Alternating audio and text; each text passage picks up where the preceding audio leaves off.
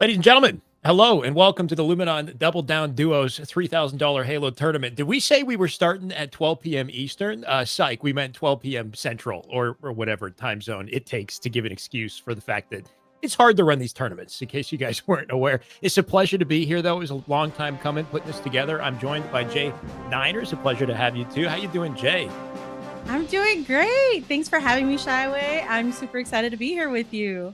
Excited to have you. I'm loving the backdrop in your stream, by the way. You've got an incredible setup there. Is that looks like posters from Halo events, like you've collected them. Yeah. So basically all the LAN events that I've been able to attend, all the posters, I just decided to frame them in order and put them on my wall as like a nice little memory of the thing that changed my life. So incredible. We know you're a true fan. So you should be excited for what we have in store today as well. I know the matches are already underway. This tournament will be very interesting. Should be a long day as well, right? We got 48 teams in this. I believe things have like I said, already begun. We added a bit of a twist to the tournament. We've included some Forge maps in the mix as well, and I hope they play as well as they do look. I've had some time to sort of experiment and jump around on them, but 2v2, competitive 2v2 is a very different story. Our first match, I think, is getting ready. We are in lobby waiting to go here. Jay, looks like we got Maysky and Whisper, Bastos, and Brainiac getting ready to set up. This is actually very sweaty. Oh, yeah. This definitely is going to be bittersweet. I mean, Maysky's got that reputation. So does Whisper. So, I mean, I'm excited to see what Washed EUs, I believe. Kind of a funny name there. I'm excited Wait, to are see these what they do. These are Washed EUs? I think the previous team might have been Washed EUs because these guys definitely aren't washed. All right. If they're calling themselves washed, they're straight up lying. Anything but washed. All right. We got Bastos. Bastos is a recent pro player in the European region. He's played for multiple pro teams. This guy's going to be deadly. The question for me is, what observer did they get? I think we have Legend C4 observing. So we have an NA-based observer that will, I believe, pull the host primarily over to NA. The EU guys, they know what they're signing up for with these types of tournaments.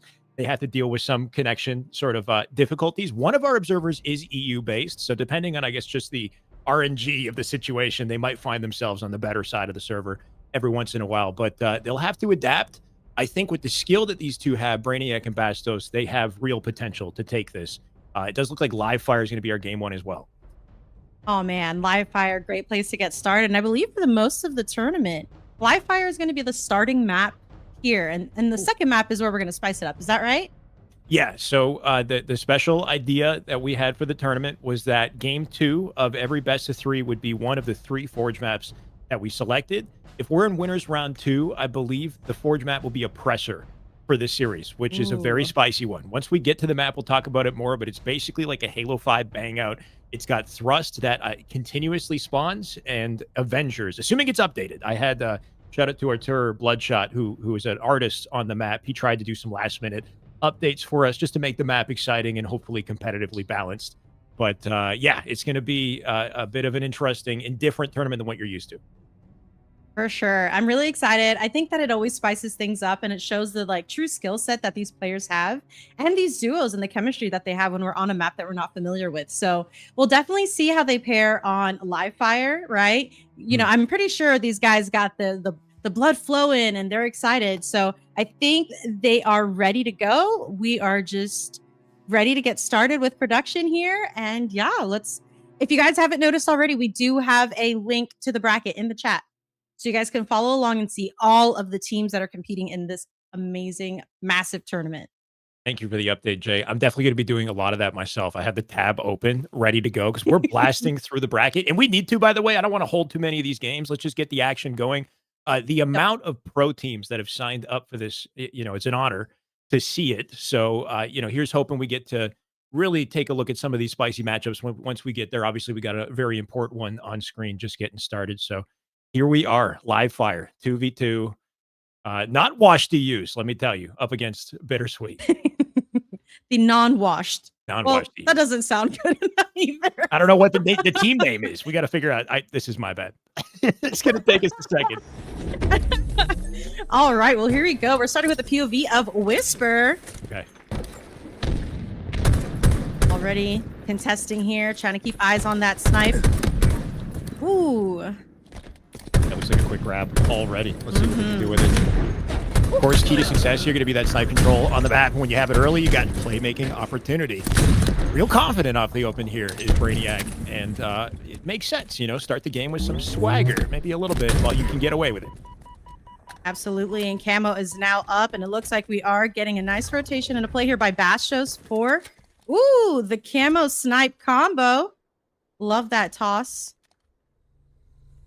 Deadly thing about Camo at this point is the 45-second timer on it. Obviously, it's been that way for at least a year now, but very devastating if used wisely. So I like this combination. We can already see a kill with it. Bastos frying. Now, like I'd said, European pro from the region. So this man, he could be the MVP on screen right now. Watch out for him. And as you say it, what a beautiful body shot with that snipe.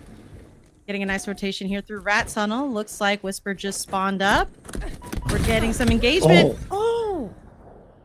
Almost deadly.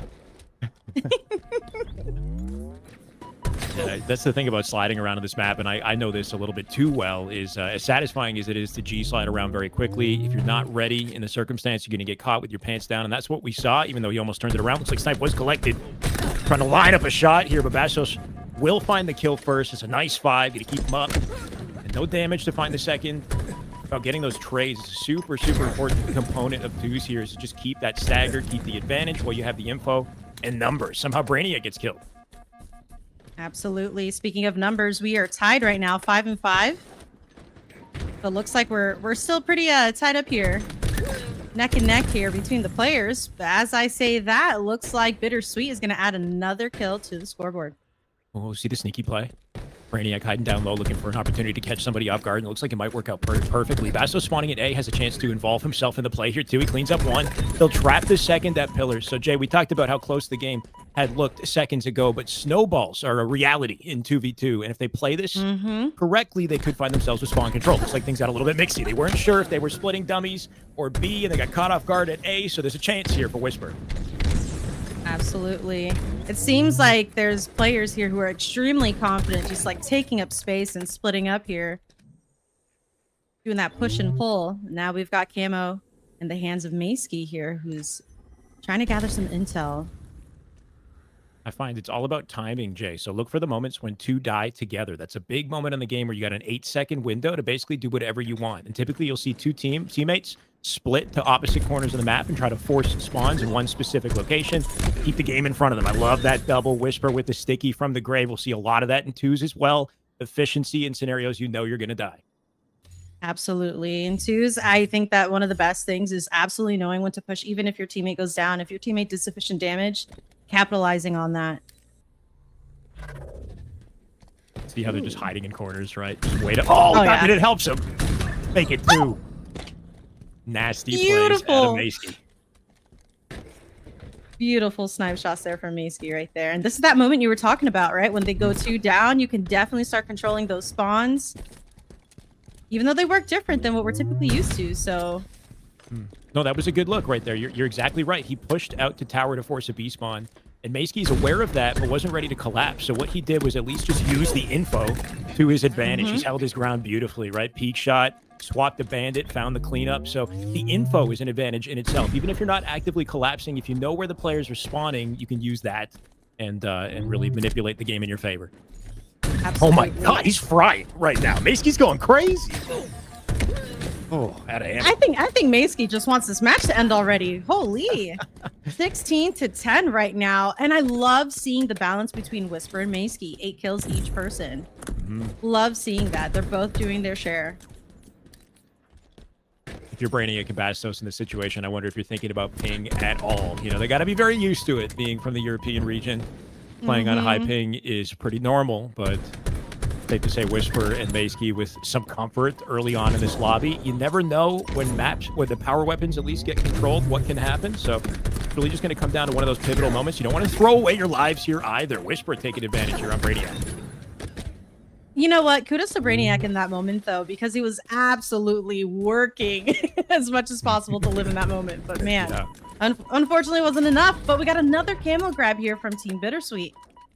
Yeah, this could get very ugly at this point. We're getting into just about guaranteed win territory. He will find a sticky from the grave, and good looks to at least clean up the camo early on. That prevents the potential advantage, but not getting out of dodge. Mayski's having a beautiful game right now. Cuts him off with the nade, cleans him up on the repulse. 10, 7, and 6. That's a nice looking stat line.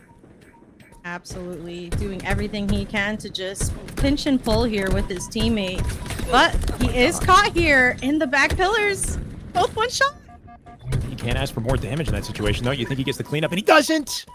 The teamwork out of Bastos and Brainiac last second do find the kill without getting traded, and that is massive. It's just about being close to your teammate, ensuring you got that protection last second, and you could prevent a stagger. Absolutely. That could have looked so different in that moment, but it's okay. They still have enough of a lead here, so 21-14. 4 more kills to end this game on behalf of Team Bittersweet. So now they're working their way. What happened? They worked their way back into this. I'm thinking in the back of my mind, where is the sniper in this equation? Because the sniper had spawned, it was behind the players, and Brainiac and Bastos thought maybe they could win the team fight before they grabbed it, but the team fight was flipped. Somehow Whisper Mayski found their way through that, Maski comes out with snipe and 3 kills to close it. Oh my. Oh, Yeah, this man's not being denied. absolutely. I think today's one of those days where you got to hand that snipe to Maski every single match. He is popping off with it. Damn. Scary reality for this is the game is likely closed here. 1 snipe in hand to figure it out. But the map we go to after this is Oppressor, the Forge map. So here's hoping Brainiac and Bastos have a little bit of sneaky practice there or something, because they're going to find themselves at a 1-0 disadvantage at this rate. Ooh, the nades. Ooh. Oh my god, this is chaos. Love the QT usage to live right there in that moment, but unfortunately it ends here in favor of Team Bittersweet. Oh my goodness. Yeah, and that's sort of What the a match. unfortunate. Yeah, I mean, excellent first match, I'll say, Jay. And if that's a sign of what's to come, we've got a lot of very sweaty twos action to look forward to, which is always very exciting. But the, I guess, challenging thing about Slayer is if enough of a lead is gathered early on, then it creates this layer of confidence for the players that are winning to sort of snowball and guarantee the rest of the game going forward. So challenging situation to be in, especially when they didn't earn the snipe at the end of that. Credit to Maski, I think, who was the most just stylish and undeniable looking POV in that lobby, especially with the sniper. That final team fight that they had for that last snipe, I think, was everything. Bastos and Brainiac looked like they had a chance, and it was denied. Yes, absolutely. I'm curious to see the damage here, though. Would love to see that, just like you noted there. I mean, look at the damage on behalf of Maski. Absolutely putting in some numbers. And even like in that back pillars play, I mean, he was in a 1v2 situation and did so much damage on Bastos and Brainiac. So he's definitely working really, really hard here in this match. But I will give it to Whisper for being there and just controlling those spawns, because that's pivotal. That is extremely pivotal here. Really good show. Love this. I agree. Yeah, Whisper did a really good job of playing out the map and making the game easier for Maski. And Maski, just on his own, the amount of damage the guy was putting out, actually insane. You're going to see a lot of different sort of play styles and team synergy in twos. Some players like to play a lot tighter and make sure that they're sort of holding hands in their rotations around the map. And other players like to sort of separate themselves a little bit and have complementary pinches and sight lines, but that can also lead to them getting sort of overwhelmed in a potential 2v1. Your ability to sort of hold your own and be an extremely difficult kill just creates opportunity after opportunity. So Maski doing exactly that. The scary thing about this map is there is no room to breathe, Jay. I'm excited to check this one out. A little bit worried about how it's going to play competitively just because it's so close quarters. It's basically like a large octagon. I'm not even kidding. And I don't know if it's fully updated. I asked Artur to put the Avenger SMG with 1 clip and a red rack on the map, and a thrust that does not have a red rack. So red rack means that when you pick up the weapon, the spawn timer doesn't start until the weapon or equipment is finished being used. In this case, if there's no red rack, then the equipment will spawn the moment you pick it up, or the timer will start the moment you pick it up. So you're going to see a lot more of it. We'll see what version of the map that we're going to get. Looks like we got a quick restart here. But yeah, there's a chance we could get Commandos instead of Avengers. If we get Avengers, it's going to be crazy. If we get the always spawning thrust, it's basically going to be Halo 5. We could potentially see 4 players with thrusts at the same time, and I'm not complaining. I'm here for it. I'm here for the action. Oh, yeah. It's gonna be a great way to start this morning. Well, at least for me. I'm in Pacific. It's still morning time for me, but I guess the rest of you guys are like, we've been ready.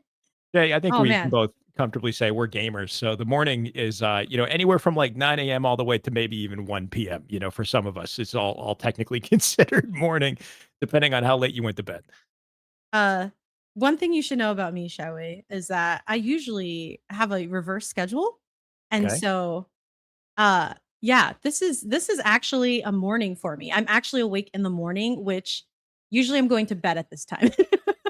So Wait, Oh, so yeah. you work in the night and you sleep in the day? Basically. Oh, Yeah. I'm sorry. Yeah.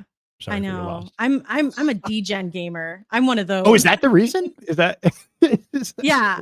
My job is to play video games. That sounds awful. Oh, I thought you just had like a night shift or something, but it's the gamer shift, yeah?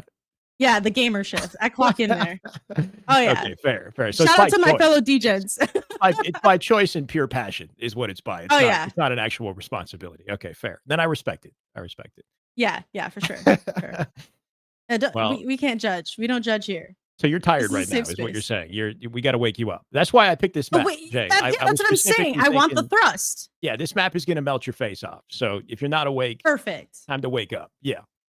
Yeah, it's time to wake up. Yeah, I need the thrust. I need to see the action. I need it to be lively. I need to Hmm, wake up. I need the energy, and I'm confident everyone else here wants that too. okay. So, I like this I energy. I like this. yeah, we need it. We need Just it. to add to that narrative, so there is a sniper in bottom mid. There's a QT in top mid as well, so a little bit more finesse ability, I guess, with the Okay. equipment. And the bottom mid bridge where the sniper spawns has just open outer space on the outside. So this map is just like I don't know what to call this structure, but it was planted in outer space. There's just asteroids everywhere. Ooh. So if one false move on route to sniper and you were off the map essentially. So watch yourself. All right. I mean, this looks beautiful so far. I mean, if you guys are taking a look here, I mean, Mhm. this is amazing. This looks so well done. I'm excited to see all of these different maps that we don't typically see in a twos tournament, you know? Shout out to Arthur Bloodshot, and I think it was Striker, maybe, was the other designer. We should definitely go check and verify. Wow. Okay, that's how we're going to open the map. 5 Oh off my the open. goodness. We're in this. QT grab, snipe collected, and Maysky on top. Okay, Macy. Oh my goodness. And the ability to live there is just beautiful. Just like you mentioned earlier, just being able to play your life and be a nuisance, you know? Fantastic work there from Macy. Absolutely. My question about this one is going to be, how will the spawns work? That's the curious thing about these 2v2 maps, especially the small ones, is if you're too close to a spawn, you're going to flip it to the other side. So with a map that's this tiny, it will be very easy to sort of flip the spawns from one side to the other. So they're going to have to kind of on the fly get a hang of where players are spawning, well, whether it's directly in front of them in the corner or somewhere behind them. We got new weapons coming up already, so better lock in. Absolutely. You know, a little bit different than what they were doing in live fire, right? Taking up space and trying to control the spawns. If they take up too much space, like you're saying, and those spawns could easily flip, they might have to play a little closer together.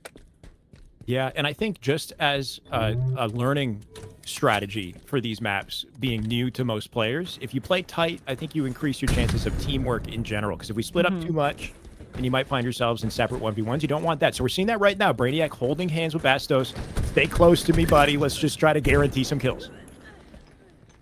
Oh yeah, I love seeing this play here from Brainiac with the snipe.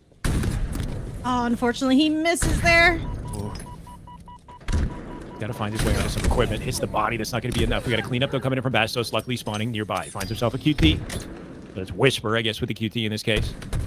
Trying to figure out whether or not the Avengers and the thrusts are in play. I don't know if I see them right now. I'm just trying to scope out on these POVs because it seems to be all about the sniper and the QT. I'm not complaining about that, but there are some other weapons and items in the mix I'm not seeing at the moment. For sure. Do you think maybe it's just the players are not aware of the full sandbox, or? It could be that, or they could be purposely not choosing to pick it up, or they could just literally not be on the wall. That's why I'm trying to get a close look at it, because you never know with these updates. I think I see the thrust in the corner. Maybe they just aren't fully grasping that it's there. And this is the beautiful thing, is that nobody knows what the heck they're doing on these maps. But there are thrusts in the corner that I don't see them collecting just yet. And that's the thing, is you spawn and you're so close to the opposition, maybe you don't have time to figure it out. You're just in a gunfight. I love that. It definitely keeps you on your toes. You're not exactly sure what you're doing. Here we go, another play for the snipe. You know what? Maysky's just so dedicated in keeping his sights on those power-ups. I will say, as soon as he sees that snipe, he is playing for it. I love that dedication. He's definitely doing good work with it. Now that I'm getting a closer look at the rack here, Jay, it looks like it's just completely empty. I don't know what's up with that. Yeah, I've just been taking a peek on it. It's the 2 on top mid, like on the way to top mid. The racks are just empty. So I don't know. We just got no weapons there. That's how it's going to be for this specific game. And I mean, fair. You know, they're already underway, and the sniper is more important anyway. So we'll focus here. But yeah, just see an empty rack. That's interesting. The justice for the thrust in the Avenger. I know. We've been deprived, D-Gens. I'm sorry. I was hoping the Avengers would assemble on the broadcast to kick off the morning, but that we're in the end game. We're in the end game, apparently. All right, 16 and 12 right now. There definitely is an opportunity to come back here from Brainiac and Bastos. Jai, what do you think they need to do in order to take the lead and possibly take this match? Make sure they're in control of the... I mean, the sniper and the QT are spawning very frequently. Is that just me? I'm thinking control the weapons, control the QT, but they are like every minute I'm seeing a new sniper and a new QT. So make sure you're ready for that. That would be step 1. Play tight, I would think, on a map like this. when you don't know the strat, the closer they are together, the more opportunities I think they'll have to work together. And we're seeing that with Bastos with the sniper right now. One thing I'm liking, Jay, is this is nail-bitingly close. Yes, I love when it's close like this, just because you never know. And I always want to have a third map. You know, just take me to that third one. I want to see more gameplay. Yeah, me too. Oh, caught off guard. It's going to be a lot of this sort of corridor gameplay. Beatdown not going through somehow. Snipe collected. Looks like there's one bullet in the chamber here for this one too. Mace will grab it, and he's got the QT to work with. This has been our core equipment on the map. Very curious. The thrust isn't there either. What? Okay. I'm going to go send Arthur like a DM or something. Bro, your map is, incredible. It's an incredible map. I'll start by saying that. You It's gotta beautiful. with a positive. Yeah, you got to start with a positive. And then we gotta get into the negatives. Start to criticize what the heck is going on. I'm kidding, but we're missing the Just thrust. start pinging at Arthur. This is a development that will improve as we go, chat, along with the entire tournament and the production, I'm sure, as we go. It's been flawless so far. Not that everything's been flawless. No, not jinxing it. Astros has thrust right now, though. This is. Oh, he does. Yeah, he does. Oh, okay. 18, Wait. 18. No, he doesn't. Wait, it's gone now. What? It's gone. It disappeared. Houdini. You manifested that, Shyway. I really thought you did it. No, I think that's that's an Avenger ability. That's one of I don't know all the Avengers abilities. I think that's one of them. Removal of equipment. Okay, I can't. This is wild. We got to focus on the game, though, right? 21-19. We're down to the wire. Either way, players are adapting, and we have to, too.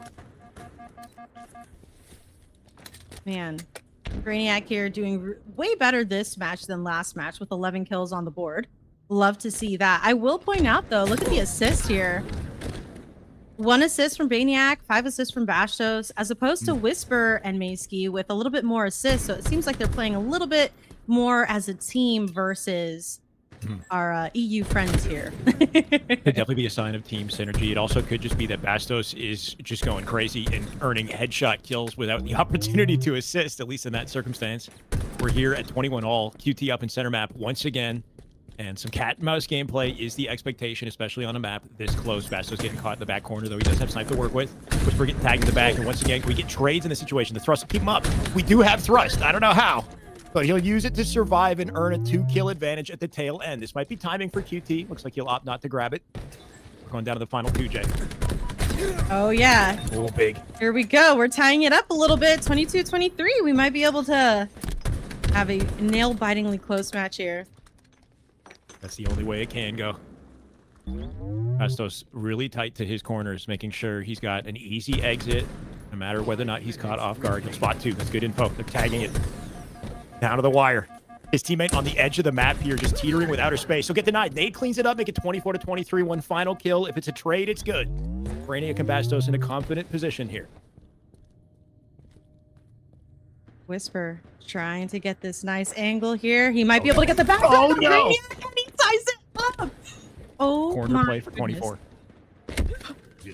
Mayski with the final kill. And Bittersweet will clutch it up 25-24 to take the series 2-0. Wow, that was brilliant. That was great. I mean, he knew that they were down numbers, and Mayski just pushed it and said, I have the advantage. Love that. At the end, a straight up mano 1v1 for sure.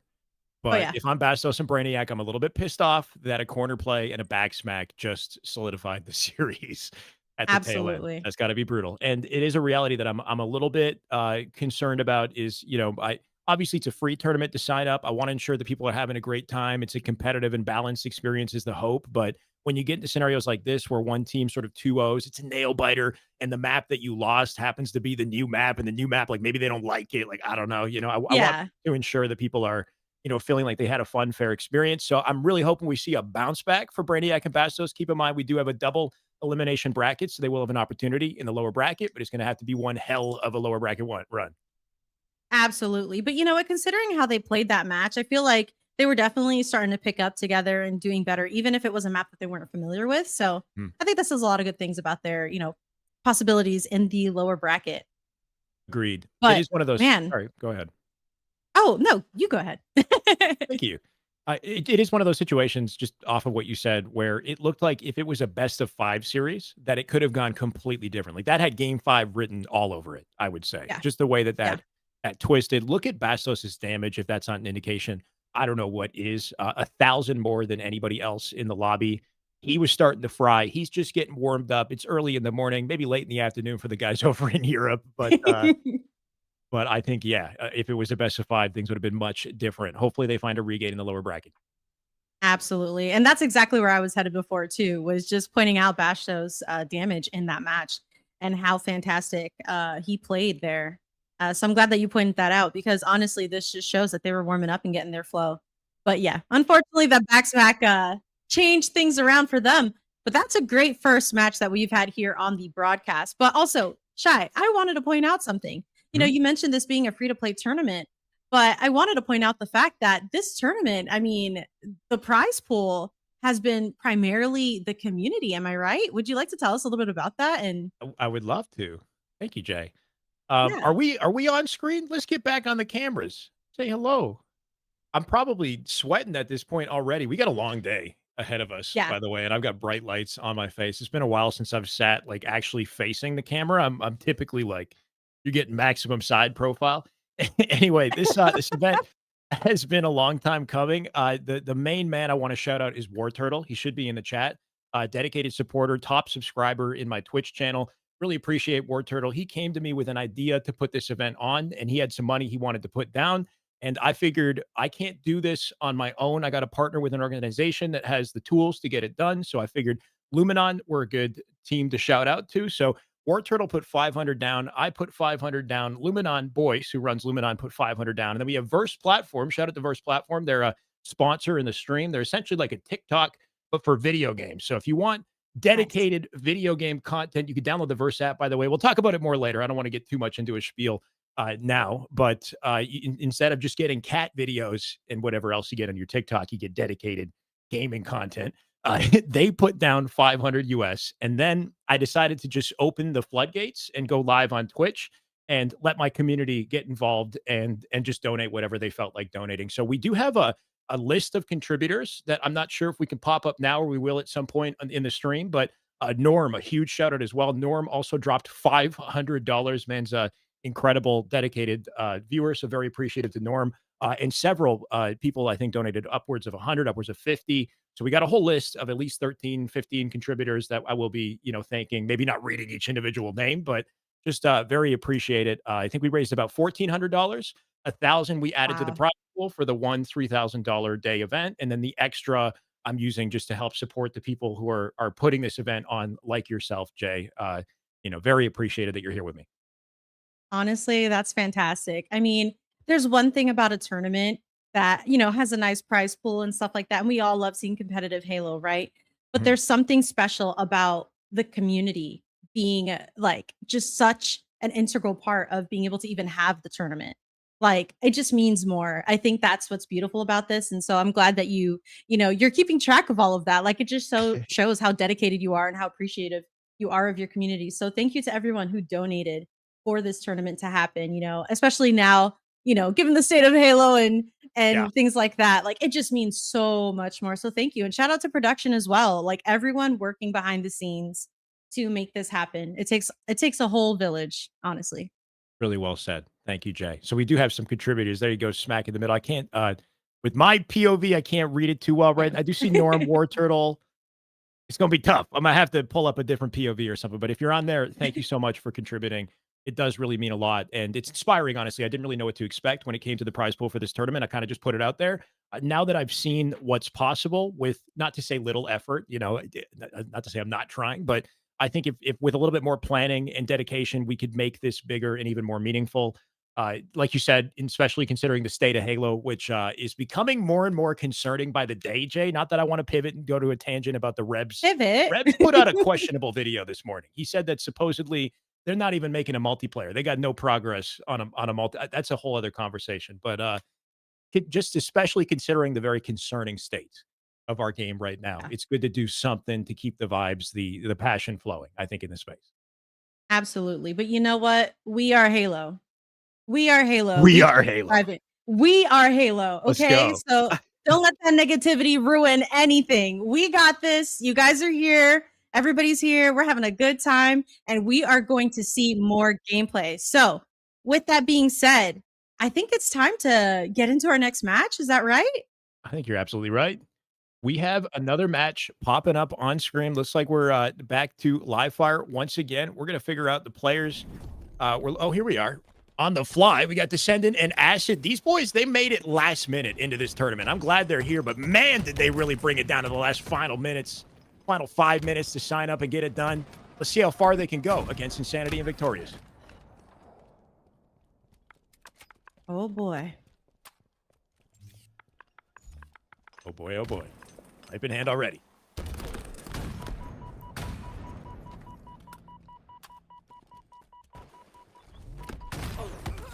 Can you say about Acid and Descendant, Jay? Oh, perfect. I had no game audio there for a second, but that was just a back? problem on my end. But I am here and I'm able to hear everything. Man, love being able to see this gameplay here with Descendant and Acid.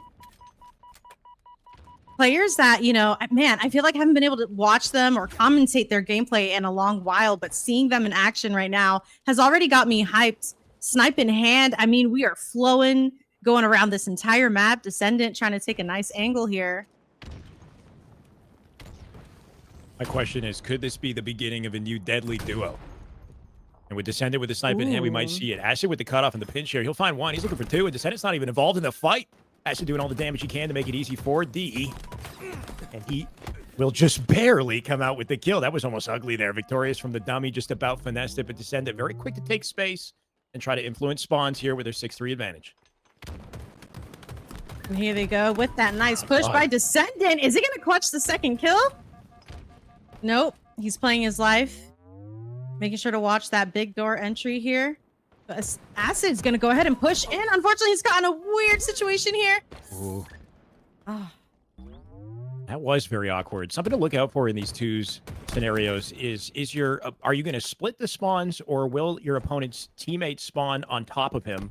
And sometimes it's a little bit difficult to understand whether or not that's going to happen. Like that scenario, it looked like they were collapsing on A. The player should not have team spawned his teammate, but the game said, you know what, we're going to spawn the teammate here in the back corner at A and then turn it into a team fight. So sometimes it could be a little bit obscure as to whether or not that's happening. And it's also why you got to be very disciplined with your collapses, be very, you know, straight, just get in there, block the spawns, guarantee it. Because if you don't, you might get caught in an unexpected scenario. Absolutely. One of the things that I feel like happens a lot in twos is that there's a lot of baiting, especially because when you are the aggressor and you're pushing up on the enemy and you know that the players are down, you're more than likely thinking, I can definitely take this 1v2. Their shields are both broken, but then they're totally going to finesse and just take advantage of that. You know what I mean? Like, I just think that there's so much baiting that happens and people fall for it. The bait and switch, definitely a classic in Halo. And then take a bait and switch and a jiggle peek and put them together and you get a, I don't know, some sort of a terrifying sandwich that you would never want to find yourself in the middle of. It's just terrifying sandwich. I said terrifying. Did I say terrifying? I could have sworn you said terrifying. Oh, whoa. I mean, with that large, voluptuous mane you have, I'm not surprised you heard it that way. I'm sorry. It's great. But terrifying is what I went terrifying. with. Yeah. We're enunciating right now. This entire tangent that we're on, yes. 17-6, by the way. Just like the score, honestly, is terrifying. This is ugly, ugly, ugly for Descendant and Acid. This is another day on the job. Insanity Victorious are pretty strong players. I've played Victorious in many FFAs. But when you get into a lobby like this, it's a different story. Oh, for sure. I mean, FFA and twos are just so different. It's a different vibe. What would you say is more aggressive, Shyway? Would you say that twos is a little bit more aggressive or free for all? Well, free for all is just nonstop. So free for all, you spawn and you can't even. You turn and there's a guy who spawned behind you. So you know, obviously players have different play styles and they sort of lean certain directions. Like some players like to let the action come to them and they take positions. Other players like to go to the action, and you know, like Descendant, I think is a good example. He is running it down, whether or not it's a 2v1. Sometimes he is just kind of chaotic center map. Yeah. But yeah, I think both can be very aggressive, very fast pace depending on the play style. But I think one cool thing about twos is the lack of players on the map kind of creates space and opportunity to choose how you want to play the game, whether you do want the slower paced play or if you want to run down the spawns. So you get more of a mixture, I'll think, in pacing in twos. Ooh, I love that perspective. Honestly, your insight is so valuable, and I'm sure that everyone watching right now appreciates that because it's so true. You can definitely choose how you're going to play. And I think that keeps you on your toes. You know what I mean? You're not exactly sure what the other team is going to do, but for sure, you know that against Descendant Acid, you are going to get pushed a lot. And that's what we're seeing. I mean, look at that. Descendant keeping them busy while Acid's grabbing camo. Like, beautiful teamwork right there. They're definitely on top of them. The question here is, yeah. can they avoid getting world starred? Do you want to be put on candy camera in the first series of the day? Probably not. But at the same time, you got to respect the ability to send in. Oh, off the map! I literally just cursed him. I cursed him. I'm so sorry. That was insane. He walked off the map. He said, "You know what? I've had enough." 25-7. Descendant Acid coming out so strong in game one. They will not be denied. Where's that effect? Where's that sound? We need the world star. Oh, damn. Is that what you wanted? Oh, yeah. Oh, yeah. That's exactly what that felt like to me. That's exactly what that last death felt like. It was just like, you know what? Done. I feel like that sound effect, it works. It works there. Don't get me wrong, but it's best reserved for we need a big boss. We need a big bad boss to enter the picture. So it's going to be, Acid and Descendant looking good, but then here comes Shopify. No. It's this one. Oh, yeah. Yeah, no, I see what I see. I'm picking up what you're putting down. Fan. You could cheer for the Shopify. That's sorry, true. What you're saying? That's true. No, I see what you're saying, and I like where you're going. But speaking of Shopify, we do have 2 players from Shopify in this tournament. In case you guys haven't looked at the bracket, they are there. We have a lot of pros in this tournament. I mean, it's fantastic because I don't think you typically see so many pros playing in a doubles tournament. But, shout out to Acid and Descendant for showing us what they can do when they do compete. Definitely a blessing, Jay. Thanks for pointing that out. Yes. Legend out of nowhere hit me up, said he wanted to play with Falcated in the event. That was really awesome to see. So Legend, W Legend, OG expert, an OG player, I guess. I was going to say an OG optic player, but I guess that's the same thing twice. He might have a live stream up as well. He said he might be doing that. So that's something to look forward to. I DM'd Bound. I was hoping I could somehow pull Bound back in the mix. And he said, how much money for first place? And I told him, and then he didn't reply. So I think it wasn't enough. We got to get more money for the next tournament. And then maybe we can incentivize that Bound jumps in the mix. But we got some real spicy rosters that I'm proud to see for sure. For sure. I definitely think that this is more pros in a twos tournament that I have personally seen in a very long time. And I mean, Luminon is known for hosting twos tournaments, especially co-ed twos. I've cast a lot of those for Luminon. And so I don't think I've seen as many pros competing in those twos tournaments like this one. So this is definitely a unique opportunity for anybody who signed up. And we had 48 teams? 48 teams, and honestly more. I've got people DMing, trying to jump in last minute. I think that's the beauty of Halo tournaments or just gaming tournaments in general is once the momentum starts gathering and the snowball starts rolling, it's always last minute that everybody's trying to get in to the bracket. Yeah. Oh my God, there's a tournament happening? I didn't know about it. I thought, they found out this guy signed up and here they are trying to sign up with 50 teams and we're just pushing the limit every single time. But we got a long day ahead of us and I'm glad we finally capped it out because here we have Acid on screen with Descendant looking to destroy. For sure. We've got a nice little bracket here too, and I'm quite confident with the way they're playing, they're going to be soaring quite far in this tournament. Oh, but look at the gun. Avenger. The Avenger's here. Oh my gosh. The Avengers are here. The one thing with this map is I'm learning is it's sort of been updated recently. So shout out Artur Bloodshot, a main artist on this map, has just recently updated the Avenger and the Thrust to put them on the map. And I'm saying GAs are kind of just off the table. So if you can use the weapon, go for it. It could be because it was recently updated. We'll see the map sort of figure itself out over time. I'm not entirely sure how this whole Forge experience works, but I do believe they're playing the most recent version of this map, and it should be a 1 magazine Avenger. So it will have an impact on the play. It's a very deadly close quarters SMG, but 1 magazine means no reload, just 1 shot and you're done, and on a red rack. For sure. And if I'm not mistaken, you said that is 60 rounds? 60, yeah. Wow. So they definitely could do a lot with it.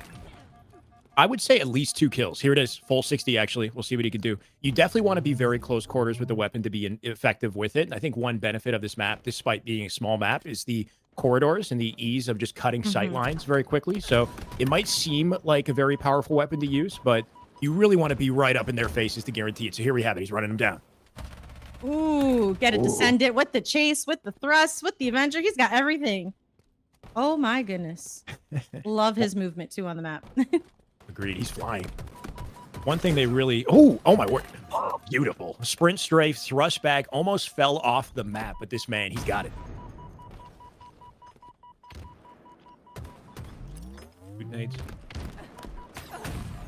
Ooh. Just the subtleties of the footwork, right? The little things they do to keep their advantages, navigate angles, stay on top. Absolutely. The movement is just beautiful. Like both Acid and Descendant, it's just so fluid. So fluid. It's really lovely to watch, especially on this map. It's just like very gratifying right now. Oh, there it is. On the receiving end, the Avenger, right? Just seeing how quickly the shields deteriorate. It looked good for a second, right? He had him like half shields with the Bandit, and then all of a sudden he's just ripped. One thing I think they did really well with the Avenger is the sound effect. The sound of it is real nice. Ooh. That's a good point. Nice double kill there from Insanity. Love to see that. I think this is the first time we have both Descendant and Acid down at the same time. Definitely looking for a little bit of momentum on the side. They're called Old Men Country. I'm just reading the team name now and recognizing probably not doing them any favors, calling themselves old men to enter the tournament against Descendant, who, by the way, is what, like 21, 22? Same with Acid. But yes, momentum. If they can get the 2 kills like they did, they can start spawn control and then maybe pivot that into an advantage. The issue is it's a new map for everybody. So, how efficient will the spawn control be? That's a question. Exactly. Yeah. I was definitely hoping that they could do a little bit more capitalizing on those 2 down. But unfortunately, yeah, I think the knowing where people are spawning on this map is tricky. I see Arthur in the chat. Arthur, thank you so much for that little tidbit of info, and that helps us and maybe the spectators who are confused. But he said, heads up, sandbox, it's there, and the racks are working properly. Players actually see the sandbox on their end, but the spectators might not due to performance settings. Maybe glad to see all the action. Super excited. Glad to have your map in the mix, man. It's definitely a looker. Very nice looking map. And that helps me a little bit because the racks do look empty, but it looks like the weapons are still being picked up and used. So don't let that fool you. It seems like things are operating as planned. Love that. Shout out to Arthur. If you guys are in the chat and are able to, give him a shout out and, some love for giving us something entertaining in this twos tournament, a beautiful map to look at. Fantastic. Wow. Does he live this? No way. Oh, and he finds a kill too. Oh my goodness. That flexibility is so important in twos and just in Halo in general. When you're exiting one fight, you're entering a new one. That's so important to have awareness of. You can't tunnel vision anything. Tunnel vision your exit, tunnel vision your entrance. You always have to have that awareness and that flexibility in your play. And Descend and Acid, I think, are perfect players to showcase it despite running out of ammo in that 1v1. It's like Victorious will come out on top. Victorious was victorious. Love that. Yep, living up to the name. Maybe not in the series, but in that individual gunfight. The battle, not the war. But you know what? To point out, they are doing a lot better. The Old Men Country are doing a lot better this match than they were last match. So maybe they were warming up, It takes Old Men a little longer, right? Hey, hold on a second. I feel attacked. I feel personally attacked. Okay, well, what I was thinking was that maybe it was the interesting idea we had to include this new map in the first place, right? Because my hope with these maps, and obviously here we go, 25-14, Descendant Acid coming out with the 2-0, so very confident showing from them as expected. But the inclusion of the new map was to hopefully sort of offset some of the expected advantages that come in these matchups by having everybody just have to adapt and learn on the fly. So it did kind of work, I guess, right? They looked a little bit more competitive, a little bit more entertaining, I think. And that's the hope, is if you have a series where one team has what looks like a bit of an edge, we go on to the wild card map, maybe that shifts, maybe we get an unexpected upset, and then they got to close it out in game 3 back to bread and butter. For sure. For sure. I think that makes a lot of sense too. So you know what? Like we were talking about a little bit earlier, it just gives that team the opportunity to really try to capitalize on that. The fact that they're both, balanced in their knowledge of the map, right? Both teams. No one necessarily has that advantage over the other. So they definitely performed a lot better as a team. Here we can see, take a look at the stat line. I would love to see accuracy if we can. 174 shots fired. Oh, he had the Avenger, right? Bro, Yeah, bro that thing was spamming spinning. the Avenger. I'm like, what in the hell was he doing? 174 shots fired.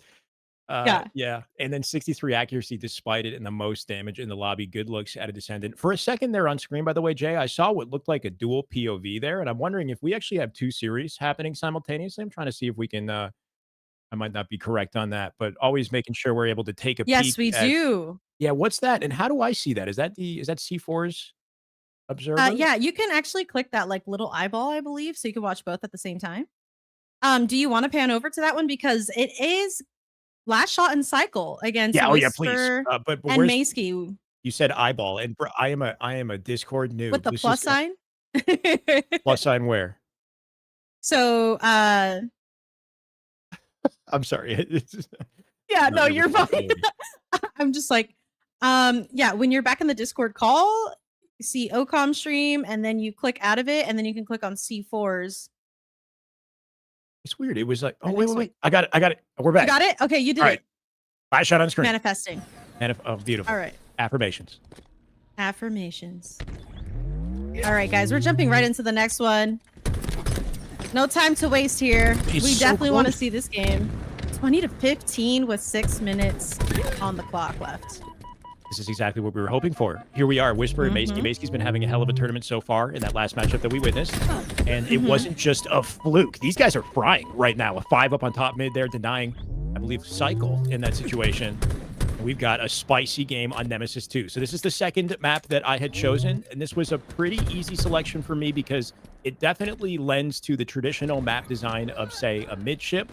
Very straightforward, but then you got a Narrows-esque man cannon bottom mid, which is risky to take advantage of. I'm not sure the players are going to be using it too much. We're down to the wire here. We don't have too much time to talk about it. Absolutely. I do believe that the stream is showcasing black screen, but we will fix it here in just a moment, you guys. Radio casted. Radio casted. Yeah. Right now, Last Shot's got the snipe. Oh! He gets a no-scope. Kills Whisper. Ends the match. I think you guys probably caught that Tillin. Yeah, y'all just missed the craziest snipe at a Last Shot, and you're never going to get a chance to witness it unless, of course, you go to twitch.tv/lastshot, and then you watch it over there. That's just Eli said just in time for that. They we got saw it it? just in time. Yeah. Okay. I was trying to talk it up to make it sound like it was like the best thing ever, but it really is just like another snipe at a Last Shot. Like if you're a Yeah. dedicated Last Shot viewer, which I think you should be if you're watching this stream right now, you'll know that he does stuff like that on the regular. Like we become desensitized to Last Shot snipes. I think at least we'll have to find out. Or actually, we won't find out right now, right? Because I'm assuming that was a 2-0. That was fast. That was But you fast. know what? No one remembers the beginning. They only remember the end kind of thing, right? All you Oh. needed to see was that snipe shot, and that was it of that match. Summary of the series that we just For got sure. a chance to witness. Looking forward to watching Nemesis, by the way. I think that one's going to be a really fun map to witness with just the open sight line snipe. And I'm hoping that some players take the gamble and get the repulse, the lift action going. For sure. All right. How are we doing? Doing good, man. That was Doing good? great. That was great. This I has feel like been the fun. tournament's going well. Yeah. This has been This fun went so great. far. Hope you guys in the chat are having fun with this. We're doing what we can to, of course, manage and just keep track of all the action. I know there's so many different matches happening simultaneously, and a big fear with events like this is, are we going to get it done in a timely fashion? Is this going to be like a 12 to 12 type of situation, Jay? It might be. I'm, cross my fingers, hoping that we're efficient. But things are rolling. Things are definitely rolling, and that's good to Absolutely. see. I have the bracket beside me. Do you have it with you as well, Jay? I do. I do. Oh man. Should we take a gander here? Take a look take a at this. gander. Oh, Oh, there we go. We got it on Let's screen. discuss. Take a gander Oh, with the chat. perfect. Yes. Take a look here and see how we're doing. Oh, So, in case you guys weren't aware, we are obviously doing a best of 3 for a while until we hit, I believe, winners bracket semifinals. Then we'll be switching to a best of 5. So we are kind of blazing through this. And it looks like we have some action. Has anyone been fully eliminated yet from the tournament? Any That's a teams? good question. I've been so dazzled by the winter bracket. I haven't even taken a look at the lower bracket, but I do think that girl dads. Oh no, because I know you like the sound of that team. I Yeah. Oh, I think that girl dads, unfortunately, are the first to exit as far as I can see on the lower bracket. I did get an update from production, which I recognize is only coming to me and not to chat. I got all hyped about it. Nobody knew what that was about. he was like, Falcated. "Whoa!" I was like, whoa. Falcated and Legend are up next. We're going to get a little Hawkeye on them. And in a bit of an interesting matchup here, they're playing Gunplexion and Mini Berserker. I know that some Well, eyebrows might get raised in the oh matchup. yeah, I did have a talk to Gunny. He said he's going to carry himself professionally in this. I'll just keep it at that and hope to see that reality. You know, I want to really be inclusive with the event. Obviously, having a safe, inclusive space in this community is very important. And let's just hope that that's maintained moving forward, and we get to see some high quality Halo because that's what I'm here for, Jay. absolutely. And you know what? I just absolutely want to see Mini Berserker because I just think seeing the younger generation playing Halo and embracing it competitively and learning from people who have more experience is definitely what we need. Not just what we want, what we need in Halo for it to survive and thrive. So I Agreed. want to see this match. It sounds fantastic. I mean, you've got some amazing pros competing on the other team. Like, oh man, I mean, what they're was they're it called? going into the Baptism of fire? yeah, oh yeah, they're dropping straight into the what do you call it? The oven, the fiery pits of Mordor. The I don't know, pit. pit. More something Lord of the Rings, right? They're gonna get burned. I will say, yeah, shout out Mini, W Mini. I do love his vibes, by the way. He's got the young kid, wide-eyed, kind of passionate gamer vibes, where he's like he's in it for the right reasons. He's dedicated, he's looking to improve, and I think Gunny's kind of brought him under his wing and he's trying to do what he can to bring this guy up to that shot C level of just undeniable ability. But yeah, they're going up against some big dogs here. Seeing Legend come back into the scene, despite the fact that the man is over in Europe, by the way, he will have a bit of a connection disadvantage. He is deadly. Keep in mind, Renegade Legend, they won the online tournament leading up to the Kason land that took place just recently. Falcated in the mix is an interesting shout. Good throwback for Mr. Falcated. He came into the scene alongside Shotzi. He was originally Shotzi's Wow. duo. He was on the first iteration of Splice. I don't believe he won with Splice. Unfortunately, I think he was moved off the team just before they got that first win, but he did win back in Halo Reach alongside Boo Boo, Sparty, and Ace. I believe if I'm going back into my personal Halo The history here. encyclopedia. I don't know if you get me. Start at Halo 5 till now, I'm pretty good. Anything before Halo 5, which unfortunately I know is referred to as the golden era, and I know painfully little. So just try not to. Hopefully you're on my wavelength with that too. But safe to say it's gonna be sweaty. These 2, they're nasty. Nasty as hell. Oh man, I'm hyped to see it. I mean, I've missed Legend so much. I'm sure that there's a lot of people out there who have.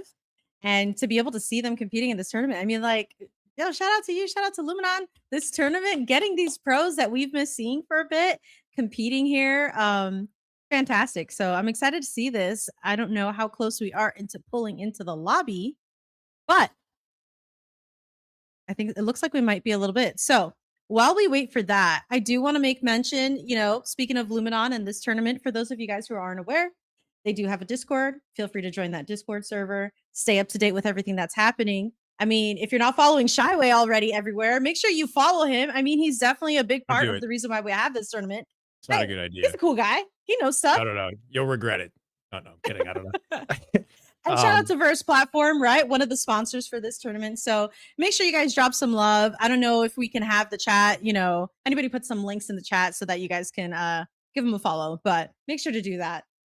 I do believe, by the way, the Verse platform is hosting a clip contest, and you can submit maybe clips from this stream if you're active in the tournament itself. What would happen is you submit the clips, and if you win the contest, I think you get $100 through Verse platform. So definitely look into that. Download the app Ooh. and see if you can get yourself involved in the clip contest. You could start here with some of the clips for anybody that's currently entered into the tournament. Might be a good little side opportunity, right? Because hey, you might not make it through the full thing for the prize pool, but maybe you win a clip contest and get $100 for your time. It can't hurt. While we wait for the matchup and everything to get set, though, I think we're going to take a short break. We'll come right back with some more action.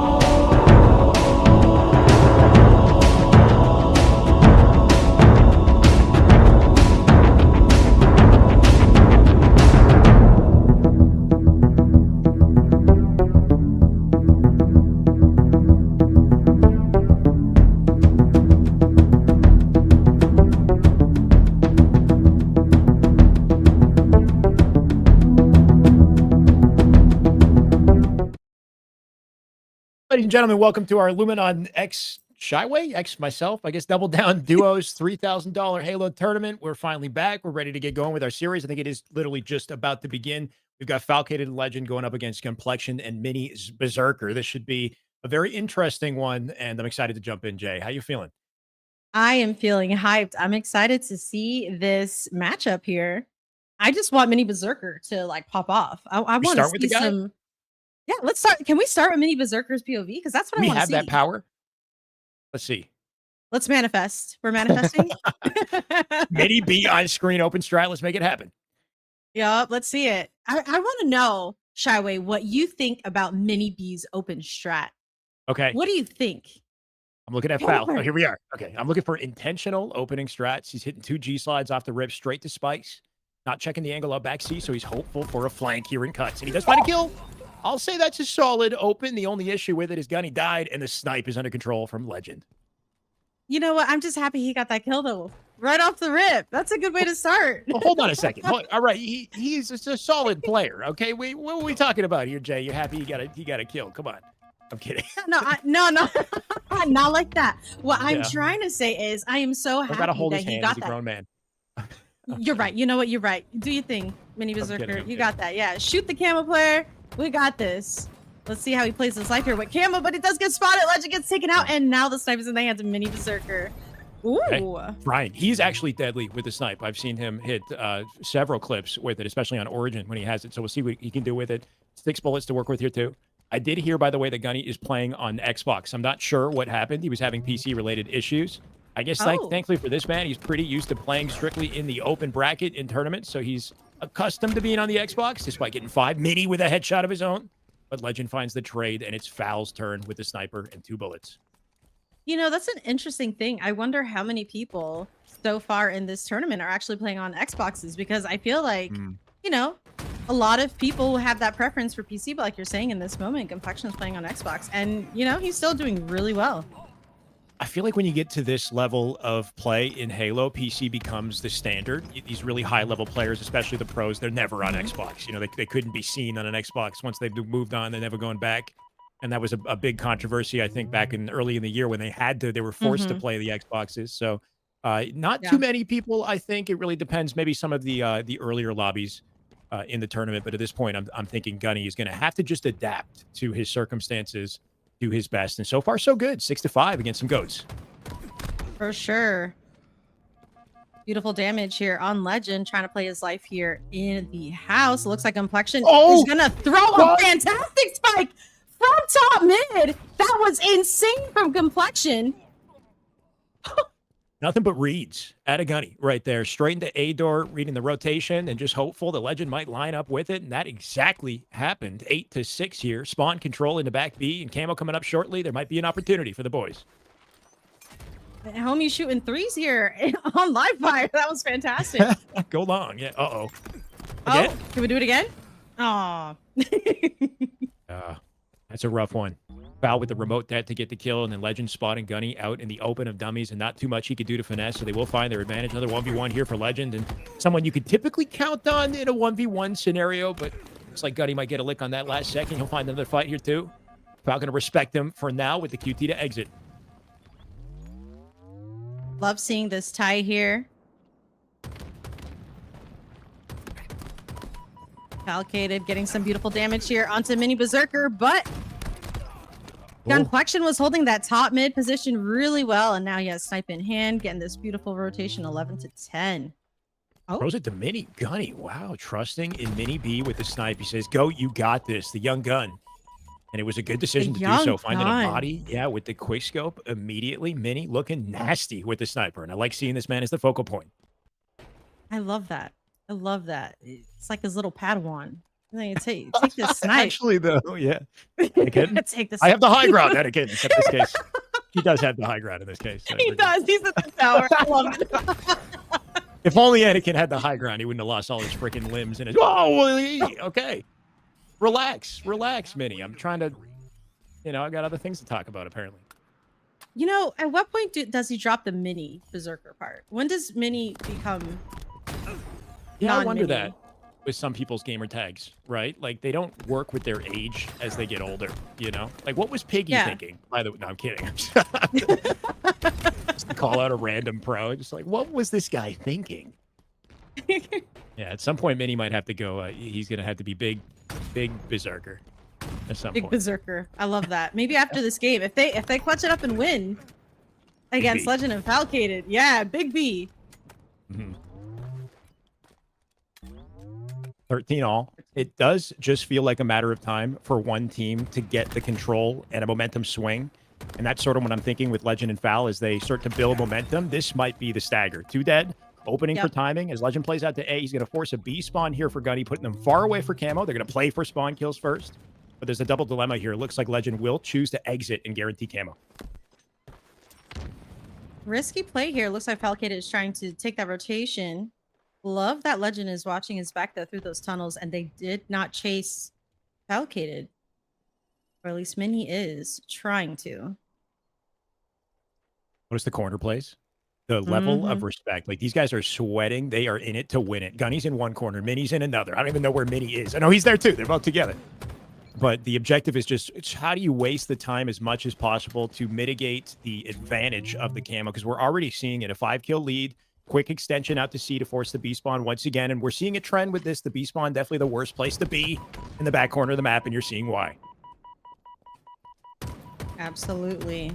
This is definitely one of those moments where I can imagine Complexion kind of talking to Mini Berserker about how they're going to get out of this situation. But unfortunately, they are getting pushed here in the back of green. Complexion still maintaining his life and trying to rotate into a new spawn with Mini. Uh-oh. Oh. Nice denial there. Foul. A little dual purpose. He gets the rotate out to the safety of B. Catching Minnie out bottom mid. Minnie, can he confirm the kill? Somehow that back jump will keep the man. What? It keeps him alive. The delay. The ultimate bait and switch for Legend, who just put the controller down. He hit such a nice shot. Not sure what's going on with. Yeah. With He Legend. really was Foul is staring finessing down that. at him. Yeah. I Just felt the staring. glare.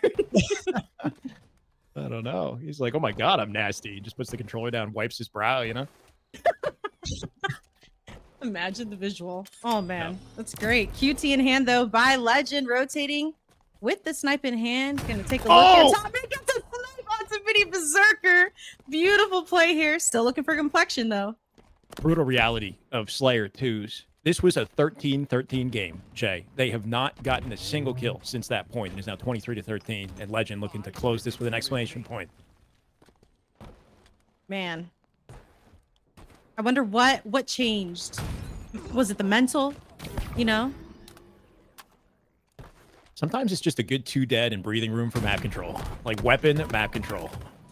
Now that Legend has the snipe and he's just straight up not missing, looking undeniable, I think sometimes that is the ultimate key. That one pivotal moment was the 2 dead into Legend, like jumping back and grabbing the camo. That was the turning point, Yeah. I think, in Yeah, that one for moment. sure. So it is just the reality of Slayer. I think the one sort of silver lining in what we've seen so far is when it comes to even neutral scenarios without the weapons in play, Minnie and Gunny are doing some pretty good work sort of holding their own so far. When we get onto the second map here as well, this Wildcard Forge map, which I'm hoping is something other than Oppressor, just to see something new, things are up in the air, I think, for results here. For sure. Taking a look here at the stats and the damage. If we can pan over to the damage, I'd love to see that. Ooh, Yeah, I mean, okay. Falcated. Wow. Different story here. Mm-hmm. Can you tell us what this story says versus what we were originally thinking? The story definitely leans a specific direction, would be my sort of understanding from what I'm looking at. It is interesting to see Gunny with low damage. Now, keep in mind, he is throwing the snipe over to Minnie, and I think that does lead to more opportunities for Minnie. Does that mean that Gunny is not going to be as much of an impact over the game as he normally might be able to be? I don't know. He's also on the Xbox as well, not to just form a list of potential exclusives. Here again, they're going up against GOATs. So the expectation is that Fallon Legend win it no matter what. But Yeah. I think typically I would expect Gunny to be outperforming Minnie a little bit. But of course, right now trying to give the guy some opportunities to really put on a show for us against some high quality players. For sure. And this is two. Love being able to see that damage from Falcated there, and the ability for Legend to not take as much damage. I mean, that says a lot too. Um, but now we are going into a Nemesis 2. And we were talking a little bit about that earlier and the excitement of being able to see another new map being played here. Now, how is this one, how does this one work exactly, right? Like Mm. compared to what we've seen already on the stream so far. Well, all the maps that I chose are symmetrical in design. So once you've Mhm. learned one side, you've learned the other. I will say that Nemesis is probably the most straightforward and easy to understand map just visually out of the three. There's not too Mhm. much clutter in the center of the map. It's very open and very clearly symmetrical. We got a central blue bridge separating the action. There's a camo on the map. There's a sniper. There's a repulse, which is not red racked, I believe. So every time you pick it up, 30 seconds later, another repulse will spawn. So could get some Ooh, shenanigans with multiple repulses if they do opt to sort of prioritize that. But yeah, just straightforward kind of bang out as far as sight lines are concerned. We got a midship esque looking design as they do take angle, Gunny recognizing we're playing for power weapons instead. love to see that. Uh-oh. Unfortunate 2 down right off the rip. Legend is going to be rotating here for the snipe. Oh, Yeah, that maybe he no, he falcated left it picking a because Val falcated. has the OS, I think, Yep. behind him. So it might be Legend creating space so that Val has he's camo. My bad, it's Camo. even deadlier. Oh dear.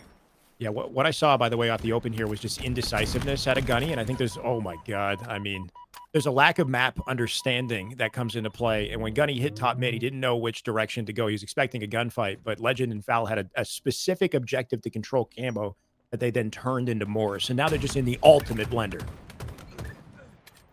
Oh my goodness. I mean, what can you say? It's Legend and Falcated, guys. This is what we Yeah. expect to see, honestly. Like, I mean, the weapons are powerful, right? Run, duck, and hide. If they can find a way to guarantee trades like Mini just did, that is number one. Val does end up finding a double of his own, though, so he will scoop that up off the info from Legend, and that's the difficulty. 4 shots left. He's got a dynamo shot grenade in the back pocket here, too. Just so many opportunities to dominate. one of the things that I'm noticing here, though, it seems like Minnie and Complexion are having a little bit of a hard time figuring out what angles to hold for each other on this map. Seems like Complexion's trying to do a little bit of a rotation and get out of the spawn, and Minnie is kind of just like holding nearby. The Legend and Falcated are just like pushing and applying so much pressure on them. I think the scary thing about this map versus the maps that they're used to playing is that live fire, recharge, they're more compartmentalized in their design. Like they have open areas, but there's a lot more corridors and space to sort of finesse and play your life carefully. In this map, it's so wide open that if you're not very disciplined, you're going to get caught out with your pants down a lot. And I think we're seeing that. Almost found the fight on Foul. That would have been huge, but turns it into 2. Give this man a frenzy. He is casually cooking the lobby. Casually cooking. Casually Oh my cooking. goodness. Yeah. You ever I play like that. Overcooked? That Yes. game's actually Oh my sweaty. gosh. It's actually surprisingly sweaty game. I beat Overcooked in like 3 Oh, me too. hours. I love that game. It was great. Yeah, it's so good. just I playing mean, that's Overcooked. basically what we're witnessing here. 2 chefs going at it. He's playing single player where you control both the chefs at the same time and you just switch one chef to the other, just puppeteer the lobby is what we're looking at right now. Oh yeah. Man, what I would do to have some comms or some listen-ins here, I just would love to know. Are Legend and Falcated even calming right now? They have to be. I was thinking telepathy, actually. Yeah? When you're good enough at the game, you don't need to communicate. You just kind of intrinsically know the right play at all times. You would understand, Jay, if you were as good as I am at Halo. Yeah. Yeah. Yeah, no, for sure. I thought manifest, Okay. Manifest what you want. That's what they're doing. Oh yeah. 5 and 18, guys. Yeah. We had the same wave. Speaking of Telepathy. telepathy. Same wavelength on that one. It is ugly right now. I love that 5 out of Mini. Hoping for a little bit more sauce in that department. Maybe he'll find it here. It's a little bit of a choice here from Minnie to push that, but you know what? Good choice there. Oh. Almost. Really good attempt at a Mini. Almost. Finds the nade on the ground. I find those stray nades can be very valuable and impactful, but they can also distract you from sort of a straightforward play. Like that nade was maybe effective, but maybe not. It was a little bit out of the way of the doorway, and then it sort of delayed his straightforward bandit damage that Legend took advantage of. 21 now. I mean, this is just an impenetrable wall of slays they got to make their way through. Absolutely. Falcated, just staying on top of grabbing camo every single time. Oh, Doing a brilliant job, but Mini taking the kill onto Falcated. 2 down now for Legend and Falcated. yeah, I Interesting. want to. Just some late game confidence would be nice. Like they take top map positions here. They don't have Mhm. the sniper, which is unfortunate. If they can just find their kills in the moment the sniper spawns, then anything can change. Mini scooping up some big kills. Working off a gunny here to keep him alive. A little bait and switch opportunity. Legend trying to finesse. He won't find it. Mini coming out with 2, now 8 and 10, nearly positive. They can Uh-oh. definitely bring this back a little bit more. Not sure if they can seal the deal at this late in the game, but What's Gunny on? He's on the Oh. Series S? I heard he's on the Series S. really, Yeah, that's a choice. he's on a Forge map on the Series S. It's just, it's an accident waiting to happen. Hate to say it. I'm wondering if that's Yeah. having a bit of an impact on the lobby, but too late to worry about it. That'll be a quick and efficient 2-0. I think our expectation coming into it, maybe not quite as definitive as we would have thought in that second game, but Legend and Foul, they're in here for much more than just this win. They're looking for the full thing. Oh yeah, I think Complexion was in it for the vibes. I mean, given the setup, given the nature of the situation, definitely for the vibes. Definitely there for Mini. It seems like, I mean, some great plays though, especially in that first match from Mini Berserker and Complexion. But yeah, Falcated and Legend definitely showcase that they mean business. I mean, take a look. The accuracy was fantastic for a second there. If we can go back, Wow, Mini. Oh my God. yeah, that's If very impressive. Yeah, and you think if Gunny's objective here is like, how can we kind of showcase this young talent on the come up and let the world Mhm. know what this man is capable of? I'm thinking he's succeeded at least in that, like nearly 80% accuracy, a lot of individual 1v1s where Mini came out on top. He's definitely shooting straight. He's got some real potential, and hopefully he keeps grinding. Keep in mind, of course, they're going to loser bracket. They will have an opportunity to continue their lives in the tournament. Hopefully, find some matches where they can make a comeback. I do see the chats, by the way, everyone chatting. I do sincerely appreciate you guys hanging out and chatting in the chats. Jay, I don't know if you have some chats open, but I am open to trying to be as Mhm. responsive as we can be. I have Jay For Niners sure. commentating with me, by the way, in case you guys aren't aware. Hi. Jay Niners, you're absolutely killing it. Can you? Oh, we're on screen. Hello.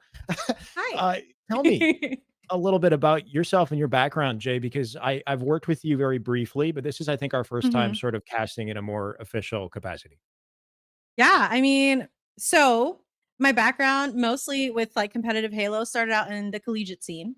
And I was just competing with my school and uh I was found by some people in the community when I was streaming and I was introduced to Eli the Ninja actually. He was the like first person that I was introduced to and I was told that I should do some coaching with him. And so I did. I did some coaching with Eli the Ninja, and then from there, I kind of just like learned about the women of Halo, got involved in the competitive scene, and eventually, I started going to the LAN events where I became obsessed with watching people compete. Especially, I love watching free for all, and I love seeing the women compete in Halo. And yeah, that just became my main focus. And then last year, I had the opportunity to cast for the first time and, out of nowhere, I just was reached out to about tons of different casting opportunities with different organizations. And shout out to Luminon for giving me a lot of those opportunities to essentially build my portfolio and cast and commentate both in English and Spanish, which was really Wow. fun to try. So yeah, that's kind of what like allowed me to get to know you too, because I think we worked a little bit on a Luminon watch party once. Hmm. But yeah, that's essentially my background. I'm no cracked Halo player, Okay. um, but I am extremely passionate about Halo, and I love seeing people compete, especially seeing the women compete. And yeah, I've even done coaching with Miss Lacar, one of her students, funny enough. And I also had her compete in my org last year, which was really cool. I, So mhm. yeah. Oh, I love that, and very good decision to bring you on. I can tell, but I love that we actually had a sort of spontaneous. There was like a heart to heart moment where I didn't know that you had been coached by Rachel and Eli, and we're all Yeah. in the Discord chat together. Like, oh my god, you guys already all know each other. So we will be casting with Miss Lakar, Eli coming up a little bit later. But what an awesome way to be brought into the scene, and then to just kind of like, oh my god, we've all been in the sort of the same circles. I have follow up questions as well. So, what was your first event? And then you are doing more than just going to the events and watching, supporting the ladies. I believe you're involved with a little organization or at least a team yourself, right? Because I Yeah. think you helped field a team for, was it Worlds as well? Charlotte. So, Charlotte. Okay. my first event, I believe, let me see, was Arlington 2024. My first poster that's Oh on my the God. wall. Awesome. So Arlington 2024 hosted, what was that, by Optic? Optic, I Or think. no. Yeah, Optic, yeah.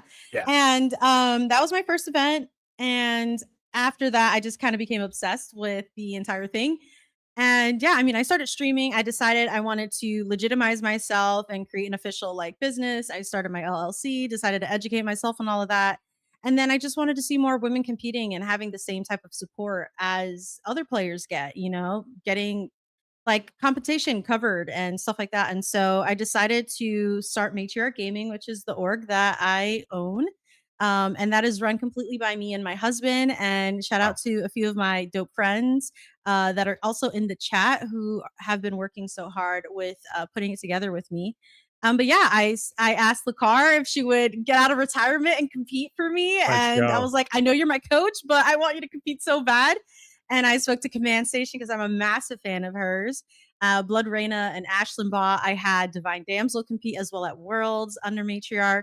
And now we have a Call of Duty team competing Wow. who's killing it 7-0 in their league. But yeah, my whole focus has been on pretty much just giving women the same competitive treatment that our male counterparts also have in the Respect. competitive space. So doing that and then casting, commentating whenever I get the opportunity. That's like all I do right now. So You're just a blessing to the community. Like, I mean, you literally just got here and you're like, you know what? I fell in love immediately. You're creating an org. You have what by the way is I think one of the sweatiest teams you could have put together, right? With Command yeah, Station and Miss Lakar. yeah, Just yeah, really, really incredible work. I'm glad to have you on board and can't wait to see what you continue to do. And I agree. We got to keep pulling Rachel Mishlikar out of retirement. I'm looking forward to having her come on the cast here because yes. she's way too knowledgeable, way too good at the game, and she'll be gone for months at a time. And then I gotta encourage her to come back and commentate or Oh play the yeah, game. Right, right. So awesome, awesome. But a pleasure to have that you and great to hear about yeah. your background. Thank you so much for asking. I appreciate it, and I love being able to like chat with you and stuff like that because you commentated one of Lacar's student tournaments that I Yes, competed in, yes. and Oh, that was really really? cool too. Yeah, I Oh, competed in it. Yeah, my team like literally almost won that, but there was like some weird issue there. But anyways, okay. yeah, you commentated it, and it was I don't so cool remember. because I think that I remember commentating. I don't remember the hashtag yeah. drama if there was any. I don't know. No, there wasn't any Oh, okay, drama. okay, There was okay, just okay. we just fumbled. That's all. I see. But I see. yeah, yeah, yeah. It's like that sometimes. Yeah, It it'd be like definitely is. that. But you know what? I love competing. Never got to the caliber of, some of the players that we've been watching necessarily in this tournament, but let's just say I recognize talent. My hands may not be able to fulfill what I know in my head I could, but I recognize talent and all I want to do is support it. So this is my favorite thing to do, honestly, is to talk about the players and see what they do and learn from them. Um, and I think it's a helpful perspective for a lot of the, viewers, especially who maybe don't compete, just being able to kind of like see things from the perspective of someone who maybe isn't as talented as the players, right? To be able to Hold on a like have a, second.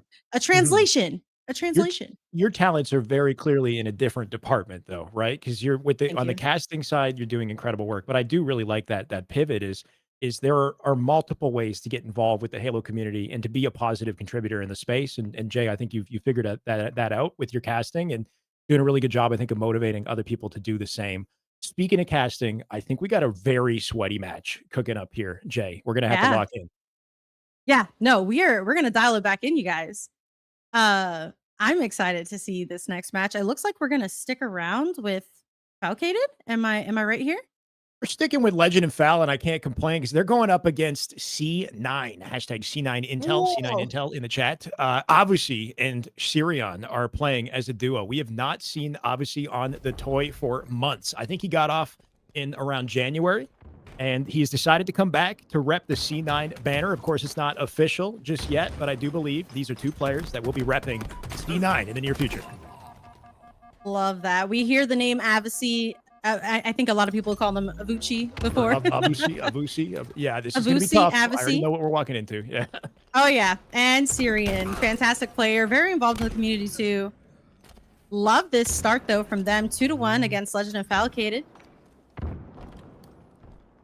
Yeah, it's a bit of a straight into the fire type of mix here, but one person who's been grinding nonstop is Z. Sirion here, shock and camo off the rip. Not going to find the face. He will take the beatdown trait, and that leaves the spoils here for Odyssey.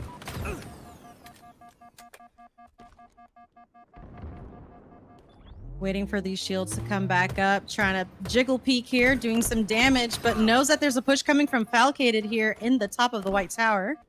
Oh, careful, They're careful. staying close together. Their shields are both down. This is awful if they get pinched. I mean, getting team shot in that situation while 2 bullets from death almost killed his teammate in the brutal reality. They're getting chased down, though. Foul getting very up in the DMs here. He will come out with a trade, though, Sirion. The best thing you can do sometimes is just cut your losses and take the trade, because if you try to, you know, finesse that fight from distance and then it becomes a 2v1, you might not get the trade, and then next thing you know, you're staggered and it's spawn control. So Sirion going to just cut his losses, get himself something in that scenario. Another trade to open the game up, and a war across map. Z with a confidence with the dive off the bat ledge. He'll take his win. I mean, this is definitely a different momentum for Legend and Falcated than going against Complexion and Mini Berserker that we just saw. So maybe they have to switch their strat here a little bit. No. Oh, that was sick. That was insane. I love when that fadeaway nade sticks and you still get the 2 down. Beautiful. The grapple cancel, grapple, and then the nade to cancel it, using the grapple to get the angle to even begin with. I mean, stylish and effective as hell. That was Sirion, yeah? 8 and 4 to kick things off in beautiful fashion. Still keeping that lead. Still 9 minutes on the clock. And that camo's coming up in 5 seconds. It looks like Falcated knows Sirion's going to push here, but that nade does not do enough damage. Unfortunate here.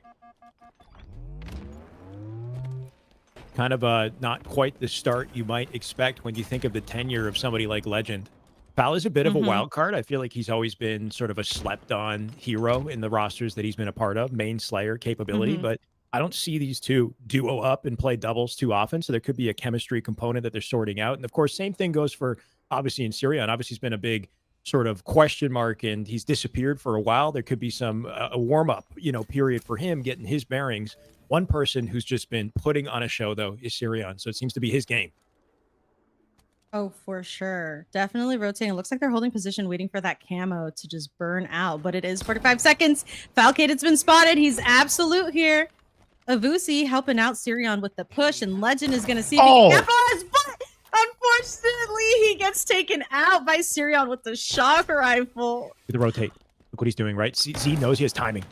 Sirion, aware of the timing that he killed Legend, he'll use the grapple to fly at the open spawn and cut Falcated off guard. So he spotted a timing for a stagger, and he took advantage of it with the grapple. They're keeping them on the ropes.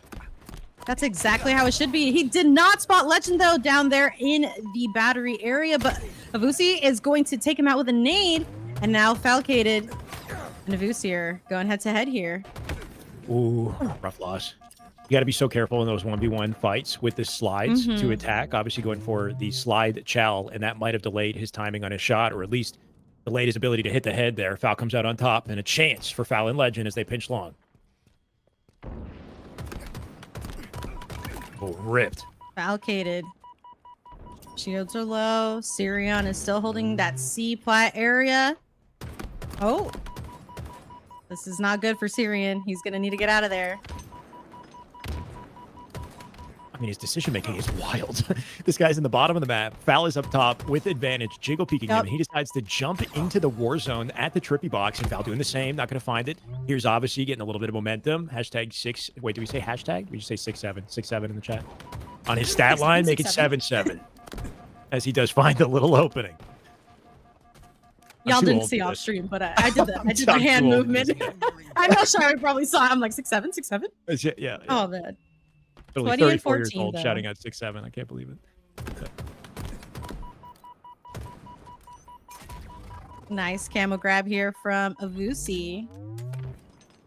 still in the bottom mid area, jumping up into batteries. He knows where Legend is. He's got the green gun in hand. Is he gonna pop off? Yes, he is.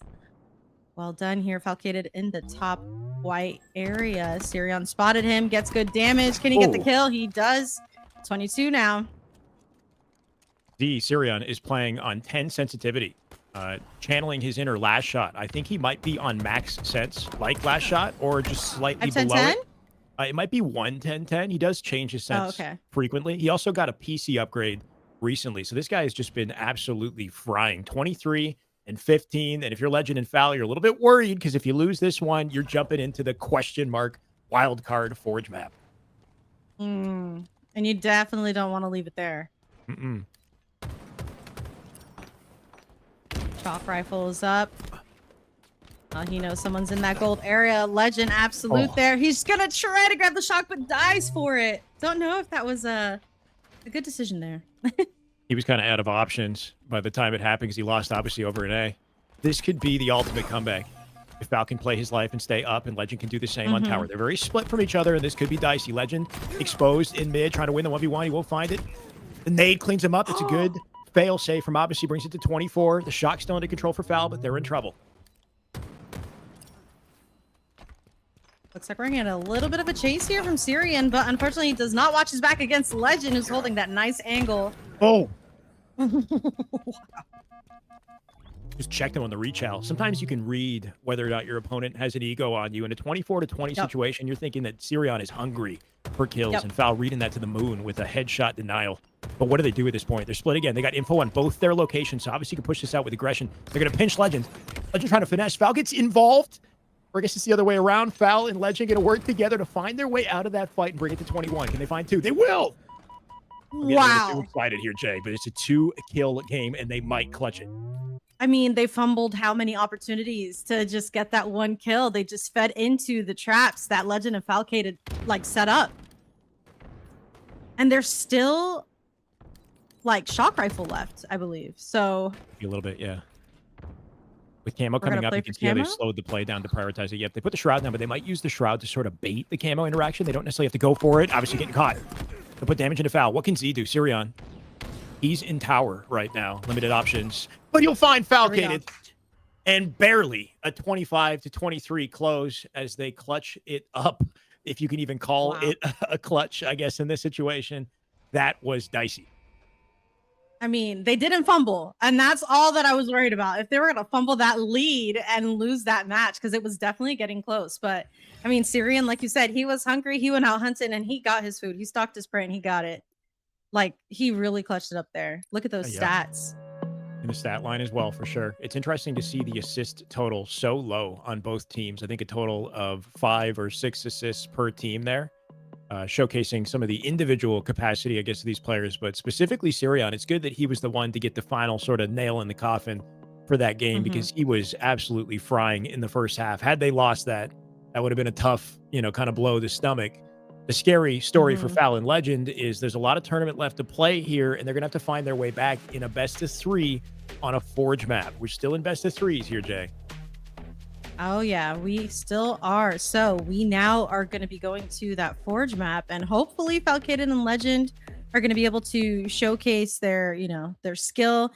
Taking a look at that accuracy, I'm a little shocked, to see that both Falcated and Legend weren't able to do as much or have as much accuracy as Avusi and Sirion. And I'm not gonna lie, it just makes me think, is it because Legend hasn't been as active in Halo? Does that have anything to do with it? Hard to say. Yeah. And could it just be a bad game? A game that didn't quite work in their favor. The power weapons and power-ups definitely didn't go their way, and that is a huge key to success. The shock and the camo, Sirion had it just about every single time. We're mixing things up, though, in a big way here, Jay. I'm very happy to see this map get chosen. This is the third of the 3 maps that I chose. The only one that we haven't played yet on stream is called Dawn Chorus. Shout out to Frenchies who put this map together. Did beautiful work here. This is one of the best looking maps, I'll say, in Forge, period. Frenchies and Trigonate, apparently, my bad. Trigonate involved in the production here, too. Okay. Well, this looks beautiful, too. I mean, I love seeing the fly through. Gorgeous. Love the coloring and everything. Man, love how intricate these forge maps are. I really want to see more of them in tournaments. Like, I'm so glad that you chose these. Yeah, some people might be confused if you're just hopping in the stream. Now, it is a bit of a difference from what you're used to in our tournaments. But when we had the case on 2v2 not too long ago, there was a criticism about the lack of map diversity. Typically, the pros like to play Recharge, Live Fire, and Solitude, and that's all you see, just the 3 maps. I figured let's try to mix it up a little bit, but not have the Forge maps take too much of the focus. See, that was insane, by the way, bro. Hits Yeah, the snipe that was sharp. on the way out. So I chose 3 maps. Dawn Chorus is one of them, and these maps will only appear in game 2 of every best of 3 series and in game 3 of every best of 5 series. So they will be very important to win, as we see these boys currently frying, but they will not define the series in a game 3 or in a game 5. You're still going to see majority competitive maps. So this was just my sort of like hopeful way to include something different in this tournament. I do know that, you know, balance, skill, competitive integrity is all very important. So I tried to carefully choose this stuff, but it is a bit of a mix up from what you're used to. This map is a clean one though, so I hope you like it. Oh my yeah, word. fantastic double kill, no scope by Syrian.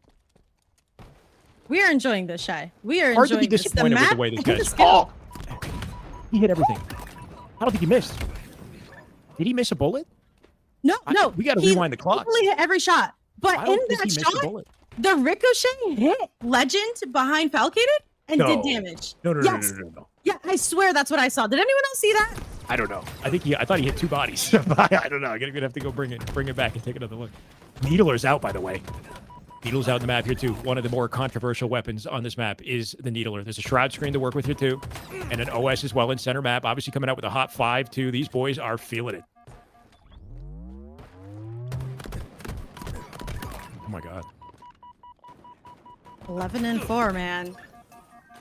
All right, looking a little checky on the Legend Foul POV. I'd like to see a regain out of these guys with their competitive experience. You know they have what it takes to do so, but this game is barreling, and I mean barreling out of control. We got what? Okay. Enemy way to victory. I feel like I can't blink. What we're seeing is absolutely insane from Syrian and Abasi. Like, I think the challenging thing with these new maps is obviously an adaptation period, but it doesn't help that the maps are very small.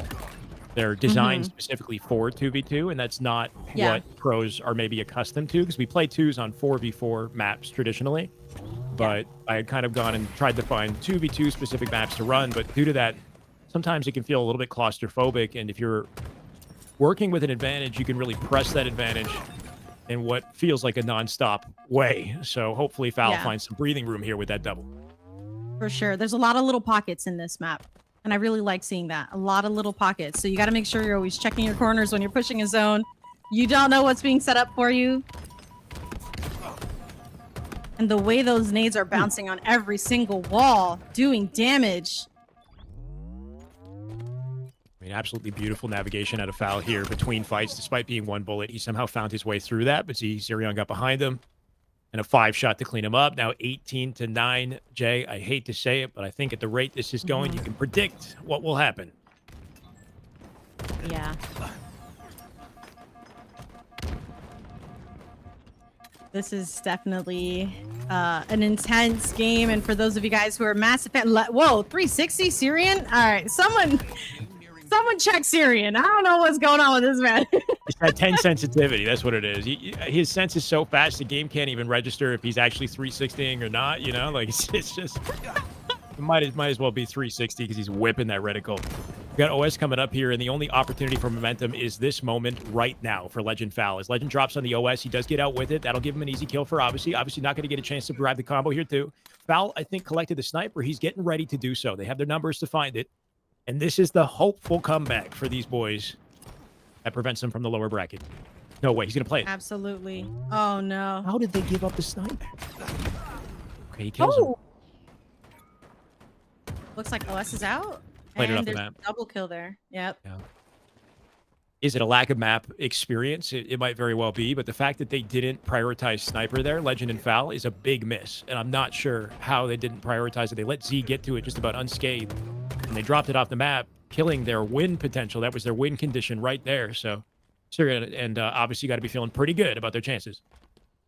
For sure. I mean, I definitely feel like, Legend, we're so used to seeing him play in fours where he takes up a lot of space and his rotations, his movement, he's always, sliding across the map.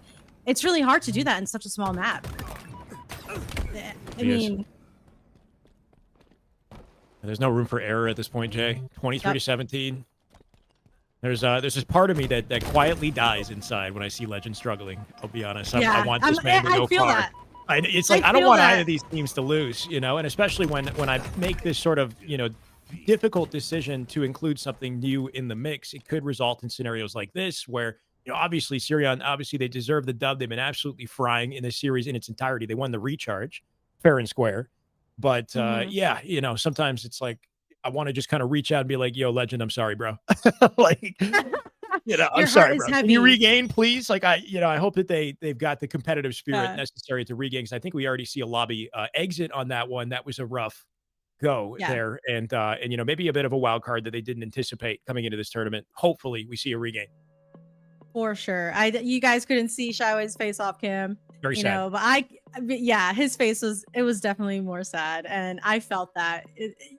It's painful, especially when you're rooting for the guy. But I mean, kudos to Syrian and Avusi. Like, again, they definitely showcased they were warm, they were locked in, and even though they too were on a map that they weren't expecting, right?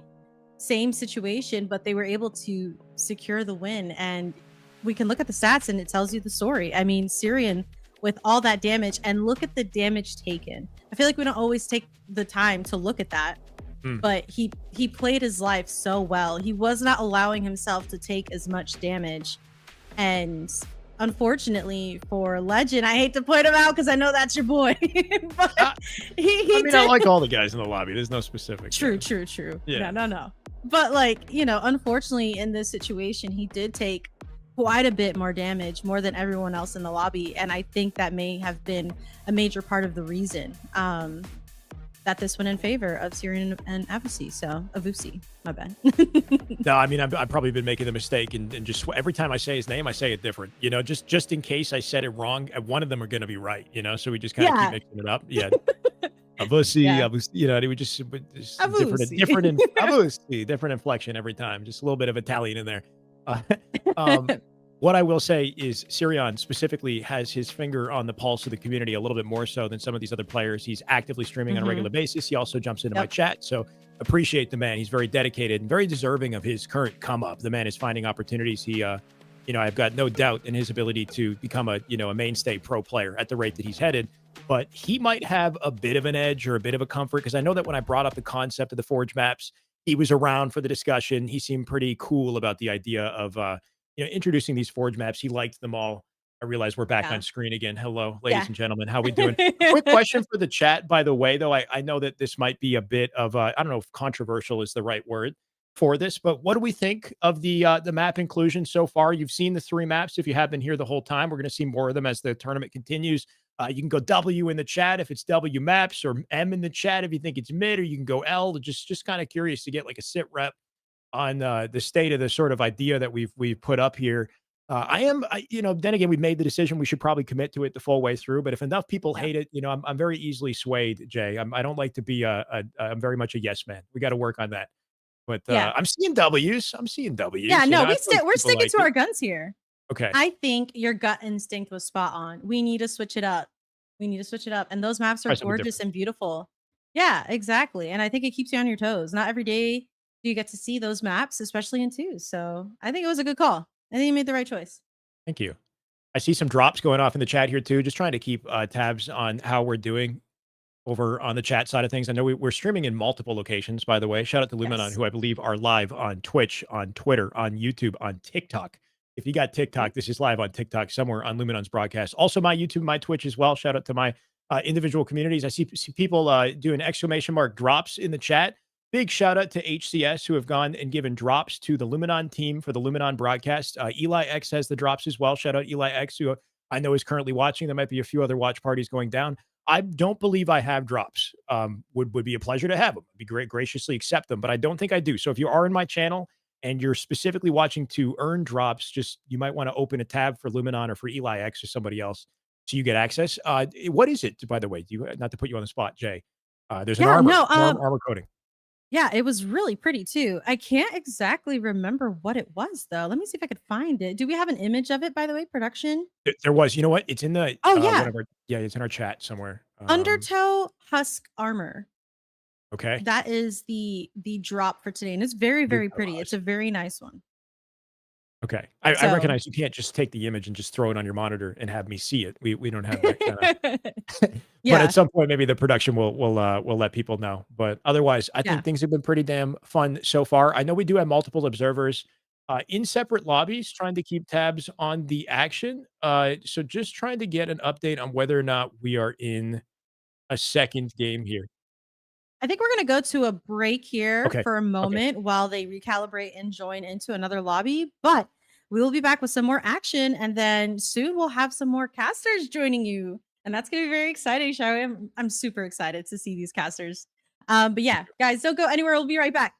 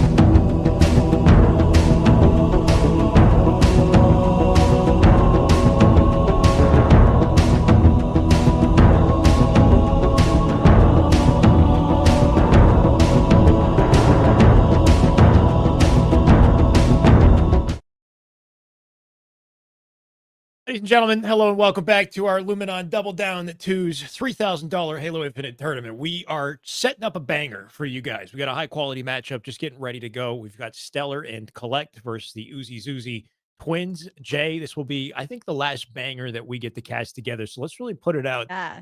with an exclamation point. All the energy All the for energy. this. I want max This is passion. gonna be Okay? great. Max passion, max. I will Max give it because I am hyped. This is exciting. I have seen the Uzi twins compete in doubles tournaments almost at every single LAN. These guys are so dedicated, and so I know with like experienced twos players, it's going to stack up against Stellar. I mean, oh my goodness, I'm just excited. Massive fan. It's gonna be great, you guys. So High I quality duo. want the yes, high quality duo, experienced pros. I want to see the chat put in there who they think is going to run away with this, how they're feeling about it, their thoughts. I want you guys to bring max passion to. I'm excited, and I know you're hyped too, Shyway. I'm hyped. We were just about to jump. Oh, no, are we good? I think I see Yeah. something on stream, but then I'm watching someone Ocom. else's screen. We're watching Ocom has it. Ocom right now. Wait, this is not Stellar. Okay. Yeah, hold on This a second. is not the right lobby. We're gonna Hold bring on. the correct. No disrespect to the incredible players you're currently watching on screen, but I had a different idea in mind, and it involves Stellar and Collect. It turns out somebody in their lobby went to the bathroom, though. I'm actually looking at the active game chat on their lobby, so that will start in literally like 5 seconds. I can try to pivot if you want to, Jay. What do you see right now? Because I've got one screen up personally. No, for sure. So right now it looks like we're watching Car Jump versus Finn and Mose. And it looks like Car Jump is with Evil Carmine, also someone who's always competing in the twos tournaments. And it looks like they just barely started. We're 1 and 2 in the lower bracket right now. So fighting their way out. That's the brutal reality with these best of threes is that lower bracket and winner bracket could be, ripped away from you very quickly. So I do have it on screen in front of me now before we hopefully jump in and don't miss the start of the other. But Evil Carmine, yeah, I've seen his name around. This guy is a sweat, without a doubt. In FFA as well, 4-4 off the open, and I have no doubt that as this continues, it'll, skew pretty dramatically with the way that this map is laid out. But I think I'm being pulled. I don't know about you, Jay. There's a feeling. Oh yeah, guys, we that might I be need to make a pivot. Yeah, we're gonna pivot. We're pivoting all day. We just rickrolled y'all. That's all. We said we were watching Collect and Stellar, and we showed you someone else. But here we are watching the Uzi twins against Collect and Stellar, and already starting off with a nice little melee. 1-1 here in this match. Could be one hell of a brawl, that's for sure. Uzi Zuzi are a bit of a wild card in my books. As a duo, they are deadly as hell. In the fours lobbies, they're still sort of building their career and their sort of accolades and have room for progress. But as a core duo, as twins, there's a clear chemistry here that we see evolve in these twos lobbies, and we're getting it already. Making a double for Uzi with the camo. Absolutely. And for those of you guys who are in the chat, for Shyway and I, we're trying to keep up with you guys, but we're also trying to make sure we do commentary. But yes, we have pros, as you can see, competing in this twos tournament, which is not something you see often. So we're very excited to be able to watch this match with Collect and Stellar against Uzi and Zuzi? Is that his name? Uzi Zuzi. Zuzi. Okay. Uzi, The X is like a Z. Yep. Uzi How much? is the triplet that they don't ever talk about because he's always drunk. Uzi, if you don't know. Wait, there. Oh, okay. It's just terrible. Absolutely. I wasn't on the same page, Horrible. but it's all right. Bad joke. We'll let you Yeah. have that one. But Uzi Zuzi are kind of a mainstay as a duo here. We do have pros though, like Jay said, some high quality ones. And if you were watching earlier, we had Legend on stream with Valkyrie. We have Cycle Last Shot in the winner bracket as well. Ryan Noob Suspector, Drug Soul Sniper currently playing in the winner bracket. So expect to see some high quality talent as we go. But safe to say this is the focal point, and I'm liking the momentum I'm seeing from the twins here, 8-5.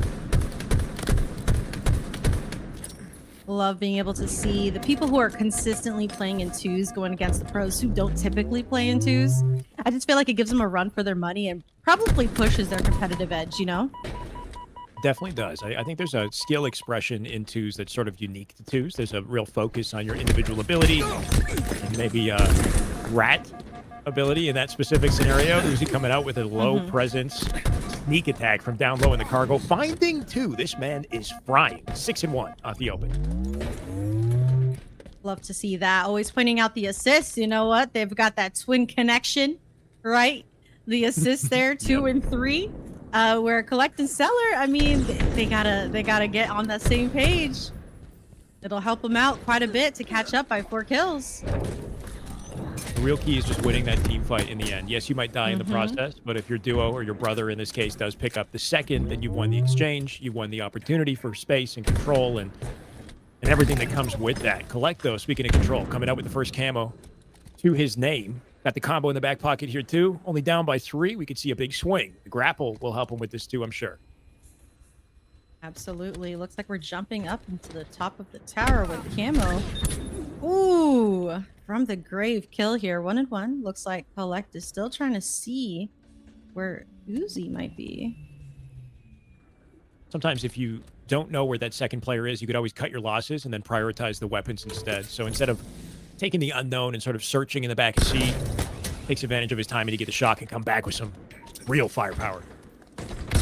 Oh my God. Ooh, good decision. talking about firepower. You called it there. He definitely came in swinging right there. Collect with the shock and the grapple, making the most out of that situation. Now 12 and 11, we're closing that gap.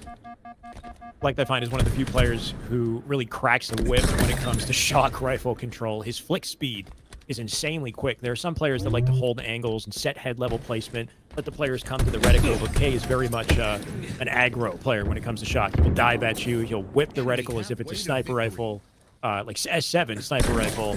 No scope. Not going to find it there, though. High risk, high reward.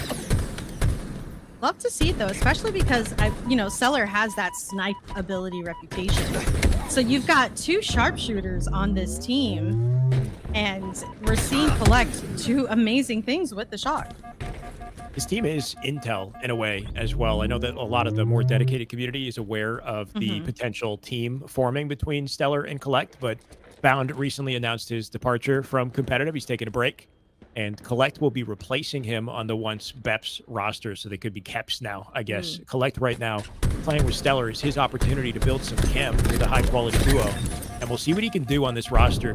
Collect has always been exceptional online, always been exceptional surrounded by some of the GOATs as well. He's a great sub in for the Shopify roster, but this is a bit of a new chapter for him. So curious to see what he can do. And I mean, struggling on Uzi's Uzi isn't the greatest start. You know, as talented as these two are as a duo, I know that Collect and Stellar have set their standards higher. So we'll see what they come up with. I mean, but a 2's tourney is simply going to, help them, get that familiarity with each other. So Yes. Beps being kept, I wonder if he'll be kept. I tried to set up something. Will he be kept around? No, it's good. I like it because I mean, Yeah. if that man ain't shooting, if he can't fill the shoes of Bound, then that's some serious shoes to fill. Then maybe they won't keep him. They won't kept him. They won't keep him. Oh man, speaking of which, we are 20 and 15. We got so close. We were only off by 1 kill, but now we have a gap once again. And like you said, it's not looking so good. They're struggling against the Uzi twins. I mean, at this point, what can be done to close that gap again? Are we going to play for the power weapon again, or are we going to trust our teammates and play tighter angles? Absolutely. I think it's a bit of both. It's definitely a bit of both. They want the camo. They want the shot. They want to win these team fights as well, and that's a beautiful start to it. Stellar coming out with a double. That earns opportunity for shot control. We've seen Collect hold it earlier, but looks like Stellar will be the man with a plan in this circumstance. What can he do? Grapple should be spawning shortly here, too. Do not lose this weapon for free. Got to find himself in a position that's not immediately red, unless Collect just comes out with 2 on his own. So much for that lead Uzi had. Only down by 2, and a big chance here with full shot. Absolutely. Stellar's got a little bit of an angle here. He knows they're in long haul. He's putting some shots here onto C plat. There's a rotation into gold. We got 1 kill, but Collect did go down in gold, unfortunately. 23-22. Anything could happen. Anything could happen. A.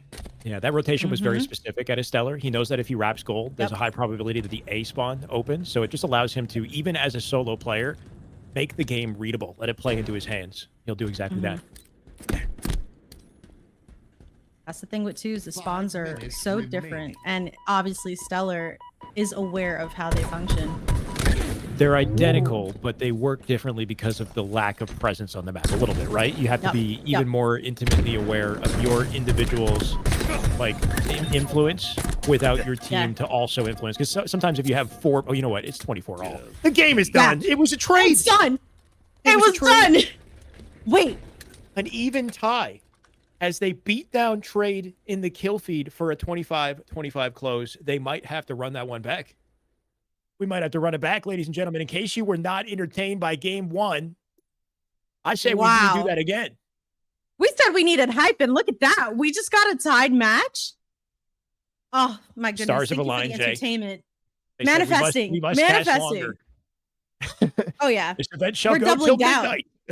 We're doubling down as a cast we're duo right doubling now. We're doubling down. Doubling down. Oh, my God. We're doubling down. Finally living up to the name, the tournament name. It was questionable, you know, when they put the name up, they didn't consult me. I'll just go ahead and say, and I wasn't sure I liked Double Down, but now I get it. Now I get it. Now you get it. We're doubling down on that match right now. Oh, yeah. And y'all can't see me, but I'm waving my hands. We're doubling down. All in. I have a visual. I have a visual in my mind. I can't see it. You know, actually, I technically could bring it up, but I'm just gonna keep my imagination. No. We can't look away because see, people in chat are like, I looked away for 1 second. Don't look away. Do not avert your gaze. You must be looking at the screen.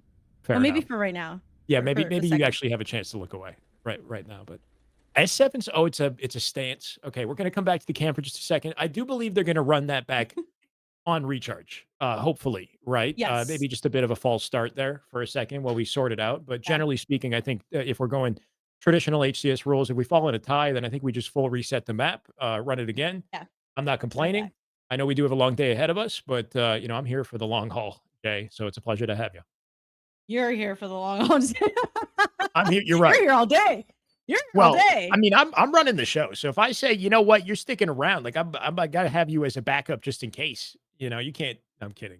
No, it's true. Listen, right, I'm here. I'm here. If you guys want Jay to stick around, you let me know. I'll be here. You let me know. We can double down. We could, but yeah, that's always an option. Doubling down is on brand. It's on brand for us. Yeah. It looks like they did opt for a bathroom break between games here. That's the cause of the delay, in case you guys are curious. If we could get a bit of a sneak peek on our Forge map coming up in the series, it might make for a good talking point going forward, because we are still trapped in our best of 3 scenario. We're going to keep this going until winners semis. So they win this, they move on to best of 5s. We do actually have 2 series. That's an option as well, Jay. Getting the update on that. Let's maybe get a peek and find out what that is. Yeah, second series. We'll put that on screen. I'm gonna take a look myself and see what Oakham is. Is it Amazing C4? No, it's Oakham stirring up. No, here. Oakham. We're looking at Oakham. We're looking at Car Jump versus Finn and Mose again. So this speaking is of Forge maps. Carmine's team. Yeah. Oh, and a Needler. I love me some good Needler gameplay. Yeah, I in my video told people to just maybe drop all GAs for this one and just kind of let it fly for the Forge maps. If you agree between you and your opponents that you want to GA it, by all means, but it's just one little needler. How bad could it be, right? So it's a red rack weapon too. If you control it, good luck. We'll see what they can do. Love that. You know, Evil Carmine is someone that I have watched compete on LAN quite a bit in 2s. And I gotta say, I know we don't have any listen-ins, but this man always has something to say. I'm just gonna point it out. He is loud, and you know what? He brings the hype. He brings the passion into the passion pit. I gotta admit, I do kind of miss the ability to being able to hear, you know, what he's got to say right now. He might not have much to say right now, to be honest. They're losing 17-10, so just you know. I mean, hate to say it, but he might be a little bit quiet. I mean, hopefully he's calming. He's got to let his teammate know. They're waiting on OS. You can see that's the strategy right now, is just kind of keeping themselves teed for the OS. They'll do exactly that. Wipe out 2, down by 5, and they can turn that into a little bit more. Notice how he pocketed the OS. He's not going to, I take it back, keep my words. But the late application is just to ensure he's got as much health as possible. As a line of defense here is what looks like the strat, while his teammate grabs the sniper. He's really separating himself. We got someone hiding in a corner. He's getting shot in the back. Yeah. He didn't check his sides. Teammate got the cleanup, though. Finner should be dead. Yeah, and can they make it a sniper? Finners is not? No, he is dead. Okay. Oh, my gosh.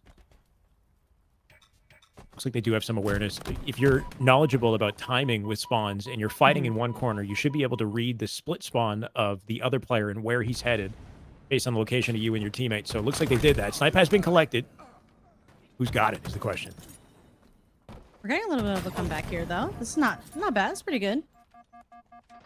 18, Only a 15, 7 minutes left to spare. You live and die by the power weapons here, Jay. And your full snipe in the hands of Finners. I take it back. Half full snipe. 4 bullets to work with. If he wants to secure the lead in this one, this is the weapon to do it. This is the way, as they say. So I've heard. Getting a rotation here. So you've heard. Getting a rotation here, though. Finners is still up. He knows they're in the shroud. He's going to grab the Needler. He's going to just go in there and push it. I feel it. Oh. They're running. I don't know if I like They're this splitting combo. up. Combo is weird. This is scary. Yeah, this is weird. The thing about the Needler is it has a very specific role. If you're in a tight hallway and the guy doesn't have many options, good luck. You are dead. But if you are having a snipe in the hand and the guy's like kind of at a range, how are you going to headshot cleanup if you miss the snipe? Or maybe you just get right up in his face and get the no scope. Beat down. Finner's finding a way, despite the combo. Looks like Finn and Mos already won their first map. So if they win this, they win this series against Car Jump. At the rate this is going, that might be the reality. Don't Jump does manage to find himself an OS. Can he use that to guarantee a pick? He's got himself in the sightline at 2. Finner's noticing that. Going to output as much damage as he possibly can. Not going to find the pick, though. Evil Carmine coming up with a pinch. Can they be quick and effective to get this? They need to make sure that they're taking advantage of these little moments to stagger in 2v1. Uh-oh. Oh, shields are broke. Still up by 3, though. Able to get a shroud, utilizing the shroud. Ooh. We're in scary territory here. Just 2 kills to close Yeah. it out. If we can at the very least secure a trade, then it should be a dub. But they do get 1. Finner's going to find his trade. And then, 1 kill to close it out. The 1v1. He finds the first shot. 3-shot beatdown to guarantee it. That little sprint in between. There is no hope. It'll be a 2-0 series. O's and Finners. And knowing the caliber of those players, hailing from Europe, they are very experienced and accomplished in their scene. We're going to do a quick pivot, though. Not going to linger on that series. Pivot right back to recharge. Right on time here, Jay, too. Oh my gosh, that was beautiful timing. It's like they may have known. But here we are with the Uzi twins. Yes, manifested. Here we go. Uzi twins against Collect and Stellar, you guys. We are redoing this map because the last time we were here, they got a tie. So we're running it back. Actually, they tied again. As imagine, yo, if that happens, we're tripling down. That's not the name of the tournament, so I don't think we're allowed to do that. You broke protocol, Jay. You broke damn. Yeah. Guys, I think this is the end of my. We'll have a conversation. We'll have a conversation later. Okay. Yeah. 2-1 camo control shock in play, and K. He's dominating right now. Let's just see what he's got. Love how the Collect just like tries to get intel, but then he gets the perfect snipe onto Uzi. Has visual on Zuzi, and it looks like Stellar's gonna go for that push there. Yeah, looking all too easy on Collect's POV. There's no audio cue when you're camo. It's just that immediate shift to just nothingness when you switch to his POV. You can't hear anything. He's just on the prowl, making it look very simple at the moment. 6-1, 4 shots left in shock, grapple in the back pocket if he wants to get in there. He'll do exactly that. Not gonna keep his teammate up. That's a valuable trade for Uzi Zuzi, but things are barely out of control already.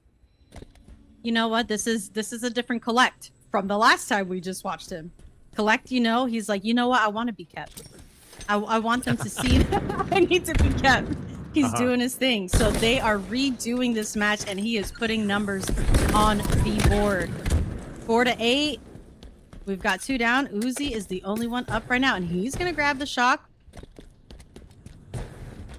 It does just go to show you the precedent that's set with a strong open strat. That's the real inverse of this game versus the previous, is that Stellar and Collect won the open strat confidently, got utility weapon control, and then snowballed that into the advantage that they have now. Now, those utilities are no longer on the map. Things could change abruptly unless Collect is frying. Let's see it. Got caught in the clamber. I'm not sure that was intentional. Looking for a double beatdown, and the clamber in between the exchange gave Uzi first blood. He'll find himself out with a slight disadvantage. They've got good positioning for camo. Nice rotation together here. Looks like they're going to be pushing into A.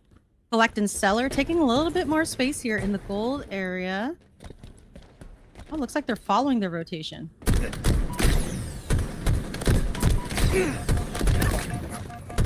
Woo! Good damage there too. Where's Stellar? Not in position to clean it up immediately. Camo available here too. He knows he has a damage advantage though, so that'll give him the comfort of camo. Uzi with the shield back, looking to take a trade on it. Won't find it. Last shot, clean up. Shout out to the Shopify goat, but this time it's Stellar. Man shooting. Definitely 7-11. I love when it slows down with camo. I love when it gets quiet. It feels like a horror movie sometimes. No, You just know there's gonna be a jump scare any minute. I don't know if it was the right timing. I just No. We needed to pace that a little bit better. it felt like you had it. There was a moment. I tried it. I'll see myself out. We're gonna have a talk after. hey, that's my line. What? I know. It's mine now. Ammo Here we go, grapple. Stellar. Whoa. Don't cross What up right there. happened? You got the info. Mm-hmm.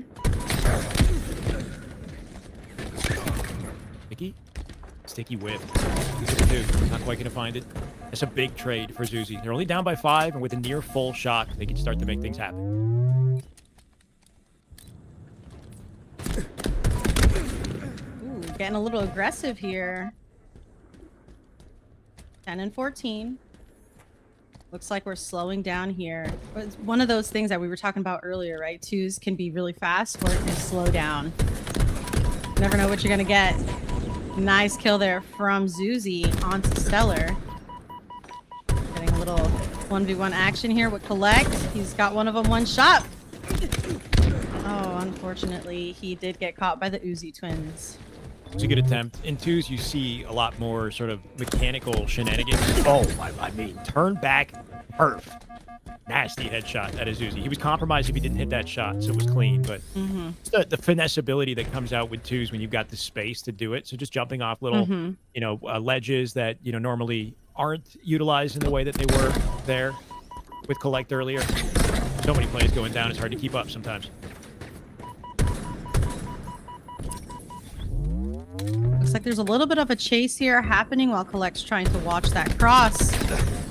But Stellar, he's going to get caught here by himself. He does take out one of the twins. He misses his melee and gets taken out. But Collect is pushing up onto Zuzi. Oh my goodness. Aggressive and a backfire. Oh. I mean, I love the attempt. It would have been the most stylish cleanup if he got it. He hit a G-slide from the Yeah. bat ledge off the high-raised battery. When the battery is raised up, you can hit G-slides from top gold and from the bat ledge straight to the area that he did, I guess, in that scenario at Trippy Corner. And it almost gave him the kill, but Zuzi came out on top, and now this could completely change the state of the game. I love that he's just playing with Collect here. Collect's looking for a guarantee. He will find it, get the damage. Stellar watching it like a hawk. He gets to clean up, so they'll hold their 1-kill advantage. Nice cleanup there. 16-18, though. Looks like Collect and Stellar have regained a little bit of a lead, but can they maintain it? Oh. Zuzi's so nasty at the sprint strafe. I think it was him or his brother that has a full YouTube video on how to sprint strafe. They are kind of like pioneers in the tech if you watch them put it together. Expect to see a lot of that in the close quarters.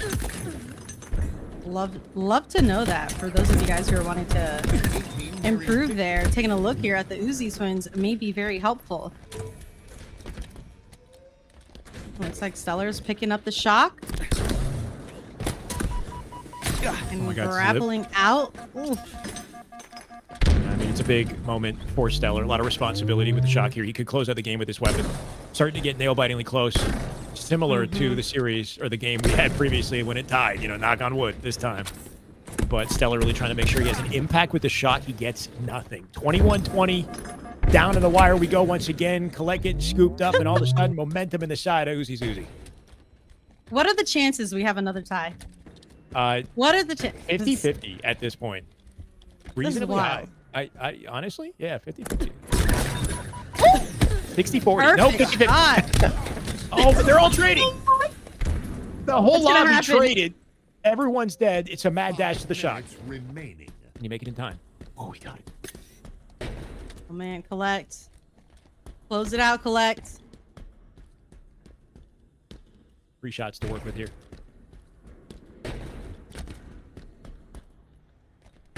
This is when respect comes into play on all sides. Ooh. They take corner positions. Ooh, he is down someone's low. Pushing. And they know. Yeah, but he knows he's there. He's gonna rotate, take advantage of the situation. Oh, beautiful! You got info. Good He's on stacks. He's trying to get out. He didn't pick up the shroud. Defeat. And that'll be it. 25-23 close. Collect and Stellar steal it out. I'm not sure what happened on, what was it, Zuzi or Uzi's POV there, but somehow didn't get the shroud for the escape. That was his only chance, I think, to breathe for a second. But moment that you go down and your opponents have intel on where the second player is, that's very scary territory. Even if he got out, I think it would have been free camo control. So 25-23, Jay. And if that's not the sign of a close series, I don't know what is. I know. That was insane. Honestly, I was thinking we were going to get another tie there, you guys. That was so close. I was like, I can't even. I was just trying to breathe in that moment. But man, Collect came in and I just love the ping. You know, pros still ping. I think sometimes people think that it's just comms, but pros ping. And those pings are extremely helpful for Collect to know not to push that, you know, blue pipes area and to go into that tower and capitalize on the damage that Stellar made. I thought that was a fantastic play there. Such a good job from Collect. I see the ping as just like passion, you know, like he's definitely calming it, but he's also like, bro, right there. Stacks. Exactly. He's like pinging it, calming, like anything he could do to let the guy know, like, please go kill him on stack, like ASAP. It's emphasis. Yeah. Emphasis. That's passion. That's what that is. Yeah. Because the pros, they know they probably don't need the pings, but when you see the ping plus the comms, that's how you know they're locked. They got to win that. Exactly. Yeah. So that's how I was. Yeah, I was excited to see that Stellar did that, you know, especially considering the fact that they had a tie previously. They definitely did not want another one. But here we go. Dawn Chorus. A very beautiful map. Close proximity, tiny corridors, and already starting out with a 1-to-1. Yeah, 5 for a 5 is always a beautiful way to start a map.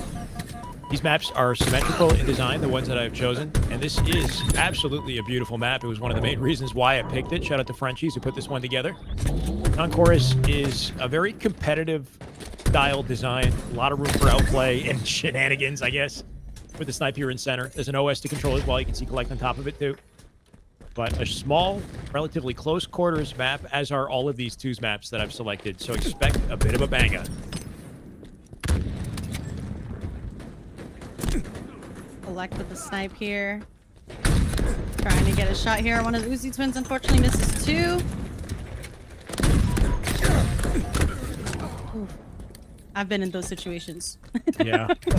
Have you? That's just another day on the job, you know? I empathize in that moment right there for Collect. That was rough. Definitely wanted that. Uzi twins. But yeah.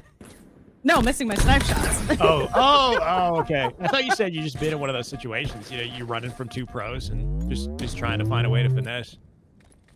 Yeah. It was the snipe shots for me. Every time I was praying, I was hoping that it would manifest onto a body shot, but it didn't happen. You got to think in that situation, though, it's a dual purpose for Collect, right? Like, he knows the length of that hallway. He can't just commit to the run for free. He's going to get shot in the back or somebody's going to cut him off. So he's turning back and just going for gold, basically. Like, if he doesn't get the kill, fine. But if he burns the ammo, at least he's done that, right? So he's burning out the shot, open to get the pick if he gets it. But at the very least, he comes out with less resources for his opponents, which probably a good thing. They're winning right now. For sure. No, that's what I tell myself too, is like, I may have missed every single shot, but you know what? You're not getting the ammo in this snipe. And honestly, that's the best way. You just, once again, you pivot, right? You pivot to what your plan was. Pivot. And as we talk about it, the overshield. Oh. Wow. Those spikes should have killed him had he not had that overshield. Perfect timing from Stellar, but still got taken out later on, but he got a kill. That was brilliant. Looking like an undershield to me, Jay. It didn't last long. The overshield is you know, it was in previous Halo games a big deal to grab it because you would be literally invincible in the moment that you picked it up. You'd just be like, you could tank a rock, you could tank anything, take no damage. But they made it portable and much weaker by comparison, so sometimes it's just kind of ripped immediately. We saw it in that situation. Yeah. But it does keep the game closer. For sure. Ooh, nice movement there. 11-10 though. Still very close. You can see Collect already taking advantage of some of the little hidden ledges on this map. There are a lot of sort of worked into the walls of the map are wall ledges that you can slide off of. And players like Collect are going to be very quick to discover and take advantage of things like that. So expect to see a little footwork with the slides as they try to get timing advantages and aggro plays in these situations. Absolutely. Ooh, big. You got to think of jumping kind of like a thrust in this game versus Halo 5. The last jump generally wins. Trying to do the same thing there. Didn't quite get it that time. Looks like Azuzi's having a fantastic match, though, looking at those stats. 11, 1, and 7. Doing pretty good on a personal note for Zuzi. 5 assists for Uzi definitely shows that he's in the picture. He's doing what he can to ensure that Zuzi gets the opportunities he's been given. Finding it here as well. Nice little cleanups for Zuzi, make it 12 to 7 as well. OS coming up here in 5 seconds, so the timing of those kills really sets maybe a blender in motion. With the map being as small as it is, though, Collect and Stellar, they got a chance. Absolutely, and it seems like they've got decent positioning, but unfortunately, Collect does go down here. Stellar is going to have to continue to contest here, but it looks like someone grabbed that OS. And walked him into a bit of a trap there, killing Collect early. Stellar got a big 1v1 fight with the Gandhi Hop, but here comes Uzi with the OS. Should guarantee at least one, make it 2. He's on a spree. Sniper here as well. These boys are trapped on the ropes. Enemy team nearing victory. Shields are up, getting a rotation. Sights on Collect. About half damage here, 20 and 14. If they keep this momentum, they might be actually able to take this map. We might see map 3 here. That'd be exciting. I think it'd be our first map 3 of the day. But Yeah, for sure. a tie in game 1, a replay of game 1, and a map. Like, we're getting a 4-map series at this rate, so can't complain. Assuming they keep this up, 6 bullets. But this is what you would expect with players of this caliber, you know? You would expect to have very intense matches. Expect to have best of 3s all the way to the 3rd map. This is what I personally love right now about this 2's tournament so far and how it's turned out. Always love me a game 3 and a game 5. That's for sure. I'm starting to recognize the size of the map and what that sort of means for the chaos of it. Like, this has been very nonstop action. Sort of straightforward strategically. They're kind of just going in and taking fights. The Stellar and Collect trying to find some sort of a Hail Mary come back on the tail end of this, and they might be able to scoop this one up too. Nice teamwork.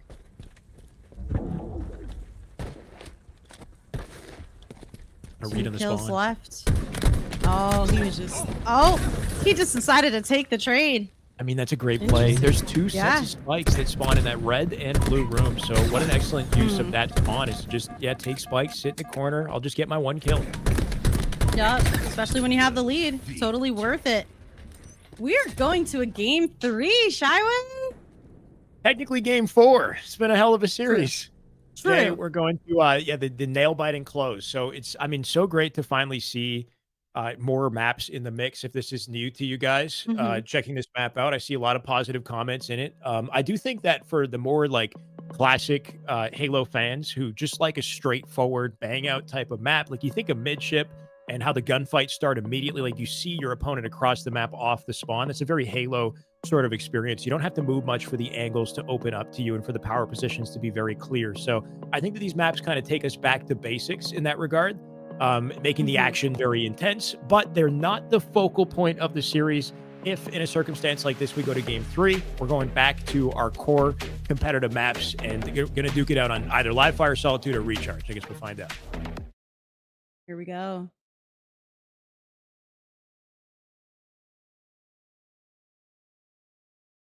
Solitude it is. Looks like Shyway. I'm seeing in chat. Yeah, Did looks you call like me we're Shyway? No? Who Okay, said that? I don't know. Chat's saying that. The chat's trolling me right now. Shywon? Shadow. I was thinking Padawan. Shyway. Anyway. Game You could be 3. Shywon. I don't know. It's just 88. You know, when you just like attention deficit. I mean, we have cell phones. I look, I see a chat. I must speak on it, but there's no time to pay attention. Camo in control already. And Stellar starting with a bang.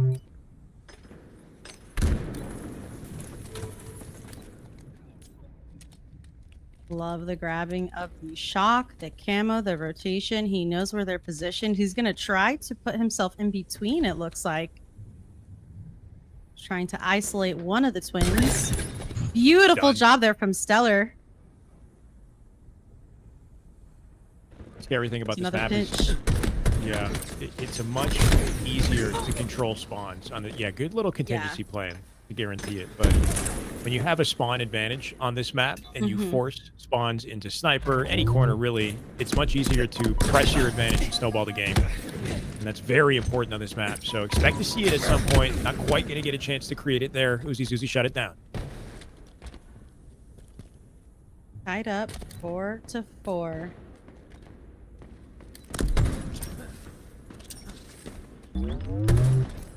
Oh, that was clear. Oh my gosh, yeah. Nice nades. He knows one of them is in yard. Here's another pinch happening.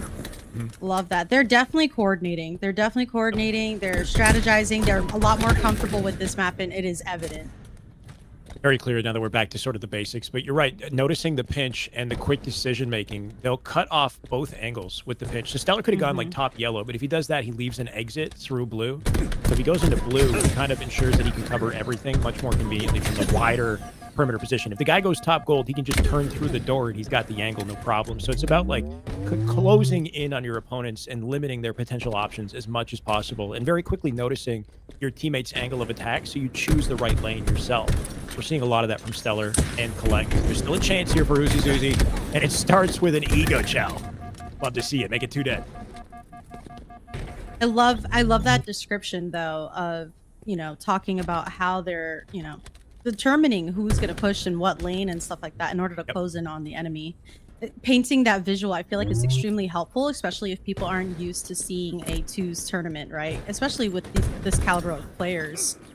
Coming up with strategy for it is pretty different, I would say.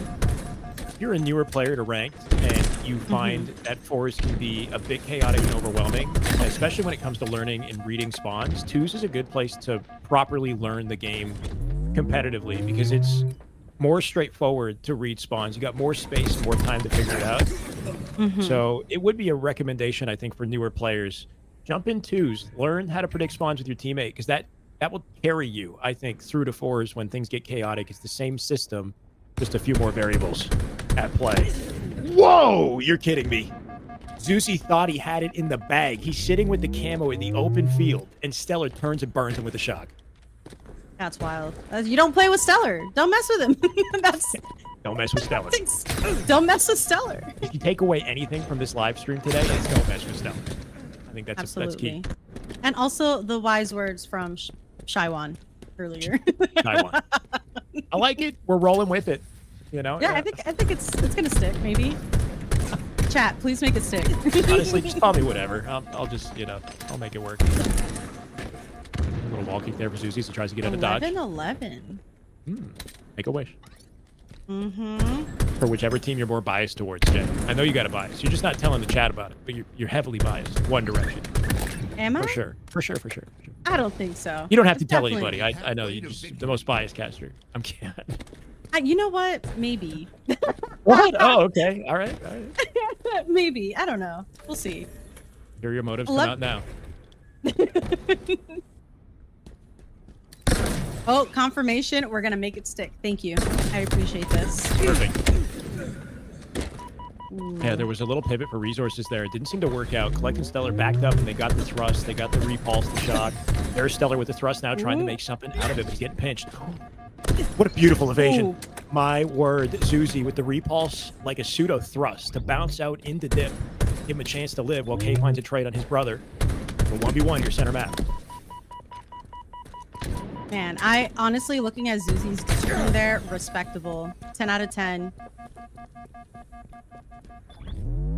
Love this rotation here. And the walking. You don't see walking often. I love Collect's little footsteps. Can we go back to that for a second? That is the key to walking now he's his running. Footsteps, right? Well, he's running. Once he has the info, he runs. He sprints, he slides, right? So exactly. It's an info, it's a damage advantage type of experience. You keep your presence low until you get the valuable info, and then that gives you the opportunity to speed things up and to take more vulnerable positions. So that was the strategy. The walking is like, how can we keep myself, you know, make it as quiet as possible while I listen for them, and then attack when we got the advantage. Absolutely. That's one thing that I will point out in my short time of casting. Beautiful stick there. But in my short time of casting, especially having watched a lot of the LATAM players, they're always holding forward. There's always a lot of running. You don't typically see walking in matches, I feel like, especially from that region and stuff like that. And so seeing just a bunch walking... just pure ego. fueled by pure It's ego fire. over there. It's fire. Yeah. It's just like, yeah. Vamos, Always vamos. running. Yeah, I don't know. Ándale. Muévete. They got no time to slow it down, all right? Yeah, no, you got to keep going. And so seeing Collect walk, it's just such a different experience personally for me as a caster. I love being able to see that. Tiny little things, you know? I think it's an aspect of pressure building as the series continues as Yeah. well. I mean, 16 to 15 is a narrow by a knife's edge in separation. Stellar almost getting killed there. Collect from up above should be able to find it, making it a 2-player advantage. Oh, they're flying at him. Almost got stuck. Oh my goodness. I like the attempt. This was the moment they were waiting for. So it's the pacing, all depends on the moment in the game. Here's the advantage. Chasing with the shock. Stellar is launching forward, but it looks like Collect is going to try to get a little pinch here to help him out with the damage and capitalize. Nice cleanup from Collect right there. It's now Uzi Suzi's turn to start to slow things down because getting caught out in market, flying forward like that is not a good look. They're down by 5, and this is getting real ugly as it continues. Sneak attack from Dip here. They kill Collect somehow down low, and now Stellar's compromised. That was the moment they needed. There's a chance. Absolutely. And for those of you guys who are not aware, we are 1-1 right now. That's the map count for the series. So it is imperative for the Uzi twins to definitely take the lead here. A lot of space in between both of them right now. Very interesting. It's all down to You the heard the Devo. footsteps. He You did, but heard he those avoided footsteps it. behind him. Yeah, sometimes you hear it and you just use that as info for your teammate. You just commit to the fight that you're already on, but it looks like they'll lose the team fight. That'll lead to camo control, and that was the sort of ugly reality that they were trying to avoid. Losing your fight, camo. See the late proc there too? That player, Collect, brought it back deep into snipe before he activated it. So full 45 seconds starting late to use that to his advantage. Oh, nice kill there. Almost pancake. Miss those. Uzi Suzi, they have the tools, they have the mechanics, but sometimes you got to be careful with how you use it. Like wall kicking out there into Cafe, getting caught off guard by camo. They will trade it 24 now. And it's been a hard fought series, Jay, but I think it ends here. It ends here. Stellar and Collect. Who's going to get that final kill? Looks like things have slowed down drastically, but it looks like Zuzi is pushing up here. LR meeting Stellar, running away, and Collect. Beautiful. Just there to help each other out. 25-19, you guys. Damn good Halo. That was some good Halo. Damn good Halo. Can't complain. We still got plenty more to play. Absolutely. And with new co-casters. Oh my gosh. Stellar I and get to Collect depart will move now. on. And you, you get to. Okay, my bad. I didn't realize you were. No. My apologies. I'm holding you here. No. It's all good. It's all good. Wait, Okay. Where they're not. Maybe we are being held here. Actually, it's not up to me. It's up to my producer. Apparently, we got another match that is currently going down. Should we jump in partway through? Is that possible? Let's see. Is that what's happening? Oh, and this is a good one. Is it a banger? It's a banger, I think. Talking about the LATAM fire. Hold on. I'm just trying to get my loser round Ooh. 4, game 2 on Dawn Chorus. We've got Stefano Chills and Drift and Envor. I mean, with the way that game 1 has gone, I can predict game 2, but obviously the Forge map will throw a wild card in the mix. Man, I love that we could just jump into another match. Like, that's fantastic.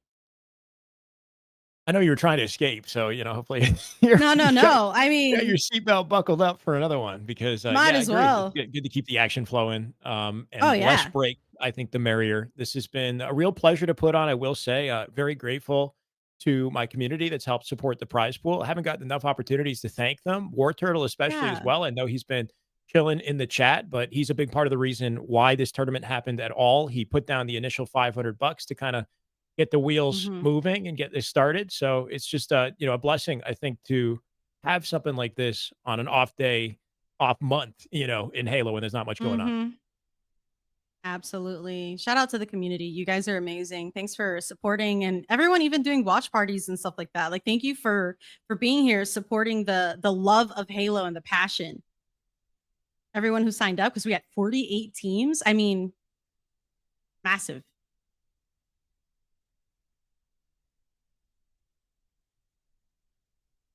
Copy. Here we Here go. we go. 2-3. Some nades. Chills is really hurt there. Looks like Envor is going to be pushing.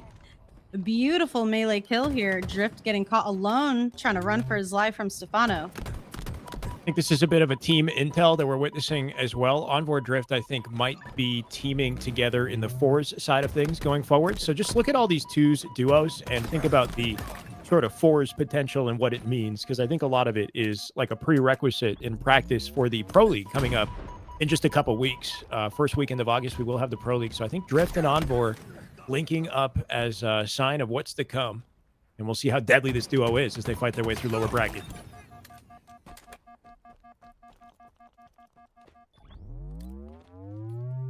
Love a good tie here.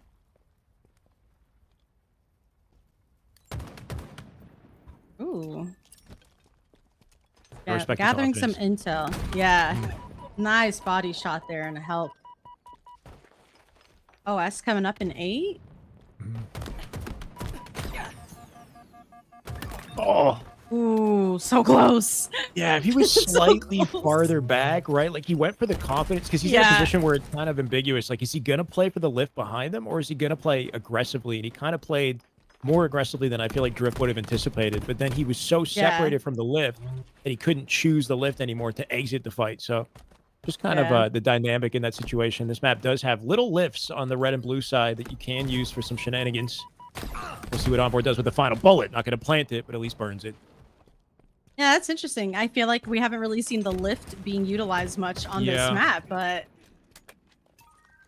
Not the most significant. I think the one thing about the lifts is if you're at the top of the lift, you really can't go back down. They've really blocked it in that way. Okay. And if you're not ready for that interaction, then you might get caught off guard because normally you can kind of put yourself in the lift and then like kind of get pushed back out of it, but that's not the case for these ones. There's little quirks you got to take the time to figure out with these maps, even if they are pretty straightforward in close quarters. And that's all the early adaptation. But chat, just in case you're not aware, I know we might not have an on-screen overlay, but Envor and Drift are up in the series. They won the previous game 25-14. So pretty significant edge coming into this. But honestly, the beauty of the Forge map is you never know who's going to win with a new map in the mix. absolutely. It's a test of the duo relationship, honestly. Yeah. Relationship chemistry being tried here for sure. I think there are actually some pretty good duos that are genuine relationships maybe formed through Halo, which is actually awesome. Forged, get it? Forged. Forged through It's Halo. forged on the maps, the Forge maps themselves. Yep. Enemy halfway to victory. 10-13. Stefano and Chills in the lead by 3. Really good work with the spawns there, Yeah. too.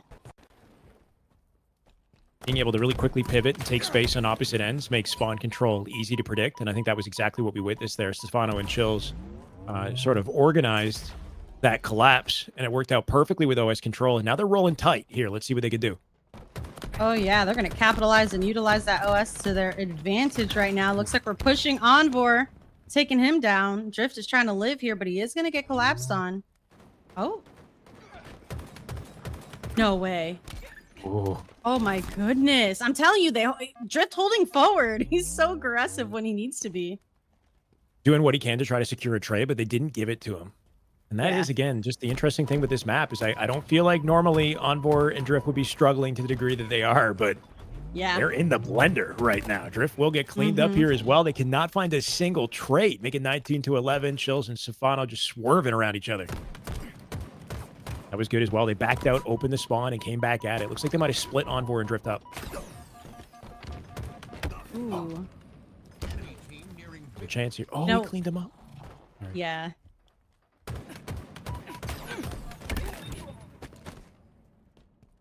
We are closing up this match. Stefano and Chills maintaining that lead. They only need 4 kills. And honestly, Stefano plays twos a lot. So I expected him to perform well, you know?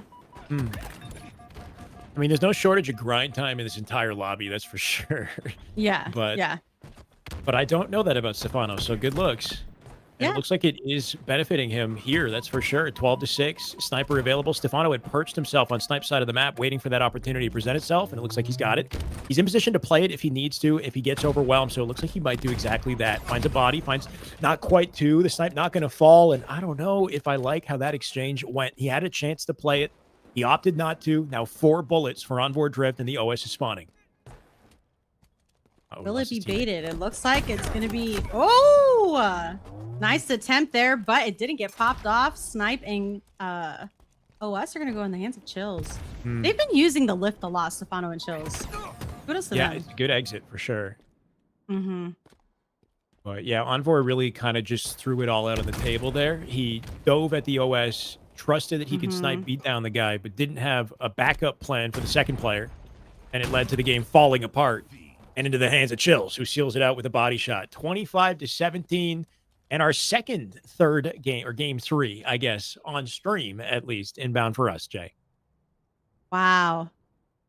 Love that. It's definitely heating up. I mean, like, we are, what, in the semifinal, winners bracket semifinals, and now we're in the lower bracket. I guess we're wrapping up here, the lower bracket quarterfinals, right? I believe so. Have we made it all the way to winter semis? Would be maybe a good opportunity for us in the back end to get a bit of a sit rep on where we're at in the tournament. So we'll refresh the challenge. Yes. Is that how you say it? Challenge? I don't know. Challenge. Challenge.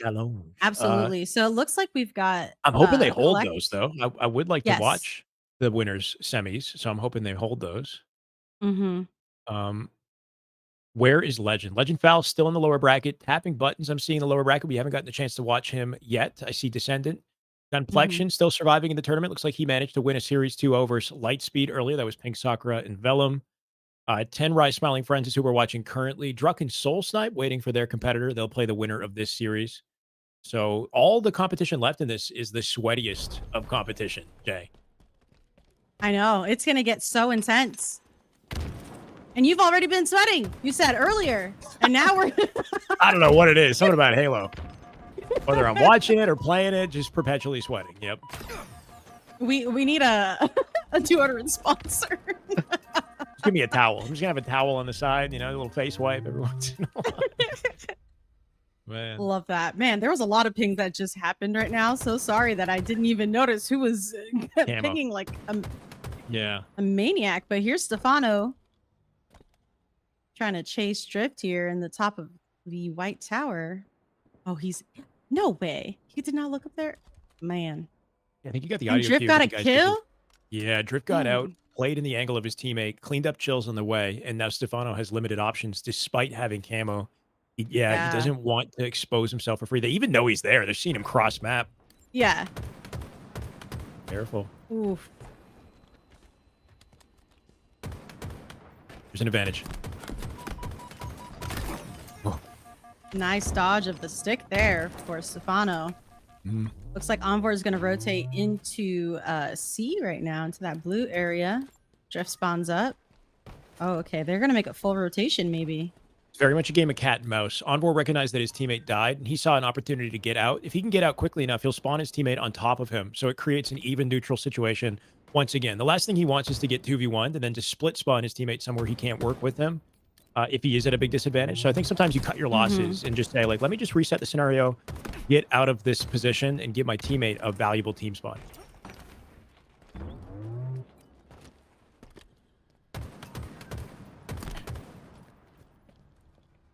Okay. Ooh, the pings. Love that from Drift.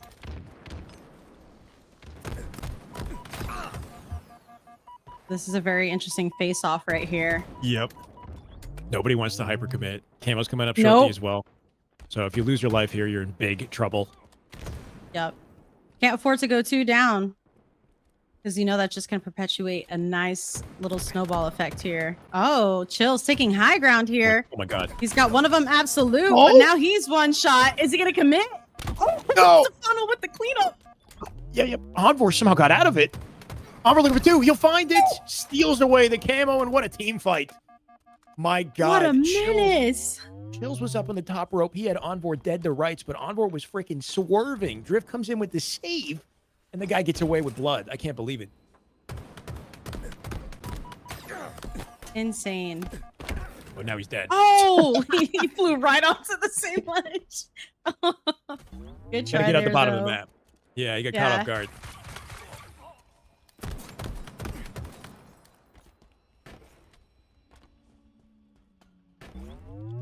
Trying to get a little pinch here, rotating into that long haul area. Drift just spawned up, but he knows Envor is still there.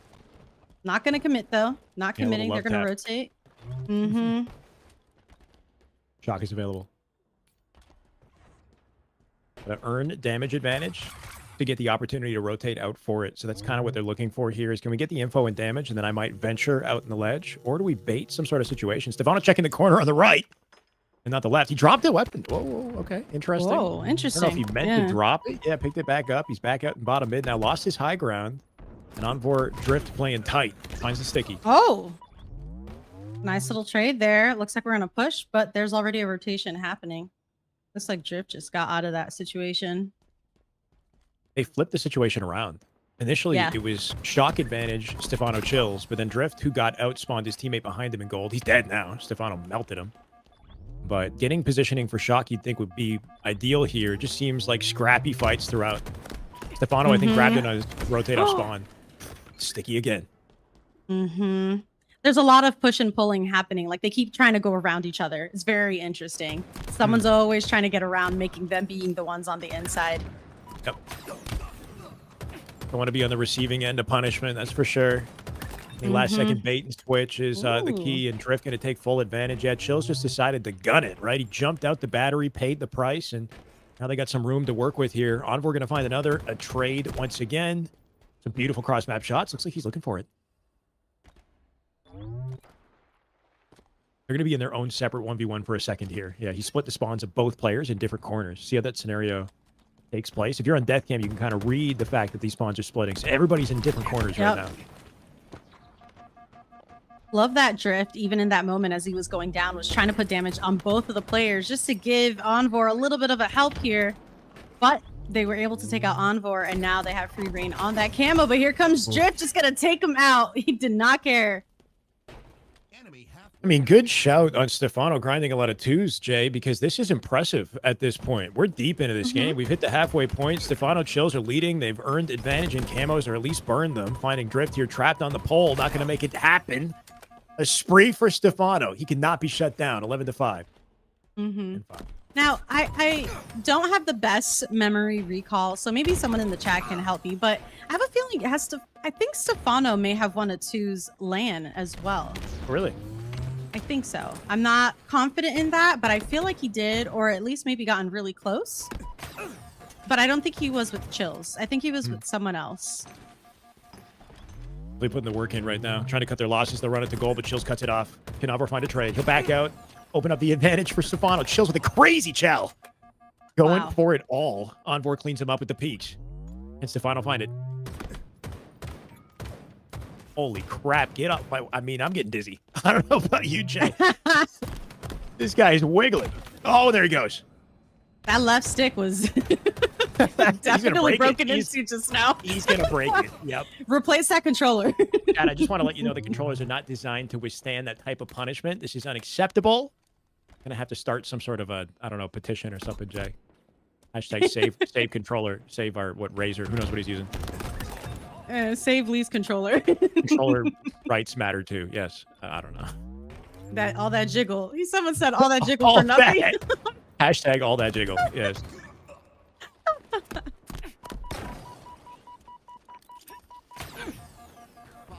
Love the aggression though and the passion here between both of these teams. 15 and 18. I mean, the gap isn't that, much every single match. Pretty good so far. I mean, this is a really pivotal point. With the camo coming up, 15 seconds, they are swerving bottom mid, trying to replace each other with more shields. But we're not going to let them breathe. Drift flying in to get the cleanup on stacks. And with about 10 seconds to camo, this could spell... Oh! Bro! Bro! Whose fault is that, actually? Whose fault? You know That's what I mean? League. Envor threw that nade, but after Drift already killed the enemy. It was like he had no confidence in his teammates to secure the kill. I don't know who to blame. Honest chat, who do we blame? Is it Drift's fault? It's Envor's fault. Like, Drift slid into it. Or who? No, I don't even know who threw it anymore. Was it Envor threw it? Envor threw it. Drift slid into it?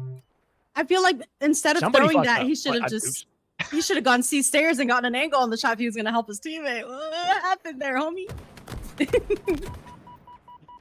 I don't know. Frustrating scenario for them though. His camo got out. Looks like wait, did he get cleaned up or is this camo on grapple? So keep in mind that team thanks. kill scenario led to camo shifting hands. They know he's around in that corner. They're pinging it like crazy. Mm-hmm. Chills is waiting I for think his they're trying to opportunity find strike. him. Oh, they're definitely. where the fuck is this guy? All right, this is second. Once you open the floodgates with the F bombs, I got to be careful. We got to put a pin. Okay, in it. how's Luminon feel about that? Luminon, you good? Do we get like 2 passes? That's it. I ran out of cards already.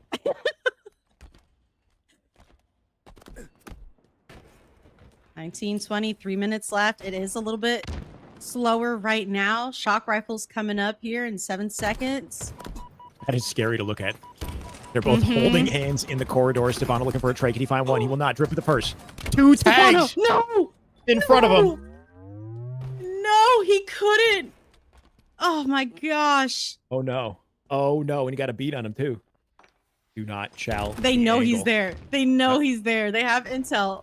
Get out of there, Lee. Laurel reposition. Find a new angle. Stefano. The ego on this man. The balls. The cojones. Diving out stacks to Chow the shock. Still some ammo here to work with. Wait, they caught him. Drip got caught.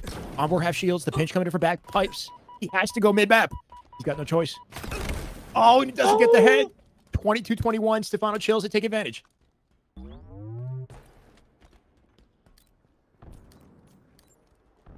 Camo is about to come up here soon. Ish. Stefano rotating with that shock in hand. He's definitely trying to get into position for that camo. Has sides, has visual, gets a shot onto Drift.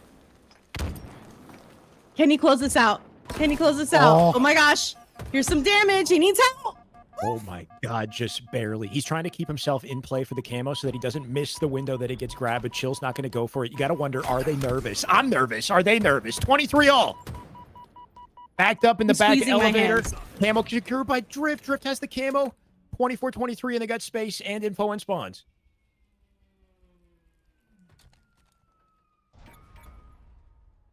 Ooh, the pings, the intel, the camo. Every corner will be checked right now. I will do my due diligence here. See, but that is the mentality of a pro. You check every corner. That's how it should be, and I love seeing it.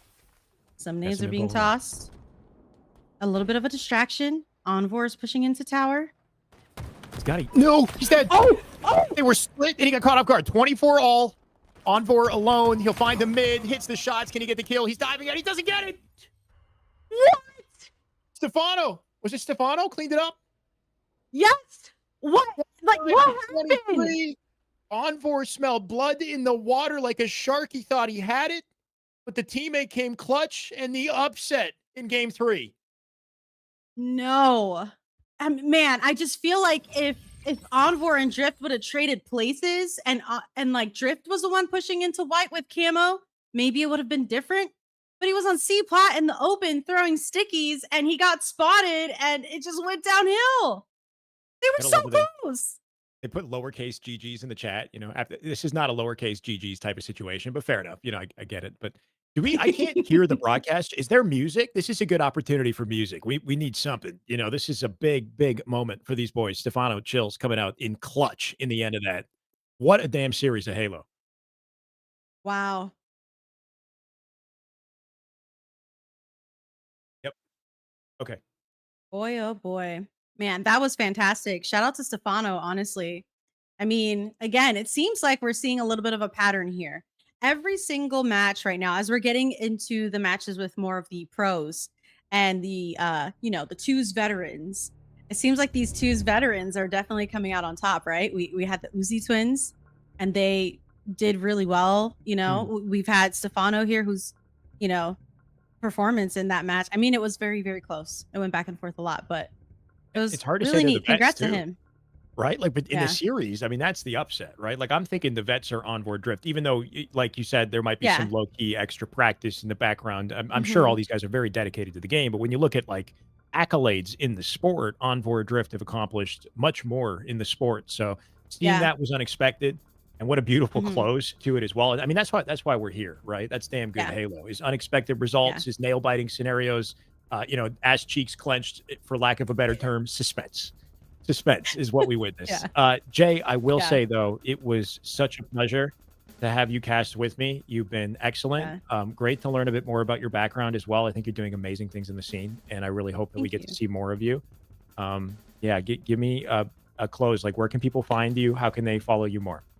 Yeah. Well, first of all, thank you, Shyway, for, No problem.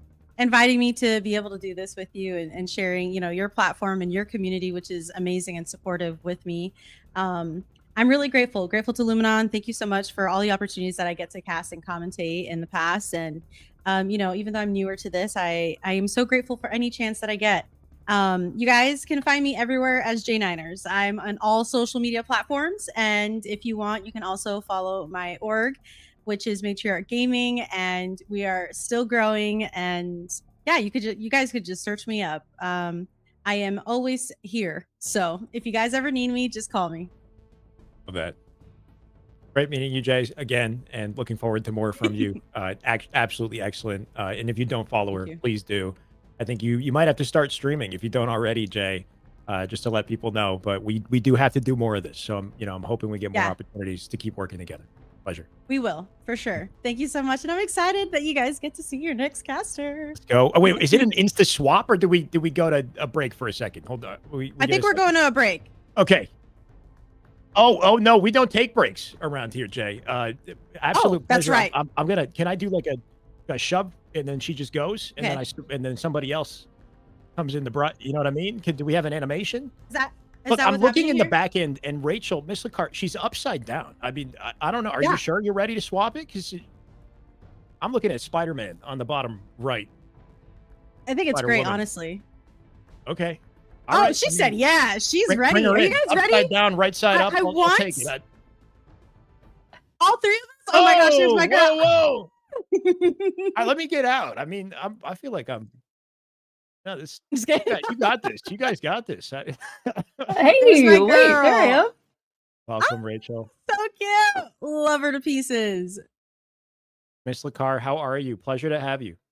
I am doing absolutely fantastic. Hopefully you can hear me. Yep. Yes, we We're can. having a little bit of issues. You guys can hear me?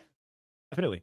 Okay, cool. Oh my goodness, it's been a while. How is everyone doing? Thanks for bringing me back on. It's good to see both of you, Oh, both these beautiful, amazing yes. people. How long have you been away? Aw. You said, I think you told me you have not touched the game. So you're silently coaching. By the way, if you haven't gotten Silently coaching with coaching. Miss Lacar, she is low key one of the greatest coaches you could look up. So I think you might still be on Metafy. Not that we got to immediately shout out the socials, but I know you have not been playing the game. So what's the status right now? How are we doing? I mean, there's always the moments come back. I've been missing Halo. I miss the community. I miss all you wonderful, beautiful people. It's been 8 months since my last stream. So, since Worlds. That was kind of last time I was in it. I was actually playing on a team for J9ers in a 2v2. So that was the end of the road temporarily, but trying to pick it back up, and this is it's a good cause for me to come back. I'm really excited to be here. So Always it's happy good to have be you. back. Good to see both of you Let's go. virtually, but still Amazing. amazing. Thank you again. Yes. Air hug. Air hug, Aw. exactly. I believe you're live on Twitch as well, right? Yeah. So you got that but sorted. So it's- Miss Lacar is live in 2 places, by the way, chat. You see her here, but she does have her personal Twitch, which is live. And like you said, first time in 8 months. So this is a big deal. Okay. You might want to go open up the tab for that one it's too. not Yes. that big of a deal, but thank you. Okay. I Well, appreciate that. You know what is a big deal is you joined at a pretty good time. All we have is like nothing but pro caliber matches from here on out. So I hope you're Okay. ready. I'm so ready. I'm so ready. Passing the baton. I'm passing the baton to you, coach. Don't worry. Yeah, I got this. It's been a Yeah. while since I've been doing some streaming and some casting. So I'm gonna do my best. Perfect. Well, I believe that is it for me. I am going to depart, but thank you guys so much. I love you all to pieces. I'll still be watching. I'll be hanging in the chat. But Lacar, Shyway, take it away. Good. Thank you, Jay. Thank you, Jay. And there we have it. Rachel, And how then long has there it been was since you two. casted Halo? I feel like it It's has been a to- year at least, right? A year, right? If you guys don't know, Think you so. put on tournaments with your students in coaching, and we got an opportunity to commentate there. The insight Yeah. you bring to the game, second to none. I'm looking to learn Aw, from you today. So you're too kind. it's a coaching session now. Hope you're ready. Okay, I'm so ready. Let's lock into this. I love twos. This is my little It is my actually your bread and campground. butter, right? Yeah, I love twos. You know, these are some new maps, so I'm gonna have to learn the spawns as we go. But you Any know, thoughts on that? Have you gotten a chance to see the new maps? I've been looking at them a couple. I mean, first impressions, they're beautiful, beautifully well made, and I love the layouts and designs. I think it's definitely a good mix up. I think you had a great insight of, you know, trying to bring in some new fresh blood and just keep things interesting. I think that's fantastic. I wish there was more, you know, forge maps, maybe running in matchmaking and ranked sometimes, just Mm. circling out, you know, cycling out every couple of weeks. That would be cool. So yeah, really exciting to see these new maps. I agree. I think there's kind of more that meets the eye with some of this stuff, and it was something that I recognized while I was selecting the maps. Is you got to think about things like performance. Is it going to perform well? Are the spawns working correctly? Are the maps, or the weapons? Sorry, the weapons chosen competitively balanced weapons. I don't know. Like we had the Avengers SMGs, two Oh of yeah, I them heard about that. with a not red racks, so they're continually spawning with 2 magazines, Oh right? So really? that could be a Okay. lot, right? If unchecked. So Are we they did make still on Red Rack? Because no. So we put a red your rack. YouTube video, they might be changed. Right, so we changed them. Yeah, we made a red Okay. rack with a single Okay. magazine. That's on a presser, that map Okay. specifically, so you won't have to see it too much. But just trying to Okay. find, like, a sweet spot in balance so that this works the Yeah. best it can. But Have those weapons been GA'd? Or are we running it? I think it's up to the players, honestly. Okay. If they All wanna right. GA, they can GA, but I'd say the more the merrier. I'm I hoping to love see some that. of that in the mix. Yeah, that's amazing. I see a series here on my right. I'm on Okay. currently, if you wanna join me on, I believe, Amazing C4's I broadcast. might need just a little bit of help. I Um, love this. Chad, if you don't know, we're on Discord, okay? This is a new experience for all of us yeah. here. Hashtag save Halo. I see it in the chat. I On can Discord, see we the have different observers. And then if you hover over the live section, there's a button in green to watch stream. That's what I've yeah. been doing. I see the two broadcasts. The only issue I was having is I didn't have audio. I Oh, couldn't hear the game itself, but hopefully that is it. you hear the game. If not, we're gonna figure it out. There's an audio icon on my pop-out Discord window where I can choose to mute it or increase the audio Okay. on the fly. Hopefully that's All right. something you have access to. Are we looking at the C4? Yes, I am. Amazing C4. Okay. They're deep in discussion right now. Chat can't see Okay, it. I like that. I'll give you the play-by-play. It says, "Shrimp pose for nothing." Oh God, I don't know what a shrimp pose is. But that's Shrimp pose. Okay. What's a shrimp pose? Do you know? No, Not sure. That's what I'm we're not talking sure. about in the Halo chat. It says acid. Apparently, Brainiac says production is milking right now. I see you, Brainiac. Okay. I see you. I apologize for that. Exclamation point admin. He said, "You good? You good?" Yeah, I don't.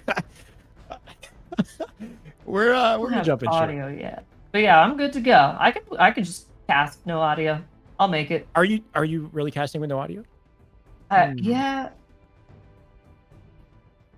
On your, are you on the pop out on Discord? Yeah. Bottom right, see it. you see the audio icon, Uh-huh. and it's playing.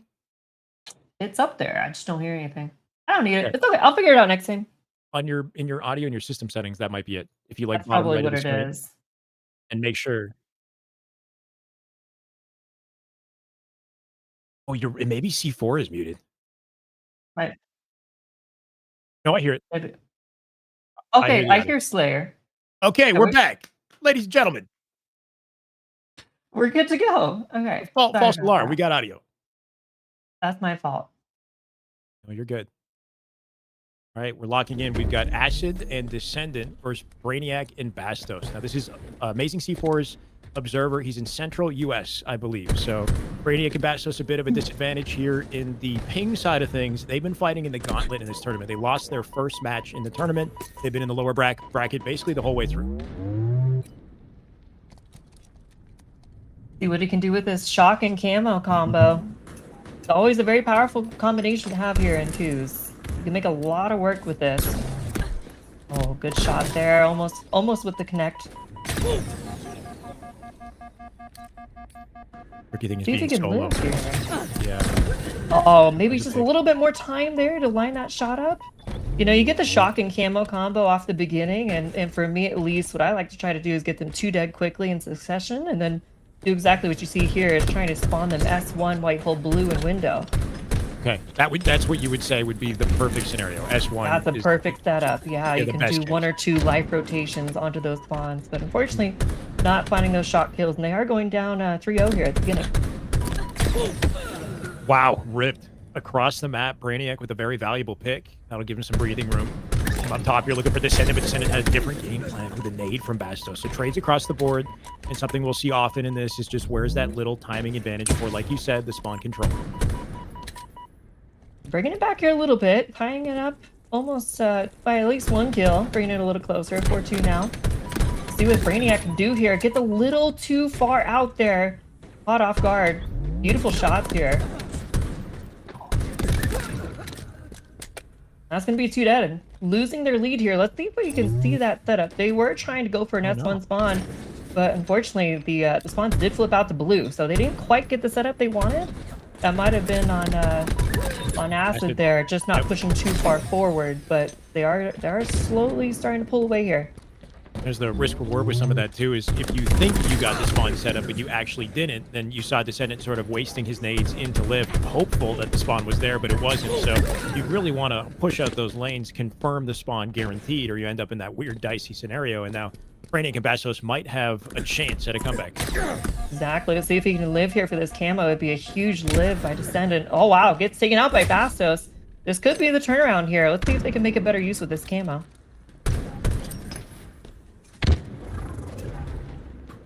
Good utility to work with here. Repulse in the arm of his teammate. Camo Have to with be the careful attack. here. His teammate goes down. Do not want to get traded here. At least you need to live with camo. Wow, big risky play there. Does win the one. See if he can stay alive. It might be worth it. That was a huge live. Great movement here from Bastos. The perfect type of evade, jumping up to silo and then back to top mid. If you're airborne in an unpredictable area, then it's an off angle. Your opponent will likely not check, so it just gives that extra value to camo if you can escape in that way. Bastos getting the second lease on life because of it. And now that they've gotten the kill, they got freedom for utility control. And wow, I'm surprised this guy's up on the podium there. Wow, he gets the kill. Amazing, amazing trade there from Descendant. I mean, it's moments like that where players get away with stuff that you would think they don't deserve. And that leads to advantages. I mean, it was a great pull into the lead, at least with camo temporarily. They brought it almost back to a tied game, but still keeping a small marginal gap here. After getting caught, though, does he get the trade with the stick? He does. Beautiful plays there. Let's see what Descendant can do with his shock now.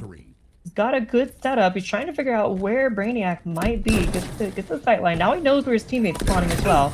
So he's going to be calling out to Acid here that both are going to be over, pushing him now. Let's see what Acid can do off of that information. Oh, not quite going to get the kill with the shock.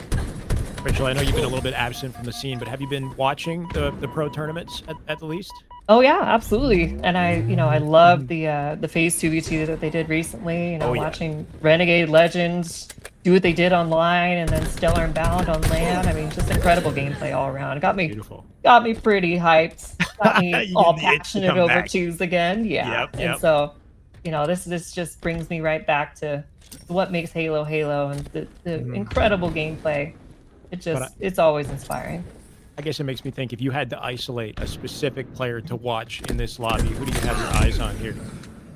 I mean, as of right now, it's looking like Descendant is, he's doing amazing things, but Acid with the big kill lead, I'm not sure. If you wanted to go off of the X factor here, maybe looking at Brainiac. He's won some big pivs so far, been making some plays. He's got 4 assists. He's probably the player I'm looking at to just step up and really hold it down for his team, and potentially be able to pull out this win here. It's going to be a close game. This is a pivotal moment here. You don't want to go down here. We might see the spawn trap now. This is it. Here's the S1 spawn trap. So let's see how they get out of this. Bastos completely trapped. Same with Brainiac. This is the type of positioning that guarantees it. They are toe in toe, just sitting in the hallway. Not ideal. Can they break out? And here comes the collapse with camo too. Perfectly timed to make sure they can get all of the power-ups. Wow, what a huge win! They got them both. Somehow they get a double kill moving out of the S1 spawn. nearly unheard of. That was a massive misplay by Descender and Acid, unfortunately losing camo. He doesn't move. as Whoa, well. whoa, whoa. He's going AFK. Team That's a nearing Are we huge kill. I'm angry? not sure if there's a potential disconnect here or if there's something else going on, but this is a huge moment. Look at Brainiac bringing this game within 3. Okay. I don't know what. Sure, what it that- might be a small reset here. Okay. Yeah, so we have a tactical disconnect. No, I'm kidding. I'm not sure. Tactical what happened. disconnect. Yeah, those always work. World started in bottom mid and decided, you know what, we're going to restart the whole thing despite the advantage that they had. But yeah, like you said, almost unheard of, right? Collapsing with camo control into S1, the ideal circumstances they had, and somehow didn't come out on top. But I Bizarre also, there. yeah, I like the shout that you gave to Brainiac, by the way. I was thinking you would mention Acid because I feel like Acid is the one who's very sort of predominantly entered the spotlight this year. He's been around for a while, but he's been sort of the talk of our community as like a new sort of underdog or Yeah. talent on the come up from a different region. But Brainiac is probably the biggest question mark, I would say, in this lobby. Like I feel like I know a little bit about Bastos. He's newer to the scene, at least in my eyes, but he's been on the pro teams before. Brainiac has been Sure. not in my radar. He's a bit of a question mark. So it was a good shout there. But quality game so far. Yeah, I think they're definitely at a slight disadvantage here. I think you said in the ping department and also just, in the accolades department, I think you would go into this thinking Descendant and Acid are the favorable players. So, not taking any respect away from those two, but I think they're definitely going to be, not considered the underdog team here. So that's why I'm looking more at the Brainiac side of the bracket here, just seeing what they can do to, pick it up and make themselves as well known, potentially taking a win here. I mean, that was a great comeback. Just pushing out of the S1 there was incredible. My question now, though, is what do you do with the scoring? It's something that Yeah. will likely be decided amongst the players. I do have the POV in lobby here, so if there's any in lobby chatting that goes down, maybe I'll get an update on what's going on with scoring. But I mean, we're deep into that game. 20-17 is what they ended on when they closed it. They will likely have to decide on a starting point here. You can't just erase the 20 kills, I imagine, right? So it's like, do we play to Right. 5? That seems a little weird. You win the open strat, you maybe win the game. Exactly. Yeah, it's going to be interesting to see where we end up with the admin decision on that. Have you found yourself in scenarios like this often with Infinite? I know Infinite is one of the more challenging games to navigate. We went through the sort of easy anti-cheat era of the game as well. That was a whole other mishap. But Right. what's You kind of know? the mentality and the thought process you think in a situation like this? Thankfully, I've been pretty blessed to not have too many lag outs mid game like that. But of course, it can happen, and when it does, you gotta just if you're maybe on the Descendant side of the bracket, Acid and him, they have the lead, they have camo. I'm not sure if that played a part into them losing the S1 trap there, but you would like to I know. see the kill lead expand there and probably just secure the win at that point. But now it's kind of a toss up, especially with a reset. That initial start of the map again is going to be a new camo, so it can really go either way depending off of how that reset starts. So it's really about your mental in these situations. You just really got to lock back in and not let yourself get too distracted by a potential reset. Things happen, and I think it was respectable that they stopped playing and allowed that to happen the way they did. So yeah. I think so. Yeah. And I think maybe we give them a little bit of time to figure it out, Mr. Sakar. I think we'll take a short break chat. We're going to come back with our Double Down Duos tournament and give you the sit rep on what's going down. We still got plenty of good Halo to play, so don't go anywhere.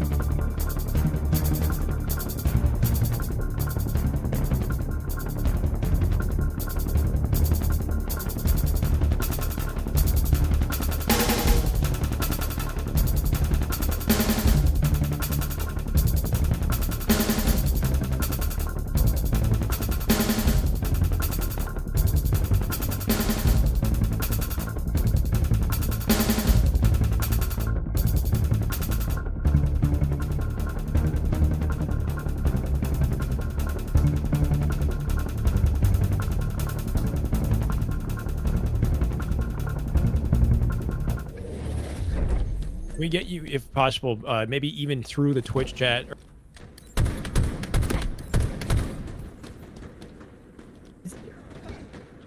There you go. I understand that we're live. We can come back. Enemy halfway to victory. We are live. All right. Well, ladies and gentlemen, you already know the drill. We're welcome back. Hit We it. have started at the 20 kill mark, so leaving no holds barred in this one. 5 kills to close it. Bastos Brainiac win the open strat. Alrighty, let's see how they're gonna do with this camo.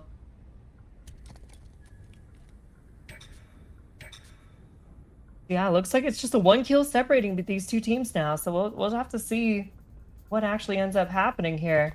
That reset could have been the difference between this game going completely different. They're respecting the hell out of them, though.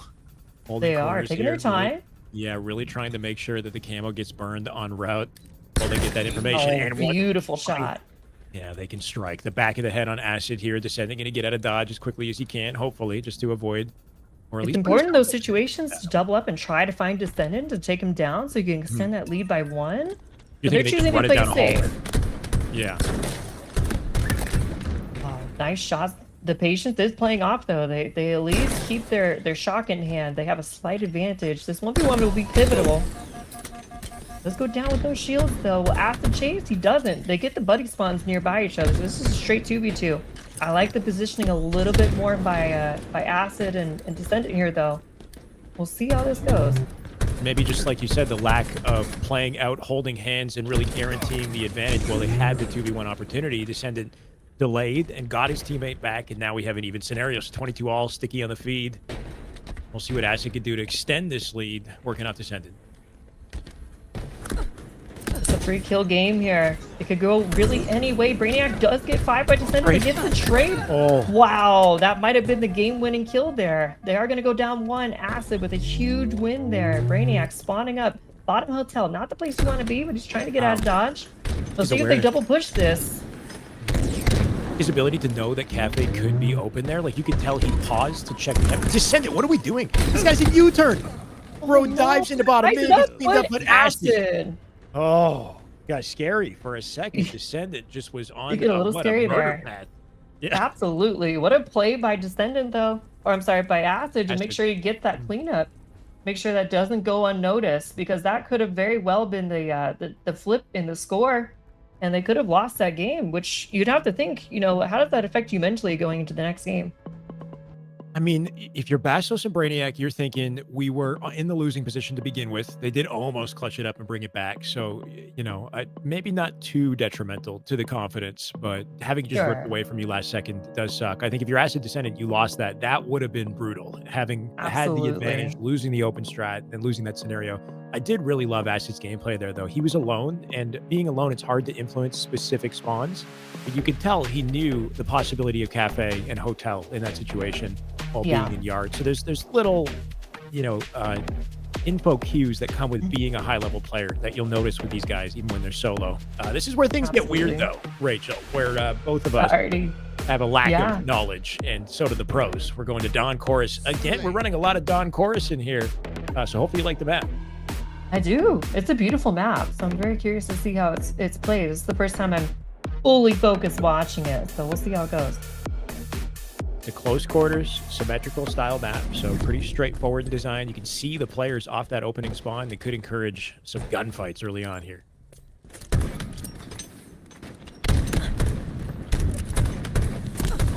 I'm not sure the score is correct. We might have to do a reset here. I'm just seeing that now. Yeah, I was like, wait a second. They don't even know. They don't even know. The game accelerated. They are way brawling. past where I thought we were, but Somebody they're tell them to still stop. going. Somebody get This might be another mental checker, because now they just won that opening the opening play. They went up 2-0 theoretically, got sniped, and another reset. That's got to be the a last little thing challenging for the mental.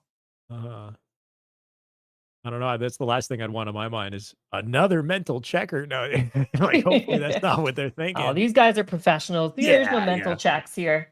But It you just know, if rolls there off was the going to be shoulder. one, that is Mhm. unfortunate. Very unfortunate reset, but we'll get this back going.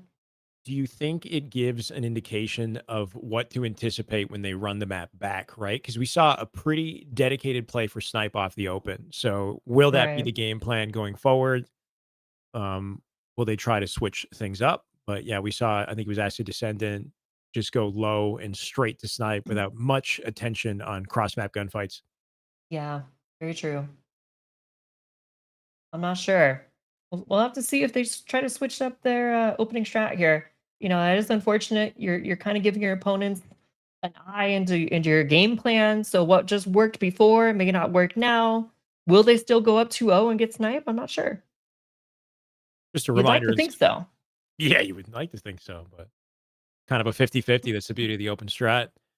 Reminder of some of the utility on the map here too. We do have a shroud screen in center map. There's an OS to control as well, a combo, and a sneaky needler. We'll see how that comes into play. Sneaky needler. I mean, it's not that I like a sneaky, sneaky needler. but yeah. Oh, you like a sneaky needler? Okay, I like a little sneaky needler. Reminds me of recharge. Just takes me back. okay. That's a line that you would never hear in any other dialogue or in reality. You know, like sneaky needler, yeah, but only in Halo. So you got to Only in respect. Halo. Yeah. Oh, is the score correct? Because I'm seeing 3-2. Oh, they added the really, score. Okay. wow, they carried that over. They carried that over. Okay, everything fair. counts in pro play. Okay, this is Yeah. serious business. You get All 2 right. kills off a false start, you keep those 2 kills. They did get the kills, but they did not get the sniper. So you'd wonder, would they trade those 2 kills for the snipe? Probably not, but still, they may end up losing snipe here. At least Bastos looks like he's grabbing it. Does get cleaned up by Descendant though, so now we're gonna see snipe flip back onto the other side. Maybe not. He might have played it off the map. He is teetering on the outside of the map here, so we'll see if somebody did actually collect it or if Bastos made a wise decision to throw it off. Brainiac with the OS here chasing him down. Looks like it might have happened. That would have been a very nice play, a very intelligent play to make sure they do not get sniped. Unfortunately, does get the trade with the nade, so see if we can get this kill. Okay, perfect. Nice plays by Bastos. Almost got stuck there, but bringing it back into a 1-kill lead. So technically up in the lead if you don't count the reset here. So we'll see if they can keep bringing this game back. Very close between these two teams. Nice well-timed collapse here, too. They both have opposite sides of the map, and they're going to use that info to collapse on blue from both sides. Cleans up Descendant as well. What a beautiful, in unison, little tag team right there out of the 2 of them. Yeah, I love seeing those plays. Those are great shots there. Now taking the lead. They're going to be up 1 here. I love this movement. The verticality on this map is amazing. I mean, you have a lot of ways to surprise your opponents here. And unfortunately, that surprise doesn't go in favor for Brainiac Bastos. They end up going down 2-0 here. Now you're going to start seeing where these spawns looks almost like they're already getting predictable for these players. They're already picking them up, which is impressive. Did you see Acid maybe grab the needler? I've just been eyeing it in the corner of my screen. I'm like, is he going to grab the damn weapon or are we GA? I think he picked it up and pocketed it. OS got picked up as well. Bastos holding on to that. And Well, now it's the needler time will to be the use weapon it. to use. Let's needler that OS guy. It's Acid with it. I don't know if he's going to live with it, though. Might not get a chance to see it. You end up melting OS here, so if the shield reset, no, does look like the kills come through. So big double kill there.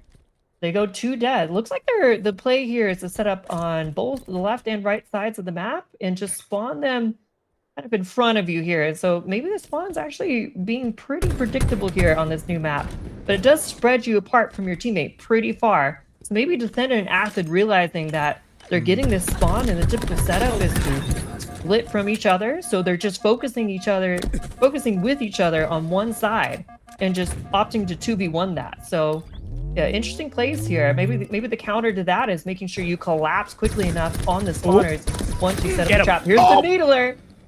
Oh, it doesn't quite connect with it though. The needler, it is sneaky in the way that it works as well, where it looks like it's gonna get the kill, but then nope, not quite enough needles to get the super combine, I guess. So not in that scenario.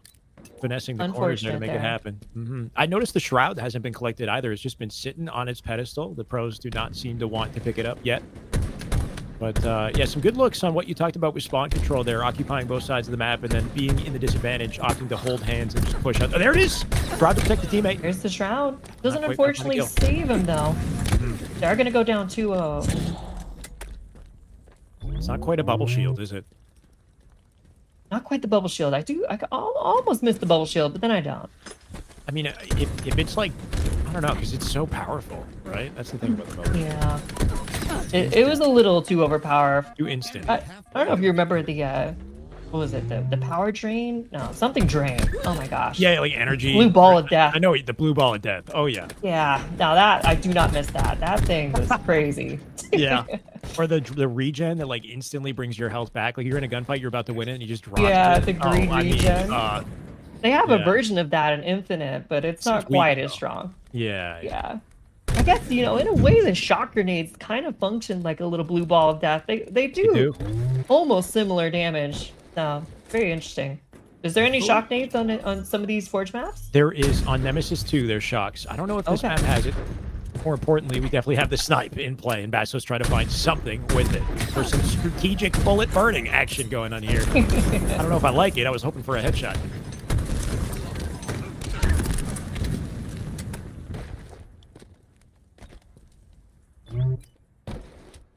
Tied up here now.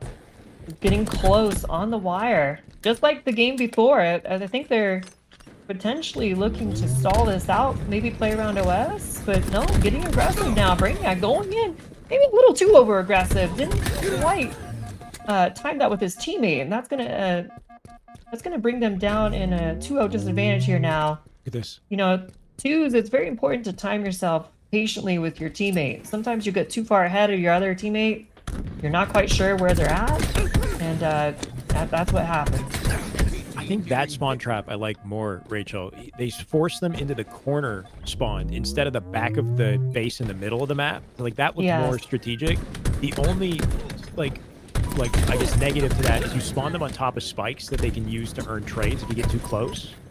Right. But I feel like you have less options if you spawn in those back corners. So that looks to be one of the early game plans for these pros here for spawn control. Yeah, absolutely. I mean, they're just figuring it out as they play, Here comes this OS. This will be pivotal. Can he live with it? He does. Descending. Grabs the OS. Brainiac falling down. Probably don't want to fall and chase there. Got a little too desperate. Now they have OS and a 3-kill advantage. They're probably trying to close this out. Probably trying to just spawn trap him here. I would imagine they play pretty aggressively with this OS. Let's see how they respond here. Brainiac.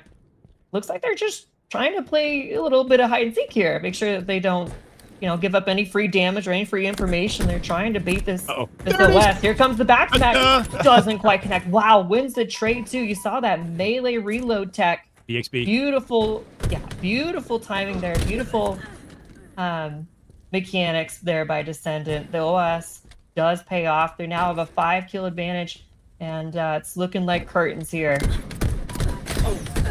Fortunately, curtains for the series as well. Yes, chat, we are in fact still in best of 3. In the interest of time, we had tried to keep it going up until the semifinals portion of the bracket. I don't believe we're there in lower bracket quite yet. I am hoping that we've somehow got some insight on the winner's side of the bracket for winners semis, because I do not want to miss that. So I'm going to do a quick trip over to, we're on Amazing C4. What is Oakham up to? Do we have a visual?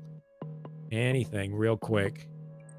We do have a separate lobby, but we're in lower bracket on both sides. So we could be playing out the lower bracket and holding winner's side. I know Stellar was in the Twitch chat earlier asking if it's safe to start winner semis. I'm hoping we don't start and we can watch that. I think the chat, the viewers want to see that high quality matchup, Stellar and anybody these going up against on the winner side here. Miss Lacar, I know we have our damage and stats. Is there anything that's kind of jumped out at you before we pivot over? Bastos actually bringing in 4,700 damage, the most in the lobby, not taking that much either. He had an amazing game, and fortunately Brainiac a little shallow in that damage, but overall I'd say both players played very, very well. There was just a few mistakes running out a little bit solo in a certain couple of situations. And that really was the difference. They were tied up before that OS popped, and unfortunately, that is quite the stat line though, especially on the losing side. Typically, you see the losing side have a few less damage points, but to come out on top in the entire lobby, that was very impressive. Challenging for sure. And that does end the road for those EU beasts, I guess, in the bracket. Speaking of EU beasts, we got a separate set of them on screen here. Rachel, I've swapped over to Oakham's Observer. I've got Tapping Buttons and Strikey from Mexico and Finners and Moes from Europe. So very interesting down to the wire lobby expected here. This is again in the lower bracket. This looks like a sweaty one on the complete off. Ooh. Beautiful nades there. Nice shots as well. Can you get the double? No. Moe's with the thrust. Trying to play his life here. Trying to get away. Just tied up 2-2 here. Use that camo. Will Strikey be able to play this? He does have a repulse as well in his back pocket. Camo runs out. Still has the shock, though, in a pretty good position here. Not gonna hit. I think one of the scary things with the camo is when it dissipates, it makes a sound, and you can hear that it's ended. So that could give information or a reason to push for his opponents. But Strikey gonna navigate for now. And what a nice pinch here by Finners just to make sure. Can he get the kill, though? Oh my gosh. Wow. What a stick there by Strikey. Just make sure he trades out, even though he got caught off guard. Still makes use of that. So a beautiful trade there. Shock, I believe, is out. Or is just nearly out now. So not going to be a factor. Tapping buttons. Starting this game off 3-3. Let's see what he does. And Strikey Nice threw the shots kitchen there. sink out there to live. And like you said, yeah, tapping. Definitely shooting. Starting off pretty strong here. Bringing this to a 2-kill lead now. A perfect from Strikey. They're trying to figure out where they're spawning him. I think they've believe they're going to be spawning Tram here, which they are. He may have been looking for a blue spawn there. Yeah, I think he worried about might a have split. considered a split spawn there. I think with this map especially, and I noticed in that corner as well in Tram, the team spawn is very prevalent. Like if you're not like deep in there, like in the loop, they will team spawn on top of each other. So if you see one, Right. I feel like you can safely predict that two are there, but really just trying to have, you know, a contingency plan a little bit just in case he does get caught off guard. Looks like the push will not come through for him. Mose will find the trade, and that's 2 dead. Or no trade, I guess. Yeah. Full cleanup with camo control. And a little bit of good news here for me. I finally have game audio, so Let's I'm go. locked I in. didn't realize. Wow. Okay, you're basically not blind, but you're casting without game audio. the It whole was a little time. hard. I'm not gonna lie. I Oh was my fidgeting the whole God. time, but we're good now. We're good now. Sorry if Love my to mic hear. doesn't sound the best. Love Wow, to hear beautiful that. green gun there by Finners just to keep himself alive. 7-7 here. You sound great, by the way. Don't worry Oh, about thank you. it. Uh-oh. Oh, what a bait. Wow. The ultimate Beautiful bait. teamwork there. Yep, Strikey from deep in LR, opening fire, giving tapping the reason to push, make it 2. Beautiful Sticky shots security. here. Yep, they work it into spawn control. And look at this beautiful timing here. They push just fast enough to make sure to split spawn them so they can collapse on this and play for the shock right afterwards. Moe's, though, Oh, see, blender. those are the mistakes you just cannot make. You cannot be pushing when your teammates already lost a 1v2. All you're doing is increasing that score difference. You're gonna get out traded most of the time. I'm going to hit him up and let him know that you offer coaching for, what are we on, discount right now? Or what? Yeah, just let me know. 40 an hour? What do you think? Most, you might want to bang your line. I don't know. Mo's thinking a calculated risk there. He's thinking if I Yes, can win yes. the 1v1, I can keep the shock out of his hands. But, Trying to find a stagger of his it's unfortunately, it does stagger your spawns there. Tapping with a huge kill there. Up 9-4. He's having a hell of a start here. He still has thrust and the nades. Look at him opt to block these S1 spawns, though. He's just trying to trap him inside blue, going for this cross map. I find that any spawn trap done with intention can be the right spawn trap. Obviously, S1 is the ideal scenario, but sometimes it makes more sense to just work with what's available to you. In this case, Cafe. And we got a flank from Strikey here, looking for Mose. Couple nades on the floor to work with, but he'll go for the ego chow instead. Thankfully, finds the trade. It dies to the spawner, though. Mhm. And you're totally right about the spawns. It's not very good to be spawning in Cafe either. That's definitely not an They all ideal kinda spawn. suck. So as long as you're coordinating and being very well aware of when those spawners are coming up, you're good to go. Big 1v1 here. Can Strikey win it? Top rope. He does. The classic Jedi do. What was that? Nice little 360 for style points, We call that a pirouette, is what we call that. Yeah. I don't know. He's Tapping like- with a huge... There's too much happening to talk about the thing that just happened, right? We got to stay in the present here. Camo available. Yeah, people are falling left and right. This is not a slow-paced game. High intensity, fast gameplay here. Might slow down a little bit here. Strikey with camo though. Tapping with a beautiful flank. He misses them. Ooh, Get Cafe them. now. Okay. Can they take this into another 2 dead? I mean, with the way that these two are playing, it's looking like it. Finners out in bottom mid. Very hard commitment. Like you said earlier, once again, they're really committing themselves and sort of opening opportunities for a stagger. I like that pick from Mose, though, on the feed. It might give him a chance. As It's a big win there too. You saw him checking DS1 spawns, but Mose had already snuck out and wins a trade, trying to reconnect with his teammate here. They usually want to double up when the enemy team has camo, or at least watch over each other, which is what they're doing now. Camo does get burned though, so that won't be an impact anymore.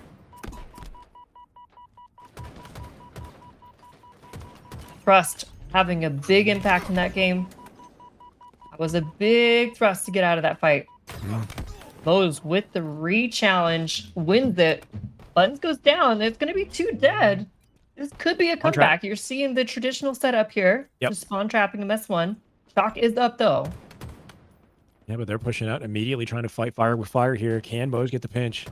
Tapping was weak. Here's the 1v1. Tapping, can he find it? The thrust once again giving him an opening. Strikey with the trade. It's a play for the Shock here and a 1v1. Could be for the game, depending on how it goes. You only die 2 more times though. You got to be careful here. Strikey trying to waste the shock ammo there. Does get traded out. Now 4-kill game. This is possible. Especially if they can find Tapping. But look at this. Look at this play. I love this from Tapping. Just hiding. Catching Finners completely by surprise. Oh, no. Yeah, and Strikey split spawns because they're so close to him. So Strikey gets the easy cleanup, making 24. And I mean, that's looking just about guaranteed. Now. Yeah, this is going to be tough to get out of it. But he does get Finners spawning near him. Look at these pre-nades. Beautiful prediction here that they're going to be pushed. Oh, but Mose unfortunately slides into a nade of his own, and that's going to be game. First round going over to Tapping and Strikey. Or was that game 2? That was, I believe, game 1. I think we Okay, game 1. Okay. Yeah, we're in the beginning of the series. I am still like a hawk, or at least I'm listening closely. Are we getting in the winner side of the bracket? Here's hoping. I'm praying. So, oh, we are. Okay, I see Acid Descendant. Val Legend is, that's not winner side, that's actually lower bracket, but that's a beautiful matchup for tournament life. We do not want to miss that. I mean, I don't want to miss anything at this point. No, I'm holding to all you guys, all right? Like, please let me watch your game play. I don't get many opportunities, and Rachel, it's a pleasure to have you join me for it. Oh, it's such a pleasure to be here, Shyway. Thank you again, Alex. I am so grateful to be here. It's, I love being here, watching Halo, watching these pros just duke it out, and it's an amazing thing you're doing for the community, you, Luminon, and other Alex, War Turtle, and everyone else that's behind the scenes making this all possible. This is what I love so much about Halo, is the community just keeping things going. We'll make our own tournaments if there's not enough to play, and it's beautiful. It really is. So thank you for all the work that you put into this community. You're really a staple of Halo, and it wouldn't be the same without you, Alex. It means a lot. Thank you. And I like that you gave War Turtle the shout as well. It's been hard to kind of appropriately appreciate all the contributors to the stream, but War Turtle was the sort of first mover in this. He had wanted to put an event on. He wanted to put some money behind it, and man had a plan, and we saw it done. It happened a lot quicker than we anticipated. Like, all of a sudden we're doing an event. It's in July. That's incredible though. Yeah, I think the beauty of it. Yeah. Yeah, absolutely. Last year, he actually mentioned to me that he wanted to do something very similar to this. He was like, hey, can I throw you some money and you host a tournament? And we just never really got around to it. But I'm so glad to see it, actually come to fruition. And yeah, he's an amazing person. He deserves a lot of credit, a lot of shout out. He's a big supporter of me and you. I know he's always in your stream. And yeah, he's an incredible person. But that's really what makes Halo such a beautiful community, is people like that. We are always just supporting each other, keeping each other, going throughout all the hard times, all the good times, and what makes Halo so special. Well said. Now, we have a bit of a dilemma here, Rachel. It's a good dilemma to have, but we are in game 2. We're on a presser. It's good to see this map once again. We haven't gotten a chance to watch it too much. At the same time, Descendant and Acid and Legend and Foul are getting started with their series on Solitude. So that sounds like an exciting match. Yeah, they did just reset the game. I'm hoping maybe we can, I don't know, Tapping and Strikey, maybe they're frying, and we get a chance to just witness this map for the closeout, because keep in mind, it is a best of 3. This could be the final map of the series, but we've got some good quality content in our hands here. So if you do want to pivot, I understand. I'm going to let you be the captain of the ship. I'm happy with really doing anything, but the way it's looking... Let's just see this for a little bit. Let's see this for a little bit. How about that? Right now, it's looking strong for striking and tapping buttons. They are extending the lead by 3. Make that 4. And I'm liking the color palette of this map. This is a beautiful map. I know you're a Halo 5 fan. Oh, yes, absolutely. This reminds me very much of the Halo 5. Is it a 1-to-1 remake, or... No, not quite. Very similar, though. It's the same aesthetic as Tyrant from Halo 5. Yes, Any that's what I'm dedicated getting. Halo 5 fans, but the layout is fundamentally very different. Though I do think it'd be Yes. cool if there was a bit more like an outside space sequence, because the outer space area is very similar to Tyrant in the colors and the vibes, Yeah. but very simple in design, straightforward, yet kind of immaculately presented, I'll say, despite being a small map like it is. So well done here from Artur Bloodshot, and I think it's Striker. I gotta make sure we give the credit where it's due, but a very nice A map. lot of work goes into these maps, and it's a lot of trial and error, Starkey, especially to my make it a apologies. competitive multiplayer map. So Mhm. shout out to those two. Starkey, Nice Artur shots here from Bloodshot. Yeah. tapping. Enemy halfway to victory. And Focal now we're point looking here. at an 8-kill advantage with Snipe in the hands of Strikey. This is getting away from Finners and Moes. They're going to have to rally back here. It's not too late, but you can't be losing trades like this. Snipe is out, thankfully. Can Moes find the cleanup here? He's chasing him down. Strikey doing a wonderful job playing his life. Does get double teamed, though. Still a 7-kill lead. Tapping, taking the ego. These are the egos you gotta be careful of, because there's the double team. Now you're down, and now you're gonna stagger your teammate in spawns as well. On this map, not as punishing because players haven't quite figured out the spawns yet, but now you're seeing them get staggered. Now OS is running into the hands of Finners and Moes. Now what was once an 8-kill lead is only 5. You would think on a map like this, you feel more incentivized to get involved in the fight because it's so small and you have such an easy opportunity to chip in. So, it can be risky to, make that ego play and possibly create a stagger opportunity. But when you're spawning and you think you have the chance, you're going to go for it more often. So, I don't know. Strikey trying to find a finesse from down low. He does. Oh, That was what a big. trade. What a trade. Yeah, the G slide from underneath. And if you're beating down an opponent, he's standing in a platform directly above. The system does not like to lunge the guy down, I notice. The guy lunging Ah. up has the advantage in those types of like straight vertical platform fights. So it really gave him something to work with. That's a great observation, So those little mechanics in Halo, they go a long way when you can realize and notice them, and make use of that in your gameplay, potentially abusing that mechanic. Spinners here looking for the cleanup, does find Strikey. Can he get the second? Wow, what a beautiful trade. 5-shot there from tapping. Keeps it still a 5-kill game. Sniper's up bottom mid. It's a bit of a risky bridge to go grab it. I think Strikey's the one making his way to it. He does have it. We'll see what he can do. Only 4 bullets with this sniper. I think the Avengers are on the map, but the players might have GA'd them because I haven't seen it in play. Yeah.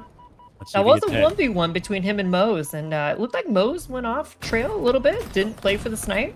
Oh, Thankfully, it doesn't punish him too much, though. Snipe is out, and he gets the trade. Just now, 4-kill game.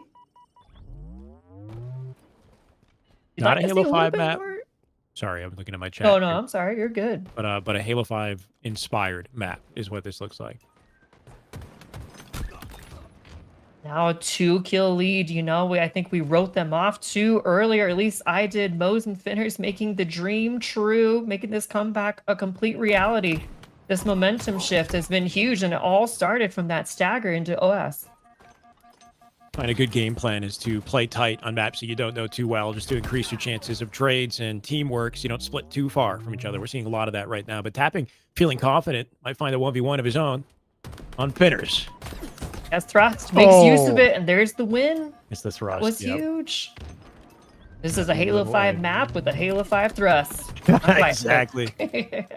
If it's working as planned, it should be on like no red rack, so it will continuously spawn every 30 seconds. Wow. You get 2 uses per pickup, so a little bit less than usual, but it Okay. ensures that it's always somewhat in play if you prioritize it. But won't have much more time to do it. Tapping Strikey with 1 kill. They will seal out the series. And Moes at least get the trade. No, Strikey with some beautiful movement. You saw them really taking advantage of the thrust. Like you said, up every 30 seconds. If I'm a competitor, I'm looking to grab that thrust as frequently as possible. You see maps like Aquarius completely shift because of something like thrust. So, to be able to utilize that pretty much continually throughout the game, and most of your gunfights, you have a major advantage like that over your opponents, could be the difference between losing that piv or winning it. And we saw them take out the lead there and finish the game. Striking and tapping buttons are going to move on into the bracket. Moes and Finners, that will be the end for them. Or do we have a loser bracket? We do have a loser bracket, and we Okay, do have perfect. games currently underway. But yes, credit to Mo's and Finners, I believe, who will go out in that scenario. Strikey tapping buttons, they'll move on. Legend Falcated looking to do the same on their side. So if you do a quick pivot over on observers here, we got Descended Acid, Legend Falcated, tournament Perfect. life on the line. Unfortunately, I believe it is still best of three. It's a dire scenario to be in, but Look Solitude at the once again. intensity here. Oh yeah, and it's I mean a 7-6 game. That's close game. Wow, descended a huge win there. Extensive lead by 2. Sure, Legend was a little upset he didn't get the melee there, but things happen. Trying to stay alive here. The teamwork collapse though from Descender and Acid doesn't Oh. quite play off. Legend does get the trade. Always surprised by how effective that pole is, that like scaffolding, right? Oh, Like it it's doesn't look. crazy. It's ridiculous. It's actually kind of like feels broken to be honest, but It- it doesn't well, look like much. But if you jiggle peek it, you're just Yeah. like literally Thanos. So I don't Really know. messes with your aim assist and It how does. well it tracks. So that probably is a big part of it. A huge 2 dead there from Legend and Falcated. Let's see if they're going to probably opt to try to spawn trap them in Tram here. You might see them slow down a little bit, try to get some information and early damage, and then go for a collapse. Legend waiting for his teammate. Wow, interesting. So instead of pushing from the benches side, they're both pushing from the yard side. There's the option to Legend. He opts to go inside yard instead to earn the trade. At least he gets that. Falc's trying to navigate his fight. Thankfully, he does have better positioning to get out of dodge. Now, note that Located Legend- with the respect. Yeah, with the respect, right? And it looks like he opens up an opportunity to shoot the spawner too, so I like the movement. But Legend and Fel have had a slow start, in this tournament, Rachel. They Okay. lost to Sirion and Abyssy, which is C9, Wow. by the way, little C9 intel. Love that. Earlier today, Sirion was frying. So Legend Val trying to Wow. regain a little bit of momentum and chemistry here, and I think we're starting to see it. Victory. Legend probably just getting back into the groove of Halo. I know you just played in that 2v2 not long ago, but still, switching from Call of Duty to Halo, it jostles your brain a little bit. So probably just settling back in, locking into the game, remembering everything that made him such an unstoppable player. He might be stopped in his tracks in just a second, though. The camo got collected here. I think Descendant has it. They push out the map and take the space here. Will block the spawns. So should make the game a little bit more readable, as Descendant will be the one to have the most important impact, I think, here. Just waiting for Acid to open things up. And look at the patience from Legend and Falcated, not moving, just staying out hotel and S1. This is a very serious game. They're not going to give up any free kills here. They know their tournament lives are theoretically on the line here, even though it's not quite a game 3.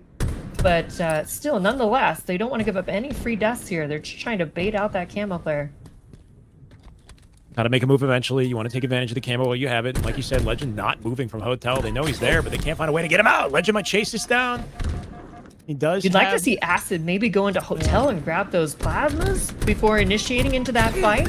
I see what you're saying. Yeah, so he has a little bit more to work with, but chose Yeah. not to do it. Now his options limited. Out from the hotel ledge. Maybe he finds something different. Almost lost it, but Acid will turn it around and come out with a win here. Just a 1-kill game.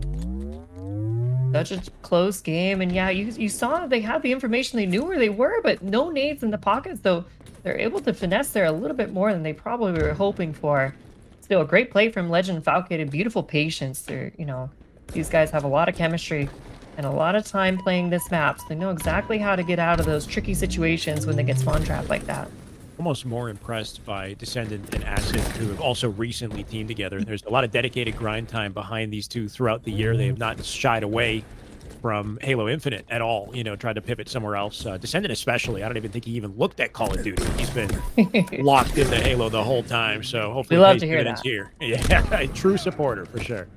Absolutely, and it's paying off. They go up now, a 2-kill lead, putting Legend and Falcated on the back burner here. This is a huge 1v1. The tree, though. The Oh my- tree and the team Is that shot what from it is? behind. That could be critical for this team fight. And it is. Huge shot there from Legend. He will be able to grab the camo off that as well and should be able to predict these spawns based off where his teammate is. You see him do a 180 immediately off of seeing his teammate spawn cafe. Gets out with camo. Let's see what he can do with it. Good looks there. Noticing the spawn of your teammate, like you said, it tells you a lot about the spawn of your opponent. So Legend, working with that info and camo, you got a chance to burn here. Uh-oh. Unfortunate pick there, though. He loses his teammate, which is going to have to make him back off here a little bit. You know, a lot of respect to these players. You don't want to be running in a 1v2. Even though you know one player's weak and you have camo, it's not worth risking a trade for just, just camo. They're going to play around this thrust, though. This could be huge. Once again, Foul finding himself in a bit of a 2v1. Like, he dies again, right? How is Legend not a presence with this camo? Something's going seriously wrong. We found that might have been a communication issue, just because Legend was playing for thrust, clearly not initiating, and Falcated just a little too overcommitted there. Thrust does come in, though. Yeah, a little uppercut flick at the tail end. You got to be so decisive in those close quarter fights. It takes a lot of intentional right stick control to really whip up like that in that close quarters. So credit to Legend. He's icy. Absolutely. Falcon is going down a little bit here, now trying to capitalize on that damage. Let's go in, though. You see him kind of get caught off there, right? He's behind the wall, and unfortunately, Legend isn't able to help him anymore. You want to be very careful in twos, not to get too isolated from your teammate, especially putting walls between you and the enemy you're fighting. Because in those situations, not only can you not really capitalize on the damage as much, but you're also just going to get 1v2, potentially, bait and switch, which is unfortunately what happened to Falcated there. There's a dire punishment that comes with losing this game, Rachel. You have to play the Forge map in game 2. And that Forge map is, with the pressure coming up is what I imagine it is. Yep. Oh, good luck. They need this win. As a competitor, you do not want to go down first map into an unknown map, into a question mark, something that you're not as familiar or confident on. Never a confident feeling, knowing that this is where your tournament might end if you make a mistake. See that? Off the top camera there. Is that Descendant? Getting nerdy with it. He hit the repulse jump up to the top camera for an off angle, and then what? Oh, please, bro. No, not this close. With the moonwalk at 21-20. Michael Jackson is way out the lobby. I can't believe it. That's really unfortunate, too, because one team there, I'm not quite sure who, but they just grabbed Shock as well. So, a bit of an upset for whatever team just had Shock. That could have been potentially the deal breaker. But we're going to go into a reset, and just as before, you're going to see this camo become a huge impact at the beginning of this. As close as this game is, the next camo, this opening strat, may be the final blow. Like, what do you do if you're these players? Do you full replay if you're up 1?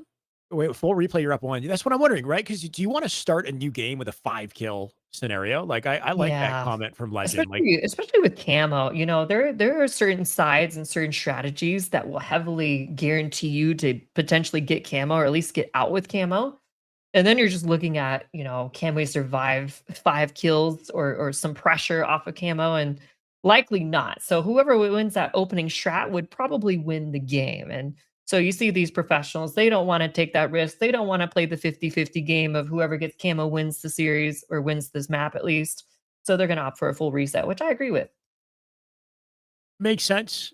It does delay our winner's side a little bit further. I know we have a long day, and I do sincerely appreciate those competitors that have been, sort of sitting and involved in this tournament, despite the fact that I know that these tournaments can run long at times. It does mean a lot. These games have been very entertaining, and it's always a pleasure to have you to join me, Rachel. I'm here for damn good Halo, regardless of how long it takes. But I do know that some of the pros they're waiting for their matches. They're fiending to get their way through. The ice can be crazy sometimes in these 2v2s, especially with this many teams, It's incredible how many teams did we start with today? I saw maybe 50 potentially, or around 50. Was it just 48? Wow. Incredible. Yeah, it was the scramble, let me tell you. And this is something I'm learning about, maybe probably not just a Halo community thing, but there's a lot of last minute decision making to sign up for these events. People hear about it the day of, oh, I'd like to compete in that. And they try to jump in, and then they end up in like a wait list. And sometimes there's bugs on the website. You got to navigate. So players are getting in who shouldn't get in, and players who were already signed up but not confirmed, or like, I don't know. It's just, there's a lot to navigate. So I think we had some last minute entrants. We had some last minute exits, and just everything we can to just try to get some sort of intentional bracket together on time. It's been a heck of a day, but it's all part of the process for sure. Sorry, I don't know what to do, says Descendant. How bad is the internet? I mean, he could, if you want to just go ahead and forfeit the whole thing right now, buddy. Oh, no. But yeah, Descendant is notorious for internet difficulties. This has been an issue with scrims as well. I watch a lot of their scrims, and Descendant it's always on his end. And as somebody who's gaming essentially for a career path, you really hope that the guy can find a way to get some more consistent internet. It's kind of important. Yeah, especially if your career is dependent on how good your internet can be, especially online, you have to make sure you're really getting that figured out. Yeah. We'll try But again, though. hopefully, no more lag outs. So we're doing the Fingers full crossed. reset, it seems like. Pyro in the chat saying Jason's PC isn't set up right either, so he's having a lot of issues with his setup. Oh, Well, we're gonna have to get on that. yeah, Pyro. That's on you. I'm just kidding. He is the guy, for the record. Pyro is that guy. Beautiful shot. Wow, what a trade there by Falcated. Make sure to get that kill. So he So one defended kill back advantage. up here a little bit with the thrust, and so ammo did fall into the hands of Legend, I believe. Uh-oh. No, gotta keep moving to send it. No, just come back to us. Brother. Come back to us. I'm not sure what happened there. Oh, we look at that. Unfortunate. Let me see. Is it Oakham, the other stream? Is there anything else being set up in the background? I see Strikey and Tapping are at this point waiting for their follow-up competitors. Yeah. Yeah, if Stellar, if you are lurking in the chat, I think there would be a good opportunity to get the winner's side of the bracket teed up and ready to go so we can start watching winners games while we pivot between winner and lower bracket. Let's try to save some time and keep the action going. And try to work around descendant circumstances. How many strikes does he get here? You thinking, Rachel? Is it a strike you're out type of situation? Like, what do we do? Well, Falky is saying, oh, we had camos. So I'm not sure what that insinuates. Are they getting a little frustrated? They just got camo. And, how do you reset that? That was a big play to be able to get camo off the beginning there. And then that's just stripped away from you again. So, yeah, the frustration might be building up here a little bit. I know these are professionals. They respect each other very much. So I'm sure they want to be fair and true to each other. Obviously, it's not intentional. So I don't know. Yeah, maybe 3 strikes. Maybe that's going to be at least a map forfeit after the 3rd strike. And then you continue to the next map. Hopefully, Descendant can figure it out by then. But yeah, we'll stay in touch. Yeah, I'm just taking a look at the chat on screen here. I don't know. Yeah, we do have the fly through on screen at the moment, so you guys are not seeing it. But it seems What do like you the think here, players Alex? themselves are a little bit uncertain of what to do here too. Descendant is not currently in the lobby. I assume he's resetting his build and might give it Yeah. another try. If it's possible to jump into one of these semifinals, I'm going to take a peek at the bracket. By the way, Rachel, I don't know if we want to Yeah. on the production side come back and look at the bracket real quick because we are kind of getting farther down to the end of this than I feel like I would have anticipated. It's 5:30 right now. We're cooking with this bracket currently. I see so it's Collecting Stellar and Ascending Baseline. We have not seen Ryan Dubin Suspector at all today, but they're in the winter semis. And then you have Shopify, Cycle Last Shot, and Sirion obviously on the other side. So very high quality matches, neither of which I want to miss. While Some the very remaining intense players fight games lower bracket. upcoming. Mm-hmm. Who are you most excited to watch here, Alex? I know it's hard to pick from the sea of amazing talent Yeah. we have here, but is there one in particular, one game that you really want to see a matchup? No, I mean I think all of them are bangers at this point. Yeah, I they cannot are. complain. Absolutely. Sirion was playing so nice earlier that I'm kind of curious to see how they fare versus Cycle and Last Shot. Obviously, he's been a bit out of the picture, and I'm not sure if he's got to shake the rust off. I can't imagine he's been playing like hardcore like he was when he was scrimming. So that might Right. gimp them a little bit, but that's a real young gun kind of setup right there. You got 19-year-old Sirion, obviously, and then Cycle Last Shot, both currently 20 or maybe Cycle 21, right? They're recent Wow. young gun goats in the scene, and Sirion obviously very closely following in those footsteps, hoping to find a little bit of the fame and fortune themselves, I guess. So really interesting matchup there. I noticed Druck and Soul Sniper far into the lower bracket. They will be the players that go up against Luar Magico, That which should also be a fantastic game. yeah, that's a big one too. I haven't seen any of either of those teams. Would be nice to watch those. Tabbing Yeah. button strike. You're waiting. We have a lobby potentially. Hold up. Sounds like we might be watching Stellar, which would be fantastic. If we can, I would love to. Might be on Oakham See. here. Take a look. Yeah. Oh, perfect. Oh, against Suspector and Ryan Noob. This should be an amazing match here. You saw Suspector and Ryan Noob playing in the 2v2 recently for the FaZe tournament, and they were doing some amazing plays together. They had a great comeback in a series I do remember A lot of Um, consistency between yeah, the two of tons of them. consistency. Lots Yeah, of synergy too between these two. energy and a bit of a unique approach to twos that I feel like we don't as often see with other players. The prioritization over the sticky nades, obviously, it's a big Ryan noob play, but just general pacing, I think, between the two of them. They're very well coordinated. They play tight together wisely. Not to say by the book necessarily, but yeah, they're just a bit of a unique competitor to watch, and it has me not sure who's going to take this. To be Uh, honest, Rachel, you I think know, this could go I either believe way. Stellar and Collect might play a little bit faster, a little bit more aggressive here. Sure. And I think Livefire actually supports that pace of gameplay a little bit more than certain other maps, you know. But we'll see what happens here. Maybe we'll be surprised. Yep, definitely playing fast off the open. Collect coming in with all the heat, chasing Ryan down. Ooh. No exit for him. Clean up for Stellar on the feed here too, and make it 2 dead. QT, snipe control. They got everything. Yep, and there's that speed we were talking about. There's the aggression, making it already a 2-0. They've already got them pinned inside. A lot of aggression here from Stellar. Can he find the trade? Ooh. Gets naded out, though. A little bit of over-aggression, potentially. Collect, though. Not letting him have this camo for free. Does have to QT out to save his life. And I'm noticing an 8-shot snipe here instead of 4.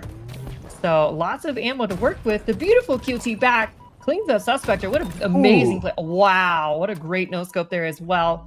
You know, that QT really making some plays there, and the extra snipe ammo. Able to keep camo out of their hands. And here comes the split spawns as well.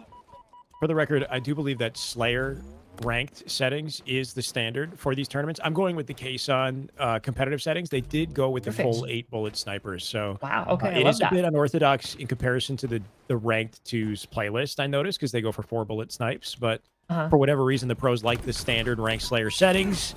More opportunity to make some plays, even with the stickies and repulses, I guess, too. Yeah, if we get to keep watching snipes like that, I'm all for it. I love the gameplay.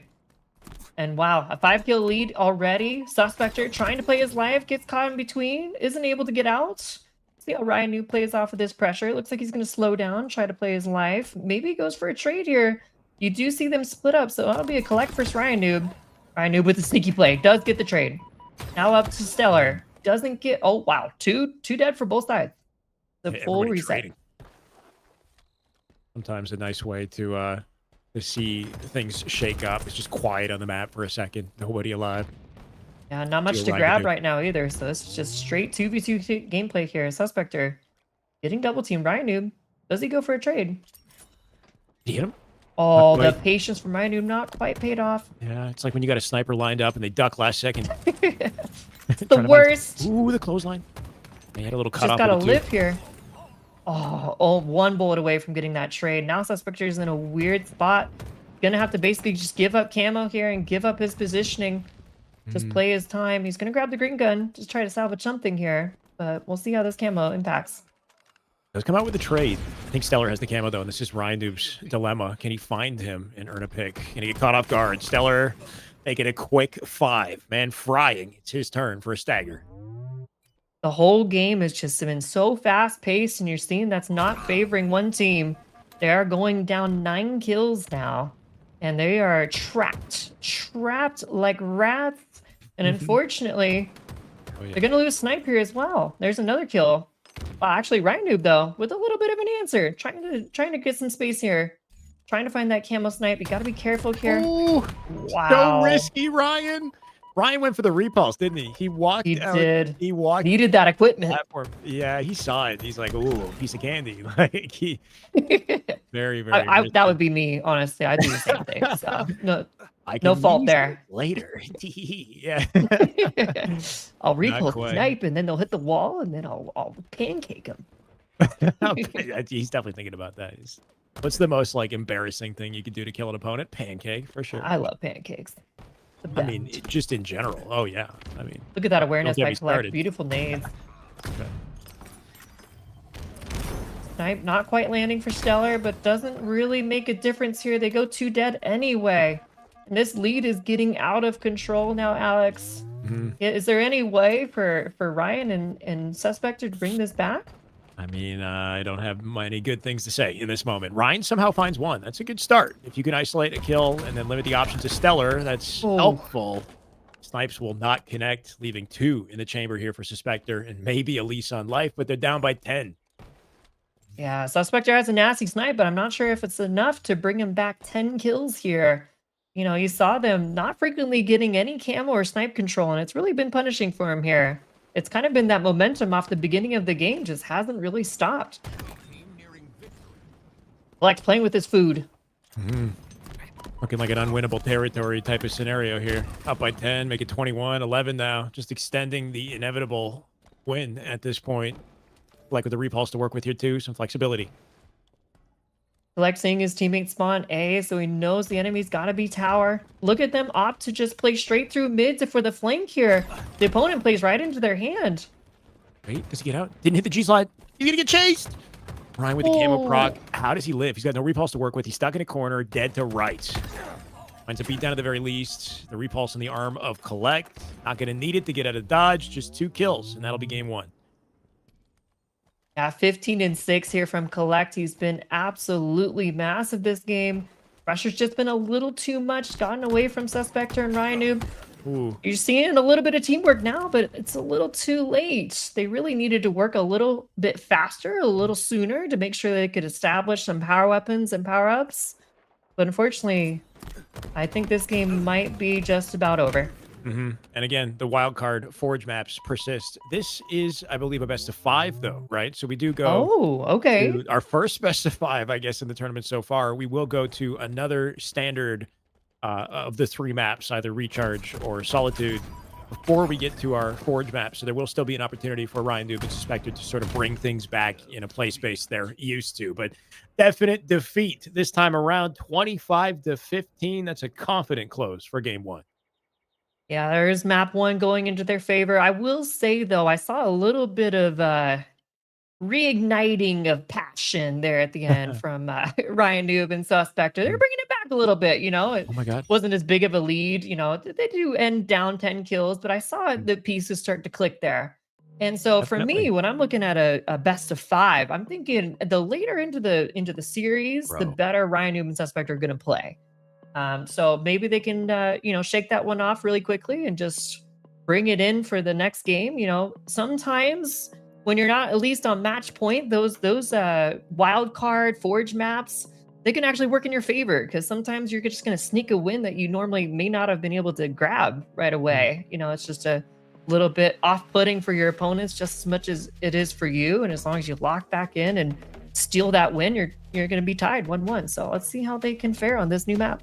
Just an update, by the way. I've been jumping between observers, and I've noticed that Acid Descendant tried again. They were in the beginning of their match. It was 3-1, and again, Descendant is out the lobby. So I don't know what they're going to do. We might see a forfeit at the rate that we're headed on the side of Descendant and Acid, because very unfortunate situation for them. I Be very keep checking sad. in and hopeful that the series is underway, but that's not the story. We'll go back to Oakham stream here in game 2, Recharge.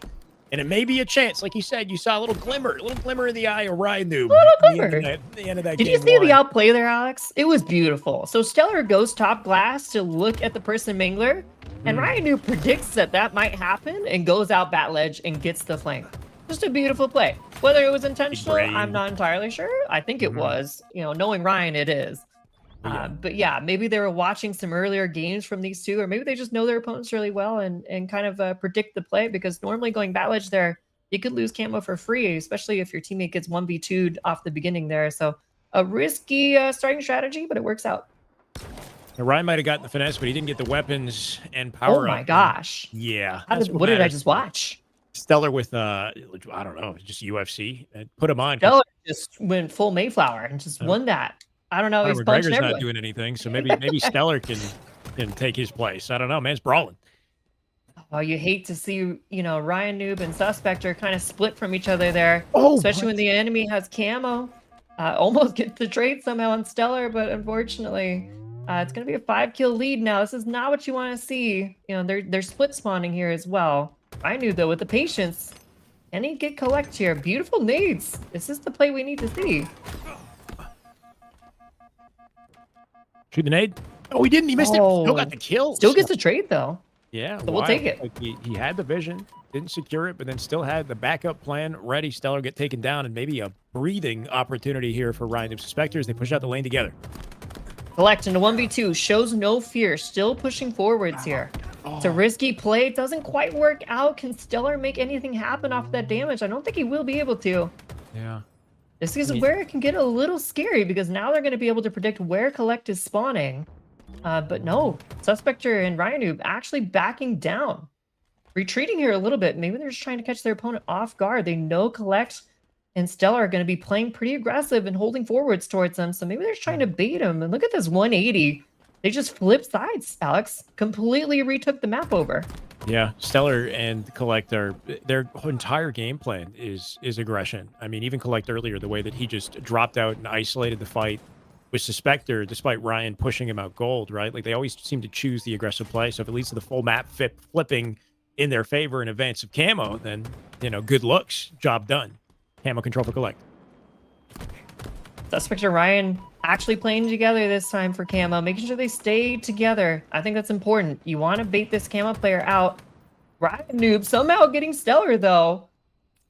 And now there's going to be probably a bit of a little slowdown here. Ryan probably wants to get a little closer to Suspector. No, Suspector just fully sending out.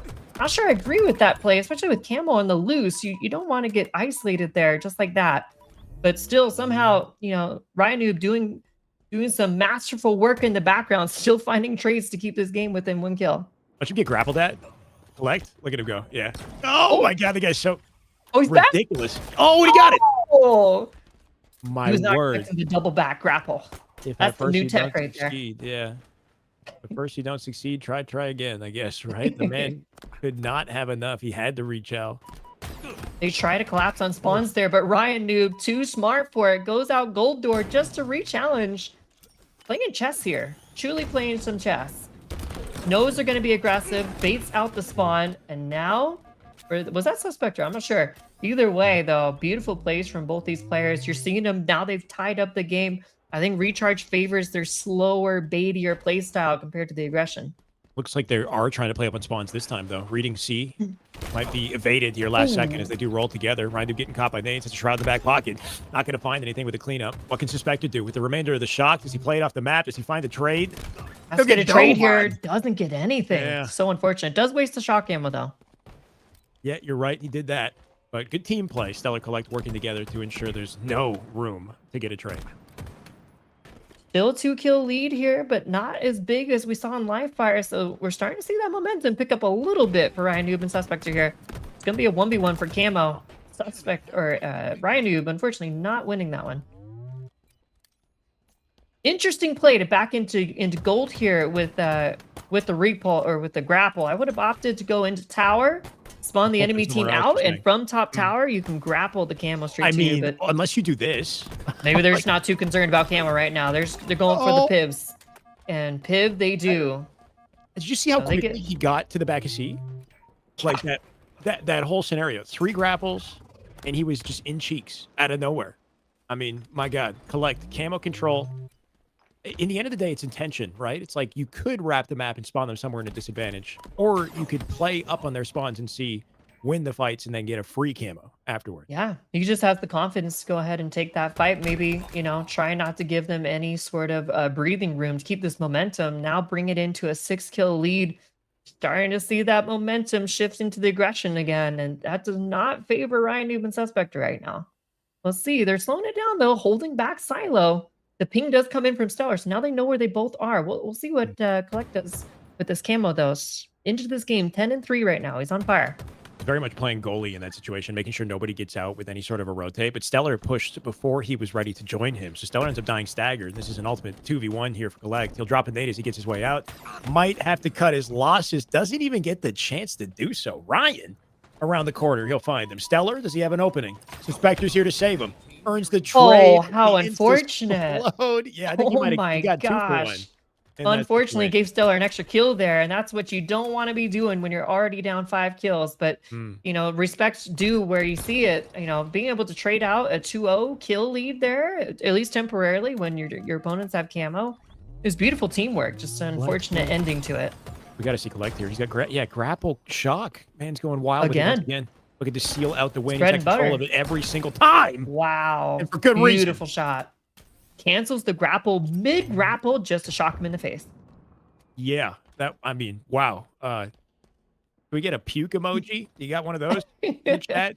Disgusting. Disgusting. 2 kills to close it out. And this is the man to watch. 11-4. Collect. Gonna do it with an exclamation point. Question is, does he miss a shock? Oh. No. Answer is no.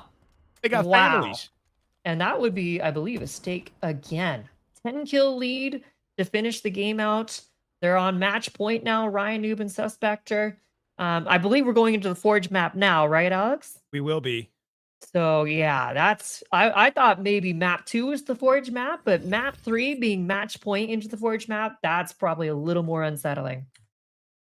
Looking like Oppressor is the Forge map coming up next. So, yeah, your tournament, or your winner bracket, I guess, life on the line here, and you will have to play the, I guess, ultimate bang-out map that they can play, the smallest of the 3 that I've chosen.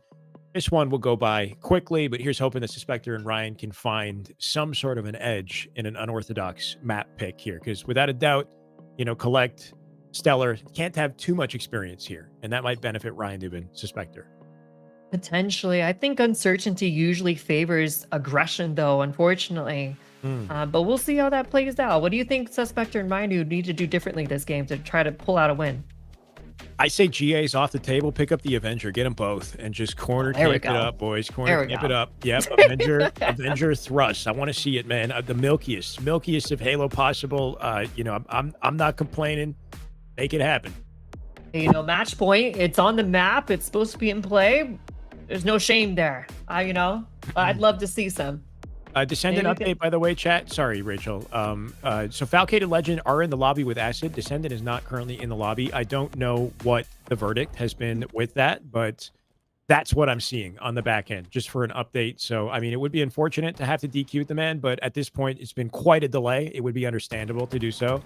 But yeah, here's hoping there's some sort of a silver lining. And whoa, we're learning the map, like we said, right? Stellar. See? When Stellar's falling off the map, that's when we come back. Now we strike. What we need. Up in a kill lead, though. Suspector with the thrust. I think thrust is also going to be very valuable. Look at that thrust melee, though. Beautiful peek shots there. Suspector, absolutely massive play. Is going to be able to opt to give Ryan Noob the snipe. I like this play. Up in a 3-kill lead now. Seeing any Avenger gameplay just yet, but I'm not complaining about the sniper and corner play here with Ryan. He picked up a sticky in the back pocket. Where's the face? We're not quite going to find it. There's only 4 bullets in this sniper. That is one aspect of this that did carry over, I guess, from the 2's ranked settings. So you won't be able to get quite as much impact with this when you have it. I think with the map being as small as it is, I don't mind that. I agree with you there. I think it's unfortunate to only get a trade for snipe, though. You know, that us Suspector and Ryan Noob haven't been able to get snipe very much. Wow, what a beautiful need. Who needs snipe when you can do that? We're good to go. Yeah, 4-kill advantage now for Ryan Noob and Suspector. Only 1 sticky spawns in those corners, so you need to be very intentional about how you use that 1 sticky. And safe to say Ryan will be the one to figure it out. Absolutely. Absolutely. Leave it up to him. Snipe gonna be spawning up in 25 seconds here. Let's see if they can play around these thrusts, though. Wow, bait Stellar out into the 1v2. And Ryan win the 1v1 here. It could be massive, bringing this up to a bigger kill lead. Really liking how able to find him. Yeah, and then he ended up split spawning. Though. Oh no. What do you do? He keep his teammate alive. Ryan playing his life. Beautiful movement from Ryan. Especially Collect with a massive double kill there to clean him up, though. Does get the 4 shots of snipe. Let's see what he can do with it. Incredible attempt for sure. That thrust. And no thrust just yet. I was respecting Ryan Dubin Suspector's game plan. They know that Collect and Stellar are going to play aggressively, so they're trying to find like off angles and low presence positions where they can sort of use their team play to overwhelm. So they had it for a second, but Collect with the ultimate cleanup, and now it's his turn. Yeah, trying to bait and switch a little bit, you know, isolate the angles. They're trying to catch, you know, as you were saying, them off guard, just being in those 1v1s a little less often. And Snipe not having a huge impact does body Suspector. He's on the run. But look at this. They're isolated 1v2 again. No! Unfortunately, not able to make anything happen, bringing only a 2-kill deficit now. And you see them playing around that thrust very patiently. You know, they weren't just running out trying to shoot the snipes. They're trying to play around the equipment. They know how powerful it is. Look at that QT play. Beautiful from Collect there. Suspector does find his teammate, though. He's back on thrust spawn. Oh, wow. They preyed on QT's it. with the thrust spawn. Unfortunately, dies. Is that what he? Oh wait, you're Did right. you see that? I don't know if it was no. glitched, but it said he No, that's the thing. QT'd I mean, with the thrust. You can Very pick up camo and QT at the same time. So why can't you pick up thrust and QT? That's at what the he same did. time? Beautiful That's tech. actually spicy. I've never seen somebody do that, but I think there aren't often scenarios where both equipment are available. But I mean, imagine that you QT grab thrust and then use the thrust for an outplay when you come back. So I like the intentional ideas there from Collect. But always playing chess, Ryan Noob and Suspector, they were anticipating that play. Unfortunately, not able to get the trade. Ryan Noob, his patience doesn't pay off there. Suspector spawning out by himself, playing it a little bit slower. Waiting for his teammate to come back up. It's only a 1-kill lead now, so very close game here. Good to see. Reads the spawn. Yeah, they do eventually find it. Holding the line, they knew it was either blue or red, and just a little bit of info was all they needed to confirm a post. Just gotta hit the shot. Oh, Oh, he's finds it. Sticky Stellar with a drive-by. He'll get traded, but that's a good one. the flyby sticky. Fly-by, Snipe. drive-by, yeah. Snipe going into the hands of Collect again. Suspector, though, with the amazing spawn, is able to keep him out. Nice nades there to keep him one shot as well. Can Ryan find the cleanup? He does. That should be a thrust and snipe. Oh, look at this.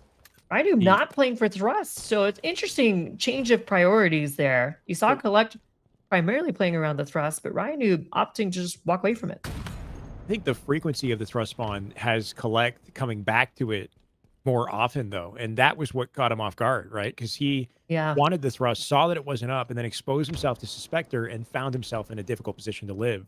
So sometimes the equipment is beneficial, but if you're too focused on it over your opponent's positions, you might get caught off guard and just scrappy trades throughout a 1-kill game.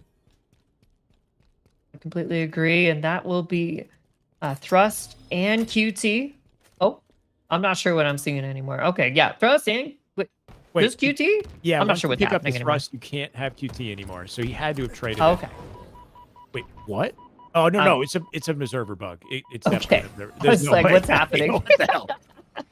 I'm like, he found out something new. I've never seen this before. Everybody I has gotta one. start taking notes, teach my students how to thrust and QT at the same time. Imagine I that. knew. If you double tap, you QT. If you tap single tap, you thrust. Okay. No, how cool would that be? Imagine that would be triple tap ridiculous. for grapple. Oh my god. That's I don't Halo. like that feature because it actually would lead to like delays in the input, right? Because it'd be waiting to see if you double Yeah. or triple tap. Anyway, Oh, you're right. it's a different conversation. Nearing victory. That's the next Halo Infinite game coming out. Halo No, 2.0. no. No kidding. With what I'm Going in hearing, the it'll be a hands of long Stellar. time until we get that, sadly. But yeah. Final 5 kills.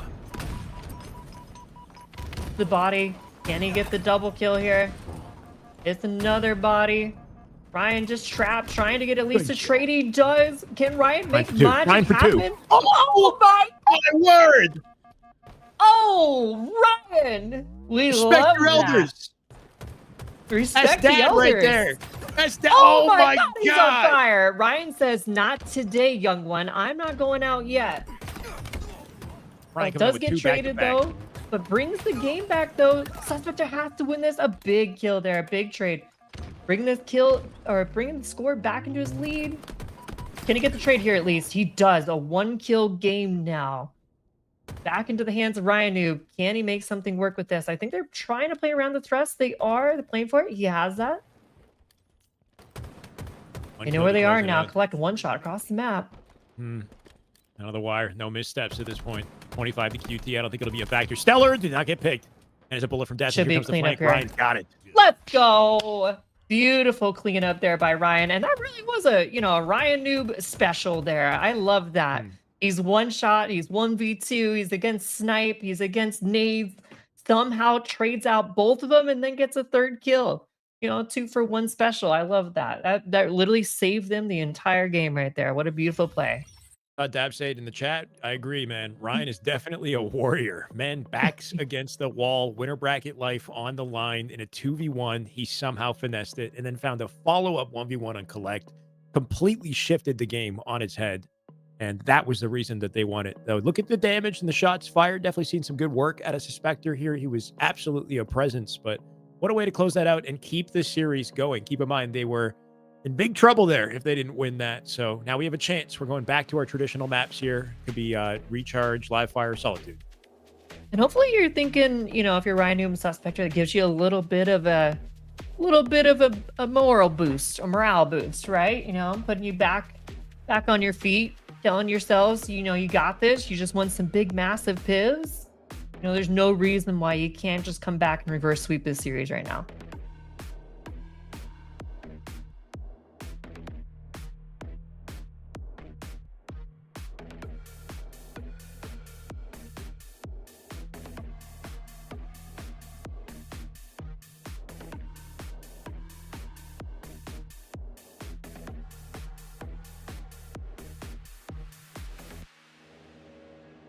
Yeah.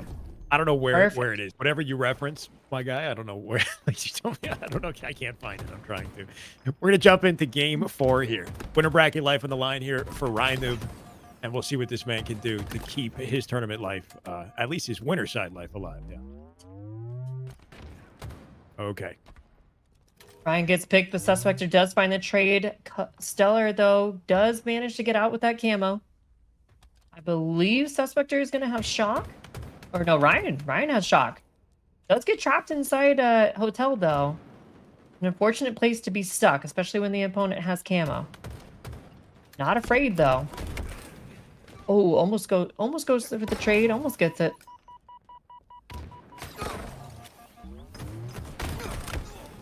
Wild open to this game.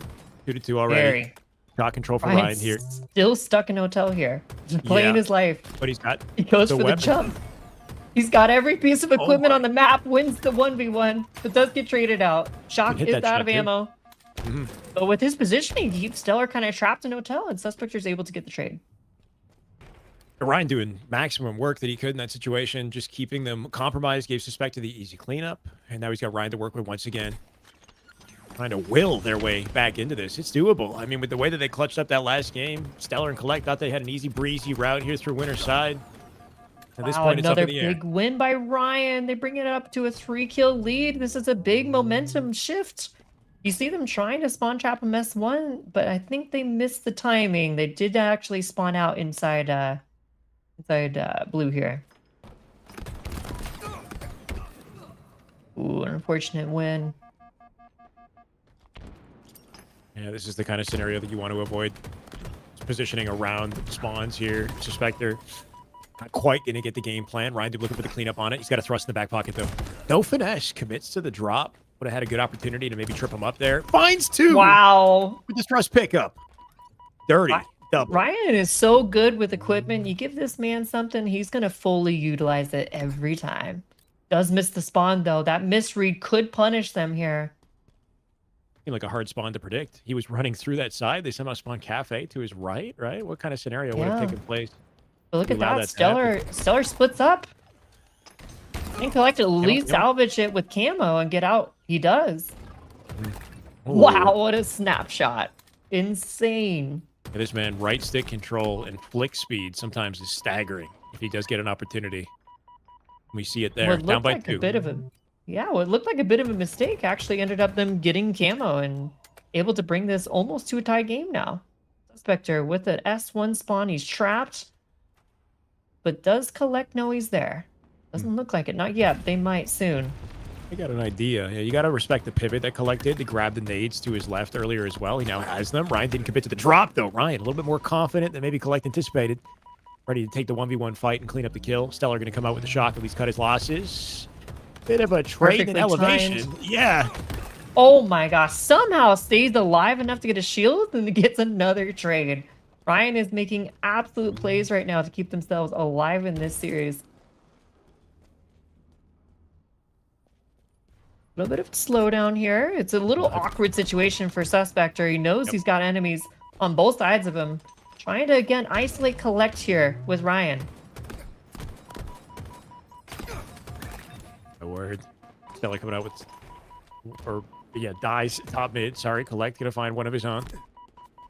I love the confidence from Collect there. Doesn't even know where the opponent is, but slides out just expecting the Yeah. 1v1 challenge. Doesn't find him, though. Wow, another S1 spawn for Ryan, getting trapped by these nades. What beautiful nades by Stellar there. Finds two. They set it up again. And now they bring... No yard.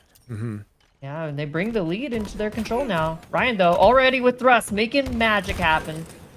Spawn system does not like to spawn players in the same place twice, right? So especially, I mean, unless you can do It's a everything in your timing power thing. to force it. Yeah. There has to be a Better to certain just amount of flip 'em. time that's passed, or if you stagger them well enough, you'll be okay. But if they go too dead, too close consecutively, it'll spawn them out. Unless, of course, you block literally everything and make it impossible, I assume. Yeah, exactly. You don't have the Depends how flexibility. hard you block those spawns, of course. With two people, it's a little hard on this map. Yep. Seem to be aware of the tram spawn, though, this time. Oh my god, that's an insane rotate. Stellar. Wow. Stellar diving The at aggression. it. Yeah, not quite with the same game plan. And that stagger leads to a big opening for Ryan and Suspector with camo available. This is going to be massive if Ryan can live with that camo. You see Suspector just trying to get in front and collect, make sure he doesn't let his teammate die. Can he get the piv as well? He does. Wow. Ryan has to stay alive here, though. This is a big camo. Collect, though, a little too much aggression. Doesn't lose his track of camo. This is a lead shift, potentially. Really excellent movement decision-making out of Ryan as well. Even here, too, taking his time, taking an off angle for the approach, letting Suspector get the cleanup and the kill. Ryan, the veteranship in his play and his decision-making is so clear.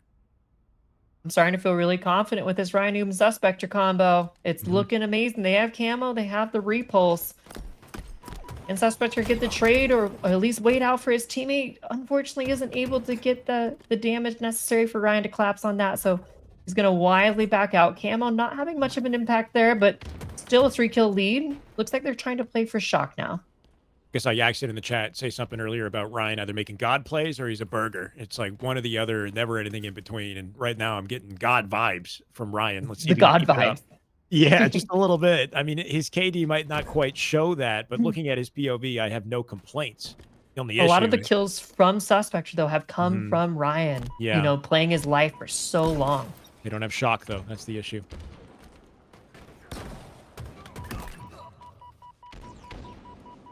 Fortunately, just Drop slide. not able to find the trades right now. Yep, drop slides at it. He knows he's there. Snipe spawn is open. They're gonna, yeah, he's gonna. You can just tell that based off the positioning and rotate that Ryan will spawn snipe. And how does he navigate it to you? Exactly. 1, Oh, 2.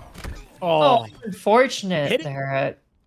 You know, a little bit more Shyway practice there, and Ryan Noob is doing that jump without the mantle, without the oh, clamper. you're right. Yeah, he And should that might have been the that. difference of getting shocked for free and actually being able to have your gun up and get some damage at least. Yeah, not clambering that ledge would have been the play. Absolutely. Yeah, and No you would like fighting. to see Ryan Noob maybe have a little more patience to make that happen, but unfortunately, we're going to see a lead change here. 1 kill in the favor of Collect and Stellar. They can't find him, though. Oh, God, he's right He's there. playing so sneaky, Ryan Ryan, is though. Oh, the Late in the inspo update. doesn't happen. Oh, how unfortunate. Aiden. With a dream. Can he find it? He will not make it a double. Oh my gosh. Alec will not That- be deterred. The inspo might have been the difference between them going to a game 5 and losing here now and That's it. going out. It's looking that way. Ryan just seconds away from a perfect insta, and now instead, Stellar with the camo. He'll link up with Collect, and they guarantee their advantages. Got some good info on Rydu's rotation here, too. They're so separate from each other. What can they do? Suspector's going to have to make a play and try to capitalize on the distraction, but look at Stellar, just read that perfectly. Knows they split spawns, looks the other way, and is able to catch Suspector out. And unfortunately, that's going to be a wrap, ladies and gentlemen. Stellar and Collect showing their prowess here on Solitude. It's a wrap, but it's not the end. Not the end for Ryan Dubin Suspector. That was the winner bracket Yep. semis for them. They will drop into lower bracket, have an opportunity to keep their tournament life alive. Tournament's been shaking up in a few different directions at this point. Rachel, we're going to have to get some updates on where specifically we're at. I've gotten an update earlier that Okay. unfortunately, I believe that Sirion and obviously might have had to pivot out the tournament. Somebody Oh. has a doctor's appointment is what I've been Okay. told. Oh, So- it's too bad. That is L number 1. Is there an L number 2 potentially? Right, Descendant in the lobby earlier. Did Descendant? Yeah, what's end up happening with staying him? in the tournament? Yeah, we're coming back. I see Acid in the lobby with C4. but it looks like the lobby itself is at the moment disbanded. So I don't know. I think we could might maybe see a forfeit due to Descendants Internet. That will trim down the ranks a little bit. So we'll have to just kind of navigate when we come back. We do have, because of the exit of Sirion, obviously, which disappointing considering they were winner side semis. It would advance us to winter final with Last Shot Cycle and Collect and Stellar. Maybe something you could have anticipated coming anyway, but we'll have to, I guess, see that next. Not sure if we'll jump into winter final immediately or if we're going to take a Okay. trip back into lower bracket, but I think while we figure it out, we're going to take a short break, chat. So bear with us, and apologies on, I guess, the sudden changes here as we work with it. No worries. We'll see you guys soon.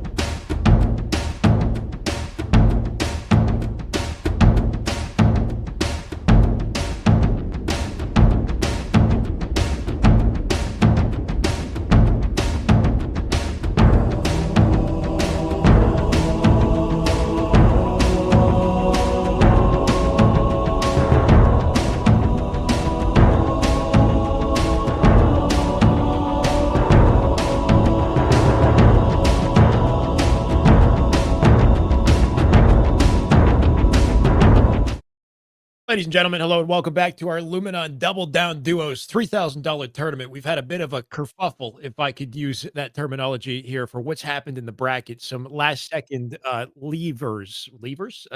Sirion, obviously, somebody had a doctor's appointment. They had to dip out the bracket. In the lower bracket, we've had some unfortunate internet mishaps for Descendants. I don't know what's going on there, if they forfeited or what, but we've skipped to winners finals is the result. So a bit of an L disguised as a W, I guess, if you've been waiting on Last Shot and Cycle and you want to see what they're capable of versus Stellar and Collect, then I guess we get to see that. And of course, I'm joined by the lovely Miss Lacar. How you doing, Rachel?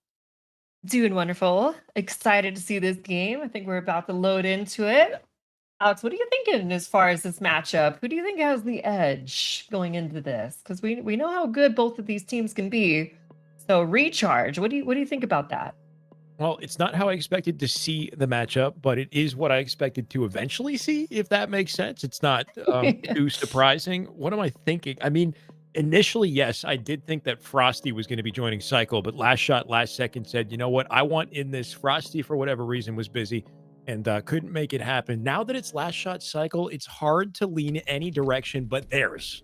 They are way too consistent. They've kind of led the narrative the entire year, and only really in 2v2 have they shown that they can bleed. So I guess that does give Stellar and Collect somewhat of an opening, but is Collect abound in this lobby? And especially online, what can they do?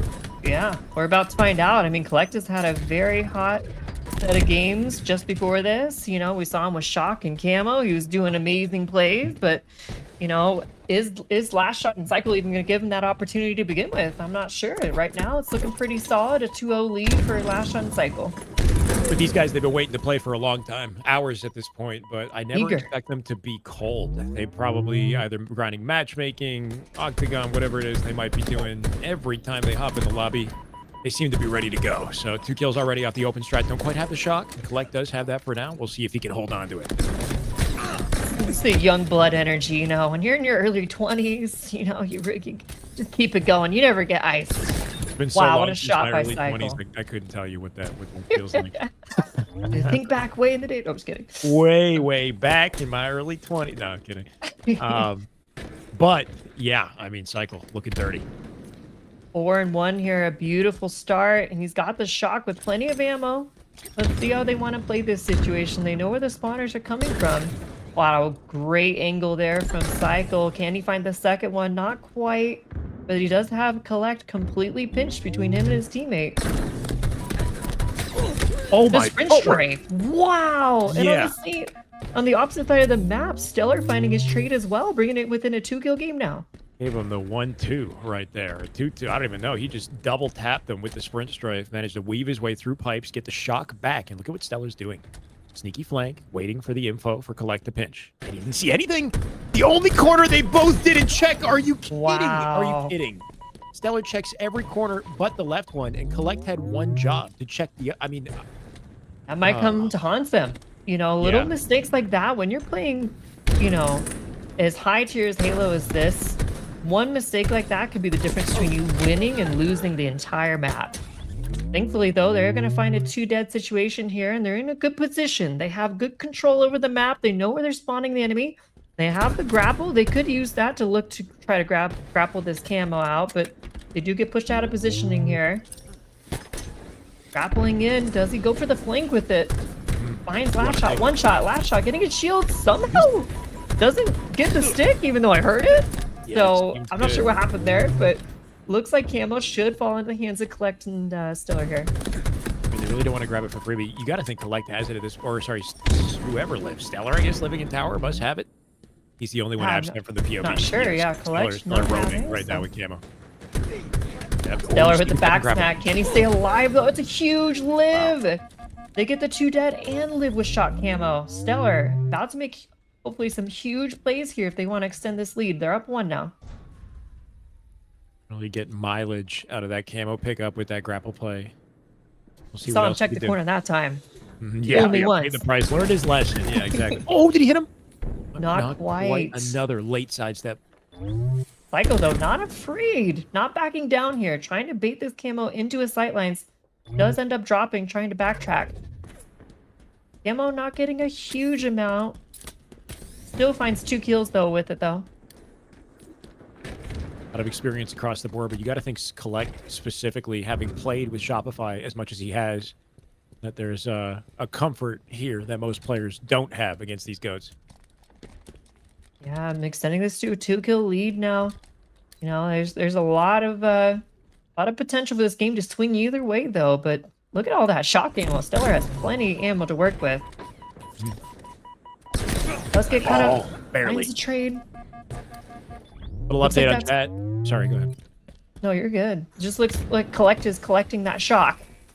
Like my pun there? Oh yeah, But he's been hitting some Never heard that one amazing before. shots. He's been on fire with this shock rifle today, so I'm hoping to see some big things from him. Can he hit it? It's the body, but not quite the head. Does play his life to get out though. And we're gonna see a bit of a reset here. Just to respond to chat, though, it was Frosty initially, guys, and sometimes things change last minute. So Last Shot did replace Frosty just last night. So it's tricky to know sometimes who's going to end up with who, but it's all Shopify, and I'll take this duo. They're deadly, that's for sure. Collect with the shock and the movement here. He does have the grapple, I believe.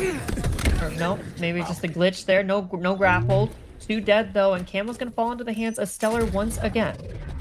Stellar might have more kills, but the way that Collect is playing, I mean, the amount of openings he's creating for Stellar is kind of insane. The way he just finessed out mid-map, managed to weave that into bottom mid, and here comes Stellar with another camo. And they're matching the aggression of Psycho and Last Shot. Typically, I would expect them to be, you know, not quite as fast-paced as Psycho and Last Shot, but they've been maintaining this momentum and pace, and it's really been rewarding them so far. No, what a stick from Stellar, and he stays alive. Insane. What Stellar. a play. Yeah, the lead behind somehow, right in the trousers of Last Shot as he drops down. Unfortunate to not be able to get the trade there, though. That puts Collect in a tricky situation. Does have the grapple to get him out, though, so thankfully he's going to stay alive, maintaining that 4-kill advantage. I swear this guy spawns in with grapple. The amount of times that he seems to have it under control, constantly has he's always flying around with it. He must have, like, I don't know, watching his POV, seeing the opportunities that he picks it up, there's got to be more to his game plan that gives him that consistency. And collecting the shock rifle again. I mean, you have lots of ammo to work with. We hold on a second. How many times are we gonna? You know, I'm gonna have to give you a. Okay, quota. sorry. Last time. I'm done. I promise. What's he doing with the shock? What is it? What did he? He grabbed it. Oh, I see. Oh, what a shot from Stellar, though. They are making this shock rifle do wonders for them. Collect, obtaining the shock rifle once again. Like that. Yes. How many synonyms can we find at this point? A couple, because he just keeps grabbing. Acquiring, said shock rifle, yeah. Ooh, and acquiring a hit. A beautiful lineup there. He predicts that the last shot's going to go to Batledge and just lines that shot up beautifully. With another. 5 minutes remaining. Right on cue. Is this how you thought this game was going to go, Alex? Because off the beginning start, it looked a little rough, but now we're about to close this game out. What happened for Psycho and Last Shot? Collect happened is what it seems like. He's just been all over the utility, and if he doesn't have it, then he's creating openings for Stellar to get it. So Collect definitely looking like the demon that we hope to see as a new entrant to this new potential roster. Stellar Collector using this opportunity as vibes, practice, as chemistry building, and we're seeing that here for sure. I mean, of course, you can assume that there's a little bit of momentum that might come with their advancement through the winner bracket versus Cycle and Last Shot, who've been waiting to play a matchup of this type of caliber. But knowing Cycle and Last Shot, what they're capable of, this series is far from over. We're seeing some good things out of Stellar Collect, though. A confident win there, Alex. Up 8 to end that. My question to you is, do you think that game ends the same way if we remove the shock rifle from the map? Because my theory is, are we going to see that same amount of teamwork and synergy, or were we just winning more pivs based off of equipment and weapons? How much of an impact do you think it had there? Or are we going to Solitude or Live Fire? Live Fire. Oh, we're going to Live Fire? Oh, okay. I do see the fly through now.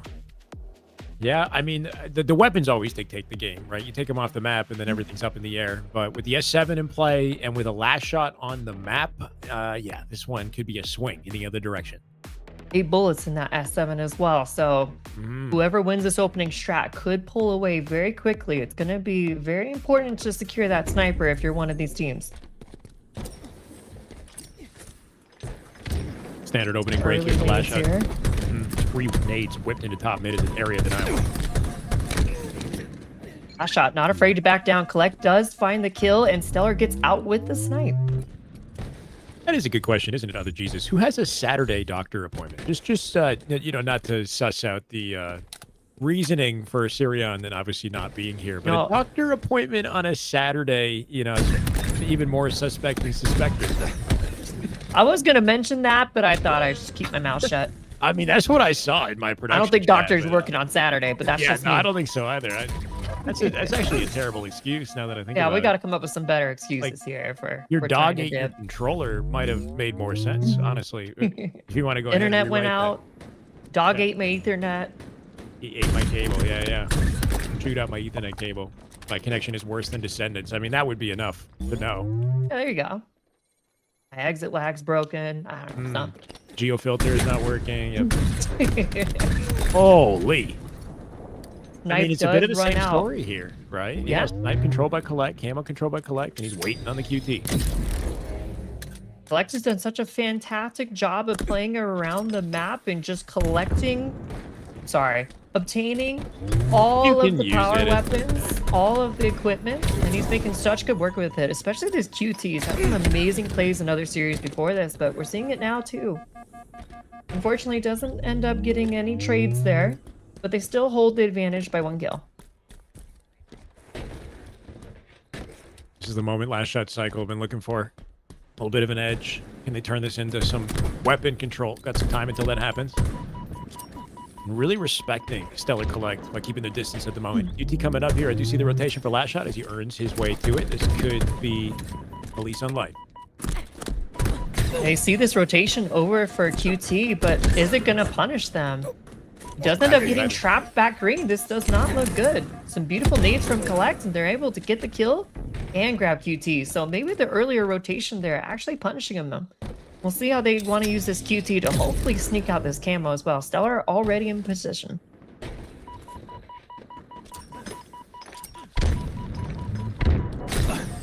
Well, area denial with the nade. What? Wow. From that range, The beautiful dude. stick. Yeah, what a lineup. That was the best he could have hoped for. Last shot from the depths. Going to come out with the kill of his own, and this is it. Camo control. Some space to use it. Maybe Last Shot can make a play. He's 1-4 right now. Very uncharacteristic. I think back-to-back he's had statistically, you know, sort of disappointing games for his standards, that's for sure. But with this opening, we'll see something different. Surprising to see Last Shot pop that camo so early. He might be wanting to hold on to it just a little bit longer. I guess the early aggression, it may not make as much sense. Just a few seconds longer. It might be the difference between getting this sniper for free or potentially losing snipe. But as I say that, Collect does find the trade onto Cycle, making this a 1v2 top mid for for snipe. Camo is gonna have to back down. Last Shot not fully getting control of top mid here. And it looks like snipe is back in the hands of is it Collect? We'll see if he can hold on to it, though. Last Shot just navigating Stellar out the bottom of the map here. Where is Collect? Oh, And he beat Cycle. I guess not, right? Can Cycle pass it? No, he doesn't need to pass. Oh, he did drop it still. I think Last Shot might be out of camo at this point, but he'll send it over anyway. Time for a highlight reel. 6 shots of snipe, 6 potential kills outside of Quigley's.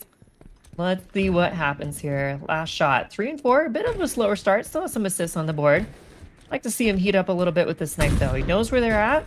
Trying to look for the potential flank. You see him whip around right there. He's expecting maybe someone to come for a flank, using that back green guy as bait. So great awareness there.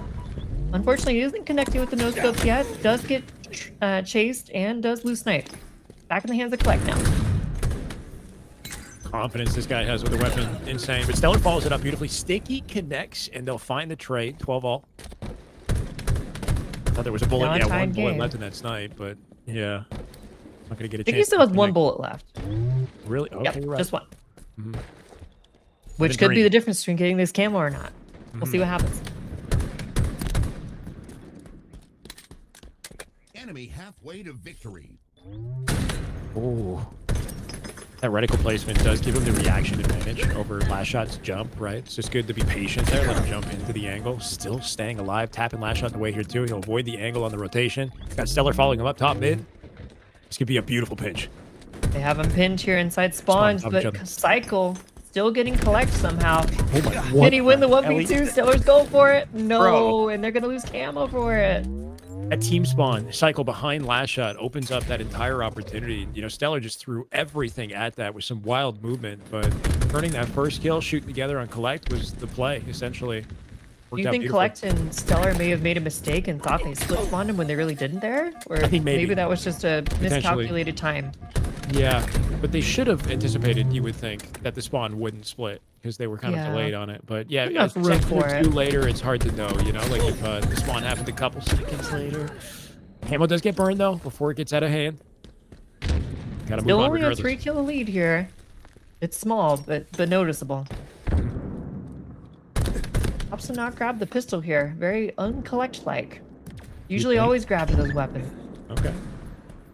Only if it's a grapple and a sniper, it seems. He's just all That's over. all it's care The about. big Last guns, shot. the big guns. 8 just like shots last here shot. to work with. I think last shot is actually notorious for not using basically anything except the bandit when it comes to like the BR commando. Nearing victory. Of course, the sniper, but he's not a carbine guy, not much of a commando guy. He just rips with the bandit from any range. Great stick there from Stellar to at least trade out his life, and they're getting out of that green spawn. Collect playing it slow, trying to just restabilize a little bit. Knows last shot has a lot of snipe ammo left to work with. Oh. It's the body. It's not probably gonna not find very much from that. And the drop down. Lots of almost- aggression from Collect and Stellar, regardless. Maybe listening to Cycles comms here too to know to just kind of pivot off that fight on Stellar. That was not the prize. Isolating Collectors farther forward. Or I guess Stellar now in this case might be the better opportunity. Wow. Collect needs him up from mid though. Looking for Stellar, can find the trade. 1v1, Cycle Collect. Collect might opt to grab the sniper if there's any ammo left in it. Looks like there is. 2 bullets. Minutes remaining. Make it Make it now. one. Mhm. Oh, he's going for the Widow. Hail Mary. Oh, Oh, almost. that was the game in his hands, basically, right? 23 to 17. Snipe's not going to Yeah. connect, and free reign for last shot Cycle to bring this back. Yeah, not much to get in their way of winning this game now, but still could be possible. You have to give respect to Collect and Stellar. They've been in bad situations before and been able to turn it around. If they can get this camo, it could be a potential comeback. Would be heroic if so. Do like the reset, right? Backing all the way up to A. We'll make sure to check their corners just in case for info, but Stellar is the clear gatherer right now of intel. Exactly. Do you think he passes past those plasmas on purpose here, He Stellar? seems to have Maybe? another pair of nades, doesn't he, though? Oh, Look at him. yeah, yes, spikes. So that, I think that's the reasoning. But yeah, you think there Sense. might be like oh, okay, stop, man. I got confused. Maybe there was like an awareness aspect to not grabbing plasmas. I prefer plasmas over spiked, but that's I a agree. small I agree. difference. They stick better, I find. But And you can Got one. insta them and insta spike. you're right. You're right. Not easily, at least. It's not. We very- could. It just doesn't really work. It's terrible. Yeah. Yeah. Just a 4-kill game now. Last shot hightails it out, and they ends up spawning his teammate in back B. So they sort of lost their space, but nobody has C control here. Collect is down low. Not the greatest angle to pitch. No, they're making it Good happen. shot there. Uh-oh. Let's find the 24. trade though. Down to 1v1. 5 right here. Can't lose a 1v1. Oh my, on the ropes. Collect Okay. completely Oh, trapped. the split. Oh, the spawner comes in and cleans that up. Wow. What looked like potentially a mini heroic effort to bring the lead back into the tied game there. Unfortunately, it gets away from him, and we're going to be all tied here, Alex. 1-1. A scenario like that, is it just pure RNG? Because the fact that they're engaged in a gunfight creates the split spawn opportunity. I thought it would have been like mud or back tower for last shot, just considering Cycle's like natural positioning there. He was closer to tower and like mud area, and nobody was pushing or pinching that out. But it seemed that last shot got an A spawn instead, and it could have had to do with the timing of Stellar's death. Like maybe Stellar ended up spawning in dummies, and then that had something to do with influencing last shot spawn. But Yeah, I think Yeah. you're right. You know, obviously they traded near at the same time, but one Yeah. technically has to spawn before the other, or at least the game is calculating that spawn.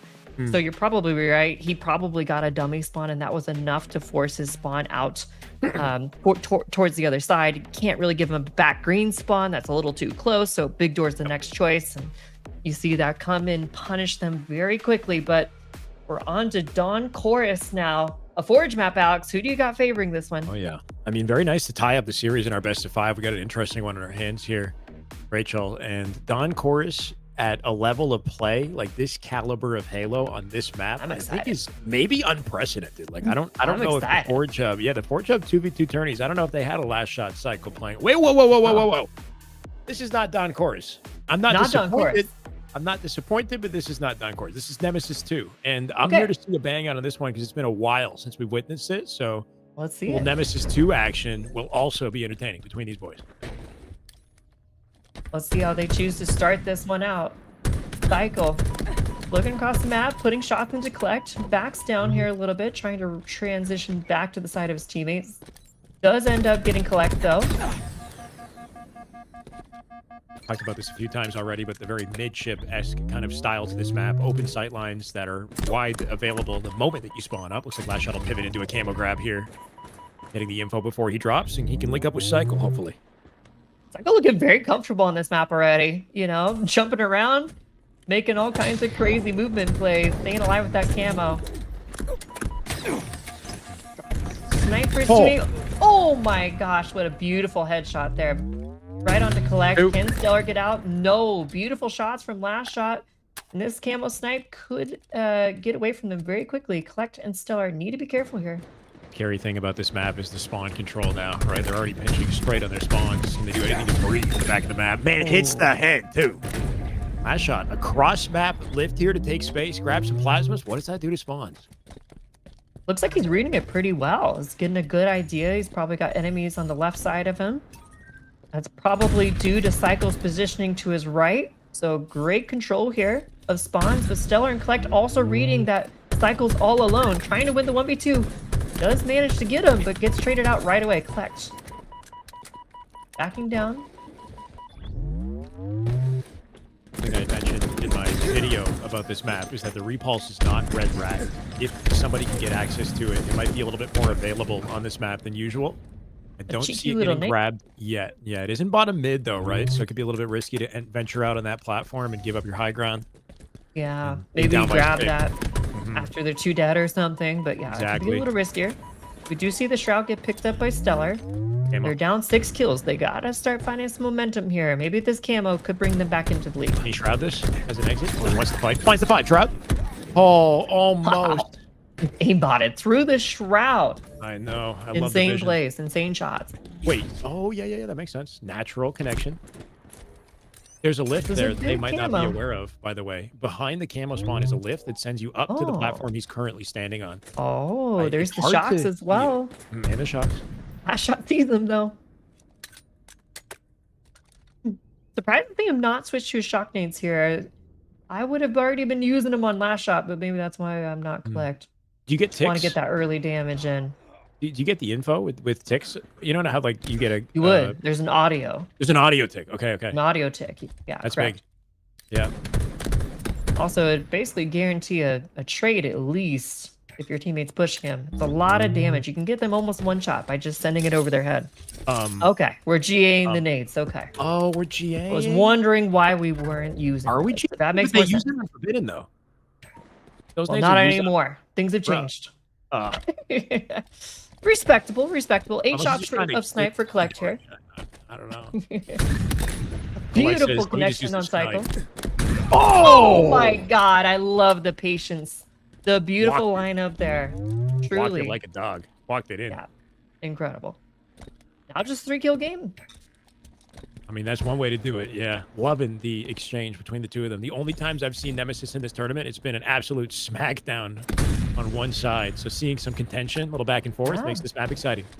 Lots of space on this map to work with the snipe. You know, you can keep some longer range sight lines and really make the enemy work for it. Cycle and last shot maybe feeling a little awkward here, trying to figure out how to move across the map without just getting absolutely blamed by the snipe from Collect. Stellar. His faith in Stellar was wild there, right? He didn't even opt to look for last shot. He said Stellar had that. He tried to no-scope cycle instead. We love that confidence. Now a 2-kill game. Stellar with snipe and the repulse.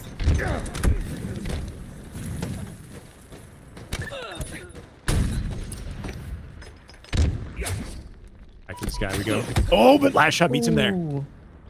Very quick to take height there. Way to victory. Last shot putting the camo to work. Sending his lead. Now up 4. So much flexibility to take the mid-map positions with camo. Open areas you normally wouldn't venture, and off angles your opponent will likely not be ready for. In K, I really- lift, it would be a death if he lives, right? He went! Oh, he tried nasty it. flick. Oh, the lift's it very quick. Oh my god, bro, sit down. He's not missing. The lift on this map is 11 and extremely 4. bad. Mhm. Absolutely And, on fire right now. Last shot has wild. woken up.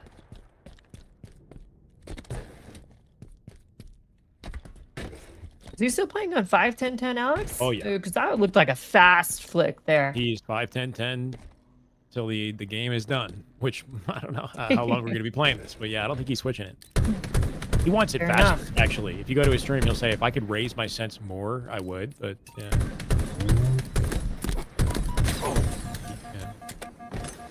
Stellar and Collect trying to just recuperate here a little bit. Not able to, unfortunately, decrease the Love this. lead here. No way last shot wins this, right? Oh, cycle! Wow. Cycle. Yeah, that's split spawn. That's just RNG, right? Like, there's nothing but randomness that determines the location. Cycle falls Cycle off. falls off the map. Doesn't decrease the score, though. Or did 12 it? and 4. I mean, Oh, it like, did. It did? It did? Oh, maybe. I'm not He sure. picked up for it immediately if it did, right? Yeah, I Last think shot was that's what immediate happened. Collect kind of flying in there. They might just be calling this map over. I'm not sure if they're mentally still engaged. Of course, you'd like to see him try to go all the way, but with snipe and camo in the hands of Cycle and Last Shot, it's looking pretty glim. Be curious to know what the pros think of these maps coming out of them. Like, obviously, this is a twist that some players might not have expected. And it's looking like Last Shot's going to steal this one out in style, so we'll give him a second. But I do hope that they at least enjoy playing the maps. Oh, there it is. Stellar just was like, all right, just get it over with. Here I am. Let's move on. Into the open angle. What are you telling yourself if you're Stellar and Collect there? You're just saying, oh, it's a Forge map, move on. We got it next map. That one's just a roll off the shoulders, you know, like it's a wild card for both teams. If it doesn't go well, it wouldn't check me too much. We go kind of back to basics. You did lose an edge in the series. You're no longer in the lead in the series, or at least tied or whatever, but you know, what can you do? Just got to regain. Yeah, it might be a little easier to roll that loss off. You know, going 25-11 is significant, but we got Collect's opinion on that one very fast. I love it. I don't know. Seems pretty. They good have to a me. very opposite opinion when they're absolutely destroying. Yeah, but isn't that the classic? Like, the guy who gets dicked on, sorry, that's probably not the best word to use, hates the map, obviously. And then the people are, wait, have to do a quick 360? What's that all about? Stellar's saying he had to do a 360 because he's not sure where he's spawning on the map. That's pretty Oh, funny. yeah. I guess he's a little disoriented which position he's facing. The winners love it. The losers hate it. I don't know. It's hard to win with Typical. this stuff. Like, I tried to find something that was more straightforward Halo, but, you know, maybe it's a hit and a miss. All right, going into map 4 here. Technically on match point now. Will Cycle and Last Shot be able to close it out? I've seen them play on Solitude before. Very, very strong on this map. So Collect and Stellar, they gotta just shake off that loss, mentally reset, and come back strong. But I say that Cycle's already got camo. Look, chat, not my brightest moment, all right? I don't know why those were the words I selected. Look, man, it's just, yeah. I'm sorry. Forget about it. Move on. 1-1 off the open strike. Camo burned already, like you said. Back to the gauntlet. Just in a few shots there. Stellar's gonna get traded.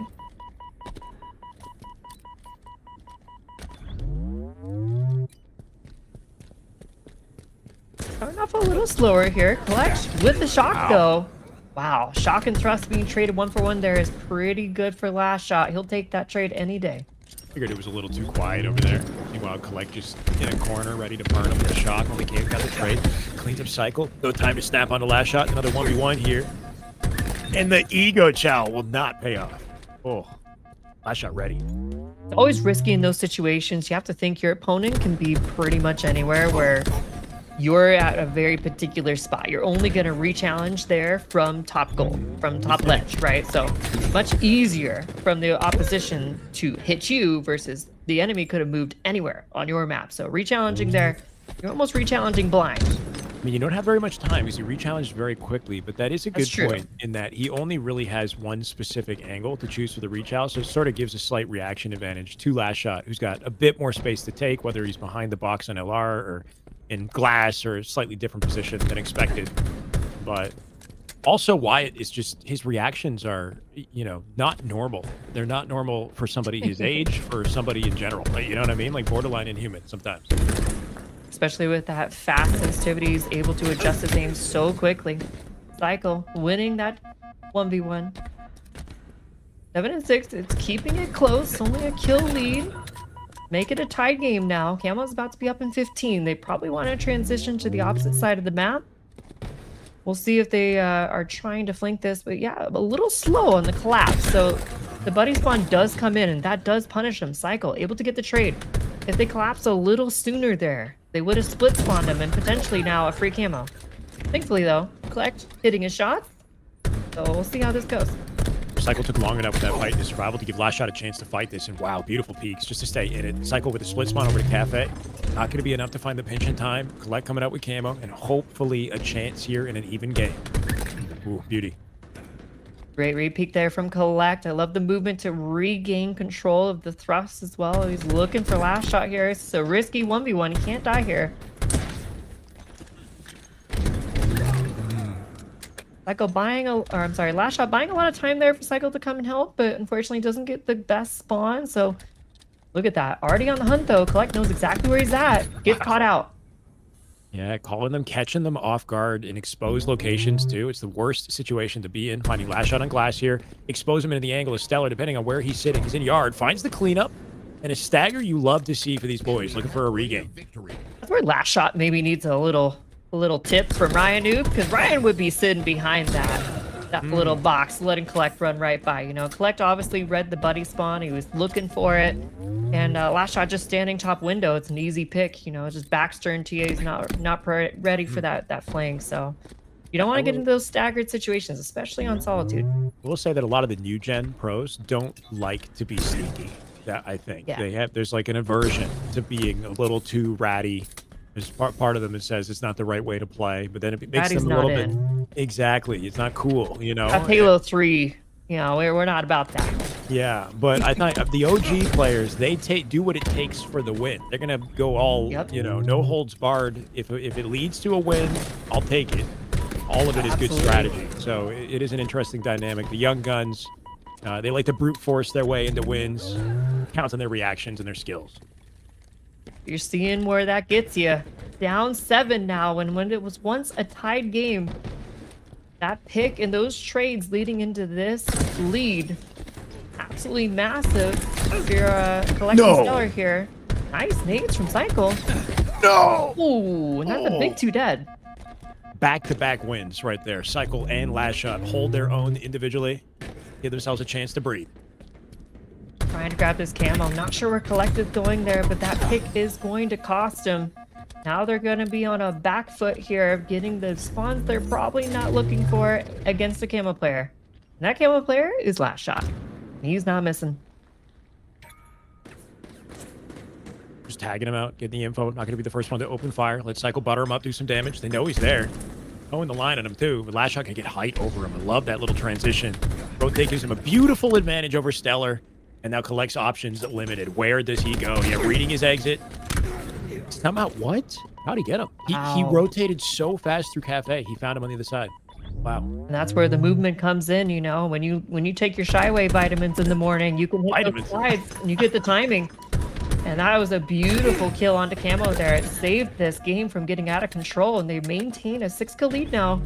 And one shot of shock is not going to be enough, but it's back on the respawner. So I expect to see them hold this position down until it's back up. Work off Stellar's info here. Trying to focus that. Wow, Last Shot had a different game plan. He chowed out quickly on Snipe. Cycle's got the isolation. Stellar's got to get involved in this fight or else I guess they both die. I love that don't know what he did. aggression. Yeah, I think That was he might have beautiful let him timing tap. there from Last Shot. That too. Oh my god, now he's cooking him on spawn. Off screen. Oh, No. you hate to see that. I'm imagining Stellar was AFK off his spawn, not moving. That would probably be my guess. Probably something happened, maybe a disconnect. Oh no. Really unfortunate stuff there, though. I just want to highlight how beautiful that play was by Last Shot there at the end, pushing benches. You thought Collect was just holding, S4, S3, expecting the game to slow down a little bit there, but no, even at that kill deficit with the weapon coming up, they just fully commit to the push. Scream went black when he died. So yeah, it does look like Stellar was unfortunately not able to respawn normally and was basically spawn shocked. So it'll be interesting to see if they count that kill or not. Yeah, we'll see what they decide to do with the scoring going forward. Yeah, he said, I know he wasn't moving since Last Shot in the chat. We can come back to us for a second, talk a little bit about this tournament and what made it happen. I know we've been kind of working at a blazing pace today with no breaks. Do you want to take a second to shout out the Verse platform? They helped sponsor and support this stream. My understanding of Verse is it's sort of like a short form content platform. It's an app that you can download and a cool alternative to a platform like TikTok, which I'm sure you all know well, except focused specifically on gaming. So it's all gaming content strictly. If you want to not get your cat videos mixed up with your gaming videos, you just want your gaming videos, Verse is the place to do that. Verse is available to download. They're doing a $100 clip contest right now, which, Rachel, I'm sure you'd be good for if you pick up the sticks. You can submit your clips. You never know. Through the platform. And I mean, if you pop off and you win the clip contest, you get $100 for your efforts. So maybe a nice little extra paycheck, especially with the tournament, considering anybody playing in the tournament could be hitting some nasty clips. I think Halo is a great place to hit great clips. Rachel, I'm sure you're accustomed to it. Hey, we always love getting some beautiful clips out there. I love to hear it. That's what makes Halo so fun, just going for the clips, going for the slides. Right, Alex? Agreed. We do have there's a hashtag. Would this be something presented on Twitter potentially? Hashtag Verse clip on the Verse post through their app. I assume you download their app, make a post on their app. Hashtag Verse clip contest, and that enters you in the $100 contest. So make sure you do the combination of those things. App, hashtag Verse clip Let's contest. get it done, chat. Let's support the people supporting us. Exactly. Yeah. And I do want to give an opportunity to shout out all the other supporters making this tournament possible. But before we do that, we're going to come back to the action. We do have a reset. And what did they do with the score? They might have just gone back to 0. I believe it's a full reset, but they have an advantage. They only need 20 kills here for Collect and Stellar. Did you see that in the chat? Yeah, that's what they were talking about. Not sure if that was agreed upon, but it's looking like it, considering the score starting 0-0. So Collect and Stellar only needing 20 kills here. Cycle Last Shot needing 25 to end it, but already up 3-0. Almost a tight game now at this point. I think being able to close the game out in 5 kills actually benefited Collect and Stellar, so that reset unfortunately hurting them. So they gave an edge to Collect and Stellar. Of course, they did have an advantage coming out of that reset. But good looks at a Cycle Last Shot, a 5-kill advantage to work with. And that advantage has deteriorated pretty quickly, right? With Last Shot, Snipe Camo, already 4-0. Yeah, not only a 1-kill advantage, so that entire lead completely disappearing. The very unfortunate disconnect. What a shot from Last Shot. Beautiful snap onto the head there, leaving him to his teammate. Confident Cycle's got that trade. He does. Camo's out, but a 6-0 lead. Witnessing perfect Halo right now. Can they push fast to prevent the split? It looks like they do, right? Fast enough, and Stellar ripped. I mean, the moment he turns, it's just a jump scare. Last Shot peeling his face. Beautiful plays here. You can see this aggression. They just want to keep split spawning him there. Unfortunately, Cycle not able to block out the blue spawn, so Stellar does spawn up and finds a double for it. That's going to be 2 dead. Kind of like that out of Stellar. Last Shot thought he had an option to pivot out of that fight, but Stellar just kept a bead on him, shooting him the entire time with the cleanup, and now 2 shots in shock left before this gets out of hand. Can he get the trade? He does. 1v1 here. Collect with the repulse. Finds the kill. Making this now technically a tied game. Yeah, I guess so. Doesn't Last feel shot. like it's the early aggression out of spawn gets picked. Collect with the perfects. Kind of answer you want to see at a K. Gonna keep Cycle back in Snipe, and that should be enough to team spawn Last Shot behind them. That's exactly what happens. They're gonna allow them to spawn together one more time. We'll see how they play this. Interesting to think here, Alex. If this game had not been stalled, this would already be a map 5 with Collect and Stellar taking map 4. But unfortunately, because of that, we're going to continue into this game, and it could be anyone's anyone's Maybe. oyster at this I mean, point. there was comeback potential for sure, right? That's true, but There was definitely comeback. my point being they got 5 kills as of right now. I see. That would have been if enough they- to end the game. Right, right. Yeah. I mean, last With shot that said, Cycle though- might have won it if that was the case, though, right? Because how far were they behind? But anyway, not that it matters. True, true.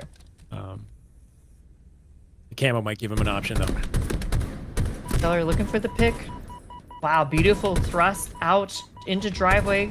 Stellar reads it though. Beautiful play. Black trying to stay alive, letting his teammate come and help him. Now Cycle in a 1v2. What a nade. Oh, no. Accidental crossfire there. Yeah, okay, last shot not in position. On position, but still somehow finds a kill and is able to get the shot. Can he get the trade? Oh. Oh my gosh. This guy is Halfway gross. to victory. Some beautiful shots. It's crazy how the sort of prodigy phenoms of the league, how quickly they come into the league and start to take over. Saw a similar thing with Shotzzy. Just like nobody knew who he was, and then a year goes by, and all of a sudden he's winning championships. And feels like a similar story with Last Shot. The guy continues to impress.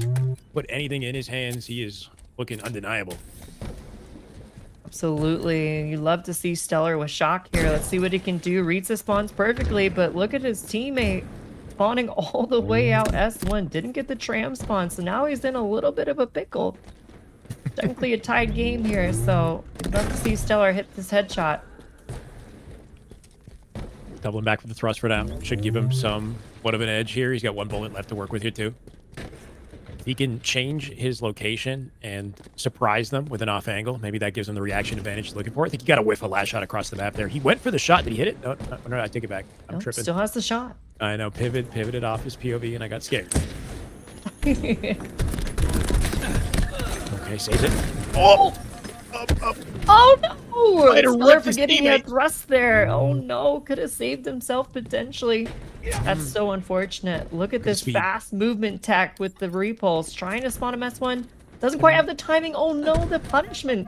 The 1v2 on the other side. Can Cycle stay alive? No.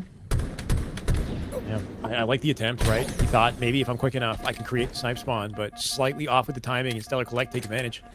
Keep the game alive in their favor. Cycle the team spawn on top of last shot. Here's the camo. Big moment here. This could decide how this game ends. Okay. Big trade here. Now the 1v1 for Stellar and Last Shot. Who's going to get this? Looking like Stellar's in a good position. Last Shot a little bit out. Let him have it. Or did he?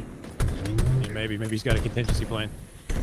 Bang on the left-hand side, forcing him in. Wow, stays alive for a long time. Almost gets naded out, but Stellar stays alive with the camo. Only 6 kills to close this game out.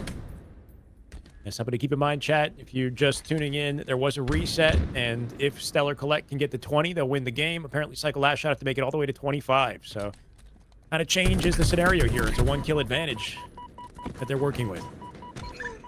The bait and switch, perfect teamwork there to completely isolate Last Shot. Would have liked to see Cycle maybe rotate to his teammate there, but maybe just wrote his life off. Said, "All right, you're too far gone. I'm not coming back to save you. I'm out of here." Look at Cycle. He's doing circles around the map. He is not allowing himself to get trapped. Can they cut their losses and isolate Last Shot instead? Maybe not, right? Last Shot. Cycle got behind Collect, though, right? Cycle, who had narrowly escaped, managed to turn that into somewhat of a flank, so I'm not sure if he was involved in that exchange. And questionable to go for a chow after all that, too. That's a staggered play at a Stellar. They take advantage, and now Collect is alone. Would have liked to see Stellar play a little bit slower there. You only need 5 kills to end this. Now a tied game. Shock in the hands of Last Shot, though. It's a little scary. Here, Collect and Stellar. Oh. Wow, Collect wins a big piv. Perfect shots. Stellar knows where Cycle's at. It's him against Thrust. What can he do? Finds the stick. It is an even game right now, Rachel. 3 kills to close it on both sides. Assuming we are playing with that 20-kill mark for Stellar Collect. Who catch it in the Season's moment that he fun. spawns. Spacing advantage here, Collect or Cycle and Last Shot. A little bit at least. Cycle not backing down. Trying to keep those players weak. Maybe Last Shot looks to capitalize on it. I like the positioning a little bit better here from Last Shot and Cycle. They have these players trapped. Can they capitalize? Looking like it's going to come down to camo. They're definitely delaying the play to make it a reality. Did he hit it? Not quite. Oh, so Ooh, narrowly a very missed risky it. play from Collect. Yeah. Risking the entire series on a stick thrust kill. I'm not sure I agree with it. Yeah, he gambled it all on the sticky. And with that, that might seal it out. Collect maximum ego coming out in bottom snipe. Hoping to back down last shot. Sniper available. Stella doing the same. Wild chow at a Stella. You cannot afford to chow. I mean, you just gotta take it. You just gotta do it. Oh my god, it was the last shot across the map, chat. That's why he named it, right? He always gets the last shot. He will not be collecting a win today. Oh my word. I'm done. Okay. That's kind of got cycled there on spawns. They did get cycled. No. Yeah, it's it was just stellar gameplay all around, though. What can I say, chat? I promise I'm done. I'm sorry. Forgive me. It's okay. Look at the assist difference here, Alex. What do you see? I see a bit of an assist difference. Nothing crazy, but significant. And I guess double the assist. Double the assist from last shot and cycle when you tally it up. And that does definitely matter. But sometimes it's the individual finessing that these guys do that is the most impressive to me. I mean, last shot, give this guy one pillar and he's going to take it, to the depths. But I don't know. Just a wild display of skill no matter how you shake it. And the tournament's not over for collecting stellar either. Assuming nobody's got a sudden doctor's appointment. You never know. Never know when the doctor's appointments creep up on you. Saturday doctor appointment. Saturday doctor's appointments, they're very unexpected. But credit to Last Shot Cycle. They'll find their way sitting pretty in the winner's side of the grand finals while we wait for that finalist. We got some lower bracket matches we're going to have to play through, some best of threes, apparently. We're going past the semis and best of threes, and then lower bracket finals, I think, will kick off best of five once again. Rachel, this might be where I have to say goodbye to you. It's been wonderful. Always a pleasure having you on. Thank you so much for having me. It's been a pleasure. It's been a long time since I've been on the cam. So it was amazing to come back. Thank you for inviting me. Thank you for thinking of me. It's been a pleasure just being back in the Halo scene. I've missed all of you guys. I've missed Halo. So it's just, the passion's running high right now. And it's all thanks to you. Thank you for all the work you do for the community and everything that you guys have been working so hard on. It never goes unnoticed. And it really is what makes me just love Halo. This is home. So thank you again, Alex. And thank you for everyone that made this possible. No problem. Always a pleasure to have you here. Where can people find you? And also, is this a sign that you're maybe considering coming back a little bit more frequently? Or are you gonna disappear again? What's the vibe right now? I genuinely miss Halo so much, and I do really miss streaming more than anything. Connecting with the community and just having those moments. They mean so much to me. So I really do want to get back into streaming. It's my plan to hopefully start streaming a little bit more frequently. Definitely no big gaps like I just had. So those days are behind me. And so. Maybe a potential resurgence here. We'll see. Okay. I mean, I know at the very least you're consistent with the coaching, right? Yes. I'm always consistent with the coaching every week. Good way to find her. I'm always on Halo. Metafy is the strat, right? Discord's better. Yeah. Discord's better. I haven't used Metafy in a little while, but you guys might want to find Miss Lacar on Discord. I can definitely swear by her coaching. We had Jay Niners early. She said the same thing. She's worked with you personally as well. Good way to keep up with her. And when you do eventually decide to grind, it sounds like you might be coming back, but no pressure. Always good to see you around. When I do, we're going to play some games, Alex. That's all I'm saying. Okay. We're going to have to go into the matchmaking gauntlet together. I'm trying my best. I made it to Onyx 2000. I might have got carried a little bit. Oh my gosh. It's been a struggle. You were carried. I don't know. We'll try again. Hopefully you can help. You can help next time we play. I'll be looking forward to it. Sounds good. Well, good luck with the rest of the tournament. And thanks again for having me on. And I hope to talk to you soon, Alex. Thank you for everything. Sounds good. We will have one final caster joining us shortly, Chad. I think it makes sense to take a quick break in the meantime while we get it solidified. We're going to come back with the lower bracket, come back with our final caster, and close this tournament out for some damn good Halo.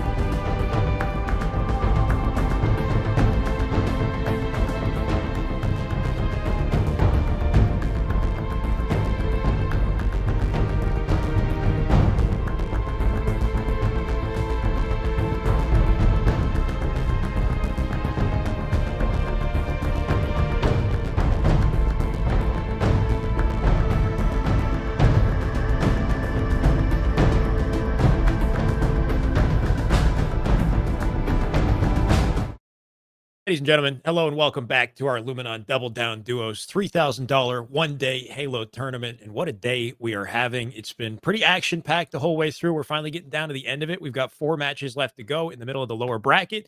I'm very grateful to be joined by Mr. Eli, the sensei. It's good to finally have you here, brother. It's been a long time since we've commentated together.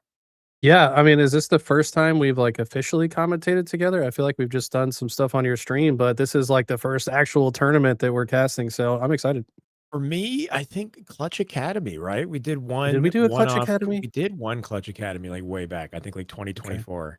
It's But that it's the Alzheimer's, man. It's already setting in. My bad. You guys know I'm the unk out here, so yeah, oh it my is what it god. is. Yeah, you're the honorary unk. You got the best unk POV tag. What's the tag that you put us? The Number one unk POV or number one oldest POV. I don't know. number one oldest POV. I just gotta lean into it. That's the only thing I got going for me. And look, you're 35 years old. All right, I can't with this. This is a conversation every time. I'm a year behind him, chat. So if he's number one oldest POV, then I have to come to terms with my reality, and I'm not ready to accept it. Eli, I don't know about you. So You just gotta accept it, man. uh-huh. We're older than most of the people watching, so we just gotta I actually am acknowledge. not sure about that. You know what? Depending on the chat, the average age of a Halo viewer is pretty up in the air. Not to just interject there, but I'm thinking anything between 25 and 40. We're all over the chart. So if you want to go ahead and sound off your age in the chat, I see a 34. We're right dead in the center. Saylot, yo, 39. Look at in that. here. Saylot's Yeah, an OG map 51 creator. this year. 44. Look at that. Look at that. Yeah, Saylot made Young spring chicken. Onslaught in Halo 3, by the way. Oh, really? Yeah, He made it. he made it. Oh my god. There's a good throwback.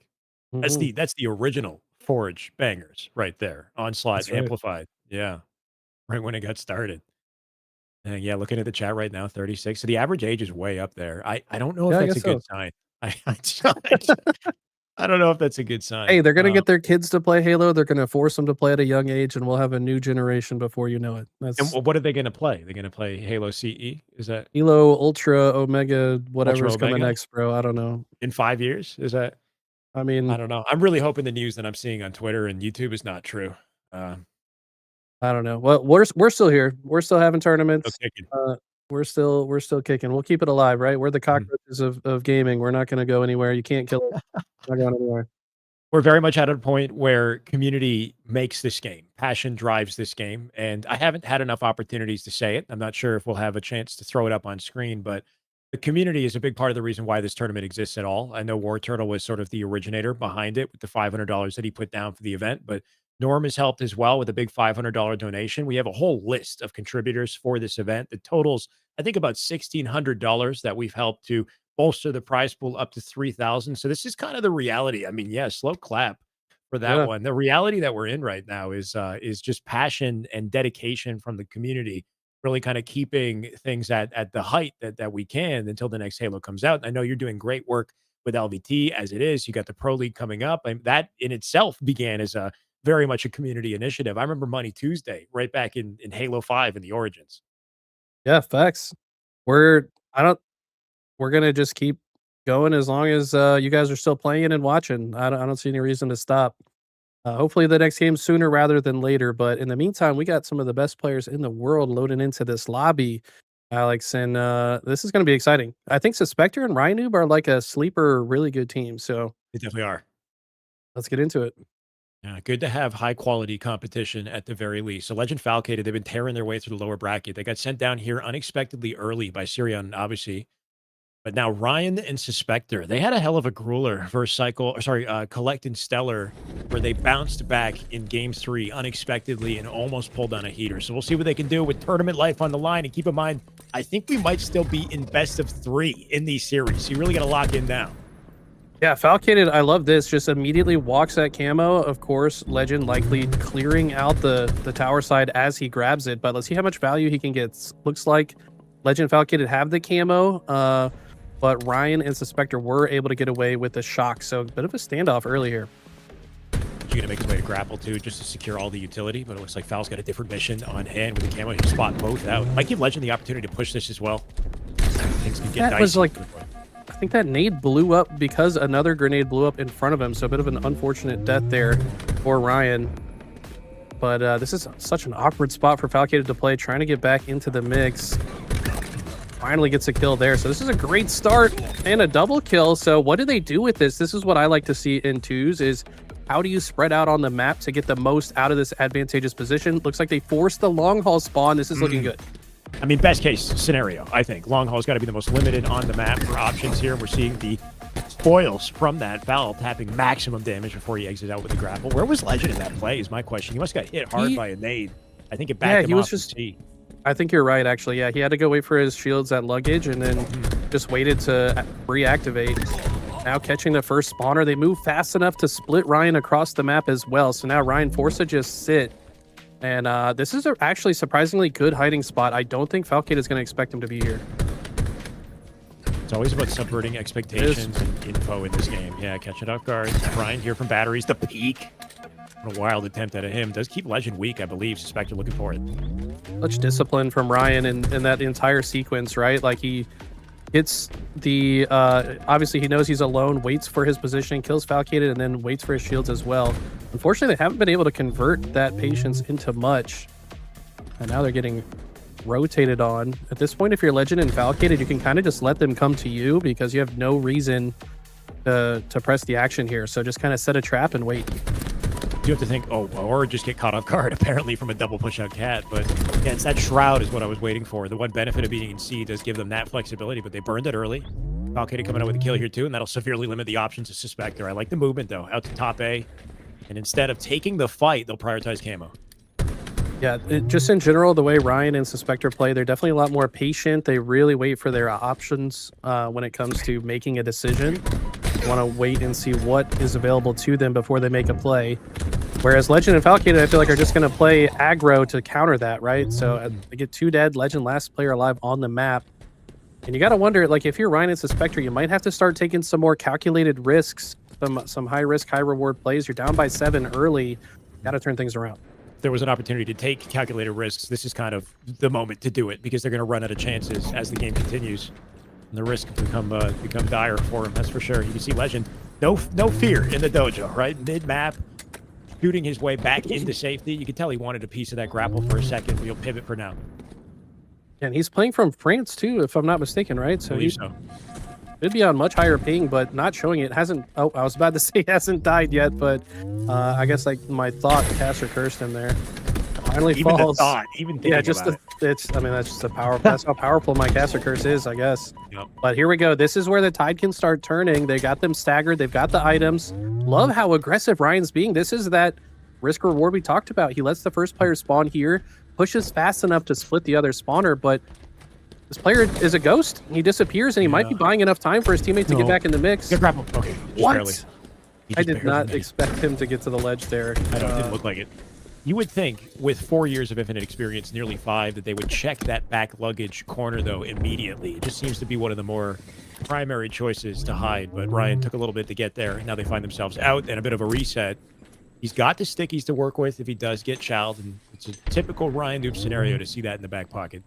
Not to harp on the last situation too long, but it was so smart for Legend of Falcated to just wait and wait for them to reconvene. It completely just neutralized the play that Ryan and Suspector had made because they bought each other enough time to come back into it. Now we've got a bit of a standoff, and neither team really willing to move until now. Falcated with a very aggressive movement forward. Suspector's going to get 1, might turn 2, but the melee is not fast enough.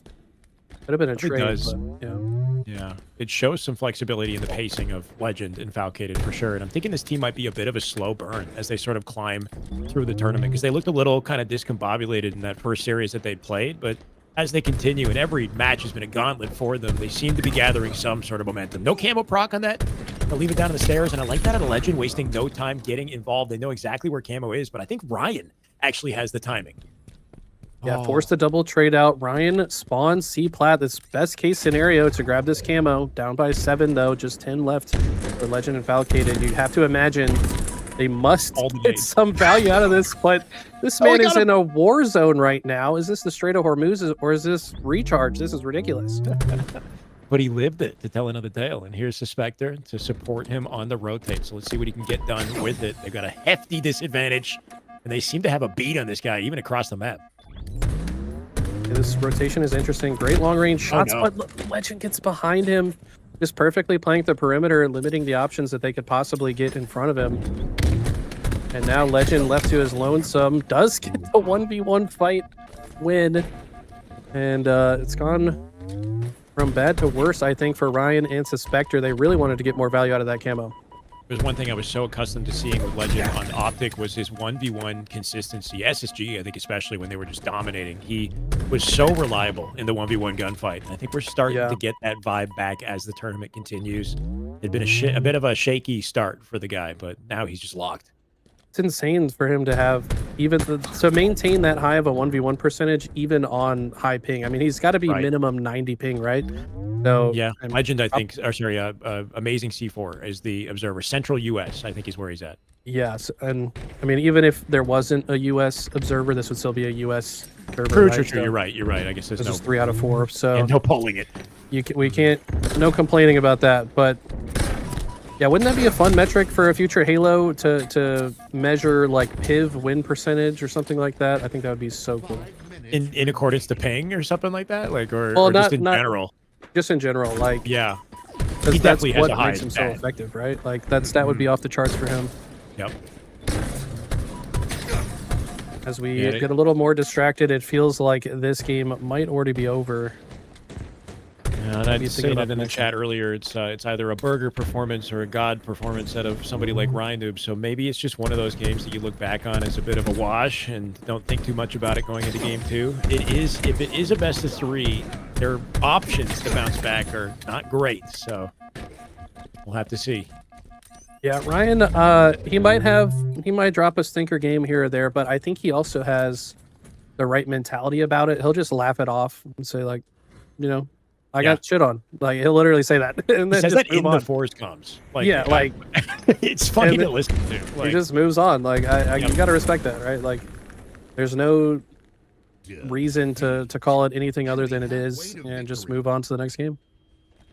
That's exactly what we're going to have to see. And we'll find out whether or not they do opt for that Forge map game 2. If it is, in fact, the best of 3, it doesn't give them much of an opportunity to bounce back. But interestingly, the Forge map paid off very well for Ryan and Suspector when they played it in the best of 5 with Collect and Stellar earlier. On a presser, Ryan went on a heater. He had, I don't know, he just exploded all of a sudden and won 3 individual fights with Collect and Stellar back-to-back to save the game. So if he can pull off a little bit of that finesse in this upcoming map, then who knows what's possible. Yeah, the one other thing you got to think about, like, all these guys are really smart. They have extremely high Halo IQ for sure. But I think Ryan is the type of player that, like, he builds metas and he also pushes metas. So when he's introduced to a new map, he might have the ability, more so than other players, to quickly ascertain the correct way to play the map and then also relay that information to Suspector, who is one of the best listeners I've ever met in my life. So I really like this team for this format because I would assume they have an upper hand in a lot of these Forge maps that other teams wouldn't have. Well said. I think the damage tells an interesting story here, too. You can see Ryan not dealing too much and taking quite a lot of damage. Falcated having a heck of a game there, too. But it seems like Ryan's overall game plan is just one of those scenarios where he went for it, it didn't work. He went for it, it didn't work. Just kept taking damage and not dealing much in return. Maybe things change here, and I guess we're going to find out when we jump in. Oh, it is Nemesis. Okay. Yeah, Nemesis. This is a fun one. I think that what's interesting about this map, there's so much verticality to it, right? Like there's a high side, a low side. If you can control the top and you get the power items, you're going to have a good time. But you've also got some kind of mixy plays you can make through the man cannon at the bottom. I don't expect these guys to use a man cannon a lot unless they have like a great opportunity to do so, but it's risky. Something to keep in mind. Yeah. Scarier thing about this map is just how open the sight lines are, and the moment the control is given to one side, it can lead to things getting out of hand very quickly. So the open strat going to set the pace, that's for sure. Legend coming out with the first, and it's a 1v1. Ryan and Foul. Love the way Ryan played that. He didn't jump straight for the camo. Most players' default play is to just jump straight for camo, but he actually jumped to the other ledge and waited, and Suspector falls off the map.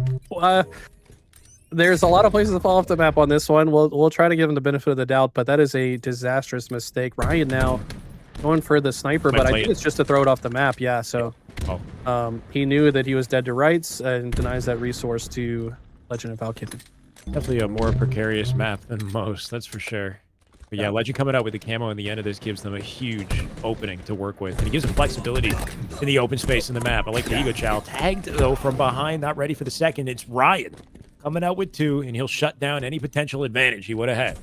You got to think this play working out in their favor is a direct result of him playing the snipe off the map in the previous play, because had they had that sniper, that play goes totally different. Now all of a sudden they're in a completely fine spot to keep themselves in this match. The Spectre dies without Ryan being able to help much or follow up on the damage, so he's just going to play patient here and wait for the spawn.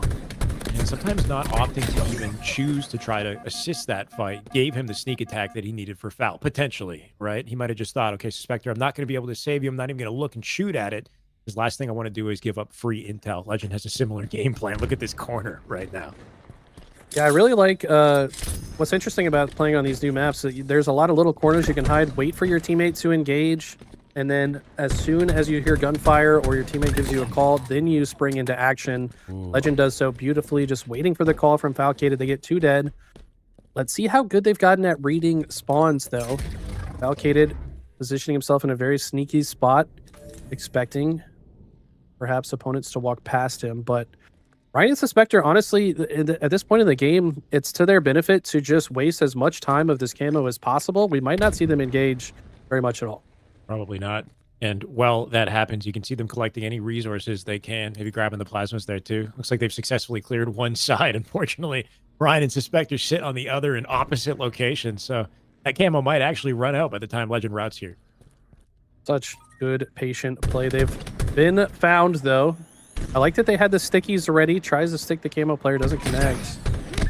Ryan does make it difficult, but Legend and Falcated did such a good job to stay alive. Well, that was a little bit scary, but ultimately they do come out on top. Camo has expired. They've also earned snipe side of the map here too. Gives them some flexibility. Val playing out in front of it. A line of defense for an easy snipe grab for Legend. They will catch Val. It's going to limit the options of Legend here. What can he do with the snipe on the exit? Yeah, oh really my Chow. Okay. Wasn't crazy about the spot Falcated chose to play there. Yeah. Didn't really give himself a lot of escape options. That's just part of being unfamiliar with the map, though. It'd be a slight opening here for them to get back into it. Would love to see a double lift. But just in that one moment right there, I'm just yeah. Come with me, bro. They just double lift the other side to Shell. Oh. Okay, based on the age of our chatters, a lot of them probably remember playing on Narrows, Halo 3. The funniest thing I think that would happen in Halo 3 was when both teams would lift at the same time, you bonk each other midair and you both fall off the map. Oh, yeah. That's probably possible here, too. I would imagine so, yeah. Yeah. That is one of the beautiful things about Halo, is that game was so simple, but so, like, I don't know, just, like, clumsy at times, too. Yeah. Beautiful play here from Legend and Falcated, using the Shroud to secure the camo. 5-kill lead. If you're Ryan and Spectre, down 5, you know a camo player is lurking. This is such a stressful position to be in. You'd like to stay within each other's sight lines if possible. I don't know if they are in each other's sight lines. Playing a little bit far apart from each other. So Spectre activates. What? And finds he must have been jumping around on this map before the tournament. Maybe. How do you know that was there? Well, he's waiting for his game to play. He's jumping around and finding some sneaky corners. And you can tell Legend just very carefully navigating his way through this. Yes, got the info gathering down. Made sure to isolate Ryan and try to keep him away from Spectre. And now Val going to do the same. Teeter on the doorway here while he waits for Legend, unless he wants this. There it is. I mean, all things considered, I think Ryan and Spectre have done a pretty good job of mitigating the damage of all these power items that Legend and Falcated keep getting. I mean, they've gotten literally everything. Legend trying to see if that's a clamberable spot. I don't think it is. But purposes, you never know. Yeah, Ryan is okay. Here we go. 2 separate wins. A perfect from Spectre and helps Ryan win his fight. They really have to get the next set of items. I don't think any are spawning soon, but that's going to help them get back into this game. Sounds like the Shroud just popped up behind them. But yeah, I love the confidence. You can tell they know that they're spawning in this quadrant of the map. They just don't know specifically where. Val faded off that. Can he get a dodge? Oh, wow. Tries to make a dive to the Shroud. And what a beautiful play at a foul. Just working off the info from Legend, taking damage to pop in and catch him off guard. This is a crack shot from Falcated. Sometimes those are the hardest shots to hit when they're just about to round the corner. But so much value, right? It's the difference between getting a kill, keeping them off the map for 10 seconds, or them getting away and getting their shield back. So huge shot out of Falcated. He's in a very compromised position here, though. Tries to use the Shroud. I don't think he gets out of this one, though. Yeah, Suspector's going to force that out. Okay, Legend with a trade of his own. Got the repulse down to make his way to if he wants it. I'm surprised I haven't seen a single off-map, like, repulse boop type of play yet. I figured that would be pretty commonplace on this map. There's just one repulse spawn or two? There's one repulse spawn, but I believe it's not red rack, so you could see it spawn double. Oh, okay. Like, yeah, so there's a possibility that 2 people can have it. Still not grabbing the camo just yet. There's the lift. Yeah, some people don't realize that lift exists there, but what a use of it. It gets him out of dodge. Legend will get cleaned up by the Sniper Suspector, so there's a duel here. Camo versus Sniper. Yeah, if you're Falcon in this situation, you'd like to get close to this sniper, but you don't want to just throw your life away. He still has a lot of camo left to work with, probably at least 20 seconds. Decides to open fire immediately because Legend is pushing. Oh! Did Suspector just snipe him camo through the Shroud? What did we just watch? That was insane. One of those moments where you want to see his POV and see if he got the blind fire for it, right? Because that had to have been, if not, very close to it. I had to pull that one up in theater. That looked crazy. I don't know what happened there. But does it win them the scenario? Legend coming out with the sniper and 6 bullets in the end, not hurting too badly. Ryan does get a kill onto Falcated, so Legend has to play this cautiously. He's where his teammates spawn. And it's the quick scope on a Suspector. Both sides hitting some nasty snipes right now. Unfortunately for Ryan Suspector, they're running out of opportunities to bring this back. This could seal out their fate with the ammo left in that snipe. 3 bullets left. Falcated wins what looked like a 2v1 just about. Getting 1 kill, does get traded. Every trade favoring Legend and Falcated. This could be some of the final kills here for this series. Legend looking comfier and comfier on this map with the way he navigates. He's just barely getting out. He's got the repulse in the back pocket. Can he send the nade away? He won't. Brian will clean him up. He got a heck of a disadvantage to make up for, but one step at a time. Camo coming up here too. It's a big time to get that kill, to get this camo. And he's going to slightly late proc it. The lift is helpful, but it also makes a loud sound effect so they know he's up here. What? It's just enough damage from his teammate to get the beat down there. So this is actually kind of getting mixy for Legend and Falcated. I don't know how he lived that. Oh, I think that was kind of early opening fire here too. Yeah, I think he could have waited on that shot there. Might have had a backpack opportunity, but he just kind of blew it. Just full sending these shots. They're down by 5. They're playing a game of keep away are Falcated and Legend, and I think that might be it. Ryan's by himself. Oh, this is tough. Suspector needs to come out spawn to get a line of sight. These players are both weak. I don't know. There's just too much room for error. What? Oh, that's not it. That's a beat down through a repulse, and I guess the kill does maybe go down off screen at the same time. So 25-18 close, and very unfortunate though to end the series there. I think with these guys getting as far into the tournament as they did, they're very deserving of a game 3. But I guess that's just not how the cookie crumbles today, Eli. It's a one-day tournament, guys. I mean, if we had... There's a lot of series that could be more interesting with the best of 5, but we'd also be here till 2 o'clock in the morning. So I was committed. I don't know. Yeah, about I know you're probably ready. fine. I'm trying to go to sleep so I can watch the league match in the morning, but that's just me. League of Legends, yeah? Yeah. EWC finals is tomorrow morning, but it's like they're playing in Paris, so it's super early for me. Because COD Champs is tomorrow as well, so there's definitely a lot going on, keeping people entertained. But beautiful performance at a Legend Foul, and very respectable job at a Ryan and Suspector, making it as far as they did, going out, unfortunately, on Nemesis 2, but a pleasure to have them join us, and always a wild card, I find, in these tournaments. Like, very consistently making it to top 6, but there are times where I feel like they have chances to really take the tournament and, catch a lot of people off guard. Yeah, Legend finishing that game 17-8, like you said, getting comfortable on that map for sure. I mean, we know him to be one of the hardest kills on the maps he knows, but didn't take him very long to find out how to be a hard kill on that map either. So, curious to see how far they make it. I think their next opponent would be Druck and Soul Snipe, if I'm not mistaken. Interestingly, we haven't seen a single game with Druck and Soul Snipe in the entire tournament, so it should be a treat to finally get to witness them. I've got no doubt that they've been playing very well. They're one of the teams that I see as sort of top 3 with potential to win it too, and a lot of chemistry with that duo. They go way back into Halo 5 Way and back. maybe beyond, so we'll see, what they're capable of when we finally get the lobby set up. They've also played a lot of twos specifically together because those Yeah. guys are probably the most frequent, like, money eights and money twos kinda challengers. They're always finding a way to play some people for money, so a lot of experience. I think this is gonna be a tough team for them to beat, though. Both of these guys, Legend and Falcated, have had their number in tournaments as of late, so we'll see how it plays out. Separately had their number, but maybe not together, right? I think this Right. is the one interesting thing about the Legend Foul duo is just I haven't seen them play together much, if at all. I'm sure they've had moments, whether it's eights or in separate lobbies, but in a tournament format like this, and no doubt in part due to wherever Bound is, right? I had figured maybe Bound and Legend would have been the duo, or I guess Bound Stellar and who knows? But just seeing Legend playing the game, honestly, is such a W. I hope it's a sign of more to come, whether he's thinking about Pro League and maybe engaging himself with that. But yeah, you got to think a lot of these teams, especially, it's like it's an intel in advance, right? Like I'm sure you noticed Sirion obviously being C9 as their tagline for their team.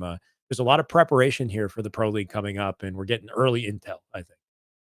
Yeah, you can't put too much stock in the team names, though. I know some of them Fair. are kinda trolls. Like Sure. Envy, I don't think like, they played as Envy, but I don't think they're actually have Envy behind them. But Hard to who imagine. knows? It would be cool to see C9 back in the scene, yeah. Um, but yeah, I think that, you're right, like, I don't know, there's certainly a lot of teamwork in twos, but at this point, like, all these players have played the game so much, they know how to communicate, they know how to small talk with whoever they're with, that I don't know if the, like, history teamwork side of things is enough to overcome, like, maybe an individual skill difference. Hmm. And I think Legend's just the best player in the lobby almost whenever he's in any lobby, so, um, I don't know. It should be a close one for sure, and one that has the potential to go to game 3 for sure.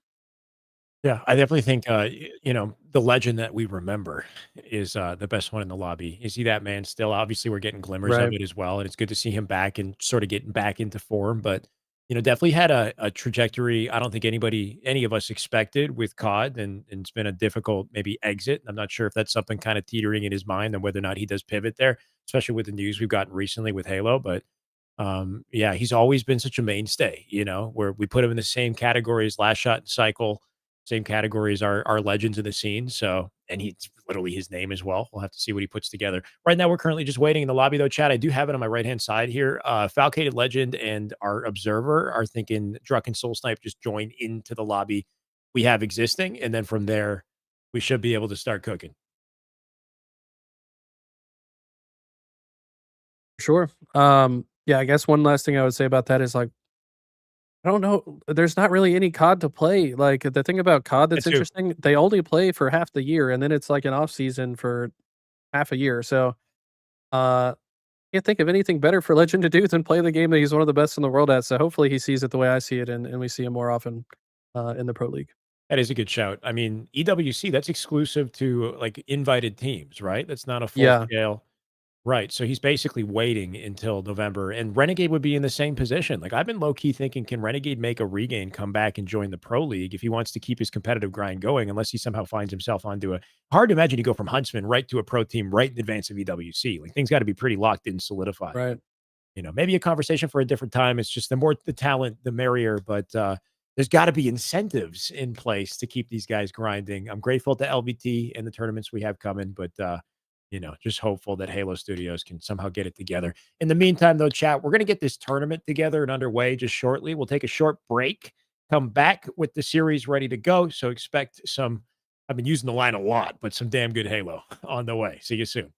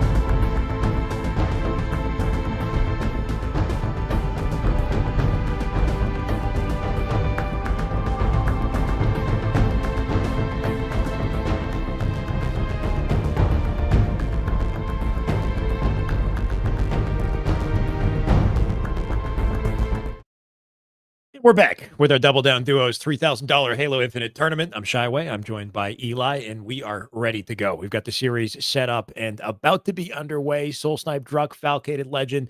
Hopefully not best of 3. We got to be in the end of the line. I think it might actually be just lower bracket final. That's best of 5. So this might be another quick and hopefully banger of a series that goes the distance. Yeah, this one is best of 3. Looks like we've got Solitude, Nemesis, Recharge is the lineup. Obviously, these guys are well familiar with Solitude and Recharge, been playing them quite a bit. Curious to see how they do on Nemesis, though. That's always the wild card. Solitude, one of those maps you've got to just get the items. I mean, that's the case for every map, but I feel like it's even more apparent on Solitude. You know, you can really dominate the center of the map with shock rifle camo, especially when paired together.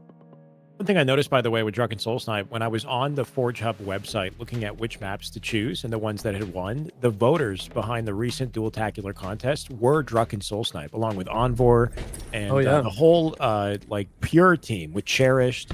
All of those guys had played and tested and chosen maps, and Druck actually selected Oppressor. He selected Don Course, and I think Abioko, which is not in the lineup here, but they do have a little bit of EXP, having voted on the maps. They must have played on them themselves. And talked about utility, so we'll focus back up here, and there it is. I mean, Soul Snipe. Shock control burns the camo already. That's such a massive kill. I mean, you take him down instantly with the camo, doesn't have any opportunity to put it to work, and you have the shock rifle already. Druck kind of went on a side quest and falls, and now Soul Snipe in an awkward spot. He's going to get a lot of information based on Druck's spawn point to know where Legend of Falcon are approaching from. Since he saw Druck on that poster side, he knows that they were coming from Yard. Unfortunately lost Druck, though, going to limit his options a little bit. I've noticed these guys have been playing some 8s lobbies recently, Druck especially, live streaming it. And still looking in prime form, which is good to see. Still improving, even in the off sort of season time in Halo. Maybe getting something set up for the Pro League. Saw Snakebite go live as well. So getting back into elite form, I think, with these guys. And Soul Snipe, let's see if he's got that in the chamber, at least, in lower bracket.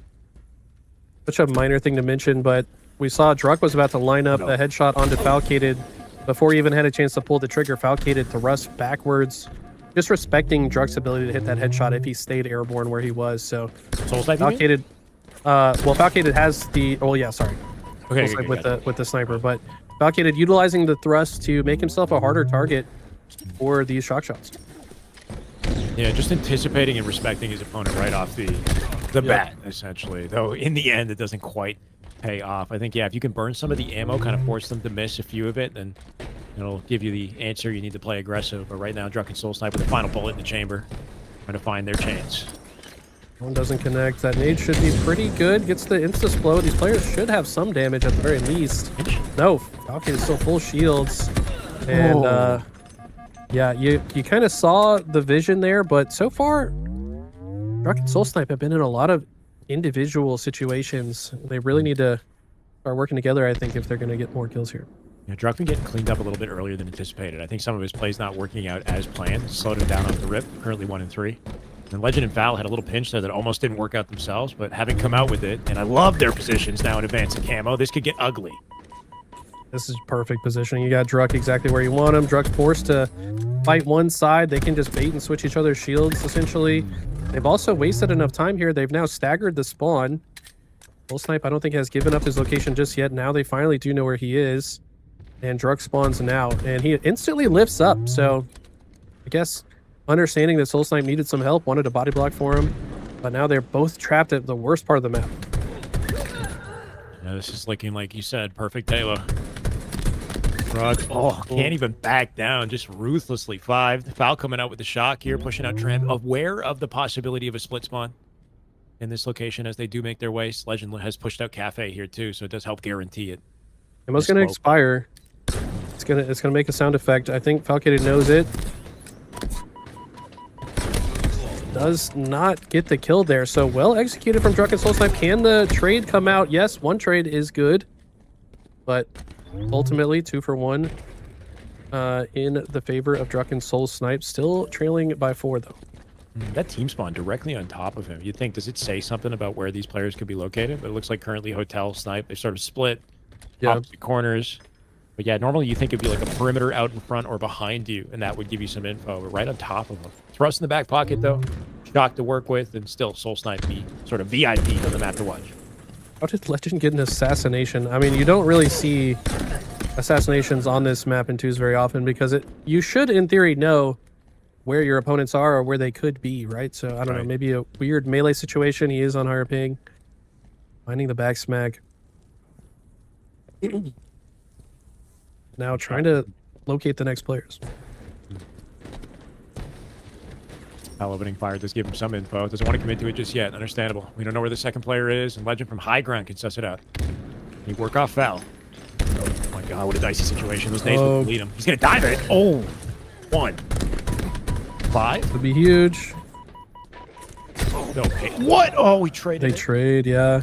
I thought with that backwalk he had at security. Keeps himself out of beatdown range and makes the fight simple by doing what he did, but Druck's still finding a way to swerve that out for a trade. Okay, they've got him trapped in blue and flowers as well. With camo coming up, all they need to do is keep them pinned, and they've done that successfully. Falcated will get out with the camo, and this has been the story of these guys since they've been on our screen the last 2 series now. Just getting every single power item, and that makes all the difference in 2v2. Like, obviously important in 4s, but even more important when there's less players to fight against. You would think Foul would be a little bit more aggressive and like speedier in that scenario, though, right? Because Soul Snipe, I mean, he 1v1 Legend somehow 5'd him despite being weak. So maybe Foul just thought Legend had that, but he kind of just let that fight happen while not being involved. They are spawning split here, though. It might give an opportunity to pinch, though he's exposed and deleted. Somehow, Druck and Soul Snipe, they come out. Soul Snipe does fall, though, so does not lead to a 2 for 0. And now, Falcated and Legend spawning at Snipe side. Look how quickly Legend pushes out to posters. Says, let's get out of Snipe immediately. They pick one side and push aggressively. Falcated's watching the out on the backside. And New Shock has spawned. So they want to maintain this positioning, but they want to give each other enough space to work with. Yeah, I knew it. Druck with the thrust in the back pocket to give her some flexibility to just reach out the lift. Hopefully Soul Snipe is there to make it easier. They're both weak, though, in this situation. Now they're very split. I don't know. It's going to be hard for Druck to support him. Soul Snipe somehow finds 2. I don't think either player anticipated that flank, and somehow Mikey takes advantage. Such a well-navigated situation, and now going to Tram to block it as Druck has the sniper for the spawn snipe. Legend alone. Interested to see if they decide to push this. No, they leave him. I think Druck wants another spawn snipe here. But where did he spawn? He spawned Tram? What? That is such an unpredictable spawn, and that's going to unfortunately play against Druck and Soul Snipe in that situation. Jesus, you would think, unless Druck hits shots like that. He'll back him off for now. They might not have an easy angle to get the cleanup, so we'll get out of dodge. That was a weird scenario. You have to think of maybe the lingering negative influence that comes with killing a player in Cafe, if that had some sort of power over the situation, but it didn't seem like it made sense. We would have had to see the moment he spawned. Yeah, I don't know. There's so many conflicting powers that create a spawn. Great shot there from Druck. But it's like the influence of enemy location plus spawns, squad spawns can kind of make some weird spawns sometimes. We talk about the assists for a second. Like, what is going on there, right? Druck and Soul Snipe fully cleaning up their kills individually with a single assist between them. Very different story on Legend and Foul. Yeah, it's something I noticed early is the way Druck and Soul Snipe like to play is definitely more solo, just kind of applying pressure individually. The assists don't tell the whole story, right? Great kill there. And a great prediction nade as well. Knew exactly where Legend wanted to attack from. And just like that, they've taken the lead and they have the camo. Is that just like supreme good fortune right there? Because Druck is in Cafe in a fight of his own, and maybe that is what gives Soul Snipe the spawn in Tram overlooking the camo, because you couldn't have asked for a more perfect scenario to spawn overlooking camo like that. Soul Snipe. And of course, Druck does his job with the clothesline and the sticky, but I mean, perfect situation to have in that as an answer. Yeah, Halo's definitely not a pure skill game. Certainly some luck involved, I think.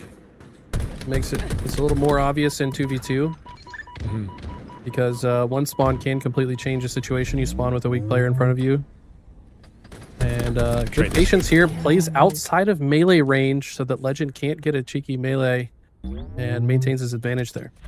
Yeah, somehow beats him to the punch. Once he's got the info on Foul, and because they're not pinching this out, they should know both players are here. Druck on the top Ledge will wait for a chance to move together. It's going to be a bit of cat and mouse for a second here until they got the damage advantage to justify chowing. The shock is up as well. Neither team really motioning towards it. They want to win this fight first. Winner of this fight should get the shock rifle, so this is a really important fight here. Uh-oh, gotta be careful. They're holding hands tight for once here. Druck and Soul Snipe, like you said, were previously very split from each other, but this is very different. The bait and switch out the door, 2 bullets from death, and Legend comes to save the day. Shock very available, looking tantalizing at the moment. Did they cut their losses and just run for shock? It's looking like it. Has to cross so much open space, and he gets caught out, but he does somehow survive. Falcated gonna be following up on that damage, though. Druck likely getting his toe shot under the truck from Falcated there. And now they've somehow created this 2v1 situation over here. Now Druck is in a very tough spot. He can't make it to shock here either. And it's compromised. They'll full push it out, prevent any opportunity for a team spawn. Notice how he pivots off. I think Legend right there. Yeah, trusting that Fal had that answer. He's already thinking about Tram to deny Soul Snipe. Really see the ping through the observer there, though, with the zoom shots there. Camo coming up now. Falcated has shock. Druck and Soul Snipe can't afford to just let them get this item, so they have to fight, and Legend wins a huge one. And just like that, Falcated gets away with the camo. Shock is still up, though. Surprising he didn't get it earlier on Snipe when he rotated the camo, but if anything, maybe it serves as some sort of an awareness, like bait or something, to sneak up on it. I don't know. He can make a play with it now. I love this pinch. I mean, isolating Soul Snipe first, 2-kill advantage. Seems inevitable that they continue to pull away, unless Druck goes crazy. You saw what Falcated did there, too. Instead of clambering on top of the silo, he elected to go low ground, kind of respecting that Druck and Soul Snipe would still be able to see him despite having camo. And they are just picking them apart now. 1 kill to go. And they have shock rifle as well. They're forcing the bottom snipe spawn with these specific spots they're standing. Yeah, you always got to be wary of the potential of yard depending on the timing of things. So it's just good looks to make sure they check it, and there it is. Looking for another just in case, but 25 secured. You could tell Legend was hungry for more. What a game between the two of them, though, right? Very high-quality Halo play. Then Druck and Soul Snipe keeping it as competitive as possible. That team fight that led to the eventual camo pull and like Snipe right over around Sniper. It was like a team rotate through Cafe to Snipe, and so much support on both sides that they'll do to keep each other up and keep the fight just ongoing. So really impressive to see it happening. Yeah, we can see the assist differential that we called out before, just 1 and 2 kills apiece on the side. I don't think that tells the whole story, though, because there is like a timeout factor, right? Like that double kill that Soul Snipe got, I think Druck had been dealing damage and kind of like pushing them into different directions to work together. So they're actually working together more than the assists would show, but just the timing of when the kills are ultimately finished is what determines if an assist is gathered or not. That is a good point. Yeah, they are definitely working off each other. It doesn't always mean that an assist will be awarded for it. Damage output out of Legend looking impressive in that one too, significantly higher than the rest of the lobby, and we'll see if that carries over to game 2. We are going back to Nemesis. It was a map that Legend and Foul looked comfortable on in the previous series, but Druck and Soul Snipe a very different duo, so it's gonna go either way. Yeah, this will be interesting. I think Legends and Falcated maybe have a slight edge here just because they just played it. Don't know how long it's been since Druck and Soul Snipe have played it, so maybe remembering some of the things that went right the last time and trying to do that again. That's probably what they talk about as the game loads in. Maybe talk about what went wrong and how to prevent that. Both teams, of course, going to go for the camo off the rip. Yeah, a lift play off the open strat, a little bit unexpected. And that causes aggro. I guess enough for Soul Snipe to get the camo. Not to live with it, though. You'll get denied. Now, one thing to keep in mind, they did rate the dual tacular 2v2 maps, but this map I don't think was in that contest. This map's a bit of an OG. It goes way back to 2023, maybe. There's multiple versions of it as well. Yeah. So I'm sure they played on it at some point in time, but I don't think they reviewed it. So they might not have as much experience here as they do on the other two. Yeah, there's the original Nemesis is the much larger map for 4v4 that we played in Forge Hub. And they definitely played on that version of it, but this one is definitely a lot different. Definitely much smaller and 4-2s. There's a Nemesis X. Have you seen that? Oh, I don't think so. My God. Might not get a chance to with the way Foul's playing, but yeah, there's it has a red bridge in the center, and I think it's even smaller than this. When you're standing on the bridge, you have a damage boost, so it sort of incentivizes that players stand top mid. Kind of cool feature. Legend off the map, by the way. Oh, not that it matters. The micro adjustment there was so smooth from Falcated. Quick scope cross map after lining it up. And he still got 3 bullets to work with. And Jesus. don't peek. This guy is not missing right now. Good to see Val frying. Not often enough do we get to see this man that cook in Halo. He's always sort of the unsung hero on the teams he's a part of, earning statistics, but not often on screen. So we're seeing that in all its beauty with Legend to support. It's like his spidey senses are tingling. Maybe you heard an audio cue of that player behind him. And doesn't see anyone chasing Legend on the other side, so correctly deduces they were behind him. Now, hasn't exactly figured out exactly where they are. And what's interesting too about these maps is, they probably don't have very good callouts Right. for them either. So it's like under you, behind you, like there's a lot of those kind of callouts. Yeah, and you can't really say P2 card 3. You know what I mean? Because the map is, I don't know how you differentiate it, honestly, kind of color-wise. It is it's a little bit harder and not as obvious to tell what side you're on, whether it's blue or, I guess, red in this case.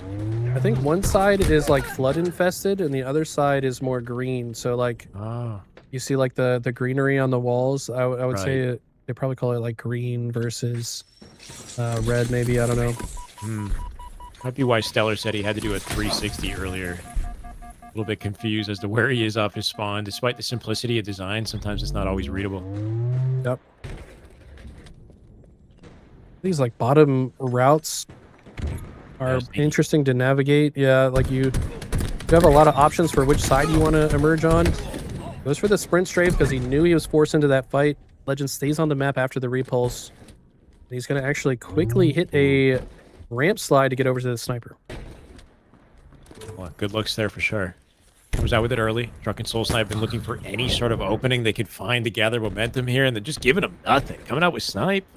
Proud to block the exit here too. He might have lost Foul, but he came out with the spoils. And now he's just going to see if he can gather some intel. Knows someone's near Falcated's dead body. Also knows that the other player likely flanking him, and he is correct in both assumptions. And has unfortunately left Falcated to die once again. Can't let this happen too many times in a row. Yeah. Not complaining if you're Drunken Soul Snipe though. Oh, we're burning ammo here too. Thinking he might be dead. I don't know if okay. We lost it for a second. I'm back now. Not sure if you're here with me, Eli, too. Yeah, we're good. We're good. I think Observer may have froze for a moment, but we are all set. Now, trying to rotate through the bottom of the map once again, and 2 individual 1v1 fights, one by the side of Legend and Falcated. So what I talked about, like, teamwork can only go so far. This is, at the end of the day, like I mentioned before, yeah, luck can be a factor in this game, but this game is just 95% skill, man. If you're just individually winning more fights, you are going to come out on top most of the time. I mean, the power-ups, weapons are definitely oppressive, but yeah, you do at the end of the day just have to be a little Gotta hit your shots, kid. You gotta hit your shot. I hate how simple it is sometimes too, because you always think, oh, there's a strategic way to play your way through this, but if you don't hit your shots, it doesn't really matter too much how strategic you were. There has to be the execution component. And I think Legend has that in spades as he earns another 5. I just spend a little bit of time in the diamond ELO, and you'll see there's a lot of players that can shoot their gun very straight, but they have no idea what they're doing strategically, and that's why they're stuck in diamond. Like, it does only get you so far, but it still can get you pretty far. Yeah, it is true that whatever you're missing is what will be your downfall in Halo, and yeah, I'm sure it's a life metaphor as well, or analogy, or however you want to play it, but definitely need to be supreme in every category to be a top player. Legend and Falcated just patrolling the top of the map. I mean, they have everything at their disposal. Leaning to this side of the map intentionally to spawn them on the opposite side. I think maybe they suspect the player is hiding here, so they're going to clear it. And don't find anyone hiding in corners, so they're going to turn around and... Double lift, double lift. Yes, do it. Single lift. Legend on the high ground. I mean, it seems so risky, and it definitely is, especially if you're one shot, but it is such a fast lift that it is hard to track. You would think it might give him an opportunity. What it did do was further separate them from each other and made it hard to work together. Yeah, I'm very curious. This is somewhat off topic, but like in the Forge, like, can you choose the velocity at which a man cannon lifts you? Probably. Because it definitely feels a lot faster on these cannons than other ones. I think you probably can. Yeah, you rocket off that thing. Yeah. Is a camo player lurking in here? They know he's there. Legend Oh, gets got to the out. high ground. Can he get his shields back is the question. No, they hunt him down. So that's a big shutdown there. Might be able to keep Druck and Soul Snipe in this game. They're very powerful lift, though. I mean, immediate high ground that you get from that. He almost finessed his way out. But thankfully, they had a complimentary angle. Off the map we No. go. What happened to Druck? It's happened a few times. Psycho fell off the map earlier. A few different players have lost their lives to the depths on Nemesis. Happens to the best of us, man. I mean, especially on maps you haven't played before. You're gonna just not know where the edge of the earth is. But they're learning quickly. That's for sure. Oh, yeah. Do you think we're in top 4 at this point, Eli? So keep in mind that all players are in the money at the very least, I believe. As I think our prize pool is split between the top 4. Obviously, you're in it for the most that you can get, and Legend Foul looking to seal this out confidently. But at the very least, there's something waiting for Druck and Soul Snipe if it doesn't come together. Okay, melee connects. Such a big deal to get that melee there. Might allow Falcon to get away with this sniper. Still got a ton of ammo, so he'd love to just get out of dodge. And has successfully done so. Now, just 7 kills to go. 6 bullets in the sniper. Falcon knows what to do. Good shots. Yeah, he's been doing it all series. 4 He's been bullets nasty left with to it. steal at the game. Yeah, he's been looking gross, honestly. And that's why I'm saying it's kind of refreshing to see the guy get the focus for a little bit here. Druck coming up with Legend, though. Hoping to find more, but he won't. Make it 2. Denial. 1 final bullet in the chamber. Does he know where Soul Snipe is? Who do we dare chow? Well played by Soul Snipe there. I mean, he's respecting Falcon's ability to hit the shot with the jiggle peek. Soul Snipe with a beautiful double kill there. Gonna be able to get the camo as well. So if there is a comeback to be had, it is off the back of this next play. It'll have to be. Got some good info on Legend's location. Legend coming back to look for it, too. I think he might have got a whiff of Soul Snipe with camo. Something they'll be thinking about on the rotate. Oh, no, I don't like that. Oh, Dropping was such a risky play. He saw Foul and then without hesitation dropped on him, not thinking about where Legend would be. He was right in tow. that's just. It looks silly from the observer POV, but he definitely did not know the second player was there. Otherwise, he would have maintained his high ground. And that Sometimes you'll see, trade, like a corner play where they wait for them to both to walk by, right? That's what we needed there, was just that Yeah. possibility. and we are straight That's off how the they've map. been dying. Ah, Not like this. yeah. Unfortunately, it is like this, and I think falling off the map there just sealed their fate. That is the one disappointing thing about the layout for this is I don't like new maps to be series deciders, and I guess I was just concerned that if we went down to a game 3, that a game 3 would be like the weight of a game 3 would be placed on a new map. But we've had this happen a lot as well, where the first team loses game 1 and their fate is sealed by the time we get to Forge.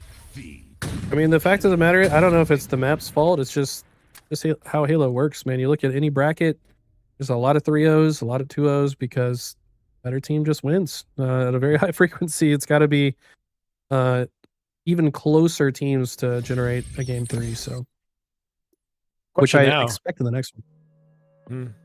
So I believe $300 is the payout for 4th place. So they will come home with a 150 apiece.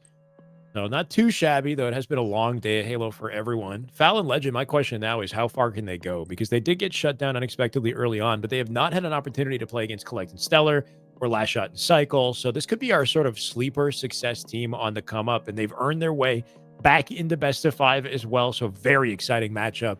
Getting cooked up here, Eli, as soon as it's ready. Yeah, I'm excited. We'll have them facing Collect and Stellar next in a best of 5. So yeah, this is going to be actually best of 5 with Solitude, Recharge, Nemesis, Solitude, Live Fire. That's going to be a banger. Solitude, Recharge, Nemesis, Solitude again. Okay, and then Live Fire. There are going to be doubles without a doubt, though, right? Just because we have what total of 4 maps to work with the way that we've laid it out in the series. So we'll see how that one goes. We'll cook it up as soon as we've got it ready to go, chat. We'll take a short break, come back with the series ready to go, and stay tuned. Appreciate you.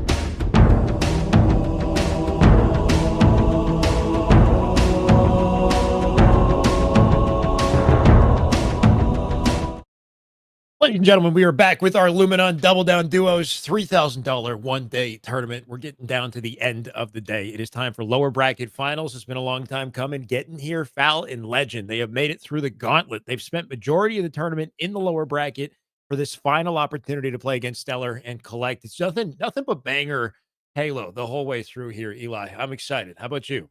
Yeah, I'm definitely excited. Obviously, we saw Stellar and Bound win the Phase 2v2 tournament. Now, with Collect by his side, I feel like Collect does play a pretty similar kind of playstyle to Bound. So I'm assuming they work quite well together. Will they be working well enough to win again is the question. Obviously, they've already been defeated once in this tournament already, but I don't know. Legend's one of those guys that when he gets to the lower bracket, he only plays better. So I think that this should be a good one. Yeah, lower bracket, previous momentum, I guess, maybe leaning on the side of Legend and Falcade at this point, but this feels like a total wild card of a series and hard to know which direction it's going to go for sure. And like you said, Collect and Bound, similar style of play, and Collect has been looking excellent in this tournament so far as well. So nobody's a slouch in this lobby, that's for sure. We'll see who wins the open strat. Hey, interesting route here from Collect. I don't think they're going to expect this at all. They do not. Unfortunately, cannot finish the shots onto Falcated. And Legend sees a perfect opportunity, gets the perfect kill, but Stellar able to get out with the camo. So 1-for-1 situation. Yeah, so many dynamics in that, right? Like Collect doing everything he can to find that sneak attack, and Foul with the flexibility to get out, but Stellar's so quick to recognize the distraction it created and use that to grab the camo and the shock. I feel like that's one of the best things about Collect's playstyle. Like, obviously, he's extremely skilled. He's going to get a lot of kills, but he's also so good at holding players' attention and opening space for his teammates to advance and, you know, collect things on the map. And Stellar, ammo shock rifle, one of the scariest men to ever do it with this combination. He's one of the scariest mans for sure as well. You know, that's what we say in Toronto mans. Anyway, shock, ammo, and yeah, I think you said it best. Very similar to the Bound playstyle, occupy attention and aggro, so Stellar can do what he does best, just hit heads. Expect to see that once they find Legend. Legend's in a sneaky spot. I don't think they know where he is at all. Gonna now activate. Thinks he has the jump with that grenade. Does force the trade by jumping into his opponent after being stuck. And Falcon has first shot in this fight. Thrust is not going to help Collect win it. So well played there by Falcon. It's one of those interesting offsets with the thrust. They added the nerf a long time ago, but the delay that comes from thrusting, it is still an advantage to thrust in a gunfight oftentimes, but in that specific situation, it looked like that delay was actually what costed him. So really got to find your timings and maybe a little bit more shield before you go for something wild like that. Yeah, I think that's, for me personally, one of the things I need to work on with my game is getting more value out of the thrust. These guys are so good at it, but I think you're right. That spot would have maybe been better without a thrust. We have a 1v1 situation. Falcated with a massive shield advantage, but Collect reading Falcated's movement, maybe with audio cues to keep himself alive, but not for the entire fight. He will eventually go down. Surprising to see him come out with a 3-shot beatdown in a scenario like that, but got some mileage to work with. I like their positioning in advance of camo. Stellar and Collect available to fight this too, so one false move and in the info gathering stage as well, and you can see a lost camo, so this is it. Uh-oh. Legend used that spot twice now. This time it does lead to a camo burn. But you understand the idea of that spot is he's covering all the possible entry points for the other team to advance towards the camo. So Legend utilizing that spot twice so far this game. We'll have to see if he keeps doing that. It is one of the more effective spots. It's kind of challenging to nade as well, and if you do end up pushing out anywhere but Cafe, then you're very compromised in the open. Yeah, good bait there too, Collect. Once again, we're working those pillars on the inside of yard. They're surprisingly powerful, and Stellar with the back smack to take advantage, and that converts itself into a bit of a spawn collapse here on Snipe. Collect getting aggressive off the damage. Didn't know where this player was, but now has located him. Stellar's still alive, so overlooking the situation. Collect trying to force him out. And a beautiful shot there, just playing that wall perfectly. Stellar, awkward situation, can't get any damage on this player. That's going to lead to Collect falling, but does ultimately clean it up.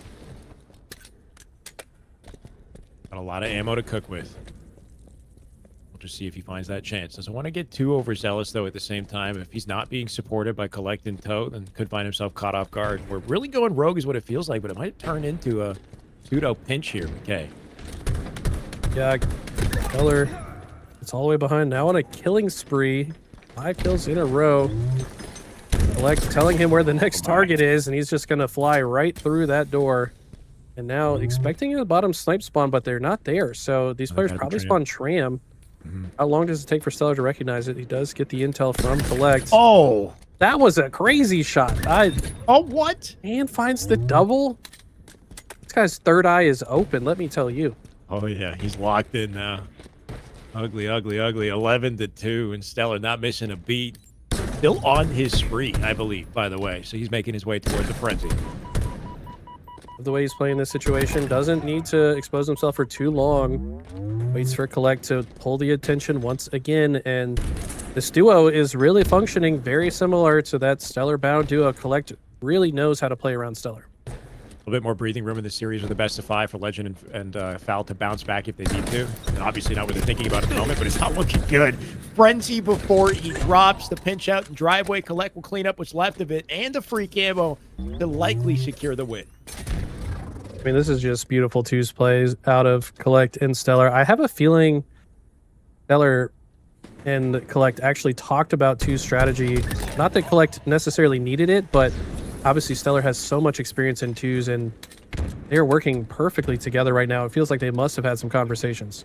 I've always noticed Collect playing so well around the right talent. We see it with Shopify, where he just looks undeniable. He holds his own not only, but also is sort of like a main slayer oftentimes when he plays with the Shopify guys. So it's always been a question mark. Can he kind of carry that same capability over to another high caliber team? In this case, you know, with Stellar, we'll see what happens when he's on the 4-stack with the Caps boys or whatever, Penguin Eco. But yeah, this is a great prerequisite to keep this up. And I mean, this sticky to the face little blue screen at close for a 25-13 stake in game 1. Look at the assists for Falcon and Legend. They had 1 assist between the two of them. That is, I mean, talk about picking them apart, giving them no opportunity to work together in any situation. And we just saw these guys kind of dismantle their last 2 opponents. So starting to see perhaps there's levels to this.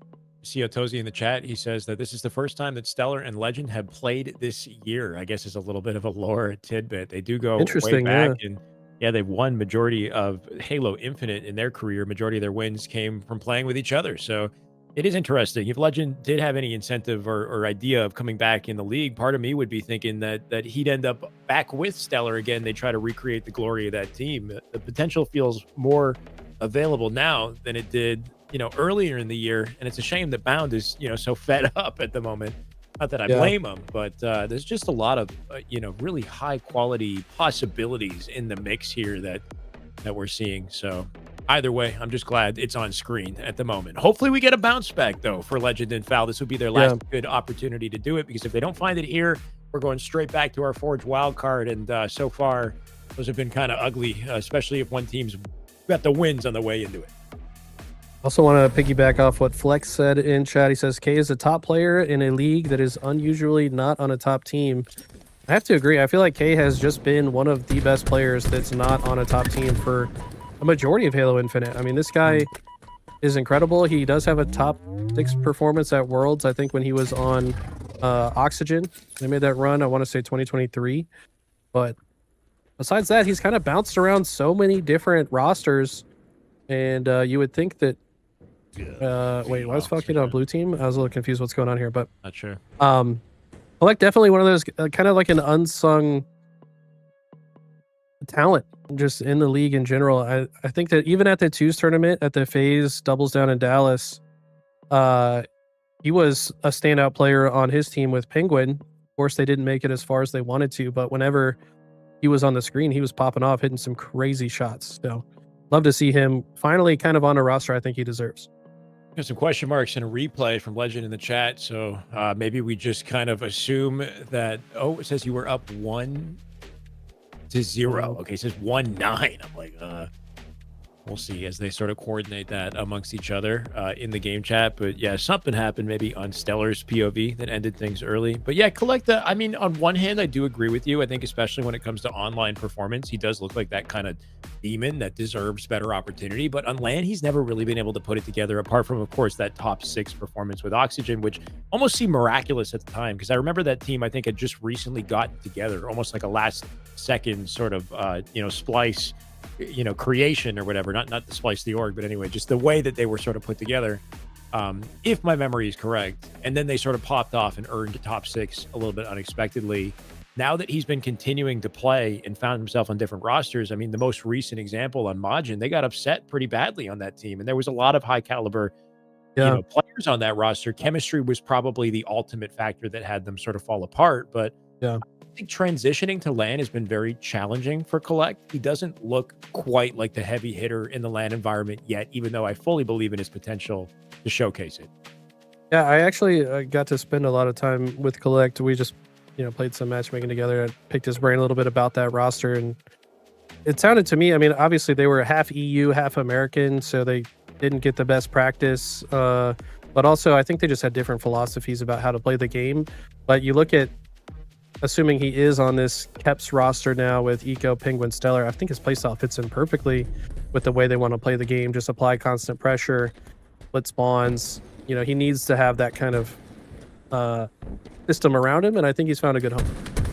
Good shout in the chat, by the way. He said K got top 4, I guess it's top 6 with C9 last year. C9 did have a couple moments last year where they looked like, a real competitor with potential, and then it didn't carry further on in the year. There was, some highlights from a few teams, and I know Envy as well finally got their sort of flowers a little bit, breaking into top 4, Luminon breaking into top 3. So we did see some interesting developments, but consistency, I think, is what we're looking for, and that's a challenge for Collect because he's found himself in so many different places. But here's a good opportunity to at least take the online tournament by storm and build some chemistry with a hell of a duo. For sure. They've been playing a lot of matchmaking as well. This opening heavily favoring Legend and Falcated. Collect with a bit of what felt like a wild play with the shock rifle, trying to land the no scope, maybe just confident in his ability to hit it, but when it doesn't hit, everything kind of falls apart. They are able to come off spawn and isolate Legend. Falcade has been able to get away with the shock, and he's going to have to back up, see if he can hit a long-range shot. Very conservative, understandably. Man's getting hit up pretty hard here. He's got his teammate with him, hopefully to secure advantage. Choosing 2 different angles here. Legend went right, and he went left, and that kind of split them up in this scenario. Looks like we might see some trades for it, though. Could use a combo, and across the entire board, we've got deaths. So should be a Collect and Foul spawn together. Always curious to see how the spawns come out after the end of that. Honestly, it looks like Falcated and Legend got arguably better spawns. They spawn further apart with lines of sight to complement one another. So far, it is a trade-out situation. And once again, scenario. all 4 have had now a 1v1 momentarily between Falcated and Stellar. You know this, Eli, in Smash, not quite a DBZ, but the DBZs, when they in Smash Bros, they hit each other so hard that they both explode the opposite ends of the map and die together. Yep. So kind of like a DBZ type environment where everybody's just slaying and dying at the same time. Yep. Shout out to Super Smash Bros. Big tournament happening right now in Mexico for Smash. Actually, low-key want to watch party it a bit or something. I don't know. It'd be cool if we commentated Smash. I feel like we both have a bit of a love for it, low-key. Yeah. I watch almost every tournament I can, so let me know. Okay. And much closer game we've got here. Falcated and Legend occupying Long Haul and Glass. Crazy play here from Falcated. Does not pan out. I don't know if I agree with that play. He could have kind of played his positioning in such a way to work with Legend, but maybe Ammo was pulling him in that direction, and now perfect grenade coming out off spawn. Expect to Collect to pivot away from that as quickly as he did. He canceled the clamber midway through and just got the hell out of there. He could have died immediately. So, I mean, good read and sort of spot. Maybe it was a death cam spot or something right off that gold spawn to plant him with a nade. But K, now that he's gotten out, he's got a second lease on life, and he ain't missing. Did you see what he did there? So he intentionally did not scope in until he was ready to shoot because of the glint. It can give away your location as the camo player. You don't want to zoom in that much. Good call. Good patience out of Collect, who gets them both one shot. Is he here? Okay, yes. I was a little concerned that wasn't going to pan out, but Stellar knows exactly how to place himself to make sure that ends in his favor. Love this reposition with the shock as well. He's going to be able to make their life hell coming off spawn. Yeah, I do think that's a good dual purpose kind of reasoning behind why you would wait with the scope, but I also think it's just a good etiquette for a quick scope lineup. Or you could just do what Stellar does and these like no look, no scopes where he spends like literally no time at all, just kind of lining it up and getting the shot out as if he knew that player was there all along. There's a lot of good snipers in Halo, but I feel like when Stellar's at his peak, there's just nobody like him. This guy just, when he is feeling it, he is so scary. The fact that he lives that is also insane. Good help from Collect. And that just keeps him on the map with his shock rifle for even longer. So easy to panic and misstep under pressure. Beautiful head level placement, by the way. Back to fundamentals. Not quite there. That Cracks shot him is, on the way down. That shot is harder than it looks, right? Like, yeah, that down flick at the end of it, right? Because he's also moving diagonally, and like it's just incredible what this man's capable of doing with the precision weapons. Can he turn 2 again? It's 1.5. Good enough for Collect to clean it up. Give him a fraction of a second longer, and he would have lined up that insta-splode to the left there. He had that cooking. That would have been deadly. But, I mean, look at them pull away with the advantage that they have. This series not going the direction I expected it, Eli. A stake in game 1, 21-14, outclassing the GOATs right now, Legend and Pal. I mean, Legend and Pal started this game really well, right? They had the lead up to it was 10-8 at one point. But this has just been a run of runs from Collect and Stellar. But now, Stellar's in a very precarious spot. He's going to try to bunny hop his way out while outputting damage. Does survive the engagement long enough for Collect to come off spawn. That's a pretty big live. And Falcon's been unable to get his shields back. So that means Legend's by himself in this fight. Careful, I like that trigger discipline. Almost shot his teammate in the face on the way through. He'll get out of dodge for now, but they are getting cut off by Collect. Foul with the anticipation. Doesn't get a beat down trade, except the Legend to somehow find 2. He can get 1 in a second. Sticky hits. Kamikaze is not enough. And Stellar just plays around the pillar perfectly to not die to the explosion of the plasma grenade.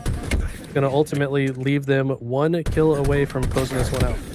Val and Legend shut down the ego plays for a second there. You can tell Stellar just wanted to close the game out there with that repeat. Paid the price. And I think that is one good thing is pros can very reliably predict those chows and scenarios like this. Can he live this, though? Going to need a lot of help. He's getting double pushed. Now, where the hell is Val? Just a little bit late to the party as they secure it from 25-20 and probably the direction we expected it to go. But for a second, I saw a glimmer of hope there, Eli. I really liked Collect's approach to that game. So the first half of the game, it was very chess-like. You know, they're playing cautiously around space. They're trying to find their openings. But then once they get closer to 25, Collect just starts playing hyper-aggressive, trying to force trades to close out the game. And I think that's the correct way to play twos. You don't want to give up a lead early, but then as you get closer to the finish line, if you have a 5-kill lead, you can just force trades to win the game. And that's exactly what we saw there from Collect. Yeah, just a battle of attrition at the tail end of it. Just do what it takes to guarantee. But yeah, Collect has been a real superstar in this, I think, without a doubt. The shot control out of him on recharge every time. I mean, Stellar putting on a show at the tail end of that, too. They both had the capability. That's the scary thing. I think, you know, Bound as deadly and as quick as he is on the map, I would argue he's the fastest player in the game. With the shock rifle, I don't know if he's been quite as reliable as some of the stuff I've been seeing at a Collect. Like, just the sheer flick consistency out of this man when he finds you is just deadly to witness. The grapple control as well, it's like he's got some sort of like a magnetic pull to the utility. So with that advantage, it's hard to imagine this series going any other direction but a rematch with, you know, Cycle Last Shot, Stellar Collect later. It'll have to come down to Nemesis once again. We got the fly through on screen. Legend Foul, I think they won it in the previous series. Can they find a regain in the series on a Forge map? Courtney asks in chat grand finals right now. So this is a best of 5 now, so the series is not quite over yet. Legend Falcated will have an opportunity to bring this back. The reverse sweep is still on the table. Going to be quite a tall task against Collect and Stellar. I was going to mention as well that it's no coincidence that the best snipers in the game are often the ones at the end of these 2v2 tournaments because the sniper is such a big factor. And Stellar, I don't think he was going to make that jump anyways. He wasn't. He's going to fall off the map. And great start for Legend Falcated. They had a great start in the last game. Can they convert this early momentum to a game 3 dub? Keep in mind, they both hated this map. Remember when they played this map versus Last Shot and Cycle, and they had not good things to say about it? Stellar saying he's doing 360s and oh no! Are you kidding? He's alive! No, he's why? not. It wouldn't have mattered, right? There's no way he would have walked up there. I don't know. I think he bounced off the geometry in exactly the perfectly wrong way to not get the clamber. That was unfortunate. Oh my god. Oh god, I thought Stellar was about to do it too, the in the same bro? spot. Yeah, this map is dangerous. The amount of times pros have died on it is honestly kind of surprising, but I think, you know what I think it is? I think most of the ledges around the outside of the map are like rounded. Yeah, you're right. So it's harder to find the clamber spot, and it's easier to just kind of boop yourself off. It is very true. We're seeing a lot of that kind of a shape. Rounded might not be the exact way, but yeah, like a small slope, right, instead of just a straight right angle. Mm-hmm. Most ideal ledge to clamber. Working off each other with the snipe control after that lease on life they got from the sort of suicides we've been witnessing. But Stellar does have snipe in this picture here, the bottom of the map, and a dream. There's these two little corners down here in this spot that seen people utilize. The repulse also utilized. And Stellar, I love how Collect just fully shadows him while one shot says, "I got you, bro," to make sure that he can body block if necessary. Fortunately, Legend hits a ridiculous 5-shot at that angle. Gonna get cleaned up for a momentary 1v1. Very important 1v1 with the camo in the picture. Legend and Stellar should have an opportunity to impact this play as well. Now that we've gotten to this point, I like this high ground for Collect. Gonna catch him off guard, and that's one. A 2v1 opportunity, no safe chance to grab the camo, you would think, in this situation. If you're fouled, to checking all their corners. Yeah, where the hell is this guy hiding? I love that, though. I mean, it shows they're very aware, keeping track of where the other player could be. And now that the coast is finally fully clear, I'm going to go ahead and grab that with a somewhat scary clamber, but takes the camo to the high ground. And Collect and Stellar have quickly turned this game around. Once again, even despite starting off at in deficit, have now slingshotted themselves far into the lead. That is one kind of cool thing about the placement of the camo on this map, is that ledge is just far enough away that it's very difficult to skip the clamber on it. You can't do it if you're jumping in sideways or backwards, so you really have to make sure you got your kills so that you can expose yourself and be vulnerable in the moment to grab the camo. So it's good patience displayed there, and we're seeing the payoff now too. It looks like they're kind of running it away with it. Like they're, I don't know, I'm getting a bit of a sense here that Fallon Legend are, speed running this one down to the close. Collect just... He's like, really? They're just going to let me grab this for free? I mean, that's the respect they're giving the camo, to just wait for it to expire. Now it has expired. Falcated Legend probably timing that, so they should know. They also saw the icon of the snipe disappear, so they know Collect is lurking somewhere with Sniper.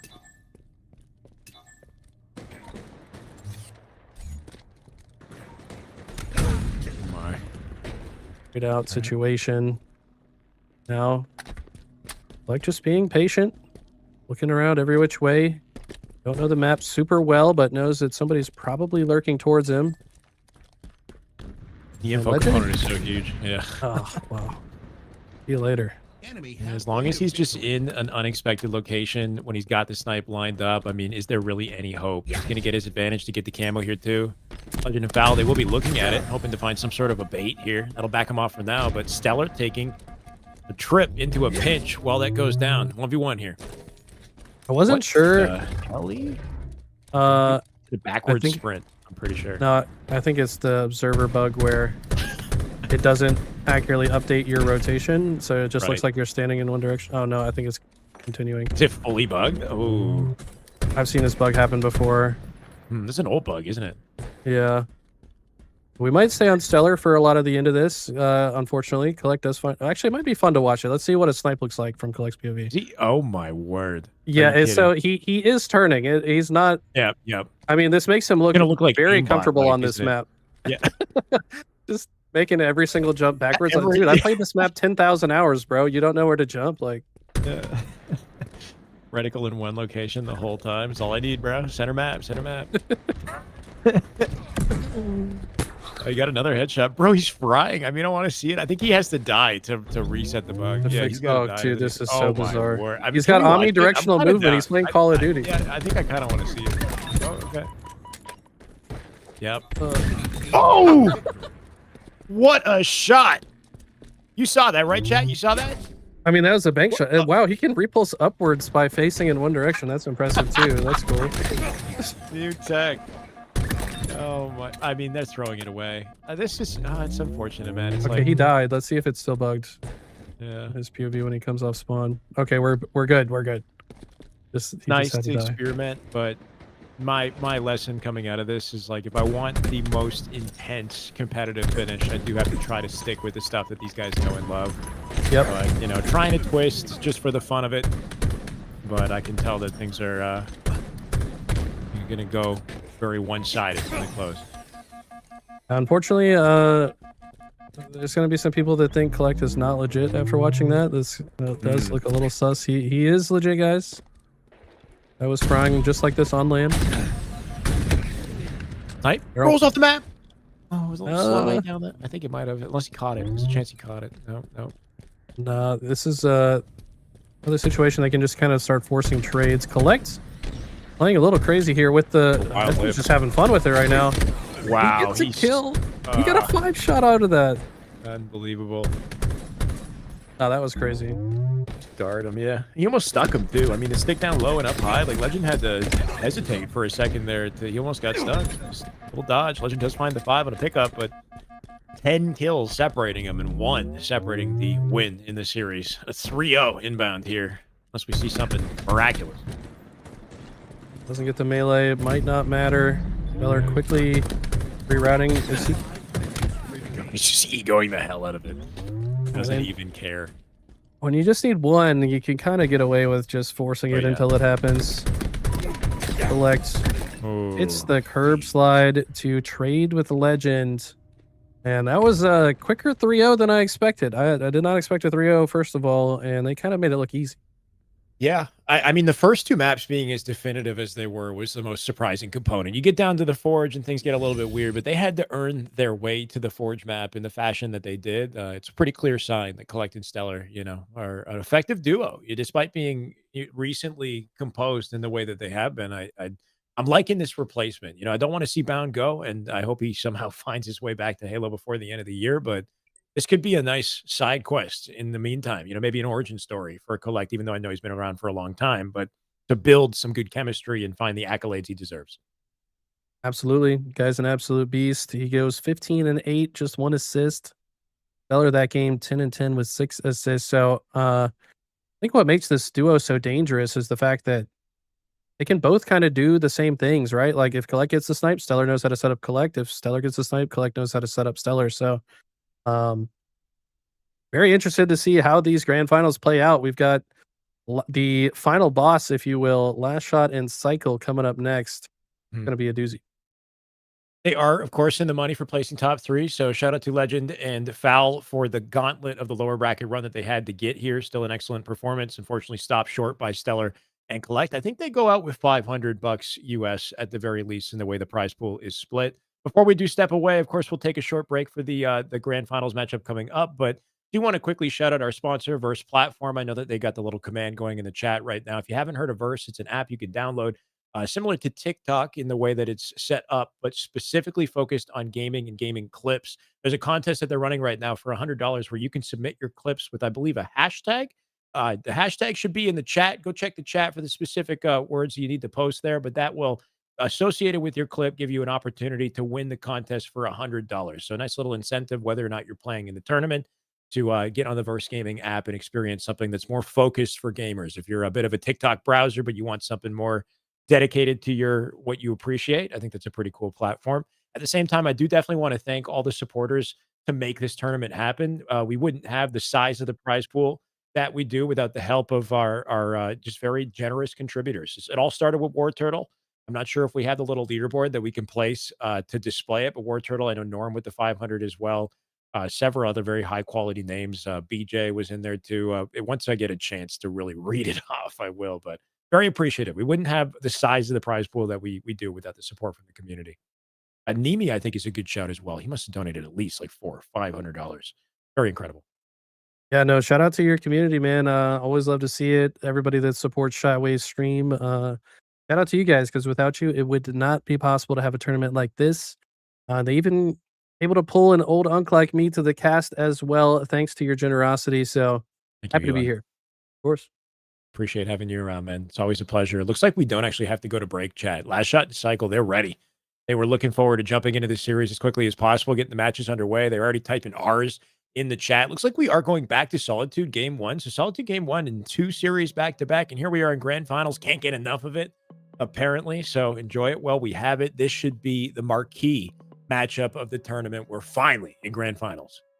And I tell you what, this is an interesting one to me because, you know, Stellar and Bound won the doubles in Dallas, and I feel like Last Shot and Cycle probably didn't feel too good about that. They had won every online tournament leading up to that, and well, obviously besides the Renegade Legend showcase, but this is kind of their chance to get revenge on Stellar. So I think they're going to be coming out with some force in this one.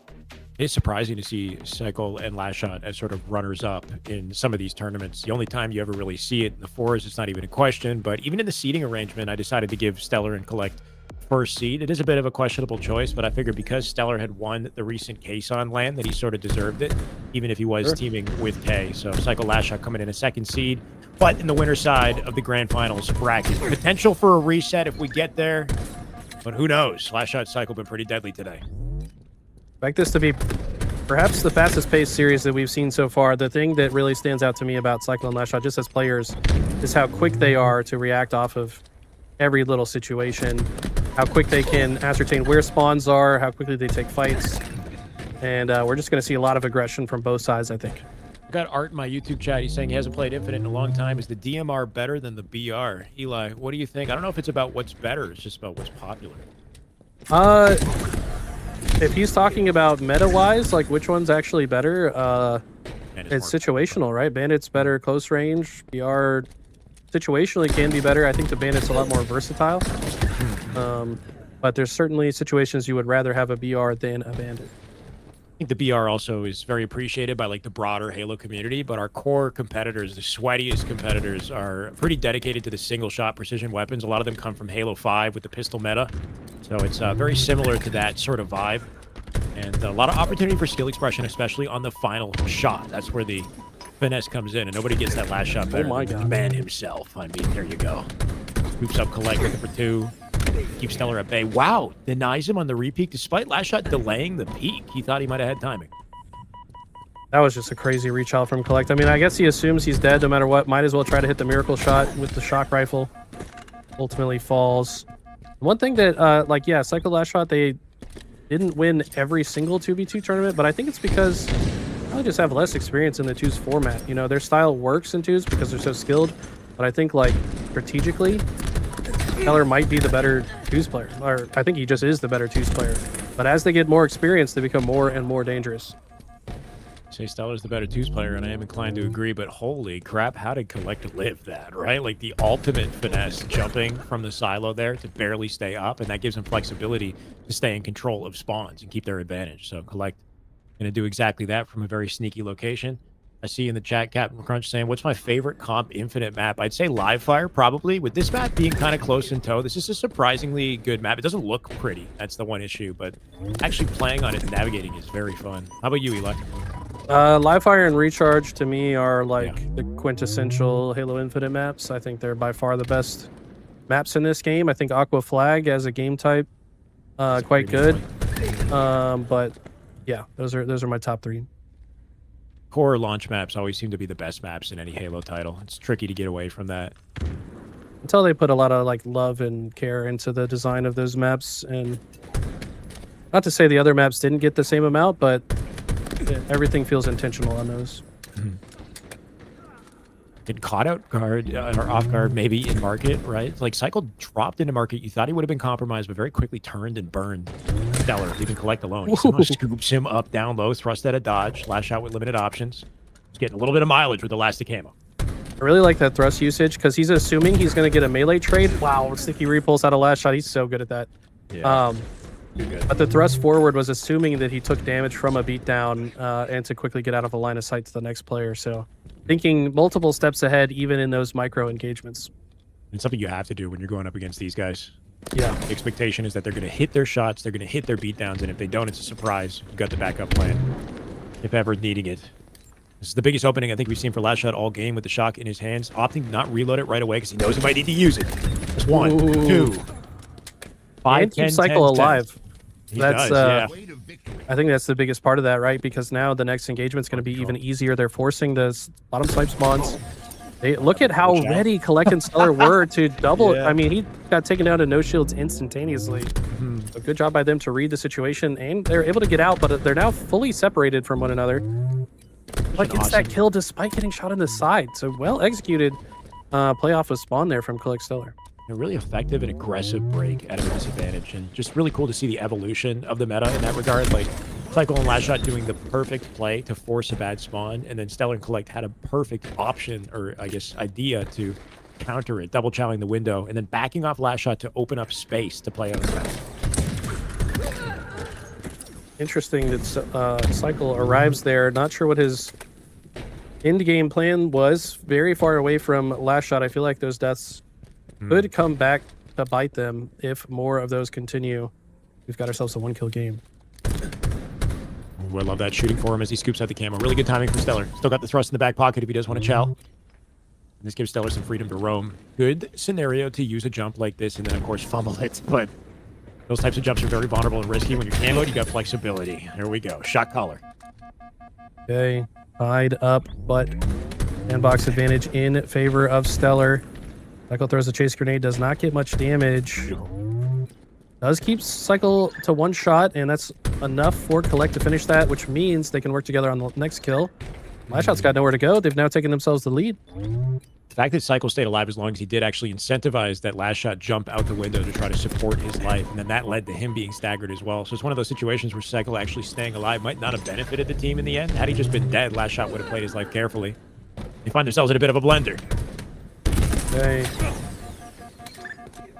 And now, just like that, they do more kills. Shock rifle as well. This is really how Collect and Stellar can win this.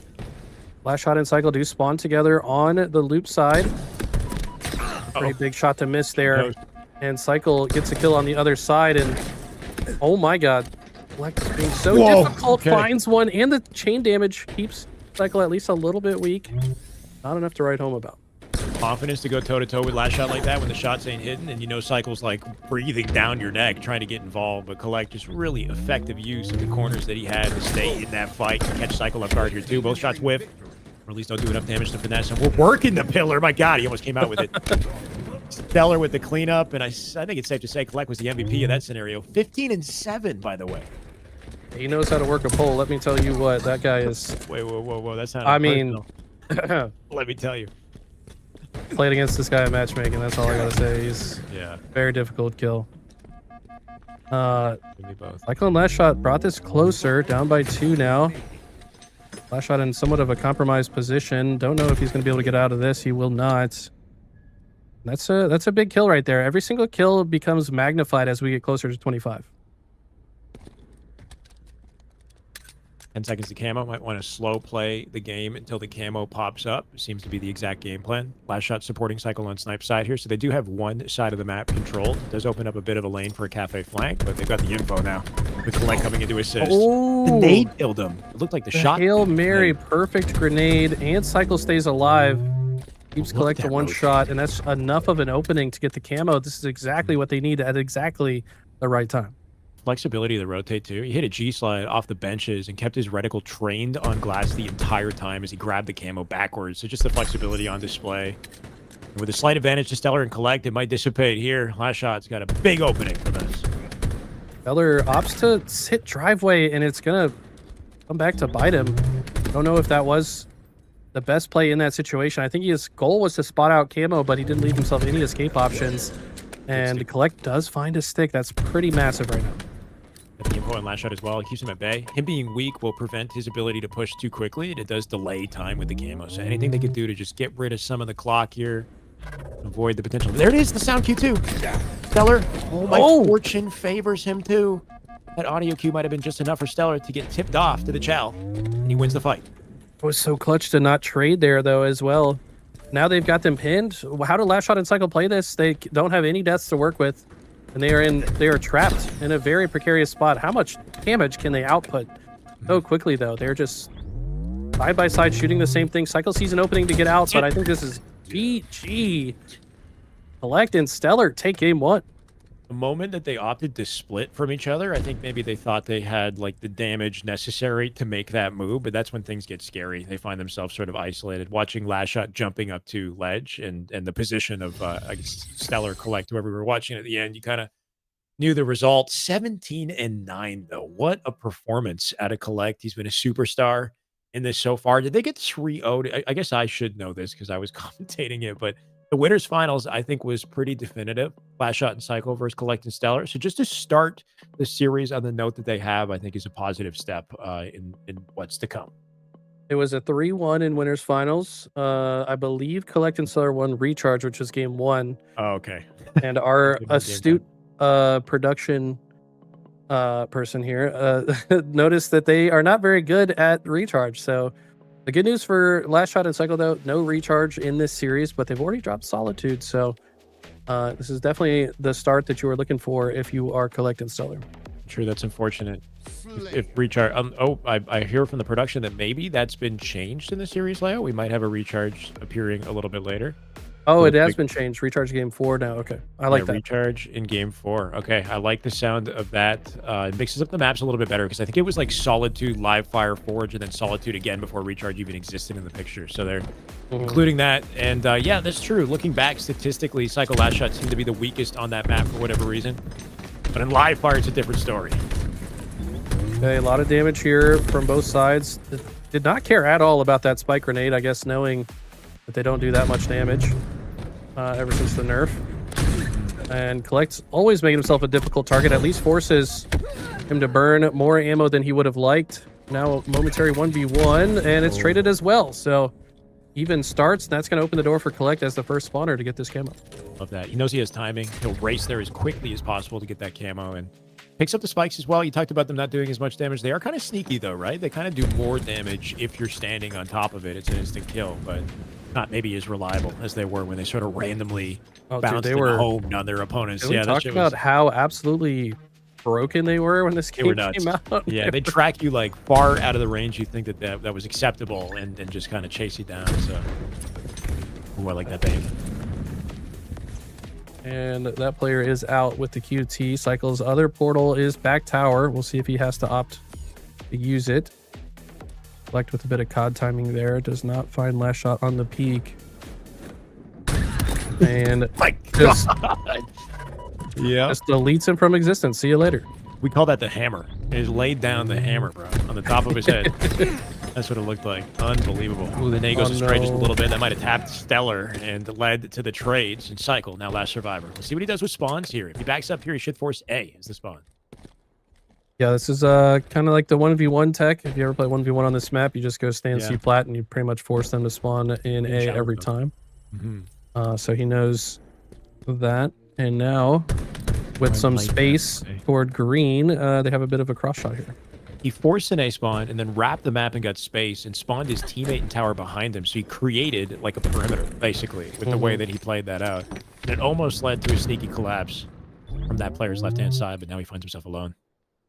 Yeah, I think that's an underrated skill that doesn't get talked about a lot. It's something that top players and just very good players do is they create a perimeter when they get a 4 dead before the other team spawns. They force them to spawn where they want, and they get around them so that you can collapse thereafter. Yeah, because any other... Yeah, it is really the next layer, because any other player would just stay at C, and then Last Shot would spawn on top of Cycle, and they wouldn't have any space, even though they know where the spawners are. But this was the dual purpose, so... Like coming up with camo despite all that, and this is the big opening. Okay, great shots from Collect. And QT, very dangerous in the hands of Last Shot. I feel like he might be the best QT player in the game, in my opinion. This guy has done some unspeakable things to people with that item.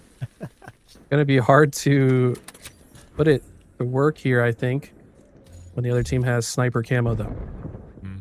He does find a kill on Stellar. Yeah, they're going to know where he is if he's a little bit indecisive. Definitely not with that shot. My God. You know, the only way he could do that comfortably was with Stellar's death cam information of Last Shot's route.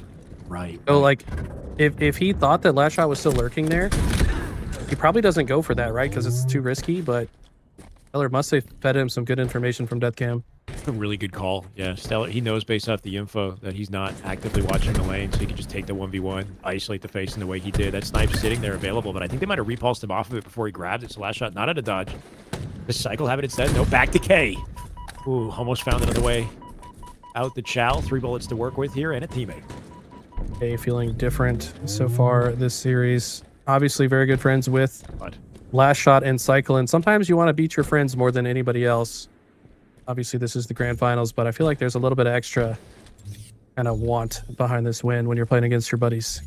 you know you're in flow and your G-slide's looking frame perfect as well. Like that one he hit bottom mid, sent him past the key door, and then he chain slide, like slid or whatever, I guess, to send himself through rat tunnel. So he's just feeling it right now. He's getting the fastest possible movement on his rotates. It's honestly something I used to say about Bound. The more I think about it, I feel like Collect is the perfect player to replace Bound. Does make sense, yeah. On that team, he's always they're both frame perfect with their movement. Good Like sticking on the feed. Yeah, Collect knew there was a player behind him. He's going to quickly re-rotate. Ammo up relatively soon. Misses the shot, but wins it anyways with the reverse. Wow, yeah, reversal does end up being a trade. Stellar getting there just a second too late. Would have been nice if he got in front of that and got the kill without the trade. But yeah, K just looking absolutely nasty. I mean, even just knowing that if he didn't see the guy top mid, he read his rotate through key door down below him. So just always staying actively on top of his opponent's options, depending on the timing and the situation, though they somehow let Camo get away, at least for now. Stellar going to shoot G-slide at the same time. It felt like they did that on purpose almost, because they knew Cycle was by himself bottom mid. They say, let's just 2v1 this guy. We'll worry about Camo later. And they get there fast enough where it's perfect timing and a beautiful double kill out of Cycle. That was disgusting. That was gross. He narrowly dodged the sticky with the jump, too, and then came up from the low pillar and just finessed. Good for more. Stellar gets out of dodge. Collect here to replace him. To the skies we go. And last shot with the bait and switch. Some beautiful back and forth halo between these two. We've got a level of flexibility with the equipment. And not only that, but the Cycle's route thereafter tells me they knew that Stellar ran rat tunnel, and Cycle says, I'm going to cut him off through the pillar door. So they're like, we're literally watching high-speed chess in front of us right now. Yeah, so many steps ahead, right? You're never forgetting about the previous engagement, the location of the other player, the timing that he's spawning. Just, you really kind of need to know ball to clue into it, too. You're trying to say I know ball or what? I think you know ball. I think I've just been owned by these guys in matchmaking enough times that I'm like, oh, this is what they're doing to me. Okay. Yeah, that's how you know ball too, though. That's a one way to learn ball is to receive, I guess. Be on the receiving end of it. You definitely put me in my place yesterday. They were searching last night. Yeah, they are a problem to play against, let me tell you. He was number 1 rank before the rank reset. I think Sirion holds on to the number 1 rank in the rank lobbies right now. Hey, maybe taking a bit of a break on the grind. Then again, who knows? I'm not sure where he's sitting. Man's looking elite. Looking very locked in here. Needs to hit this shot. He's going to waste the ammo because he knows he's dead to rights. Oh, that was actually so close to connecting. Maintain a 3-kill lead, but what do Cycle and Last Shot do? There's really no items on the map right this second. Camo's not up for 20 seconds. Last shot with a pinch.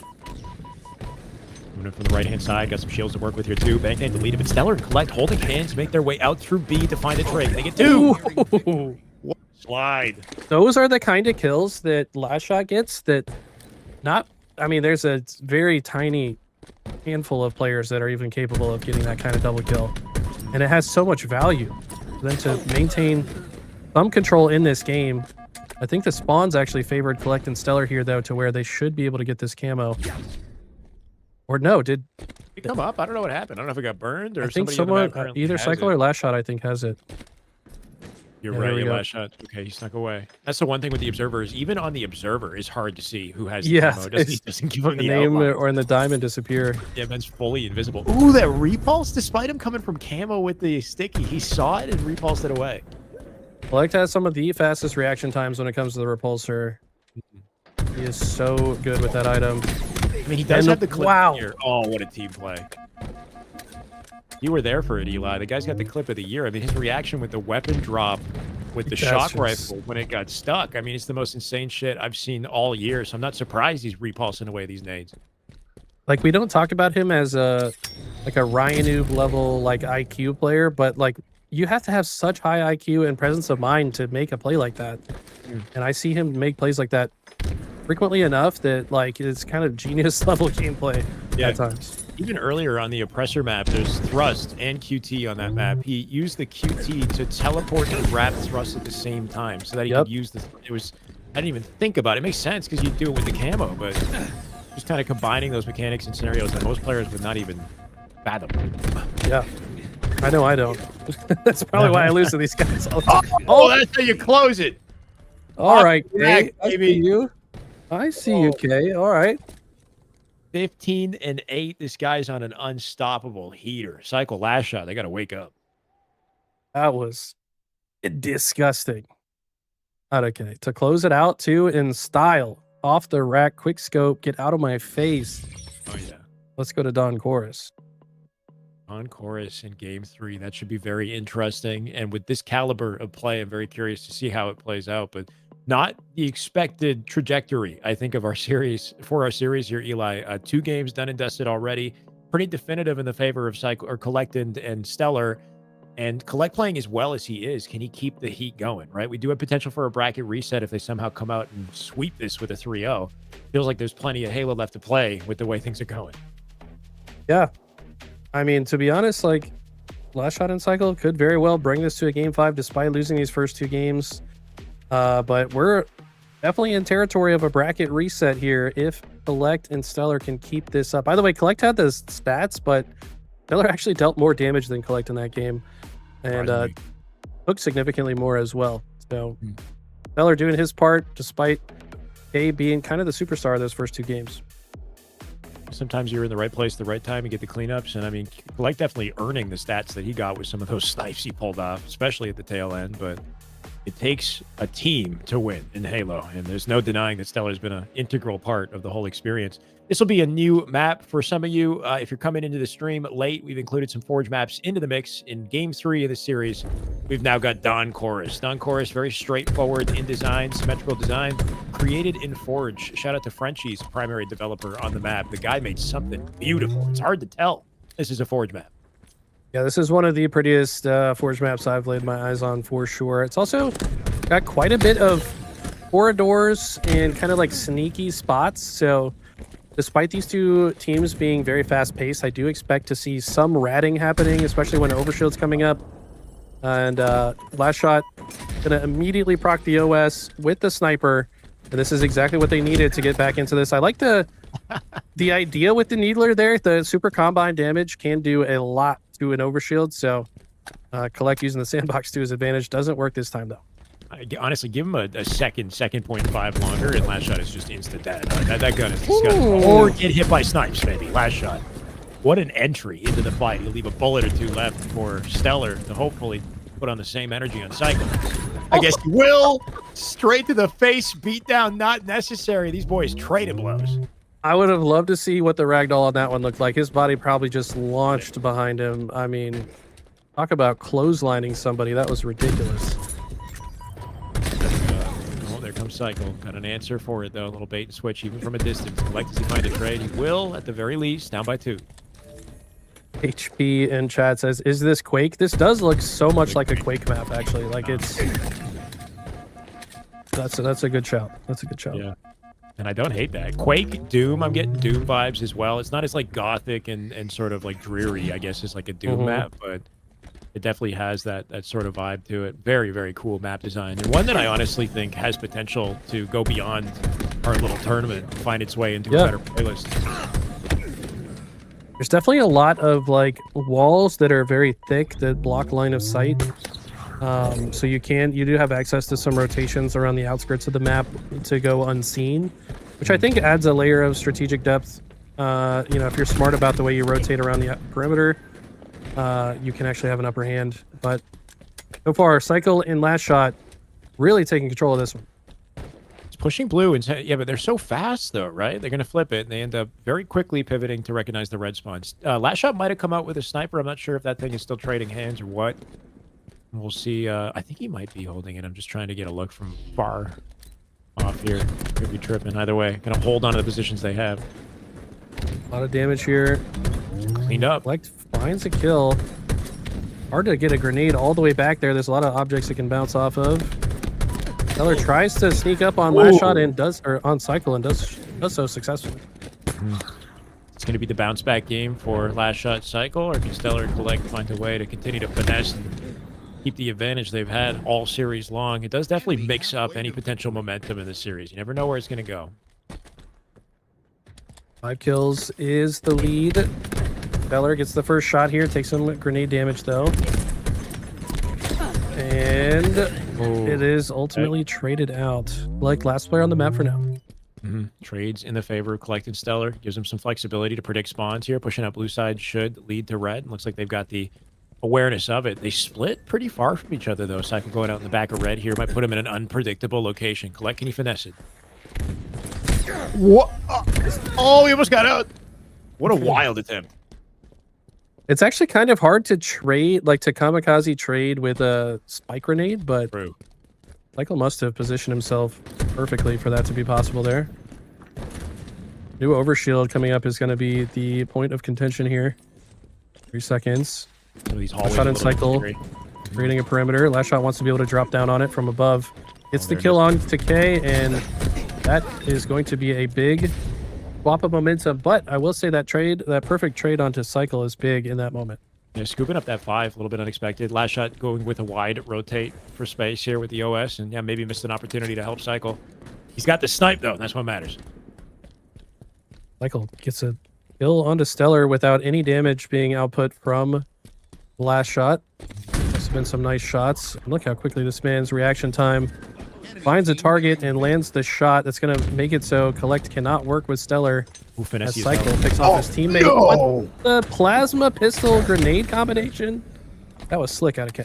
Yeah, I mean, it's almost like he could see the Chow coming, right? Like last shot was trying to cut him off on the escape, and then he pivoted back last second directly into the hallway he had come from and had the combo ready to go. So really good work out of K. He's pulling out all the stops, but it might not matter. 22-14, 3 shots in the chamber, and now it's Cycle's turn. I mean, the reality is, like, it looks like he's more prepared than you might expect for that, but when you play against players like Cycle and Last Shot, you just have to be paranoid at all times that they're just going to come barreling towards you. Yeah. He knows how aggressive they want to play, especially with Overshield Sniper. Good read out of him.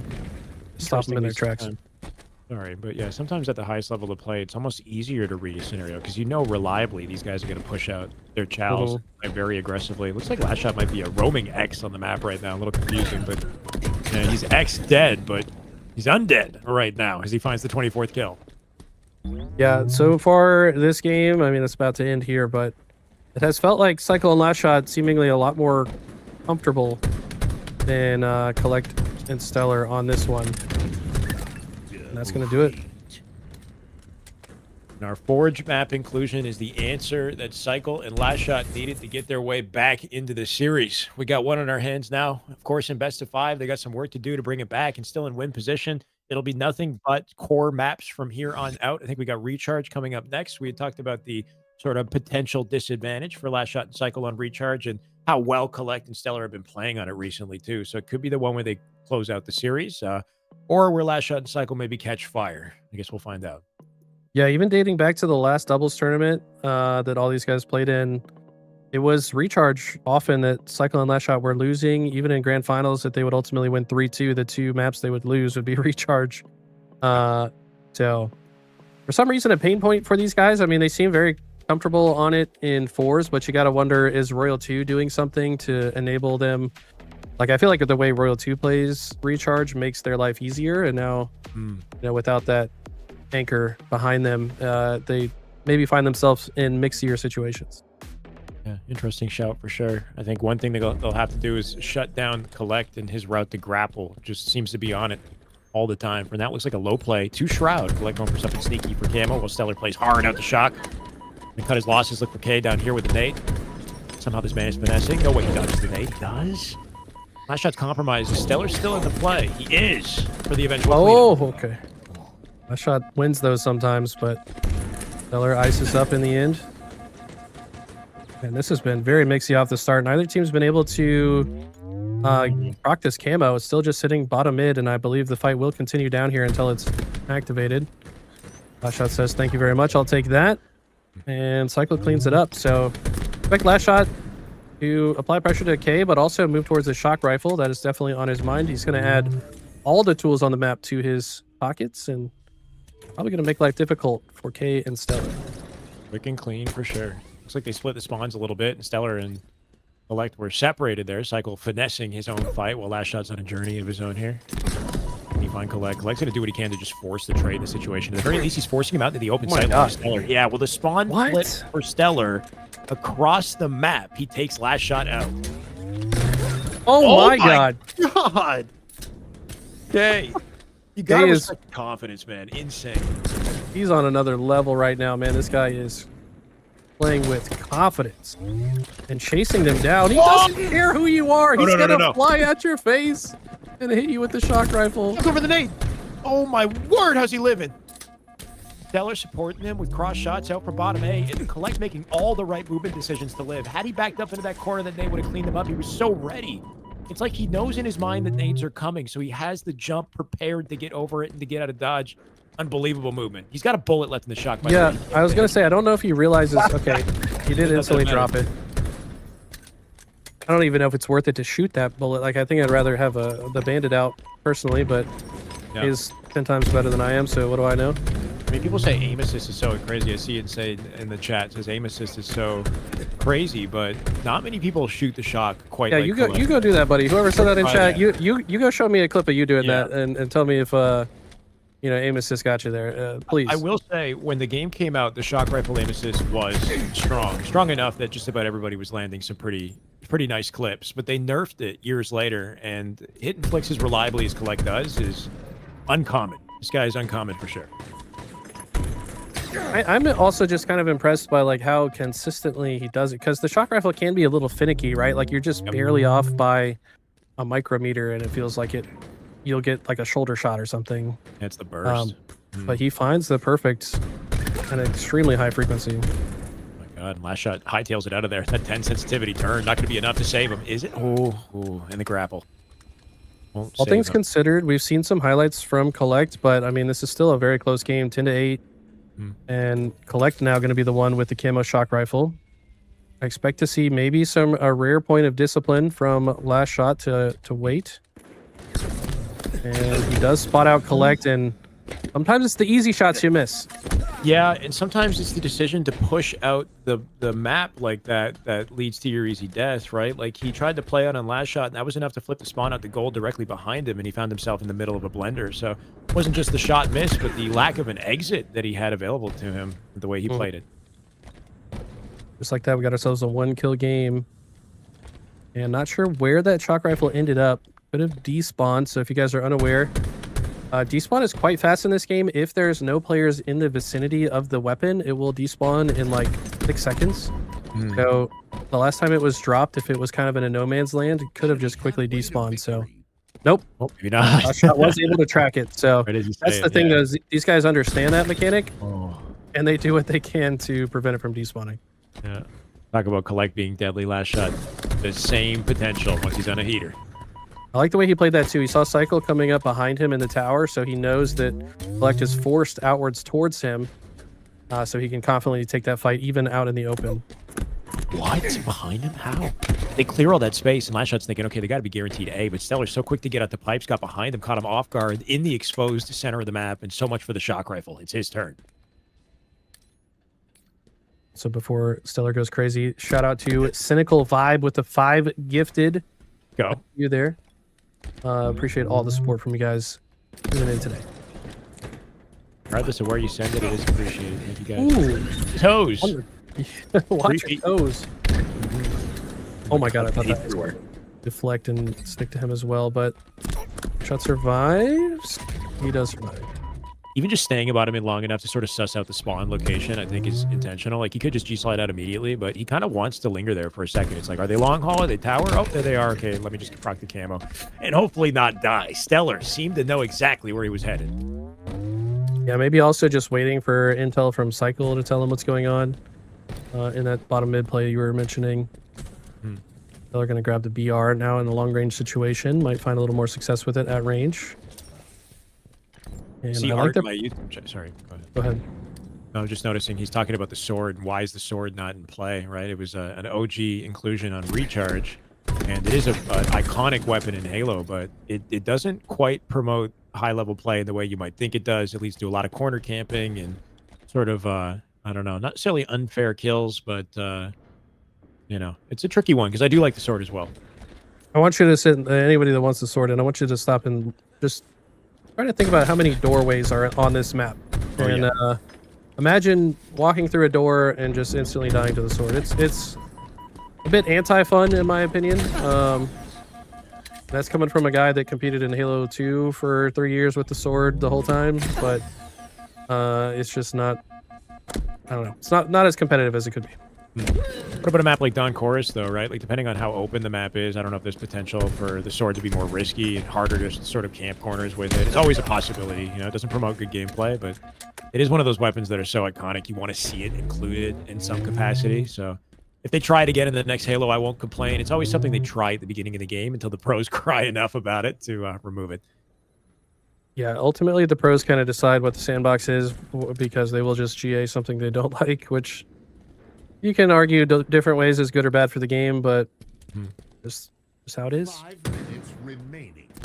5 minutes and a nail biter. 19-19. Want to say the game has slowed down, but it really hasn't. Stellar just towing the line here for what info he has. Got the carbine to deny angles. He's doing it all by himself. Victory. Ends up paying the price for it. Hopefully Collect coming out with something advantageous. Somehow found a trade there, surprisingly. 20 all. All just 5 kills to go. Collect and Stellar win this. They will reset the bracket. If Cycle and Last Shot win it, will force a game 5. Look at this push coming out of, I think that's Collect. Now, both of them actually get all the way behind him. Has camos coming up and they turn and kill the camo player as well. I think Collect's going to leave that camo there for Stellar to grab. The game and the series in their hands at this point. I like the selfish play at a K. Like you said, we'll see if Stellar comes out with the camo for it. Trying to find a long-range combo in the meantime. Does he have it? Are you sure? Is that Shroud? Or Oh, I something? think Cycle must have burned it then. Might have been burned. Narrow advantage is all you think they need. But this man is in the frickin' war zone. We're in center map and batteries with the combo saying, chow me, bro, chow me. Now Stellar's in trouble. The combo is very high risk, high reward weapon, right? Like you get you land the shot, you get a free kill, but if you miss, you're almost always dead. So not sure if that was the best option to use in that situation. 22 all is the score line. 1v1 momentarily. Cycle was going to be ready to clean it up if necessary, but doesn't even need to be there. Some kind of questionable decision making from Stellar and Collect back to back to back here. Like Stellar putting the Shroud down. He could have exited through A and relinked with Collect sightline that direction, but he went into his Shroud and tried to play forward, and that was risky. It didn't pay off. And then Collect challenging through batteries. He ends up dying in a 2v1. So they find themselves down by 1 in a series that could end here, but might be prolonged due to the little stagger. Just noticed Stellar just hearing the sound cue of the plasma pistol respawning, immediately grabs it the second it respawns. I don't think that was timed. I think that was just a coincidence that he was there when it spawned. But we'll see if that comes into play here in one of these last fights here. Did he come out with shock? I think Collect or Stellar might have stolen the shock last second. Maybe I'm tripping. The dive forward into 5. My God. Immediately replaced by Collect. Such an awkward gunfight to land a 5-shot, jumping towards each other at an angle. Very impressive, clutch, icy 5-shot out of Stellar. The forward jump is kind of underrated. It's so confident that it checks people out. And what a shot. Face peeled, looking for 2, and last shot they know where he is. He's diving at it. Finds him. My God. We got a bracket reset. Peeled. Yep, bracket reset and earned. Earned, man. What a way to close it. And I wish we had some instant replays on the Collect snipes at the beginning of that game, but it's all right. Yeah. Oh, Replays. You really recognize how good you have it with LVT when it's not there, man. LVT. shout out to Brandon. Yeah, they He's got watching. the scene on their shoulders. Brandon with a lot of experience, without a doubt. So good to have that production availability. But one step at a time, right? It's good to have an event like this at all. Definitely a blessing. Is there a second series? There should be a second series. Yes, yes, yes. Got the conversation going down in the chat here. Same game types. That's the good question. I don't think it is. I think we might have a oppressor as the map in the reset as well.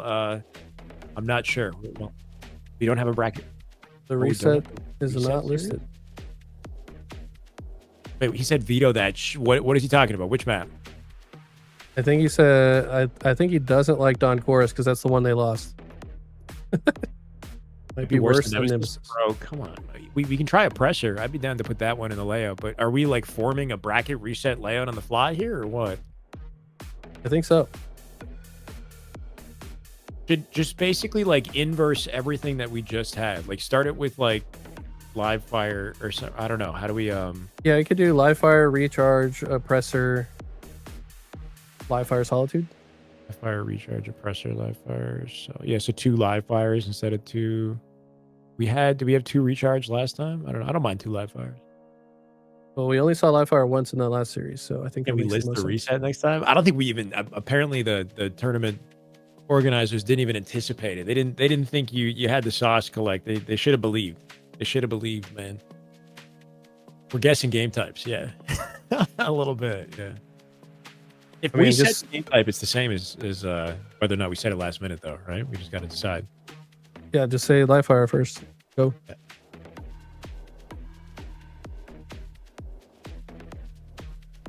Perfect. He's gonna tell you one map at a time, whatever he's feeling, depending on how it goes. Started with an OG. Okay, so listen. It's gonna be live fire, recharge, oppressor, live fire, solitude.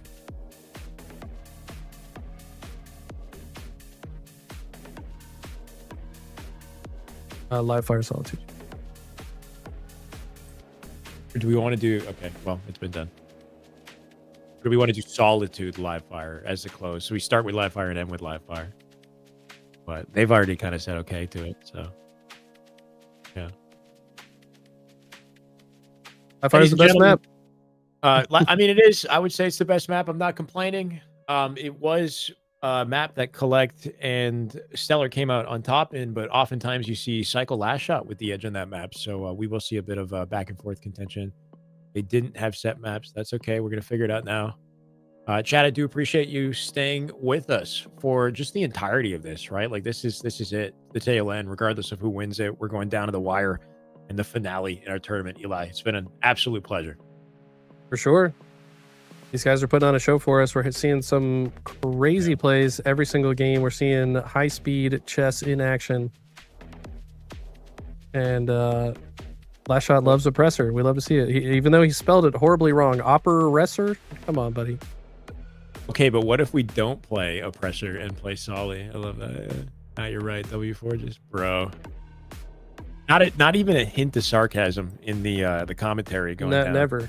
No, nothing, none of that. Haven't even seen that map, so I'm going blind. Yeah, if they haven't even played it, then let's just get them to play it. You know, let's just It's perfect. You know, adapt. You haven't seen it? Sounds perfect. Say perfect. Switch Solly and live fire. Wait, what do you mean? They're asking to switch. You. Wait, I think C4 is going rogue. We're gonna stick with the. Yeah, he's got. I don't know. He's on a different. We didn't. Say never mind. Why would you switch Solitude and? Oh, production's decided. Okay. Well, then you would put 2 Forge maps in the mix. If I'm saying Nemesis 2 instead of Oppressor, we're on 3 different pages. We all. I thought we had agreed on Oppressor, and now I'm seeing Red Ghost saying Nemesis. We'll figure it out. Map 3 is generally the Forge map. Telling him to switch Solitude and Nemesis, but what he's telling him was something that was never even communicated to begin with. Red Ghost is on his own trajectory. I'll keep my mouth shut. You guys got this. This is an off-stream conversation happening on stream, so you guys are getting a nice behind-the-scenes look as we sort of sort the map set for this. I'm just talent. I'm Wait, just why here is to he look pretty saying and talk. Nemesis now? He's saying Nemesis now. And it's game 4. I don't know. Okay, fair enough.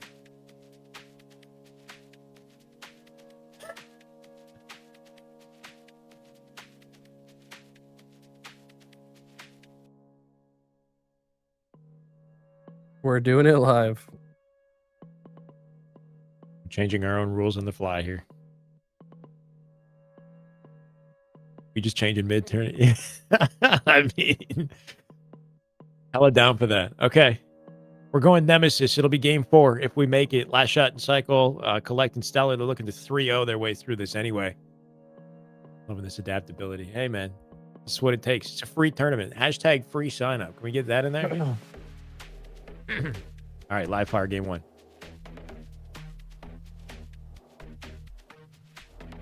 All right. And we are off to live fire to start. This was close one before. I think this one is just always it could go either way, obviously, at this point. The first series these guys played against each other was 3-1 in favor of Cycle and Last Shot. Second series they played 3-1 in favor of Stellar and Collect. Now it is for all the marbles. Winner of this tournament gets $1,300, $650 each. And these guys are definitely hungry for it. Quite the nades off the open here. Not going to scoop up a snipe. It's Collect coming out with it. The confidence is clear. This man has not slowed down in his ability. That's for sure. Let's see what else he can do. Here he's holding the back button. That's why you're wondering why he's doing a little wiggle there. Was waiting for them to spawn. He thought that his position would spawn them green because he was in this quadrant of the map. I don't know. It looked like he wanted to spawn them A, and he just dove at it, which is a risky way to play it, honestly. I think he thought because he's leaning in this corner of the map that they would spawn in the opposite corner, but that's not always exactly how it works. It can work, but yeah, that's not how it played out. It seemed almost as if he's like, I don't care if they spawn directly in front of me in A. I'm just going to make them spawn there and just G-slide no-scope their faces off. Yeah. But it didn't work out. Oh! Maybe he's got a contingency plan. There's the scoop. Don't find them. No more snipe out in bottom mid. I think it was burned just before Last Shot died. Stellar's sussing out Cycle. A little bit of death cam played into this fight. Cycle going to wisely QT out. And unfortunately, QT's straight to his death. Collect spawned at green right before he QTs. A little bit unlucky there for Cycle.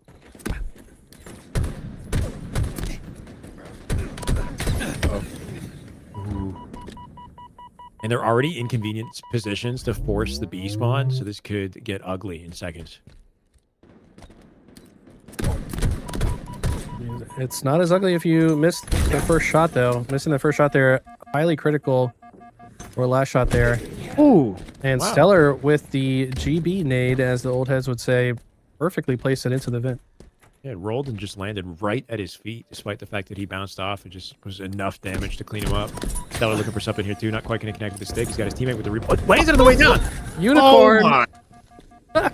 It was literally on his face. Turned him into a unicorn. Love to see it. Unreal.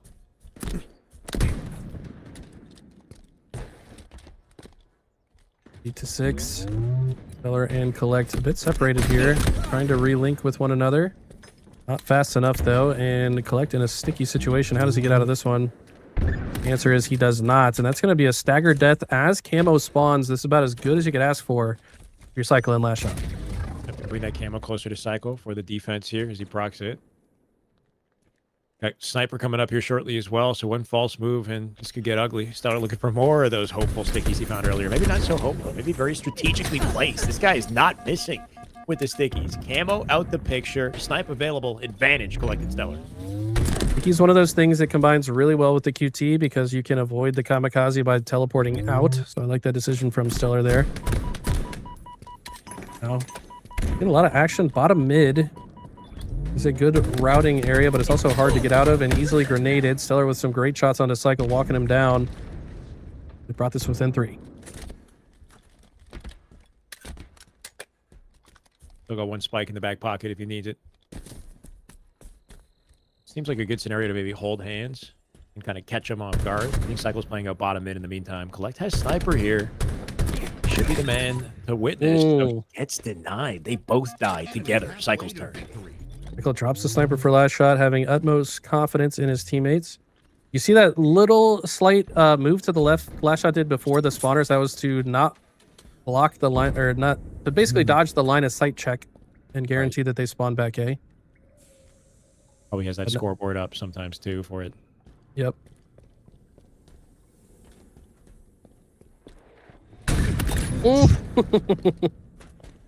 Quiet until it isn't. Yeah, like a body shot would be understandable there, but it's just the fact that they select and isolate the head and then peel like that so reliably. It's insane. Great crosshair placement being displayed by arguably the best shooter in the game at the moment. And a beautiful sides too. I mean, I would have freaked out if they were both headshots, but ultimately very happy with the result nonetheless. Yeah, just having the beat down the last possible second and the speed to just acquire 2 targets, right? You don't get dazzled by the first shot. He's just on to the next while the first shot's connected. 17-9, very different looking game 1 from the previous series. If you're collecting Stellar, you're thinking, holy, they woke up. 8 grenade usage there from Collect as Last Shot tries to hold on to that camo position. Camo has just spawned. And Last Shot gets the jump. This will go to Cycle and Last Shot. Camo and everything in their hands. They're going to force a mud spawn here or a bee spawn. And they actually get both. Mm-hmm. You got to respect the awareness at a Cycle to anticipate that possibility. But Stellar hitting the skill jump up the tower. Good use of that jump. Very quick to acquire it. See Cycle immediately with camo and had no opportunity. And that player, they're correctly deducing he's likely to wrap through bottom mid. Stellar doesn't see anyone, so he's going to use the deductive reasoning to assume they're still at A somewhere. That's why he turns here. It hits the stick onto the ankle. Wow. Tank nade, G-slide, follows it up. Looking quite dominant here. New snipers coming up. Not sure if we will get to see it used much. And Cycle just barrels to his death, but finds a trade somehow with the death grenade. That's going to leave Last Shot to grab the sniper. Collect knows better than to peek that. The advantage he has, I wouldn't be surprised if we see something stylish to close this out. He's got a repulse in the back pocket. Ooh, not quite going to find the head for the bandit shot at the end of that. Out of dodge he goes for now. Cycle here to support him, give an opportunity for another. Body shot again. Just knows he's coming and puts the reticle right where he's going to show up. Next level awareness. He's also got sticky repulse just in case. He's got so many tools to keep himself alive here. He's going to find a sticky repulse here.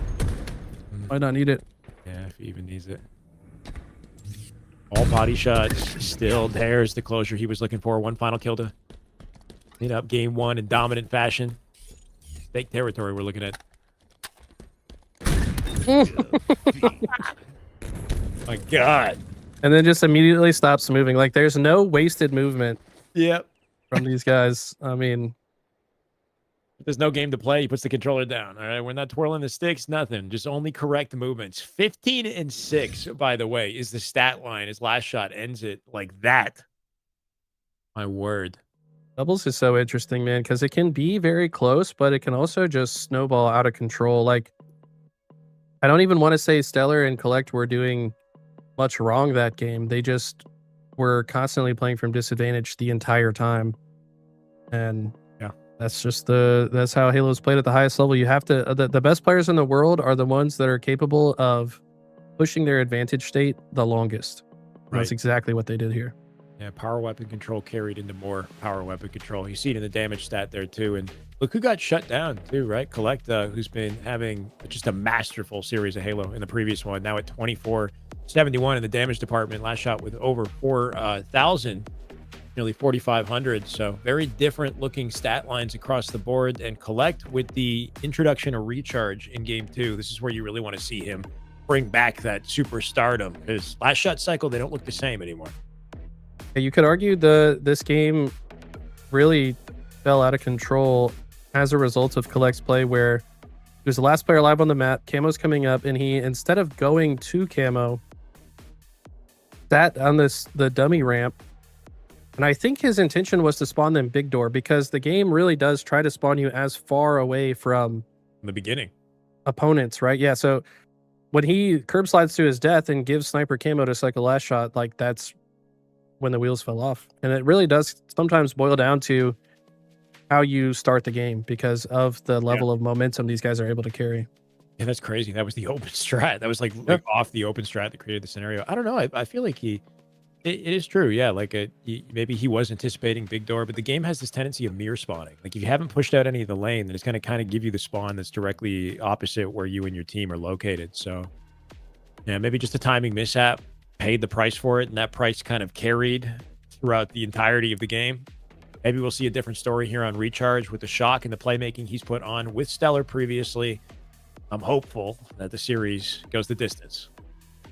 He was pulling some crazy shots the last time. If he can get the tools at his hand, he is certainly dangerous with it. I think this game, the reason he got shut down was he really didn't have many many tools at his disposal.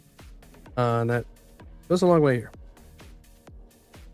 A lot of tools to work with here, that's for sure. As we jump back into game 2 in the series. Not seeing any side flips either. I was expecting maybe like a Cobra Eagle swap. But is that an important consideration? I think so on these asymmetrical maps, like especially for a bracket reset. I think if I was designing a rule set for a grand finals, I think for the bracket reset you should switch sides. But yeah, that's just me. Just to kind of differentiate things as much as possible as we go into the next series. I'm going to come out with a 2-1 off the open here. Cycle last shot with a narrow win. Don't think they've got the camo in the exchange. Collect somehow finding his way to... What in the hell was that rotate? I mean, he went up and then turned, right? Like he kind of cut that vertically, got around it. Now he's on the other side of gold here. Looks like camo, I think was burned. Collect just doing what he can to hold on to this. And look at the way Last Shot and Cycle play this. And Collect plays perfectly against it. Oh my god. So the idea there was Cycle takes left side, Last Shot takes right side. They can kind of pinch him, but if Collect deletes one of them from existence with the headshot, then it completely neutralizes the play they were going for. So only way out is to brute force one side. I think Cycle might have seen him. Yeah, he's respecting the hell out of it. He knows if he turns, he'll burn him. Almost hits the face in 2 separate occasions, but that third shot just shy. Cycle comes out with it. No more ammo, though. Great movement from Cycle in that fight, making himself such a hard target. He has such a fast strafe.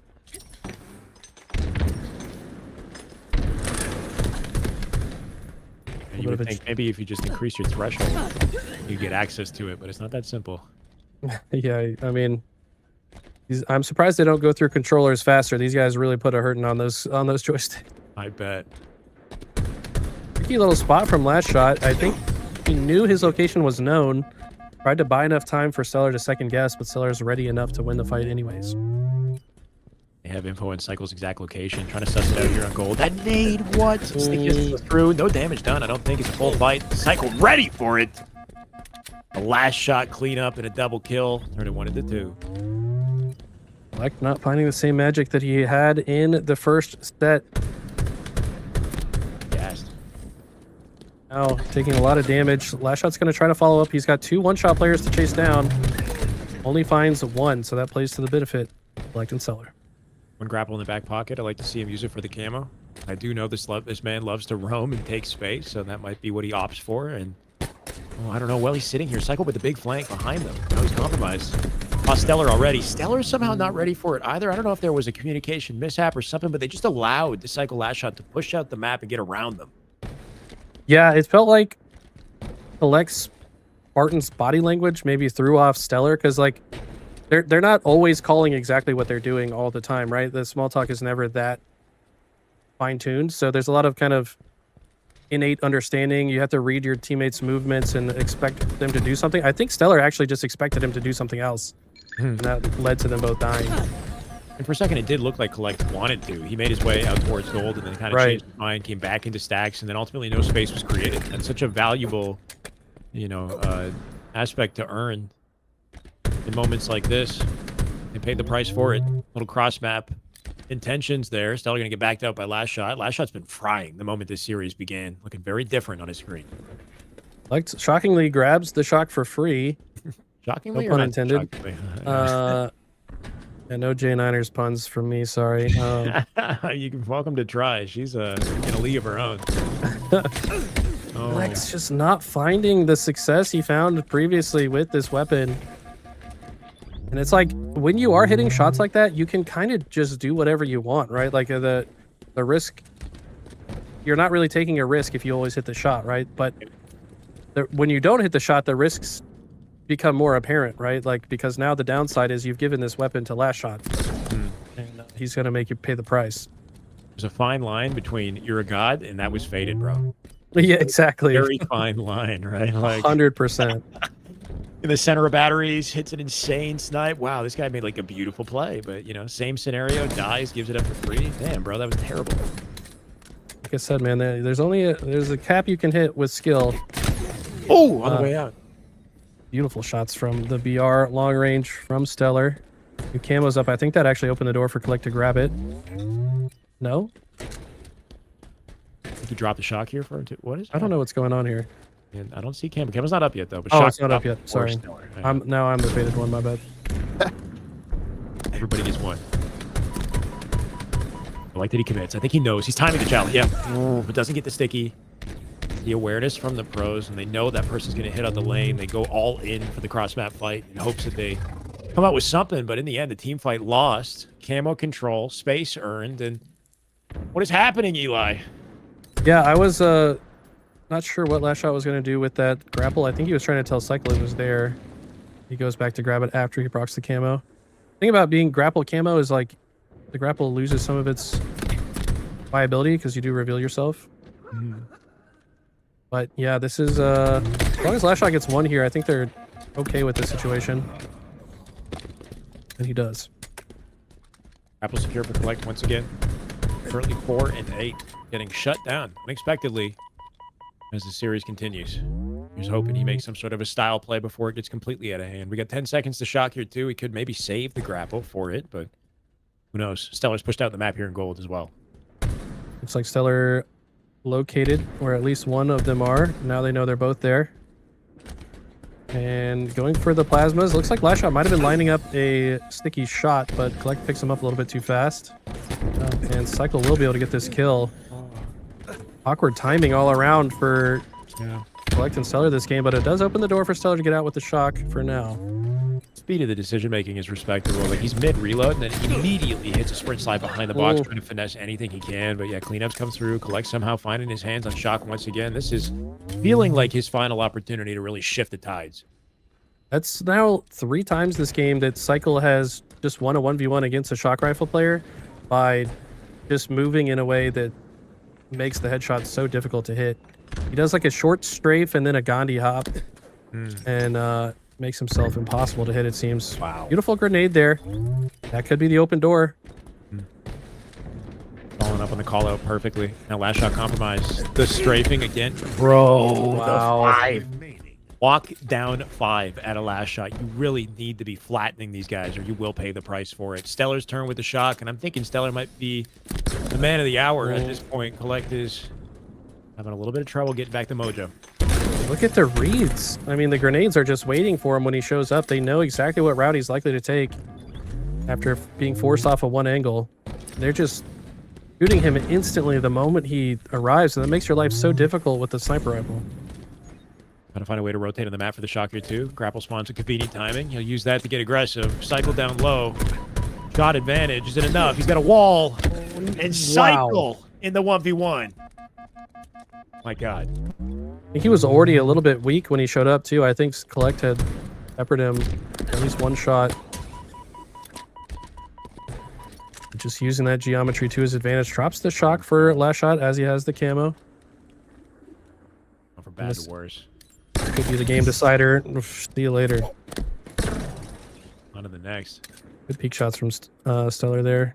Probably the best way to play against a shock rifle player is the jiggle peek. It's just the sheer speed of it kind of ensures that the burst doesn't cleanly hit the head. Some of it goes into the body, some of it goes into the wall. Yep. Prevents the possibility of a headshot, wastes ammo. Stellar trying to do what he can to just force anything, but keep in mind, 24 to 18, one false move, and GG. Ooh, combo hits. Collect supporting him from behind. Trying to prevent any sort of a chow, but I mean, that wide slide opened up a lot of chances. Well, they made it 26. A little bit of extra energy on the end of that as they close it out confidently, and all of a sudden, tournament life on the line after everything Collect and Stellar have put together. It's almost as if it didn't happen. It's a sinking feeling too if you're the team that just forced the bracket reset, but now you find yourself down 2-0. It's got to be somewhat of a miraculous run here for the reverse sweep in the reset to close it out. Last Shot in cycle with all the momentum, and I think we're heading to Solitude if I'm not mistaken. Yep, we're going with dev maps, or I guess core competitive maps for the first 3. And if we make it to map 4, we do have Nemesis in the mix, so a bit of a different showing for this grand final bracket reset. Looking at the stats right now, I think the one clear identifying difference is Collect's performance, unfortunately. So hopefully he does find a way to regain in this one, looking undeniable in the first series. But Cycle last shot, they figured something out, it seems, especially with the way that they're avoiding getting headshotted. It seems like they're being a lot more disciplined with the way they play their walls, or strafe technique, just something to kind of force them to miss. They're also, I think, reading Collect and Stellar's movements better and immediately applying pressure to them when they reveal themselves. It's like they're pre-aiming the spots that they're going to try to show up and hit those nasty snipe shots. But if they're immediately facing pressure, those shots become a lot harder to hit. Mid-series adaptation, good sign of champions, and it's no surprise they've got some championships under their belt. Long-range jiggle peek from Stellar is effective enough. Back down last shot with perfect timing on his shield recharge. Re-engages, wins that one, Collects ready to clean it up, and Cycle gets out with the camo. 1-to-1, so even trades off the open, but definitely not even in utility control. Stellar coming out with a shot, though, at the very least. And Collect the top rope. He'll drop down and guarantee it. Surprisingly effective to drop in the middle of a gunfight. You fall very fast. And Stellar picks up the spawn kill on the last shot at the same time, so maybe this is the start of the magic that they have been lacking so far. But as I say that, last shot is an isolated fight against Collect. Stellar might be the man to turn this around. The lineup with the shot didn't quite connect it. Quick G slide to pivot out. Catches last shot in a different position. Still not quite Good a read quite. on that. And yeah, I see the jiggle piece once again. Oh, it's involved, though. I love the confident play. Dude. Oh. Okay, Stellar's awake. He does not want this one to end in a 3-0 and nearly black screens last shot. Last shot moving the left stick just barely off spawn, saved his own life. And now Cycle with perfect grenades, predicting the reroute here from Stellar. You guys are in each other's heads right now. Love that angle. Ooh, nasty. The thrust was aggressive, but on a far enough away angle to prevent any opportunity for a beatdown trade. Very slick work out of Stellar. Got him in the crotch to finish him off. That's a terrible way to go. And nice stick here out of Stellar. Stellar is really the guy pulling them back into this. 6-2 so far. And they got themselves a 5-kill lead early. Sees the spawner. Hits the double jump tech. And it's going to pay off. They maintain their advantage. The experience side of things, Stellar might have the most of it in the entire lobby. Actually, definitely has the most experience in the entire lobby. So maybe a little bit of that coming into play as we get down to the final moments in our grand finals here. Willing Collect back into this one with an 11-5 advantage. Like this wrap from Stellar, but the clamber might actually... Chased. Yeah, I mean, that worked out only because Collect dealt a little bit of damage during his clamber. Had Collect not got last shot like twice during Stellar's clamber, that fight ends completely differently. So Collect, huge heads up awareness to shoot with his teammate there. Good looks for sure. Spotting the spawn of his teammate, Loop, he knew exactly where to anticipate them in Cafe as well, and Cycle really work in this scenario. Just enough to get out of dodge and avoid last shot with that wide pinch. Straight to snipe he goes. He'll spawn his teammate on top of him. Opting to not shoot will make that an easily identifiable spawn. Yeah, can they prey on Cycle? Are they just trying to hold hands on the way? Last shot has already worked his way across the map. He's freaking zooming. He's out of there. Cycle. Yeah. Just smart though. I think Cycle might have even said, "Get out! Like I'll die when they collapse." But like, get us a better spawn in the next cycle. That could have been the thought process. Yeah. Oh, but he saw that one. That's the team spawn once again. His Cycle spawned in Loop. Ooh, barely misses the headshot on that one. Clean up. Grenade. Like making his presence known with that grenade. I don't know if... Oh. Like that grenade from Collect is like somewhat questionable. It's like very unlikely to get a kill or deal damage, but gives away your location. But it doesn't matter. He had help off the spawn and now converts on it. I think had Stellar got a different spawn, that would not have worked out in their favor. Right. A lot to navigate here for sure. Yeah, even just like the subtleties of how they throw their nades just to find angles that you think wouldn't be accessible to the normal player. Not 20-9 though. I mean, here's the regame we're hoping to see. The only Ooh. unfortunate sort of reality is that the Forge map is up next. So the moment that these guys gather their momentum, I know exactly what they'll be blaming if they squander things in Game 4. But I like what I'm seeing, Oh, and it looks beautiful on screen. That's for sure. What a remote day. that was perfect. And I like how you're thinking ahead to the future excuses. Yeah, exactly. I already know important, what's coming. They're looking good finally, right before they play the Forge map, only to have all the vibes, maybe ripped out the system, but Gotta embrace it. crazy. Best players in the world will adapt to whatever map they're on. I'll tell you that much. And Keller gets booped into the ceiling to take damage. Doesn't happen very often. Dude, yeah. Okay, Cyclone last shot. Not quite dead yet. Able to get this camo. Stellar in Collect's position, not great right now. Likes how Stellar actually shouldered that wall just to get information. He wanted to see if they were rotating through. Despite being no shields, the information is critical. Still trapped though. Stellar actually thought he could maybe find a timing to get all the way to Tram, and he has done so. God, still got the kill, no trade somehow. Collecting Stellar doing what they can to just secure any possible trade. And it's getting ripped away from them last second. It is an achievable comeback. It'd be crazy to witness. 3 kills left to close out, but yeah, Cyclo, last shot, not letting it go. I mean, they've been controlling the map perfectly the last several cycles. Stellar and Collect with no room to work with. They're trying to create room in some of these plays, but seems like Cyclo and Last Shot are one step ahead. I'll at least back last shot. Hey, I yo. missed out this yeah. Pause. Just get the okay. Ooh, Okay.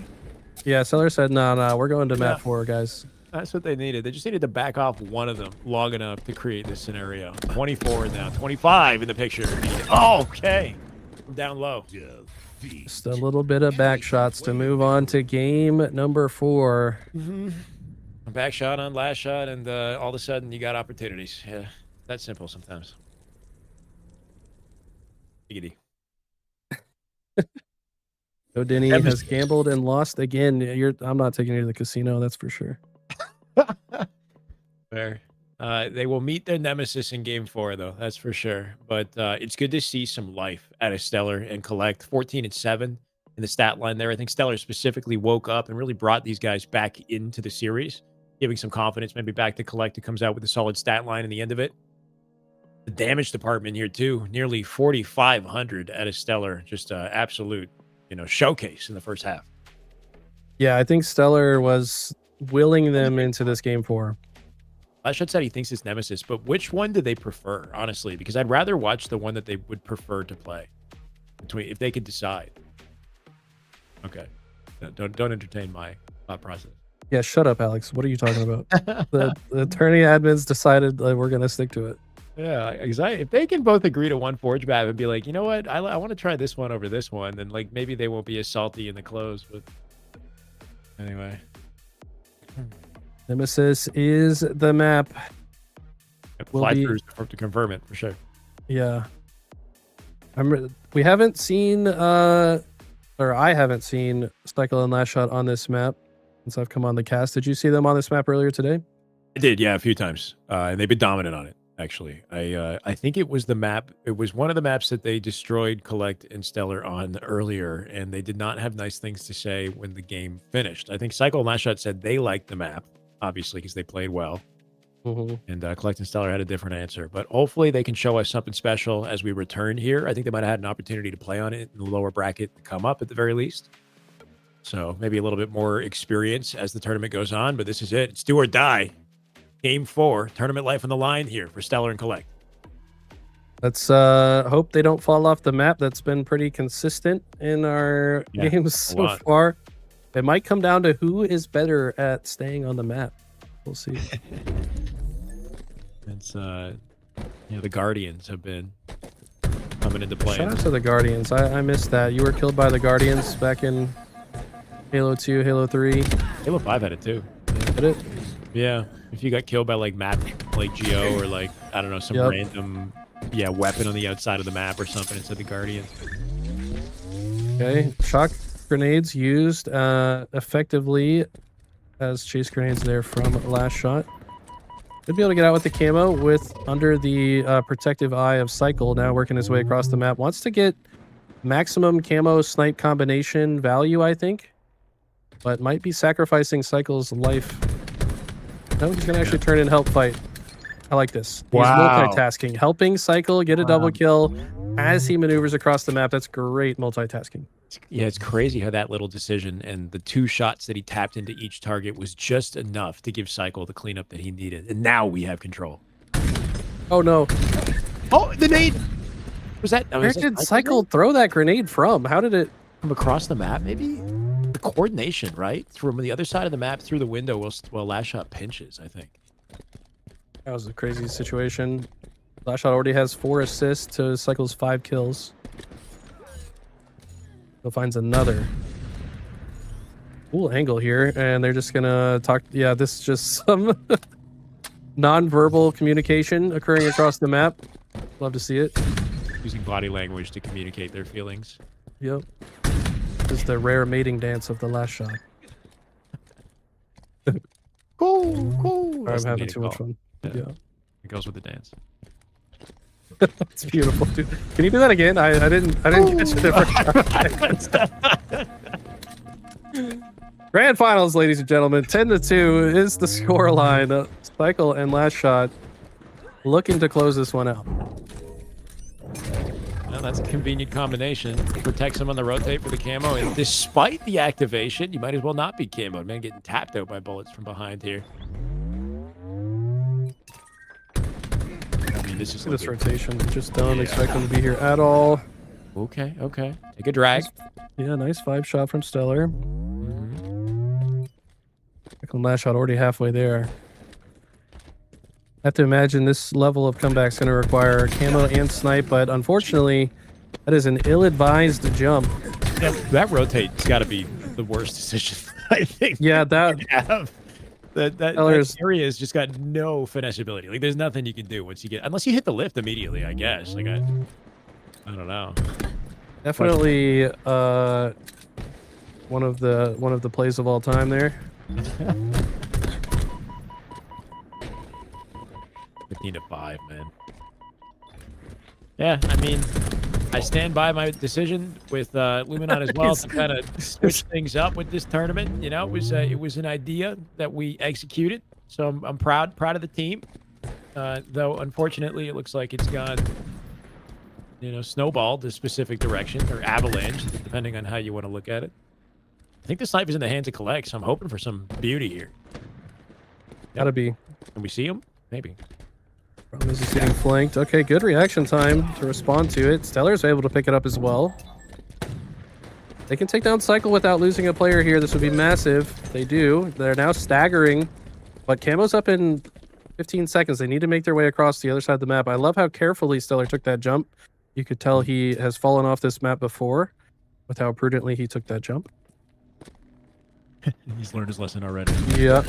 Ooh, okay. In case the snipe doesn't hit, he gets the bags back. There it is. Okay, this is a long stretch of kills in their favor.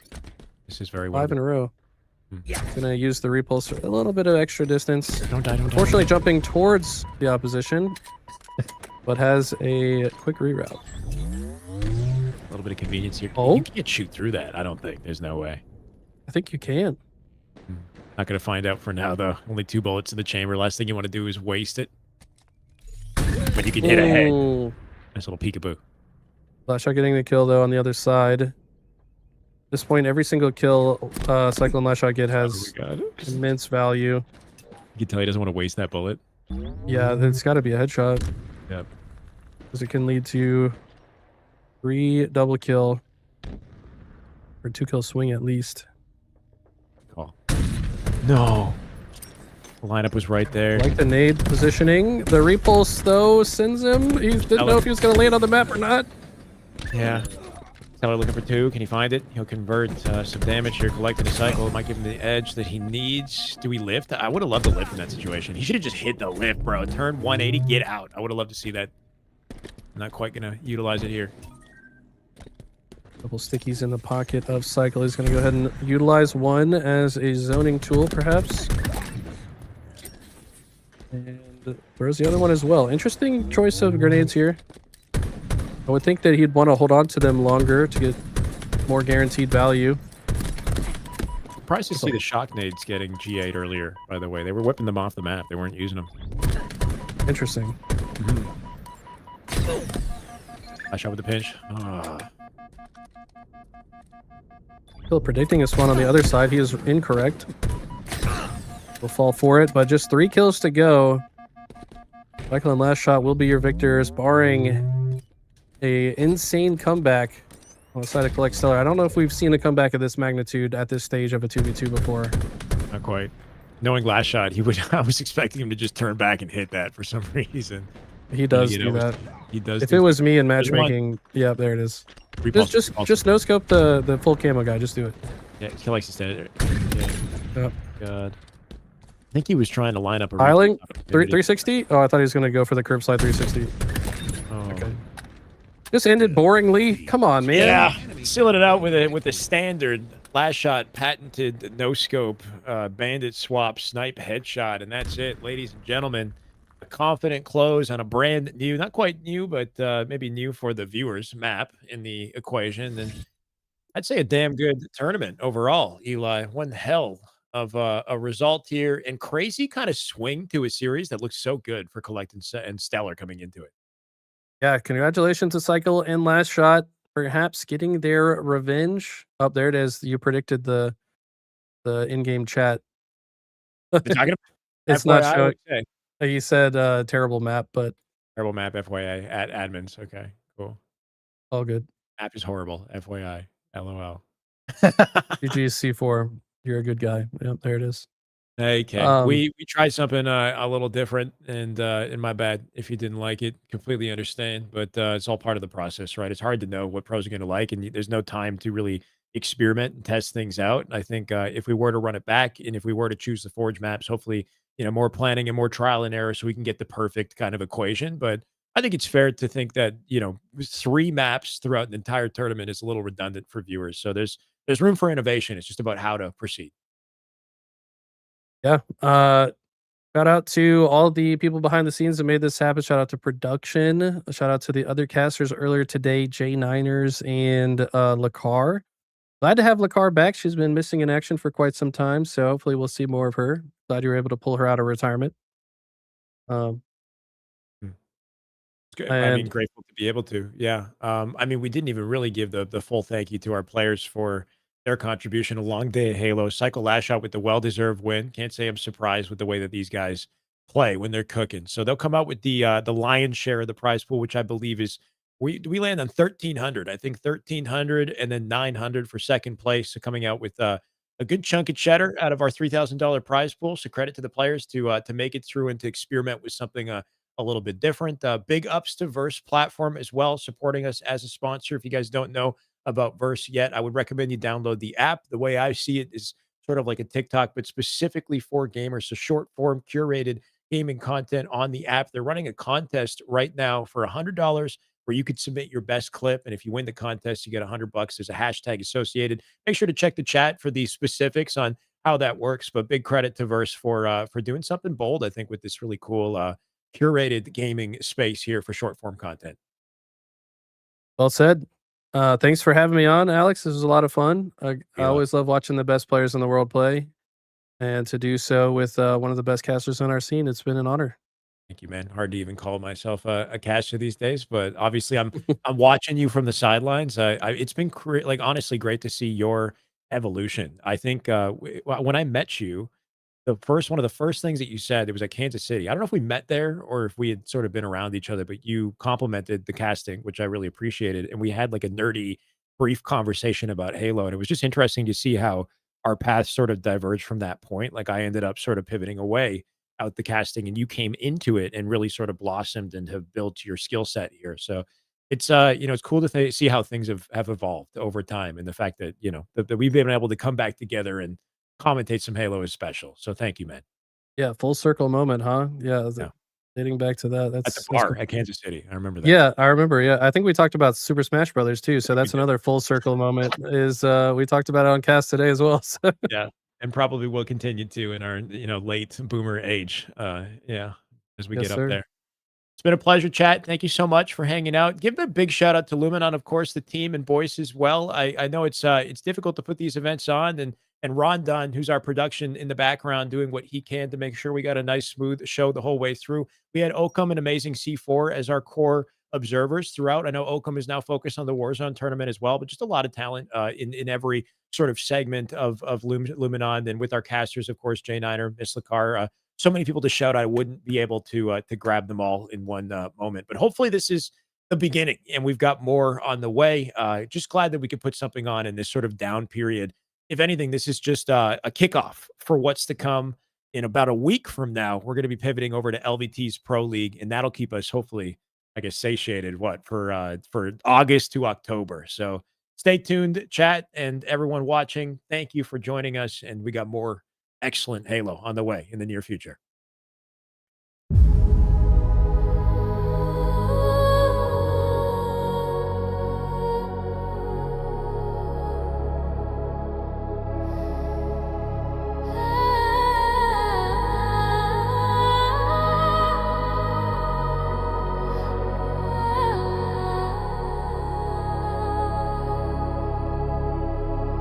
Flames over the prairies and the houses that they burn, cities in a blaze of light. There is blood on every street. How many ways can we kill? How many ways can we hurt? Blackbird in the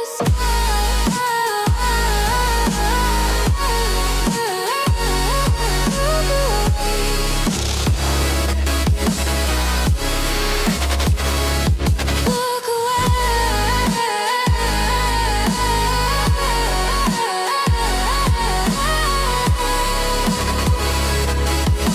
Your presence is an omen to us all. Turn your head. I know you have a say.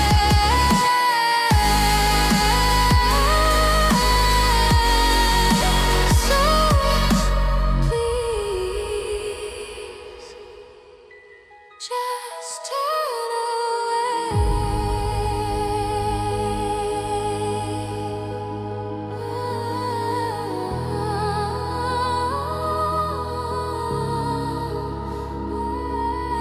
Healers and warriors are fighting side by side as the magic bleeds into the land. They're burning up the roses and they bring them back to life. The feathers fall, but still they stand.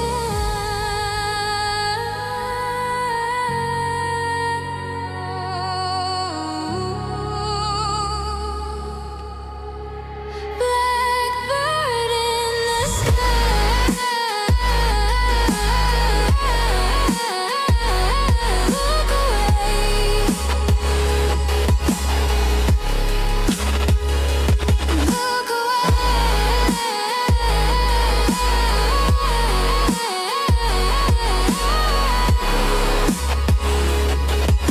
Your presence is an omen to us all.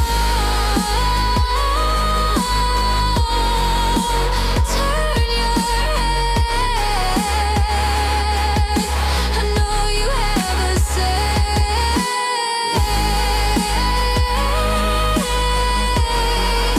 So please, just turn away.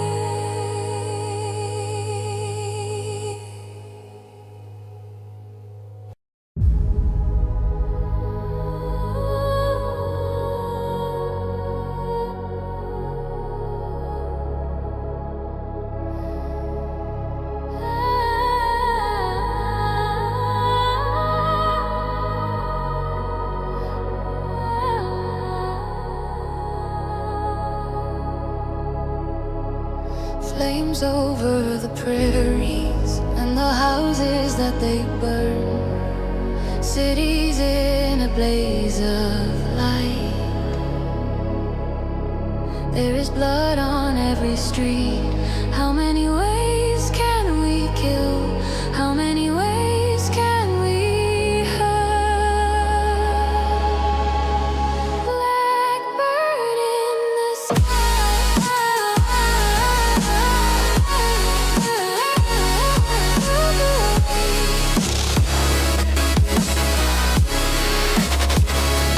Look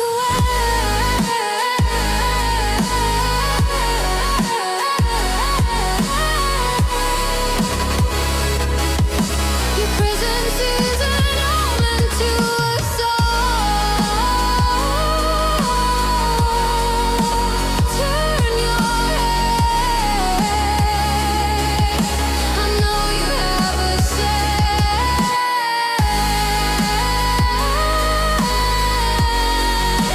So please, just turn away.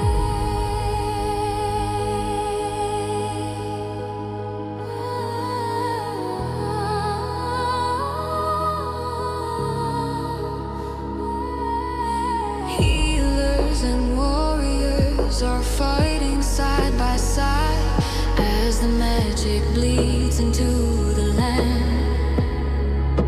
They're burning up the roses and they bring them back to life. The feathers fall,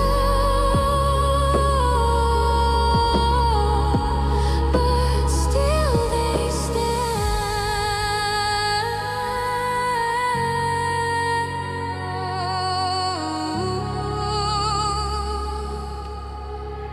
Blackbird in the sky.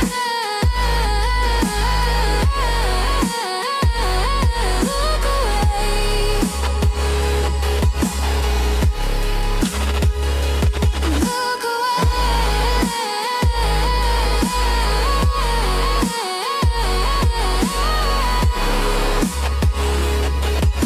Your presence is an omen to us all. Turn your head. I know you have a say.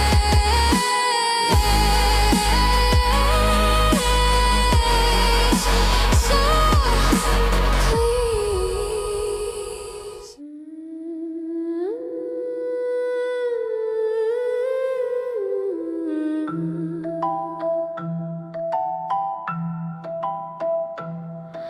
The world is falling apart. There's cracks in the sidewalk as the ground breaks beneath our feet. Oh, and the world is falling apart. But there's one thing that I'm sure of, baby. You are the heart of me. But I'm just fine. I'm just fine. I'm just fine. But I'm just fine. I'm just fine. I'm just fine. But I'm just fine.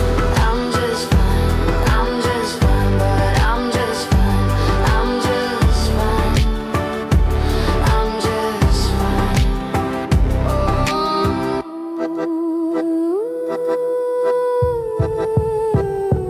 Oh, when the world is falling apart, it can burn up in flames. I don't care, 'cause I've got you with me. Oh, when the world is falling apart, and I've waited so long to find somebody to love me. But I'm just fine. I'm just fine. I'm just fine. But I'm just fine. I'm just fine. I'm just fine. But I'm just fine. I'm just fine. I'm just fine. But I'm just fine. I'm just fine.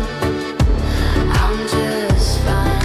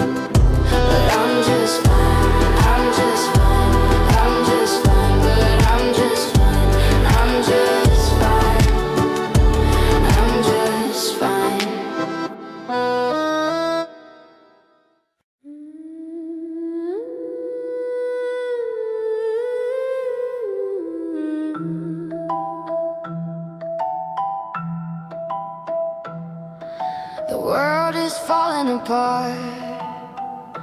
There's cracks in the sidewalk as the ground breaks beneath our feet. Oh, and the world is falling apart, but there's one thing that I'm sure